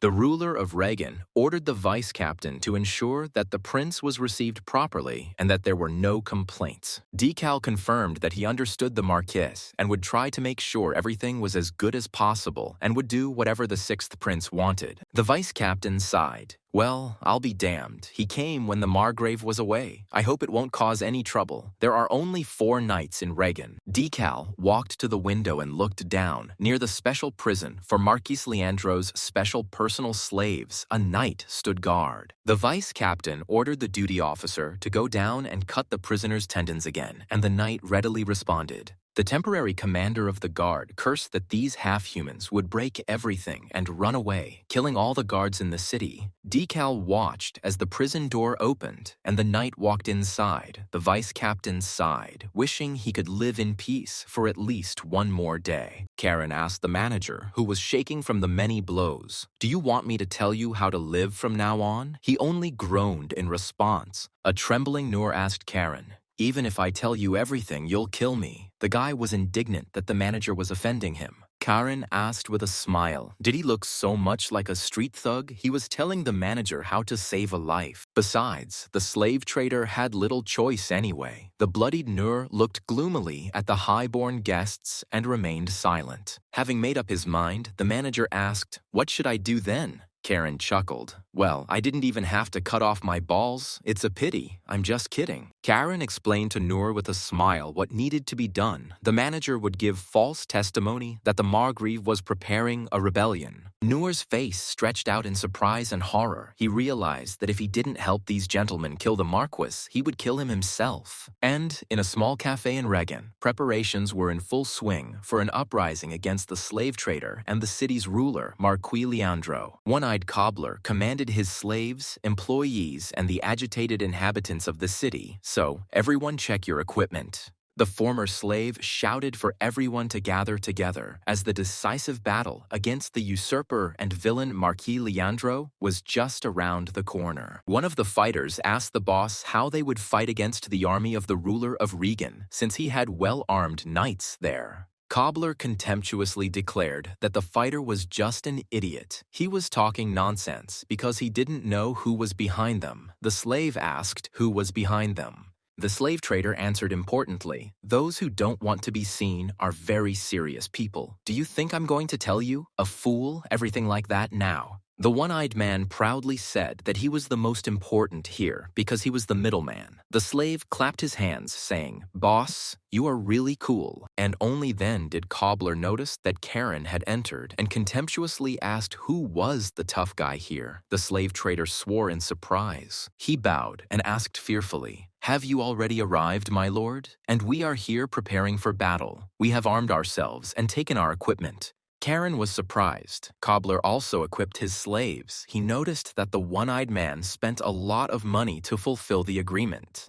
The slave trader confirmed that he couldn't allow the goods to lose value, which would lead to all his savings going up in smoke. Seeing the guy's face, he muttered, "Of course. Not only for that reason," he asked. "If you are afraid that the goods will become cheaper, then why did you take them?" Cobbler was at a loss, mumbling thoughtfully, trying to figure out what to say to the hot-tempered but very rich Mr. Karen Reston. The slave trader smiled slyly and told the master that because they were pathetic, they were waiting for a chance to distinguish themselves and earn their complete freedom. Karen sighed. This former slave was as cunning as a snake, but still he was kind to his slaves and tried to do good for them. Reston slapped Cobbler on the back of the head and exclaimed, "Well done! shaggy one. The slave trader yelped. The slaves looked at their master in horror. Karen kindly informed the slave trader that all expenses for this operation should be written off to the Reston house. His father and grandfather would pay for everything. And the guy himself added another half from himself. Having heard this, Cobbler changed his mind about being indignant and respectfully replied, "Thank you." Karen approached the guy and tightened his armor. He said, "Tighten the equipment tighter. It shouldn't fall off in battle." He thanked him. Cobbler sighed heavily as he watched Karen help the slaves get equipped. The boy turned to the slave trader and asked what was going on. He replied that there were only 50 of us, poorly organized peasants. Karen was surprised, and so what if Cobbler sighed? The bald man asked, "Since we are going to go against the army of the Margrave, surely the Lord has a brilliant plan, Lord." Yes. Young Reston was surprised at the brilliant plan the bald cobbler was talking about. Everyone looked at the famous aristocrat with hope. But suddenly, Karen declared that there was no brilliant plan. The frightened slaves looked at the strange guy in surprise. And he said, "We'll just tear everyone's asses apart, that's all." Cobbler was stunned with horror. What? Do they really have to fight in battle? The first target is a prison camp which, they say, is personally run by the Margrave. Caron asked. Cobbler knows where he is, right? He confirmed. The guy said that they have prepared a strategy, which means they will see each other when the time comes to go to the secret prison. Karen activated the artifact, and the helmet appeared on his face again. Cobbler and his slaves silently watched the mysterious young Reston. Cobbler sighed heavily and thought, this strategy is, of course, reliable as a Swiss watch, but it is too late to give up. All they can do is trust this unusual gentleman, who, strangely enough, is so far doing everything as he plans. The next morning arrived, and the knights, as usual, stood at the gates of the inner city, protecting them from all the city rabble. Suddenly, the guards saw a strange picture. One of them even exclaimed. Some small ragged fellow was walking with a club towards the gate. Another one asked in surprise what was going on there. What kind of freak was going to the city gates early in the morning with a club, maybe drunk? One of the knights exclaimed, "Yes, it looks like Cobbler." The second, looking more closely, confirmed that it was indeed the slave trader. Apparently, he has some kind of friction with the Margrave. The knight laughed. Does he think he can start a rebellion in Reagan with this funny stick? The knight shouted at Cobbler to leave before he got beaten up, and the second added, if there are any complaints, come when the Margrave returns. But the one-eyed cobbler raised his fist and made some strange sign, and the knights at the gate could not understand what he was doing there. The guard couldn't stand it any longer, and taking a spear, he rushed towards the one-eyed cobbler, shouting, "What a bald bastard!" But the second knight stopped him. The officer asked what was going on, and instead of answering, the knight suggested that he look deep into the city slums, where some people were gathering. The knights could not believe their eyes. At Cobbler's signal, armed commoners were coming from all directions to the city gates. The slave trader gave a war cry, and his followers took it up in unison, marching towards the gates, brandishing their weapons threateningly. The guards were stunned. Is this an uprising? It can't be that this is a real uprising. But the city is now practically empty. There is no one.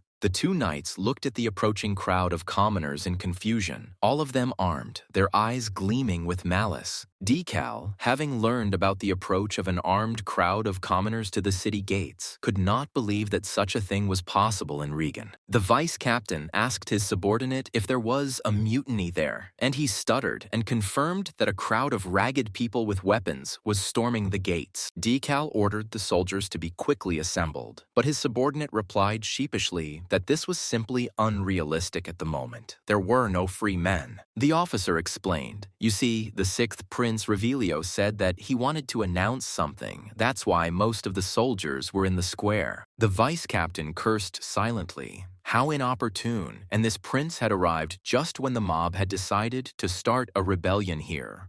Horror. What the hell is going on here? Never before have the people in Regan rebelled. Everything was resolved peacefully, but now it seems like everything is on purpose. Seeing who was leading the mutiny, Vice-Captain Decal angrily yelled, "You scum cobbler! What are you up to here, you bald bastard?"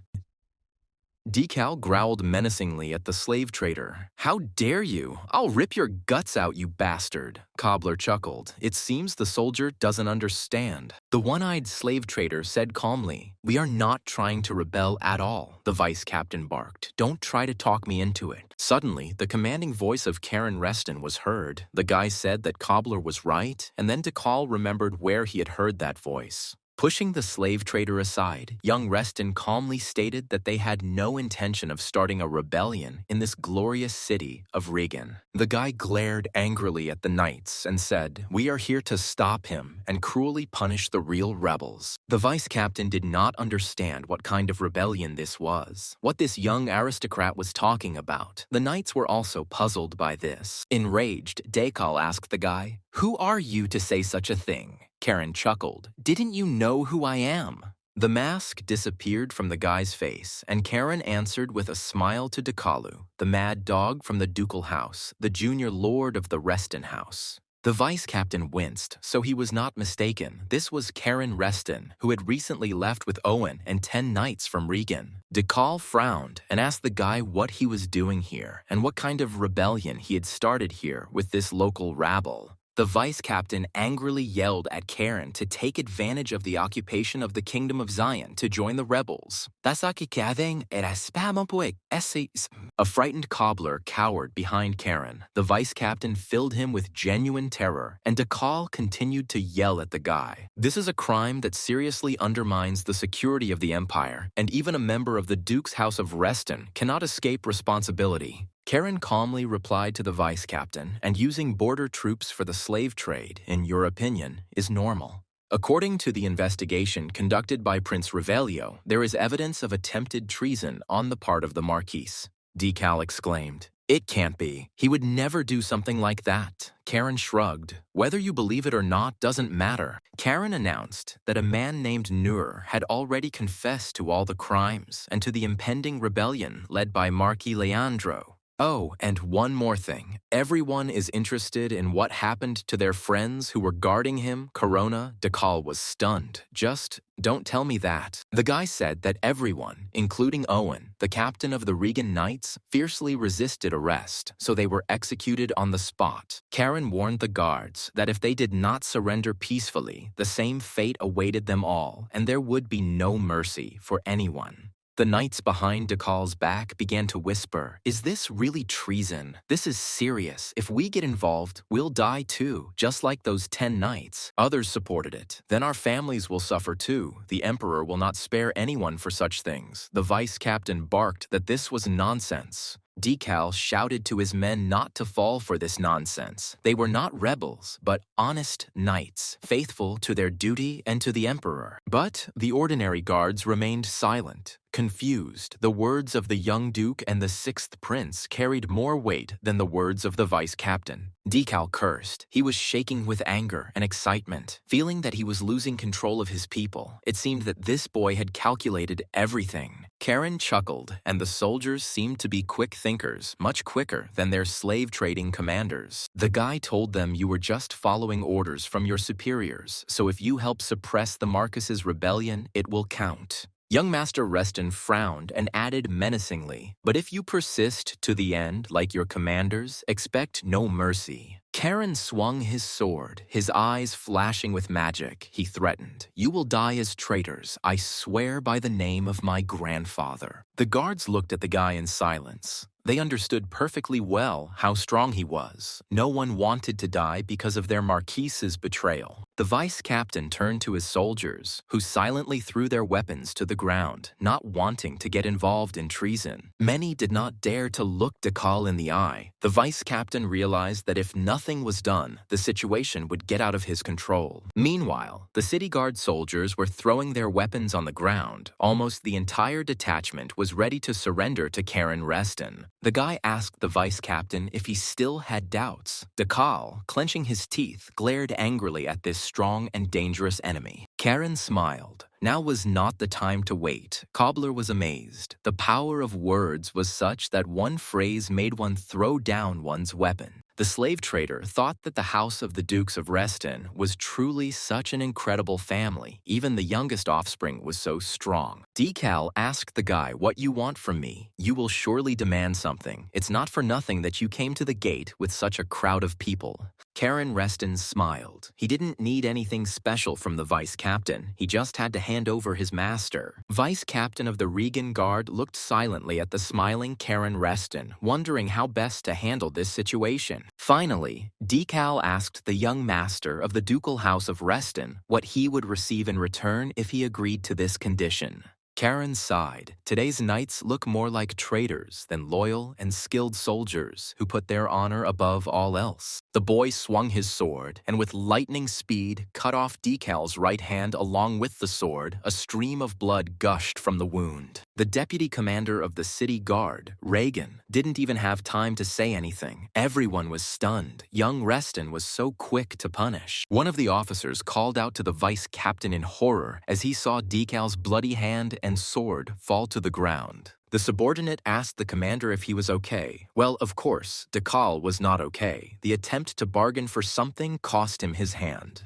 The vice captain realized that everyone needed to lower their swords right now. If they rushed at this guy now, they would all die instantly. Karen glared angrily at Decal. "You're asking what you'll get in return, but in reality it's a lot, even more than you need." The guy promised that he would leave the vice captain alive. That was enough, wasn't it? He remained silent, clutching the wound with his remaining hand. This composure and determination in such a young man made the knights tremble, and they looked at the enemy in surprise. Finally, the vice captain ordered his men to drop their weapons. "We surrender." Cobbler couldn't believe his eyes. Decal surrendered. Karen ordered the dumbfounded slave trader to take the knights to the prison camp, and he politely replied to the boy, "Yes, my lord." Cobbler asked the gentleman what to do with the soldiers. They were the first to surrender. Should they also be put in prison along with the knights? The boy asked how many were involved in slave hunting. Cobbler explained that only commanders were involved. The Marquis did not trust commoners. Karen glanced sideways at the disarmed knights and guards.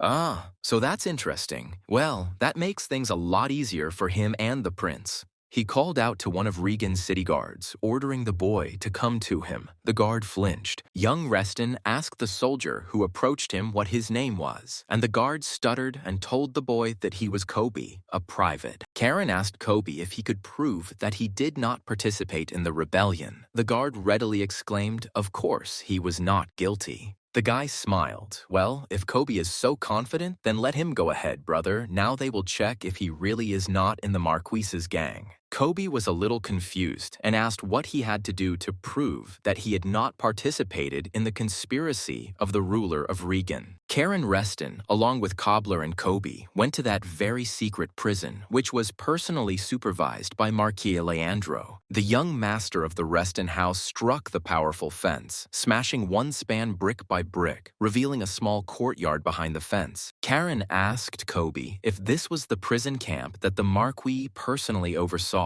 and the guard confirmed that yes, it was guarded by knights. The boy thanked the soldier for saving him from unnecessary trouble, and Kobe cheerfully replied to Caron that he was happy to try. Karen appointed Kobe as the commander of the surrendered soldiers. They are to help Cobbler liberate all the prison camps in the city. The surprised guard thanked the young gentleman for the honor, and Karen ordered Kobe to go and carry out the task. The soldiers walked away, and Caron stopped at the entrance to the unusual prison, wondering who Marquis Leandro was holding there. There was clearly someone unusual there, since they didn't even allow ordinary soldiers to guard this prison, only knights who caught slaves themselves. Then Guillotine gave voice. The sword said, "I feel blood. Master." The stone on the sword's hilt flared brightly. The prison was flooded with blood. Karen chuckled. "It's not for nothing that they call you the demonic sword." He immediately smelled blood. The sword was indignant. "I told you it wasn't demonic." The guy walked into the prison and looked down. Damn, how deep, what a hassle, and why was it necessary to build such a deep underground prison? Young Reston looked around carefully. It seemed that this prison was simply enormous, and that they didn't just keep slaves here, they killed them. Karen noticed a staircase and a long corridor. He quietly asked what it was. Something told the guy that he had to go there. In one of the cells, the guy saw a skeleton in torn clothes. A fat rat was sitting next to the corpse. It turned around with displeasure, hearing the noise. Reston saw that the body had been mutilated. Its limbs had been cut off, and eventually part of its head had been cut off, from which it apparently died. Taking a torch, Karan moved on. There were probably living people here. Otherwise, why would this prison have been so carefully guarded? He walked along the endless corridors of the stone dungeon. Most of the cells were empty or contained the decayed bodies of prisoners. The guy saw another staircase. It led to the lowest level of this terrible prison. Karen headed down the stairs. Looking around, he asked Guillotine if this was where the Marquis kept his most secret and precious prisoners. Karen felt the smell of fresh blood in the corridor. He looked closer. It seemed there was someone alive behind these bars. The prisoner asked the man if he was their enemy, and after taking a closer look, Karen realized that these were the same ones from the catalog that Noor had shown them. The boy told the prisoners that he was glad to meet them. Whoever they were, he was Karen Reston, and with these words, he entered the cell and freed them. Karen cut the shackles of the unusual creatures with his sword. The tigress, stretching her arms, asked if he was Reston. The guy confirmed that he was. Approaching the giant, the boy cut his numerous shackles, allowing the prisoner to rise freely in the cramped cell. The tigress was surprised that an aristocrat from a noble family had come to such a hole. The giant objected, "I know the glorious warriors of the Reston house." The giant said, "Nice to meet you. My name is Utula. I am from the Black Axe tribe."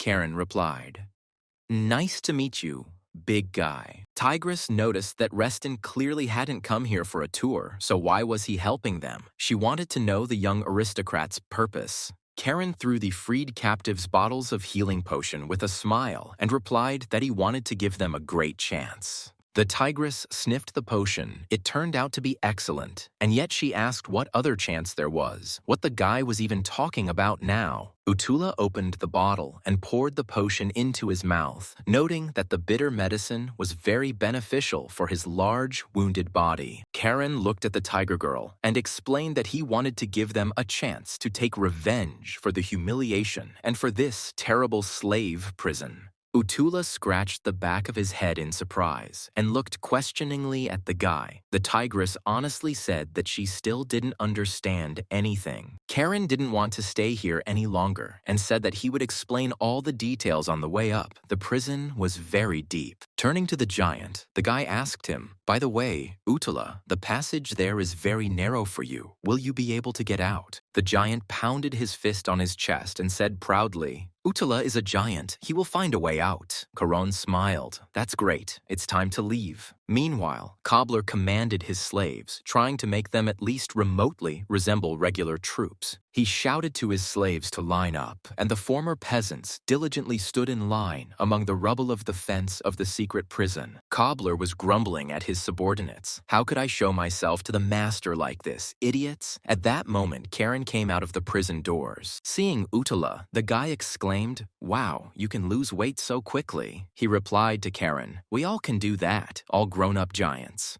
The giant, having taken on his former form, offered Karen, "Say, if you want to learn, I will show you," Cobbler shouted to the guy, "Sir." He happily reported to young Reston, "As you ordered, we locked the knights in the camp." He replied, "Excellent, good work." Looking at the prisoners freed by Karen, Cobbler asked the gentleman in confusion, "Are these, apparently, our new comrades?" The guy confirmed, "Well, you could say that these are reinforcements. They will help us liberate the camps where Regan slaves are being held." The tigress's eyes flashed, and she asked Karan if he was talking about this revenge. He decided to use them simply as a fighting force.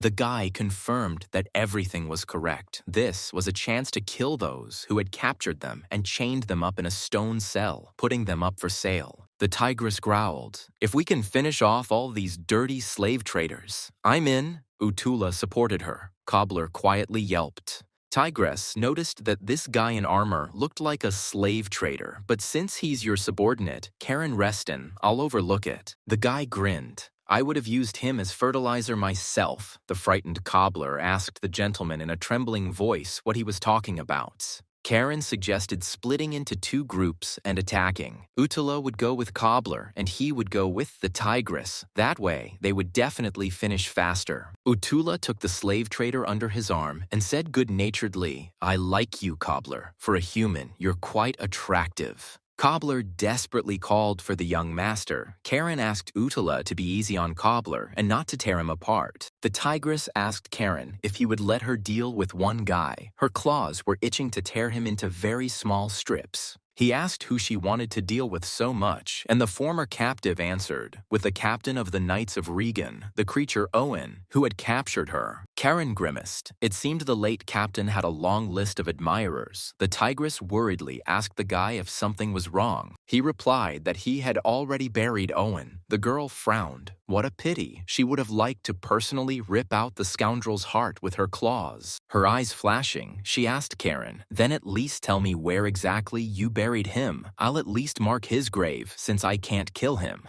Young Reston promised to show where the bodies of the murdered knights who were engaged in catching slaves for subsequent sale were hidden. Karen asked the Tigress, and she didn't want to introduce herself. The striped lady, the fiery red Tigress, answered, "Adina, my name is Adina." The grandson of Duke Hilo Reston answered the Tigress with a smile. "It is very nice to meet you, Adina. Today, they will fight her together." Adina looked at the man with suspicion and silence. Her yellow eyes filled with suspicion. She didn't trust people after this captivity. But this man seemed surprisingly friendly. She sighed and asked him, "Well, let's go. It seems they have work." Karen asked, "Are you sure you can handle it?" "It doesn't look like you've recovered yet." She replied that she was used to working for her bread. She asked if the man in the square could be trusted. Karen replied that he would do what he had to. Adina snorted. It sounded dubious. Meanwhile, in the central square of Regan, Revelio spoke to the townspeople. The prince addressed them, "Dear citizens of the empire." The sixth prince declared that this place, Regan, was the empire's front line of defense, the most important place in the entire great state. Revelio, addressing the common people, told them that those of you who voluntarily make sacrifices are the true patriots of your state. Looking at the listeners, the prince thought with bitterness that all the townspeople had faces on which there was not a drop of hope. They were in terrible despair. Even the soldiers, who fear civilians more than enemies on the border, can see how terribly this place was run. Revelio thought bitterly, "Marquis Leandro, an aristocrat like you has no right to be here. Such a ruler is worse than an enemy."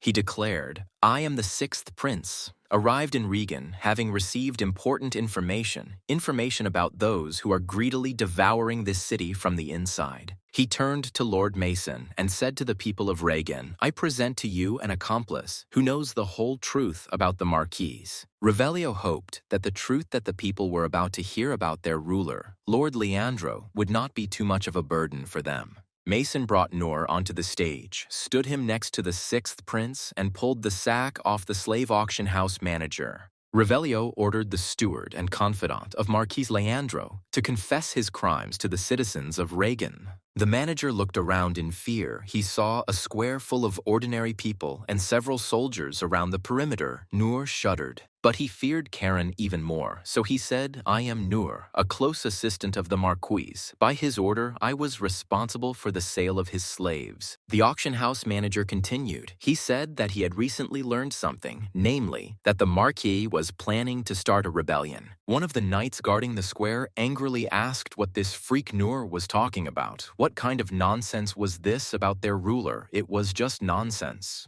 Suddenly, an explosion was heard near the city wall of Regan. Everyone shuddered. It became clear that something was happening near the city. Noor gasped in fright. He was very afraid that Marquis Leandro would return to Regan and cruelly punish him for his vile betrayal. Revelio also turned in the direction where the deafening explosions were heard. The attention of all the residents was directed there. The prince mentally asked Caron to hurry. They must finish freeing the slaves before Marquis Leandro returned. A desperate cry was heard in the huge tent of Marquis Leandro, followed by a stifled death rattle. The ruler of Reagan was angry. Streams of fresh blood flowed from the curved saber of Marquis Leandro. The ruler's personal slaves were terrified and huddled in the corner of the tent. At the Marquis's feet, his secretary was writhing in death throes. Leandro, in anger, cut his throat for his bad behavior and the news. Leandro's face twisted in terrible anger. The veins on his face bulged. He hissed angrily, "Karen Reston will soon come to an end." Despite the explosions thundering around them, the townspeople were animatedly discussing the shocking news. It turns out that their ruler, the Marquis, is a traitor. They spoke to each other, so the Marquis raised a rebellion. The other shook his head. This is terrible, because for treason against the emperor, they chop off anyone's head. The enraged knight shouted at the townsmen, "How dare you say such things about the ruler of Reagan, the merciful Marquis Leandro?" The townsman tried to object, referring to His Highness the Sixth Prince Revelio, but the knight yelled at him to shut his mouth. The knight raged, shouting across the square,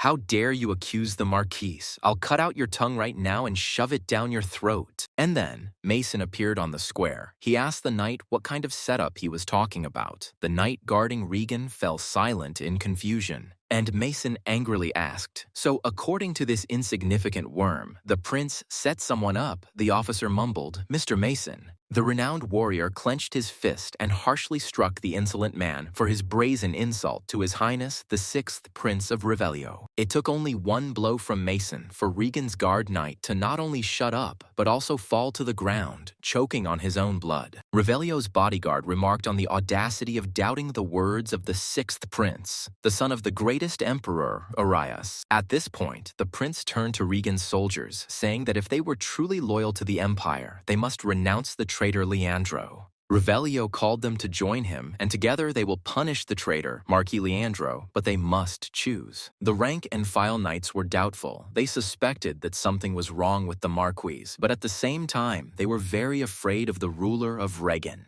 And Revelio escalated the situation, shouting, "Remain glorious soldiers of His Majesty and the Empire, or become traitors." The Sixth Prince was horrified at what he was doing now. To think that the Prince of the Empire was inciting the people against the Marquis. And suddenly, one of the townspeople raised his hand with a clenched fist and shouted loudly, "For His Majesty the Great Emperor of the country of Orias." Another ringing voice over the sleepy town square of Reagan took up the cry and shouted for our great and invincible empire. And now the rest of the townspeople joined in, shouting, "Death to the vile traitor! In the name of the emperor, give blood for the blood god." Revelio looked at the square in confusion, wondering if he had really succeeded, while the people enthusiastically shouted to him for His Majesty. Emboldened, the people were already chanting boldly, "Hang the Marquis, death to the slave traders, shame. Leandro must pay with his blood." Still gloomy, Mason heard loud cries from the square, people shouting, "For the empire, in the name of the emperor, death to the traitor." The face of the renowned knight broke into a smile. His master, Prince Revelio, had finally managed to wake these people up. And then the knight saw one of Cobbler's former slaves running towards him. The fighter turned to Sir Mason, who asked what was going on. Having caught his breath a little, the slave trader's messenger blurted out that Marquis Leandro would be here very soon, and something had to be done urgently. The ruler of Regan returned to the city with his troops. They are already standing near the city walls and are about to attack them. Marquis Leandro, clad in armor, was beside himself with anger. He was absolutely sure that he would be able to quickly punish the conspirators. Behind the ruler of Regan stood thousands of well-trained and armed soldiers, ready to carry out any will of the ruler. Marquis Leandro growled angrily, "Karen Reston, I will hang your head on the main gate of the city as a warning to other insolent people." The ruler of Regan threatened the Sixth Prince that he would also answer for this. Revelio watched the approach of the Marquis from the city wall. The prince frowned. Leandro had returned earlier than Revelio thought. Many of the former city guard soldiers were in a panic. Next to Revelio stood the ever-faithful Mason Paul, frowning at the approaching army of the ruler of Regan Leandro. One of the Marquis's subordinates begged Karen in horror to spare him. He knew everything about his boss's machinations and was ready to tell about them. But Karen was adamant. He replied, "If you are guilty, be punished." With these words, the guy struck Leandro's accomplice accomplice. The unfortunate man's blood gushed out, splashing the young face of Duke Hilo's grandson. The boy, who traded slaves in Regan, showed no mercy to him. After looking around, the guy concluded that it seemed like they had almost figured things out here. I wonder what Cobbler has going on. Is there really more to come?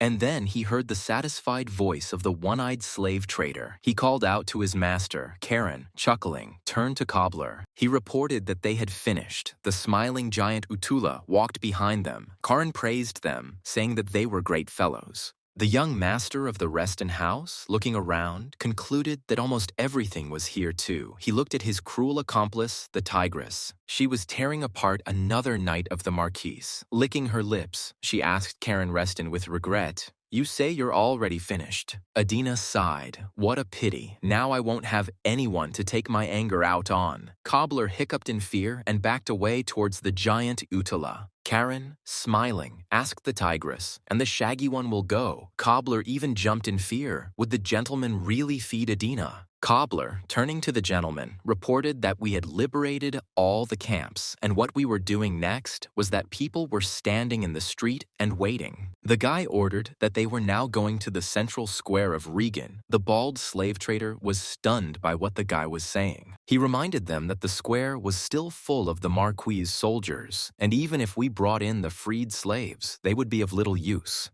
Cobbler asked if it wasn't dangerous. Vice Captain DeCall sent most of the remaining soldiers of the Regan garrison there. Karen sighed and solemnly announced that the central square was probably the safest place in the entire empire. After all, Mr. Mason, one of the continent's greatest warriors and Prince Rio's personal bodyguard, is there now. So Karen was almost certain that there were no enemies left in Regan Square, because all these soldiers were no match for Mason. And then the guy felt the communication crystal vibrate. Someone was calling him. Most likely it was the 6th Prince of Revelio. He was not mistaken. The prince asked Karen what was going on with the camps. He replied, "We just liberated the last camp. How are things with you?" Revelio reported that in the square, everyone except the noble commanders had gone over to our side, but now more important matters had arisen. Karen asked the prince why there was panic in his voice. Revelio answered that he had returned. Reston did not immediately understand who he was. The 6th prince explained that Marcus Leandro had returned with his entire army. Poor Cobbler had cowered in fear, and the prisoners were overjoyed. The bald slave trader muttered, "So quickly," but Karen reassured Reo, "No need to panic, brother. Everything will be fine." The guy said, "Sooner or later it would have happened." Surprised Prince Revelio noted, "Karen, I hear you smiling widely." The frightened prince asked Karen in horror, "Are you really going to put that plan into action? But this is an adventure." Reston grimaced, "No? What are you saying? Why?" Revelio started shaking and exclaimed, "I'm not ready yet. What if it doesn't work out for us?" He rushed to Mr. Mason, asking, "Won't you stop him?" Karen said. Mr. Mason also approved of the plan. The 6th prince was in despair. Could it really be true? Karen calmly replied, "Yes, that's right. This is the best that could have been thought of." Young Reston advised his brother to stop fussing. The prince sighed and muttered uneasily, "I'm still not mentally prepared." To incite citizens, to illegally seize a city, to falsely accuse of rebellion. In the entire history of the empire, there has never been such a prince. Karen chuckled. Grandfather Rio would have asked to hold his beer. He even sold the soul of a subordinate to a demon. He heard that story. Revelio growled, "Don't you dare mention that man." Karen smiled. "How shameful it is to talk like that about your own grandfather." Rio asked what he thought the Marquis would do, and Karen replied that he would try to break into the capital and declare his innocence. In the capital, Marquis Leandro will most likely be acquitted. Revelio always wanted to ask Corona something. He allowed it. Go ahead while you're alive. The prince asked, even if the slave trade was prohibited, why go so far? Would it somehow help House Reston? Karen shook his head. No, it won't help. Then the prince didn't understand why all this had to be arranged here in Regan. Karen's face suddenly became very hard. He seriously answered the prince that he simply could not stand it when someone's freedom was taken away. Revelio looked at his friend silently. If he hadn't known that the boy had grown up in a wealthy family, he would have decided that he himself had experienced slavery. A horseman rode up to the gentlemen and informed them that Marquis Leandro wished to meet with them in person to clarify what had happened here. The sixth prince suddenly became very serious too. He told his friend that he understood him perfectly and supported him, but he had his own reasons. Revelio answered the messenger, "Tell him that I will meet him." The rider bowed in the saddle and respectfully replied, "Yes, your highness." Rio frowned and said to Karen, "I also hate those who tarnish the honor of my beloved great native empire, Orias. How dare these scum trade in slaves when His Majesty has banned it?" Karen looked silently at the recently timid Rio, and the prince continued, and even used the troops that were supposed to guard the border for this purpose. Karen smiled. "Well done, brother."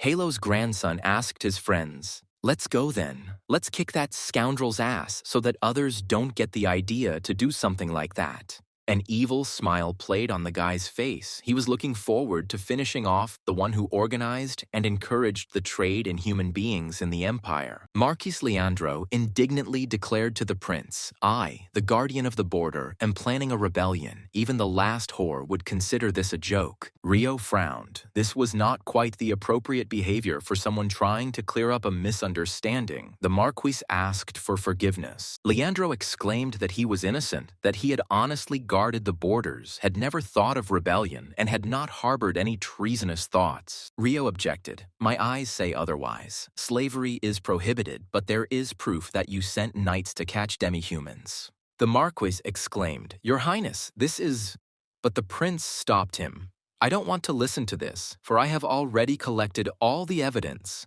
Revelio stated that he had no choice but to punish the Marquis according to the law, but he replied that even if so, it was not treason at all. Karen told Marquis Leandro, "Your close subordinates testified about the conspiracy, and you will still deny it." The ruler of Regan gritted his teeth. As expected, the political support of the sixth prince of Revelio is the ducal house of Reston. Leandro frowned. "The real conspirators are trying to blame me. They probably want the family of the Dukes of Salmone." Marquis Leandro really wanted to chop off that idiot Karen Reston's head right then and there, but he decided it was better to restrain himself. He understood that he couldn't give in to provocations. Now the only way to survive was to reach the capital of the Orias Empire alive. The ruler of Regan threw the sixth prince at his feet and declared, "I ask for a trial in the capital to clear my honest name from slander." Leandro added, "So that I can prove my innocence against those who framed me. Consider this, your highness." Suddenly, in the silence, a loud laugh from Karen Reston was heard. He exclaimed angrily, "Well, what a dodgy bitch this Marquis is." Approaching the ruler of Regan, the guy mockingly said, "A real man doesn't have a sword hanging, but stands against the enemy, you know." Leandro frowned and asked young Reston, "Do you think I'll fall for your tricks?" "No, provocations are simply useless here." Karen chuckled. "You think the Reston house will bother with someone like you? A pathetic nobody. What nonsense." The Marquis said the Restons needed a reason to expel Duke Salmone. Caron smiled. "Do you think we would bother for Salmone's sake?" The guy said, "Dear Marquis, I just have a grudge against you. Family has nothing to do with it." Leandro objected. "It doesn't matter. I'm innocent."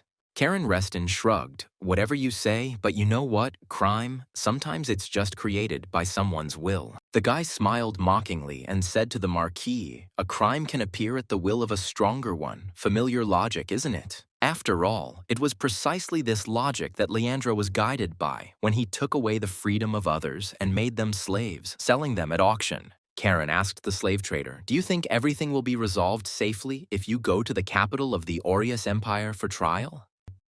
Young Reston said, "Don't flatter yourself. This won't save you." The Marquis shuddered. What was this little wolf cub planning? Would he really kill? The boy's eyes flashed, and he promised Leandro that the Marquis's head would reach the capital of the empire only separately from the body. While Karen distracted the frightened ruler of Regan with conversation, the sixth prince, unnoticed by everyone, used elven magic. Suddenly, the townspeople saw with horror that an arrow was flying straight at the sixth prince of Revelio from the direction of Marquis Leandro's army. Everyone froze. Rayo stared at the arrow approaching him. No one understood anything. Everything was happening as if in some kind of delirium. And then the arrow pierced the sixth prince's body. Everyone gasped. The emperor's son was wounded in Regan. Now no one could escape punishment. Revelio fell to the ground along with his chair. Marquis Leandro stared at the prince, not understanding what all this could mean. Cobbler asked in fear, "Your Highness, how are you?" The trembling prince pulled the arrow out of his shoulder and groaned in pain. Everyone started making noise. Leandro trembled, and Karen Reston smiled. "Well, I told you, you can't expect anything else from a traitor except this." The guy grinned, so the ruler of Regan would definitely not reach the capital alive. The Marquis asked in confusion what was going on here. And then the chief slave trader of Regan realized that they had planned all this in advance, that it was a cunning trap for him, Leandro.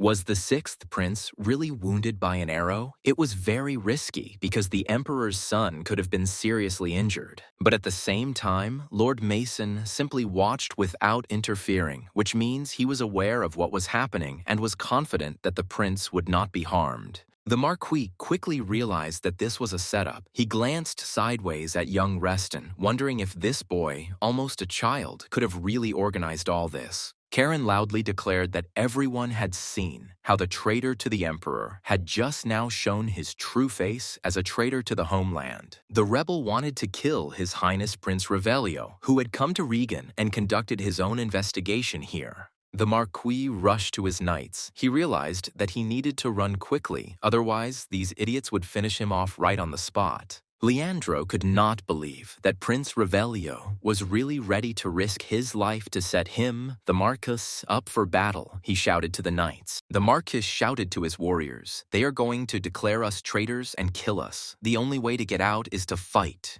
Karen Reston, looking at the panicking Marquis, said with a grin, "What a troublemaker. He's even dragging his knights into this. What a fool." He noticed that Rio should be performing on stage. The prince grumbled, "I didn't think I would go so far as to stage such stupid crap." Karen suggested that the sixth prince go inside the fortress and rest, promising that he would take care of everything else. Prince Revelio objected to his friend. "It doesn't matter how strong you are, there are 2,000 of them, and you say that you can handle it yourself. It's impossible." Young Reston explained, "I mean, Mason doesn't need to interfere with the fight, and if Revelio stays here, then Mason will too." The guy assured Rao that he had to go inside the fortress, that he was helping Karen, and he didn't say that he would do everything alone. The giant said, "Utula is a warrior. I help if this is a friend's battle." Adina added, "I want to scratch someone's eyes out until I die." Karan, taking up his sword, asked Revelio, "Did you hear this? These guys will be happy to destroy those who caught them, turning them into living goods." Reston turned to Cobbler, and the shaggy slave trader winced, but firmly answered his master that he was ready to carry out the order. The guy said, "Don't interfere, otherwise I'll die of shame looking at you in battle. Take care of the people we saved from the Marquis's camps." Cobbler breathed a sigh of relief, blurting out, "Yes, sir, everything will be done in the best possible way. Don't worry about it." Mason called to the prince, "Come, your highness," but he still stood there, watching as Karan and his two allies went into battle. Revelio asked Mason, "Everything will be fine. Yes, Karen is acting as always, but now there are too many enemies. How to defeat?" The renowned warrior assured his master that nothing would happen to Karen and that the sixth prince could rest assured. This mad dog of the Reston house is still very young, but has already reached 6 stars in the level of his combat and magical skills. He is strong. Karen addressed his unusual allies. "Before we begin, my half-human friends, do not come too close to me." And he also asked not to touch Marquis Leandro. The guy wanted to deal with him personally. His eyes flashed. He said, "The Marquis is mine." Young Reston took up the guillotine. The sword sensed the bloody battle. Streams of mana swirled around the boy. Now he looked threatening. Tigress Adina grimaced. She also dreamed of dealing with the Marquise, but she did not dare argue with Karen. This boy was very strong. Utula smiled approvingly. He liked the raging, ocean-like mana of his new friend, the mighty warrior from House Reston. Seeing the powerful streams of clarity magic around Karen, the Marquis shouted in horror to his warriors to stop the guy at any cost. Karen warned the knights, "I swear by the name of the House of the Dukes of Reston, whoever lays down their arms and surrenders right now will live." Marquis Leandro's subordinates froze. None of them wanted to fight the young but already famous Mad Dog of the Reston House. And the guy added that those who refuse will meet their death here. There will be no mercy for anyone. If they enter the battle, they will all die. Having said this, Karen released his raging ocean, blue streams rushing towards the fighters of the ruler of Regan, who were stunned by surprise. Revelio stood on the city wall with Mason Paul and watched the battle with concern. He was very worried about Karen. Marquis Leandro's mouth dropped open in surprise. It was the first time he had seen such power, and he never expected that this brat would be so strong. The ruler of Regan could not understand why this young scion of a wealthy aristocratic family was behaving so strangely. He loudly asked his young opponent why go so far, Karen Reston, when they could still come to an agreement. Yes, slave trading is prohibited by imperial law, but how dare you commit such an outrage against another nobleman? The ruler of Regan mentally asked his youngest grandson, Hilo, with irritation, "What are you even trying to achieve, Mad Dog of the House of Reston?" The mana currents around Karen grew more and more violent, reflecting the power of the boy's anger, the ancient blade blazing with the indomitable force of fury. But what scared the enemies most were the guy's eyes. They glowed like two blue gemstones, and the magic of the Restons burned in them. The Marquis shouted to his men, "What are you waiting for? Attack this madman. Otherwise, tomorrow they will all face execution as traitors to the Empire." Leandro asked why the knights did not stop the enemy, when he could kill them all and execute the survivors. The Marquis shouted, "If you want to live, kill me." But the soldiers asked if everything would really be okay, if nothing would happen to our families. Many already realized that this was all wrong. They would be called traitors. The Marquis soldiers began to throw their weapons on the ground. The soldiers told each other that they did not want to die here because of the tricks of the ruler of Regan. Let the Marquis answer for his own misdeeds. Karen looked coldly at the Marquis. Some of his soldiers, throwing down their weapons, went over to the side of the townspeople, not wanting to die for Leandro. The ruler of Regan clenched his teeth and growled angrily at Reston. "You bastard! You're even luring away my people! You asked for it yourself!" The Marquis shouted to the mage to use the fireballs quickly. The mage was surprised, but at this distance, we will hit our own too. Leandro yelled at the mage, "Le quai cusenses sosteninudia." Now is not the time to think about all sorts of useless commoners. Attack with fire immediately, otherwise it will be the end for everyone. The Marquis's mage immediately attacked Karen and his allies with fireballs, but the boy repelled the attack with the help of water magic clarity. The guy chuckled in surprise. Leandro had lost control. He was no longer sparing even his own people to save his own skin. Fireballs exploded around young Reston one after another, spreading furious streams of flame across the area around Regan. Cobbler and his former slaves watched the fiery attack in horror, the one-eyed slaver hesitantly calling out to his master. Prince Revelio and Mason turned their heads in the direction of the explosions. The scene on the battlefield was terrifying. Everything around was ablaze. Seeing this monstrous fire, Revelio quietly said, "This cannot be." The Marquis burned some of his soldiers just to kill the enemy. The prince exclaimed, "I should have gone with him." He shouted loudly for Caro and rushed down to help his friend. But Mason stopped Revelio, telling him to stop immediately. The sixth prince was amazed. This did not look like a knight. Turning to his bodyguard, the prince told Mason that he should help Karen, but the knight objected. He did not need help. Mason pointed to the battlefield and said, "Look carefully, Your Highness." Revelio looked questioningly in the direction indicated. One of the soldiers on the city wall noticed something moving in the smoke. The prince couldn't believe it. There really was someone alive there. Soon, everyone saw 3 figures. It was Karen, Utala, and Adina. All of them were safe and sound despite the fire attack. Karen noticed, as always, for people like Leandro, human lives are just names and bills on paper. What a vile arrogance. The Marquis believes that commoners can be used and discarded for his own benefit, and he will pay dearly for it. Seeing that his enemies were still alive and not even wounded, the Marquis shook. How was this possible? They should have been burned alive.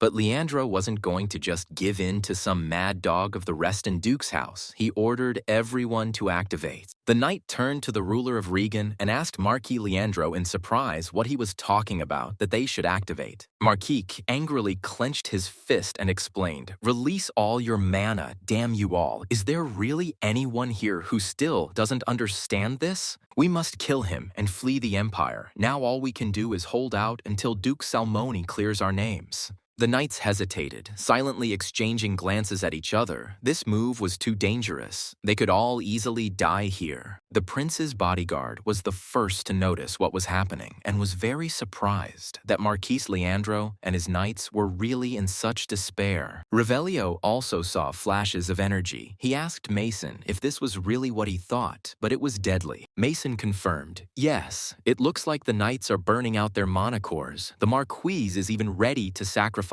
all of his knights." He explained that now they were traitors, and in order to survive, they had to flee the Empire. The Marquis was buying security at the cost of the lives of his subordinates. The prince was shocked. Who would have to be to think that he could do this to his subordinates at any moment, kill them? Revelio could not calm down. He said bitterly to his protector, "I am the one who pushed Karen and the others into the Marquis' army." The prince asked Mason who he appeared to be in the eyes of those people who looked at the fighting Karen with fear and hope. And indeed, the city guard soldiers, frozen, looked at Karen and his allies. The guards saw how the guy saved people. Mason placed his hand on Rio's shoulder. History would judge whether today's events were dictated by the common good or whim.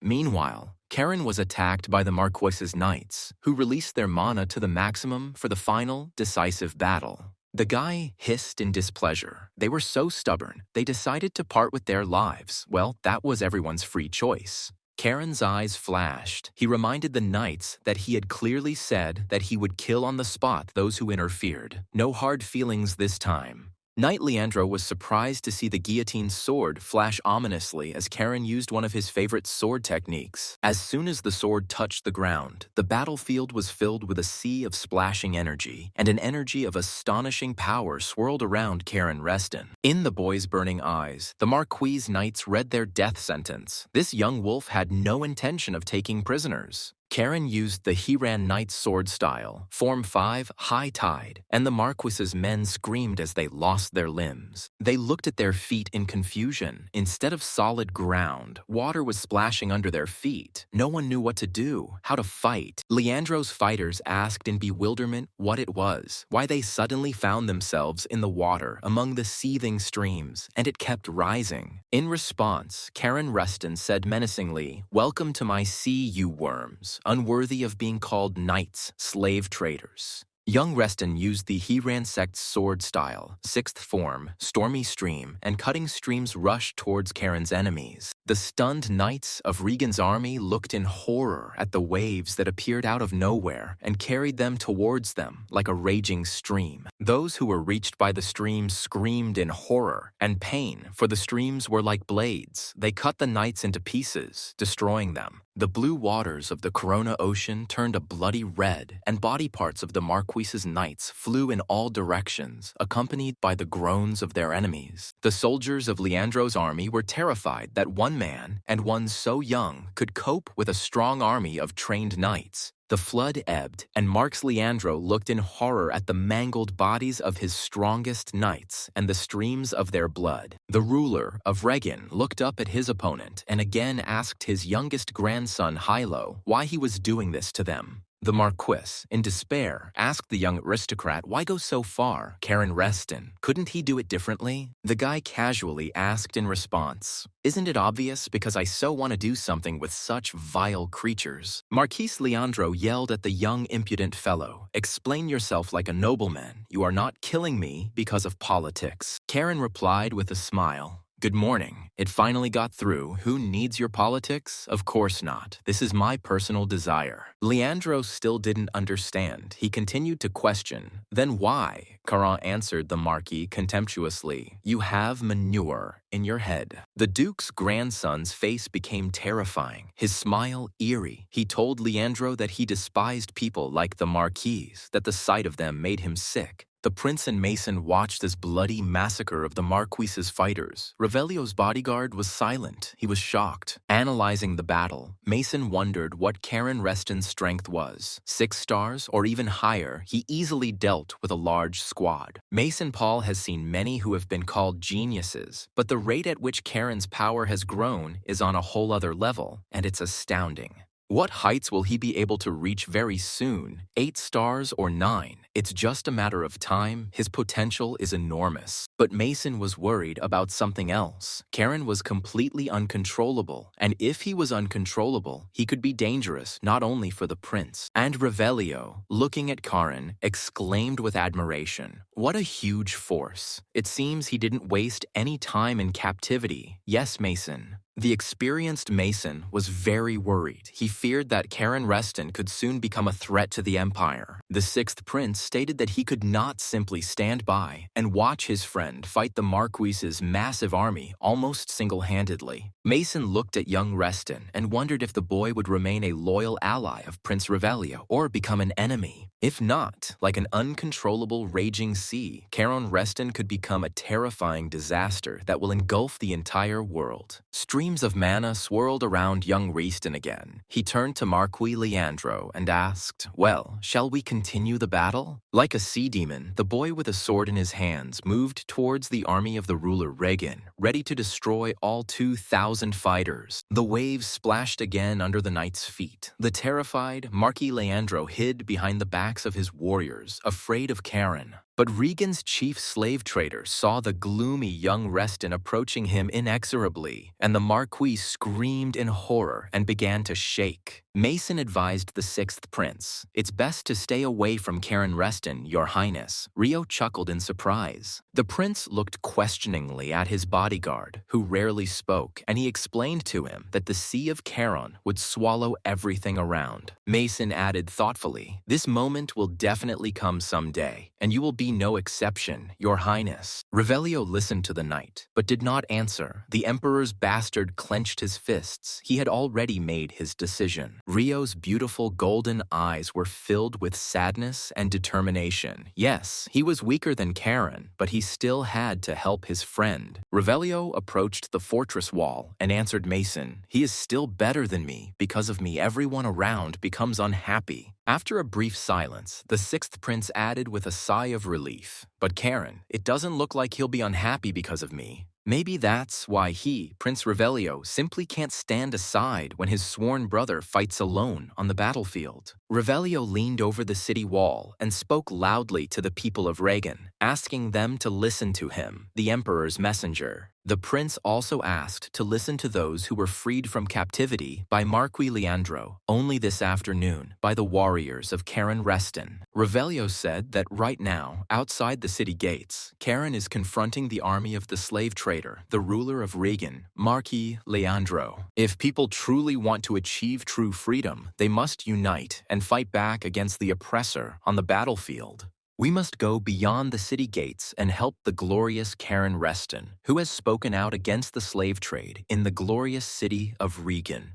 The prince spoke passionately to the townspeople. "We may not have knightly armor, we may not have famous names to be proud of, but if the townspeople want freedom that no one can ever take away from them, they must no longer entrust their fate to other people's hands. Meanwhile, Karen was rushing around the battlefield, killing one after another the defenders of the ruler of Regan, the slave trader Marquis Leandro. The prince closed his eyes, about to sum up his short but inspired speech that had burst straight from his ardent heart. Revelio's eyes flashed, and he shouted to the citizens of the empire looking at him, "Your souls belong to you and to no one else." Cobbler looked guiltily at the sixth prince. As a former slave, he was hurt by his speech, and at the same time, he felt ashamed. The good-natured giant Utala smiled happily. He liked this man, even though he was the prince of the people his tribe hated, the Fire Tigress. Adina turned around and looked at Revelio in surprise. It seemed the boy had decided to organize help for the three of them. Former slaves, peasants, and artisans, ordinary residents of Regan, listened attentively to the prince. They understood that Prince Revelio was right. If the Marquis returned, each of them risked becoming a slave. They looked at each other, realizing that everyone was thinking the same thing. Suddenly, one of the freed slaves exclaimed, "That's right." Another one immediately picked up, "We will fight for the right to be free." The crowd near the gate began to roar. People were inspired. Revelio shouted to them, "Get up and fight. Win your freedom with weapons." Mason was surprised. Karen, of course, neutralized the main forces. But Rio, with just a few words, ignited the will to resist in people. It seemed like there was another person here who could swallow everything around him, and the townspeople shouted with delight, "Long live the sixth prince." The prince asked cheerfully, "So what? We go straight to Emperor Decus's palace." Mason was stunned. "That's high treason." And beyond the gates of Regan, the bloody battle continued. The Marquis' knights, trained in slave hunting, attacked Karen together. The guillotine in the boy's hands whistled merrily as he chopped down enemies left and right, growing stronger with every drop of blood he absorbed. Lord Regan's soldiers screamed as they received mortal wounds, but Caron's body still didn't have a single scratch. Young Reston's entire body was aglow as he made his way, hard and relentless, towards the hated slave trader Marquis Leandro. Here is another knight of the Marquis who received a fatal blow as soon as he swung his sword at Caron. This boy was simply terrible. Having dealt with one, the guy immediately rushed towards another opponent who stood between him and the shaking slave trader. Marquis Leandro could not hold back a cry of horror as he saw young Reston kill his strongest guard knights one by one. The whole body of the ruler Regan shook with trembling. He shouted in despair to his confidants to hold this crazy dog. Only one knight remained near the Marquis. The frightened soldiers stood behind. Leandro, beside himself with fear, screamed, "Faster! Stop!" The last knight rushed at Caron, but the boy shouted at him to stay out of the way, throwing the guard away with a sea wave. Now they stood opposite each other, the one who had been a slave since childhood in a past life, and the one who, on a whim, deprived everyone of freedom. Caron Reston said, "Marquis Leandro, this is the price for what you have done, for the freedom you have taken away, and for the many lives you have lost." Approaching the smug, imperious ruler of Regan, Caron asked Marquis Leandro, with a smile, if his head was tight on his shoulders. And then Cobbler's voice was heard from behind. He was shouting to impale him. An army of townspeople and his friends were rushing to help Karen. Marquis Leandro gritted his teeth. Nothing could save him now. Such a crowd would trample anyone, and the troops were in no hurry to protect him. The ruler of Regan barked at the soldiers. "What are you standing for? Let's get to the fight. You must be prepared to die for these lands, as well as for your master." The soldiers remained silent. They did not want to fight with their fellow countrymen, the inhabitants of Regan, their brothers and sisters, their parents and friends. Karen chuckled. It seemed no one was in a hurry to die for the slave trader anymore. Leandro shook. His army retreated, leaving him. Young Reston frowned and hissed angrily. "Just die like a scumbag like you should. Stop dragging other people down with you." Marquis Leandro, in a fit of despair, screamed, "Karen Reston, you're finished. I'll tear you apart. No one will save you, not even your grandfather." Instead of answering, Karen swung his sword, and the head of the ruler of Regan flew off his shoulders, but the Marcox's powerful body still stood for a while. A stream of blood gushed out, and the decapitated Marquis Leandro began to slowly sink to the ground. He was no longer a threat to anyone. Karen lowered his sword and stood and watched as his slain enemy fell, as his blood spilled across the ground, as the slave trader's head rolled away. Seeing the severed head of the Marquis falling to the ground, the townspeople stopped. The horror of the murdered ruler was great. And only the worried Revelio continued to run to Karen. He was still very worried about his friend and sworn brother Reston. The prince hugged the boy and joyfully ruffled his golden hair, saying, "You definitely spent your 4 years in prison usefully." Enraged by this attack of affection from the prince, Karen shouted that he would now blow Rio's head off, but he laughed. "Oh, come on." Having finally fought off the satisfied sixth prince, Karen looked at Mason. The knight was watching the guy closely, and Mason thought, "Brother, your grandson and Revelio. Thanks to them, the wind of change has blown across the continent. They will be the beginning of a new world." Halo remembered his conversation with Cain. He dreamed of ridding the world of slaves when he grew up, so that everyone could live the way they wanted. Cain asked his friend if this was even possible. Hilo corrected him, not to get rid of the slaves, but to abolish slavery. "You idiot." Rathor flared up. "The main thing is that you understood me. If I don't have a good education, this is not a reason to tease." Halo laughed. Young Halo Reston stood up and said thoughtfully that a world where everyone could live the way they wanted seemed almost an illusory dream. Without turning around, he asked his friend whether we ourselves would be happy in that world, since we are together only thanks to the struggle. Cain Rathor silently looked after his friend, the rich and noble scion of a ducal family, but in one way, Hilo was certainly right. Halo asked why Cain decided he would be captain. He laughed. "Why not? I'm stronger. I can kick your ass." The head of the ducal house of Reston listened to the report and thoughtfully asked, "So Karen defeated the ruler of Reagan, Marquis Leandro?" The head butler, Henry, confirmed that this was indeed the case. He and the prince freed all the slaves that the Marquis had prepared for sale. Duke Reston ordered that all forces be thrown into the rapid stabilization of Regan. Henry bowed and replied, "Yes, sir." Halo thought to the late Cain, "The path my grandson chose. I hope it brought you some comfort." Karen was furious. He growled at the smiling prince. "What are you going to do? Keep touching me. Get your paws off me already." But Revelio paid no attention to his friend's grumbling. They walked arm in arm through the streets of Regan among the enthusiastic crowd. Cobbler, dressed like an ordinary citizen, said with a smile to Karen Reston, "It's a pity you're leaving so soon, sir." The guy noticed, and you seemed happy about it. Shaggy. Cobbler was taken aback. This young gentleman understands everything incorrectly. The former slave trader objected. "It's not true, I'm sad." Karen reminded him that this does not cancel out his past misdeeds, right? Cobbler bowed obediently to the young master Reston, begging him not to be angry with him, especially since the townspeople of Regan loved him. The bald man pointed to the people gathered in the square and said to Karen, "Look, many people here feel the same as I do."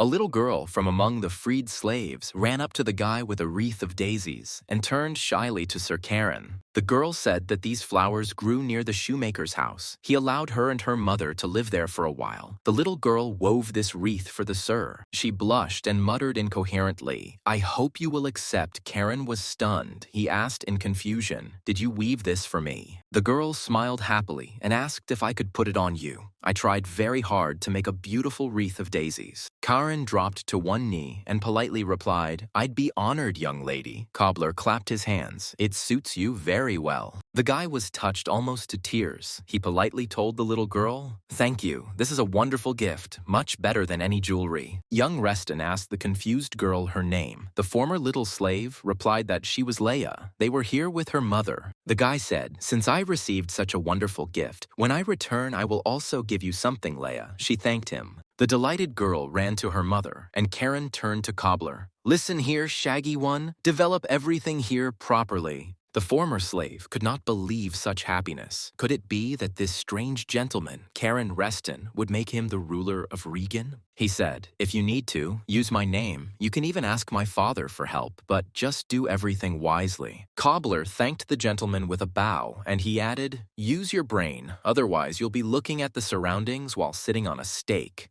The former slave and slave trader shuddered. He had already managed to understand that this guy did not throw words to the wind and could carry out his threat. Karen Reston was stopped by the tigress Adina, who told her savior that she wanted to give him one very valuable item of the tribe. The guy was surprised. It was a horn, Adina explained. It was the sacred horn of the tiger tribe, a symbol of the oath. Those bastards kept it in the warehouse. Adina said that if you find yourself in the great eastern forest and ask for help, the tiger tribe will repay you for your kindness. Karen asked the tigress in surprise why you were giving it to me. Adina, without turning around, answered, "Because you are my benefactor." Already transforming into a beast, the girl explained that the tiger tribe always pays its debts, and now I will go. It is time for me to return to my home. At that very second, she turned into a powerful fiery red tigress, with fire blazing from her eyes, and headed towards her forest. Utula gasped. Karen looked after Adina in surprise. She created a fiery portal and soon disappeared into it, leaving the hated region. The guy still couldn't come to his senses. She became a tiger, the giant said. The tiger tribe is amazing. They turn into animals. Turning to the giant, Karen asked him, "Utala, where are you going?" The giant chuckled sheepishly, not knowing how best to say it. Finally, Utula hit himself in the chest with his fist and declared, "Great warrior Karen Reston, I really want to become stronger by fighting beside you." The guy mentally grimaced. Could he really be serious? He just got rid of one, and then another companion appeared. What was this? Karen remembered the 6th Prince Revilio and thought irritably, why does everyone stick to me like flies to honey? It's infuriating. The guy agreed to take Utala with him, but warned the giant, "Just don't cause problems." He happily replied, "Okay, I won't." In a dense forest, there was a village surrounded by a high palisade. A clear moonlit night descended on the settlement. Everything was quiet. One of the guards noted that the monsters wouldn't run away from a glance. "Relax," the second objected. "We need to protect the village properly." The warrior tensed up. The second asked, "Did you see something?" But he doubted it. Maybe I just imagined that there was someone there. Suddenly, a monster appeared near the village. The fighter exclaimed, "It's a hellhound. This monster can easily jump over the village fence." The hellish beast, its gaping predatory mouth flashing, headed towards the people standing guard over the peace of the inhabitants of the small forest village. One of the guards stopped the warrior with a bow, saying, "Wait, there is a man behind the monster. It seems there are still knights in the forest." The archer pulled back his bowstring, just in case. You never know what might appear in the darkness of the night, in the thick of the forest, but there really were people in the thicket. The unknown person dealt the monster a fatal blow, plunging a sword glowing with mana into the hellhound. The defeated monster growled. Another warrior came out of the house and asked the guards, "Hey, what's all the noise?" One of the guards reported that there were knights outside. The guard told that these unknown knights defeated the hellhound at the walls of the village. The warrior was very surprised where the knights came from. Having climbed the wall, the head of the village guard asked what the purpose of your visit was. The knights replied, "We were just passing by." One of the knights asked if they could stay here for the night. They were ready to pay well. The head of the village guard thought about it. He asked the knights, "They weren't from the kingdom of chaos, right?" They confirmed it. The guards sighed with relief. That's what he thought. Otherwise, they wouldn't have spoken so politely and wouldn't have even ventured into a village like this one. There's nothing to gain here. It's all poverty. The boy shouted, "Good morning, Kirak." The warrior smiled. "On his feet since the morning, Kamong," he said. "Father finished what you asked for." Having delivered the message, the boy shouted, "That's it, I have to go," Kirak warned him. "If you run away from the village again like last time, there will be trouble." Kirak sighed. Oh, if only the boy would listen. He would do everything his own way again. He would run away secretly from everyone into the dark forest thicket. He explained to the guests that this was the son of the Smiths, our tanners, a real tomboy, but it was nice to see him running around, a very small child. The village guard said that he was a good boy, but he was a real hassle, and the woman suggested that Kirak take some bread and have a snack. Kirak thanked Aunt Dorothy, but she replied, "You do so much for our village. This is the least I can do to thank you." The knight asked their companion, "Are you from here, Sir Kirak?" He replied, "No, he, like the others, came here from another village." He explained to the knights that this place, Yusla, is a village of refugees. Everyone here seems to have known each other forever. It's simply amazing. Kirak added that it's probably because we're all going through these difficult times together here and helping each other. He said he needed to go to the smiths, and the knights could rest as much as they needed, and thanked them for taking care of them in the morning. The knight replied politely, "No problem. Anyone in their place would have done the same thing, killing that bloodthirsty hellhound." The mysterious guests were given a spacious room in one of the houses, and one of them remarked that everything seemed to be in order with this village. But monsters can attack this village at any moment. In the depths of the forest, there is constant danger lurking. Monsters roam there. The knight was surprised. "You speak about it so calmly. All 6 villages on the way here were destroyed to the ground, not a single soul." The knight's companion said thoughtfully, "Something is strange. We did not find a single dead body in the villages, and this is very suspicious." After a pause, the knight said that the 2 of us couldn't handle this, and, as luck would have it, right now, the connection with the order was lost. The girl answered, but they had asked the capital for reinforcements. Someone was bound to come to their aid. 4 years have passed. Maybe that guy, the Duke's grandson, will come. The second knight was alarmed. "What? Who are you talking about?" The young knight exclaimed, "It can't be. Not him." The girl grinned. "And you, brother, I see, are very afraid of him." Leo pulled down his hood and explained, "It's because you haven't really seen him, sister, and the south is like a powder keg right now. It could explode." Leo was perplexed. Would they really send such a bomb man there? He could easily start a war. The girl thought that's how it was. Meanwhile, Karen and Urha were walking through the forest. They needed to get to the kingdom of Kayas and also find Leo and Chloe in the south. And then Guillotine gave a voice, calling out to his master, who mentally asked what had happened, the demonic bloody sword. He replied that he felt dark magic nearby. Karen was surprised. "It can't be. We are almost at the great forest. There are elves here." Guillotine snorted with displeasure. "It's my job to warn." Karen remained silent. He was trying to figure out what was happening in the great empire. Dark magic next to the great forest was unthinkable. But at the same time, the guy knew perfectly well that the ancient sword was never wrong. They moved on cautiously with Utala. In the end, Karen was sent south to destroy monsters. So that's how it was supposed to be.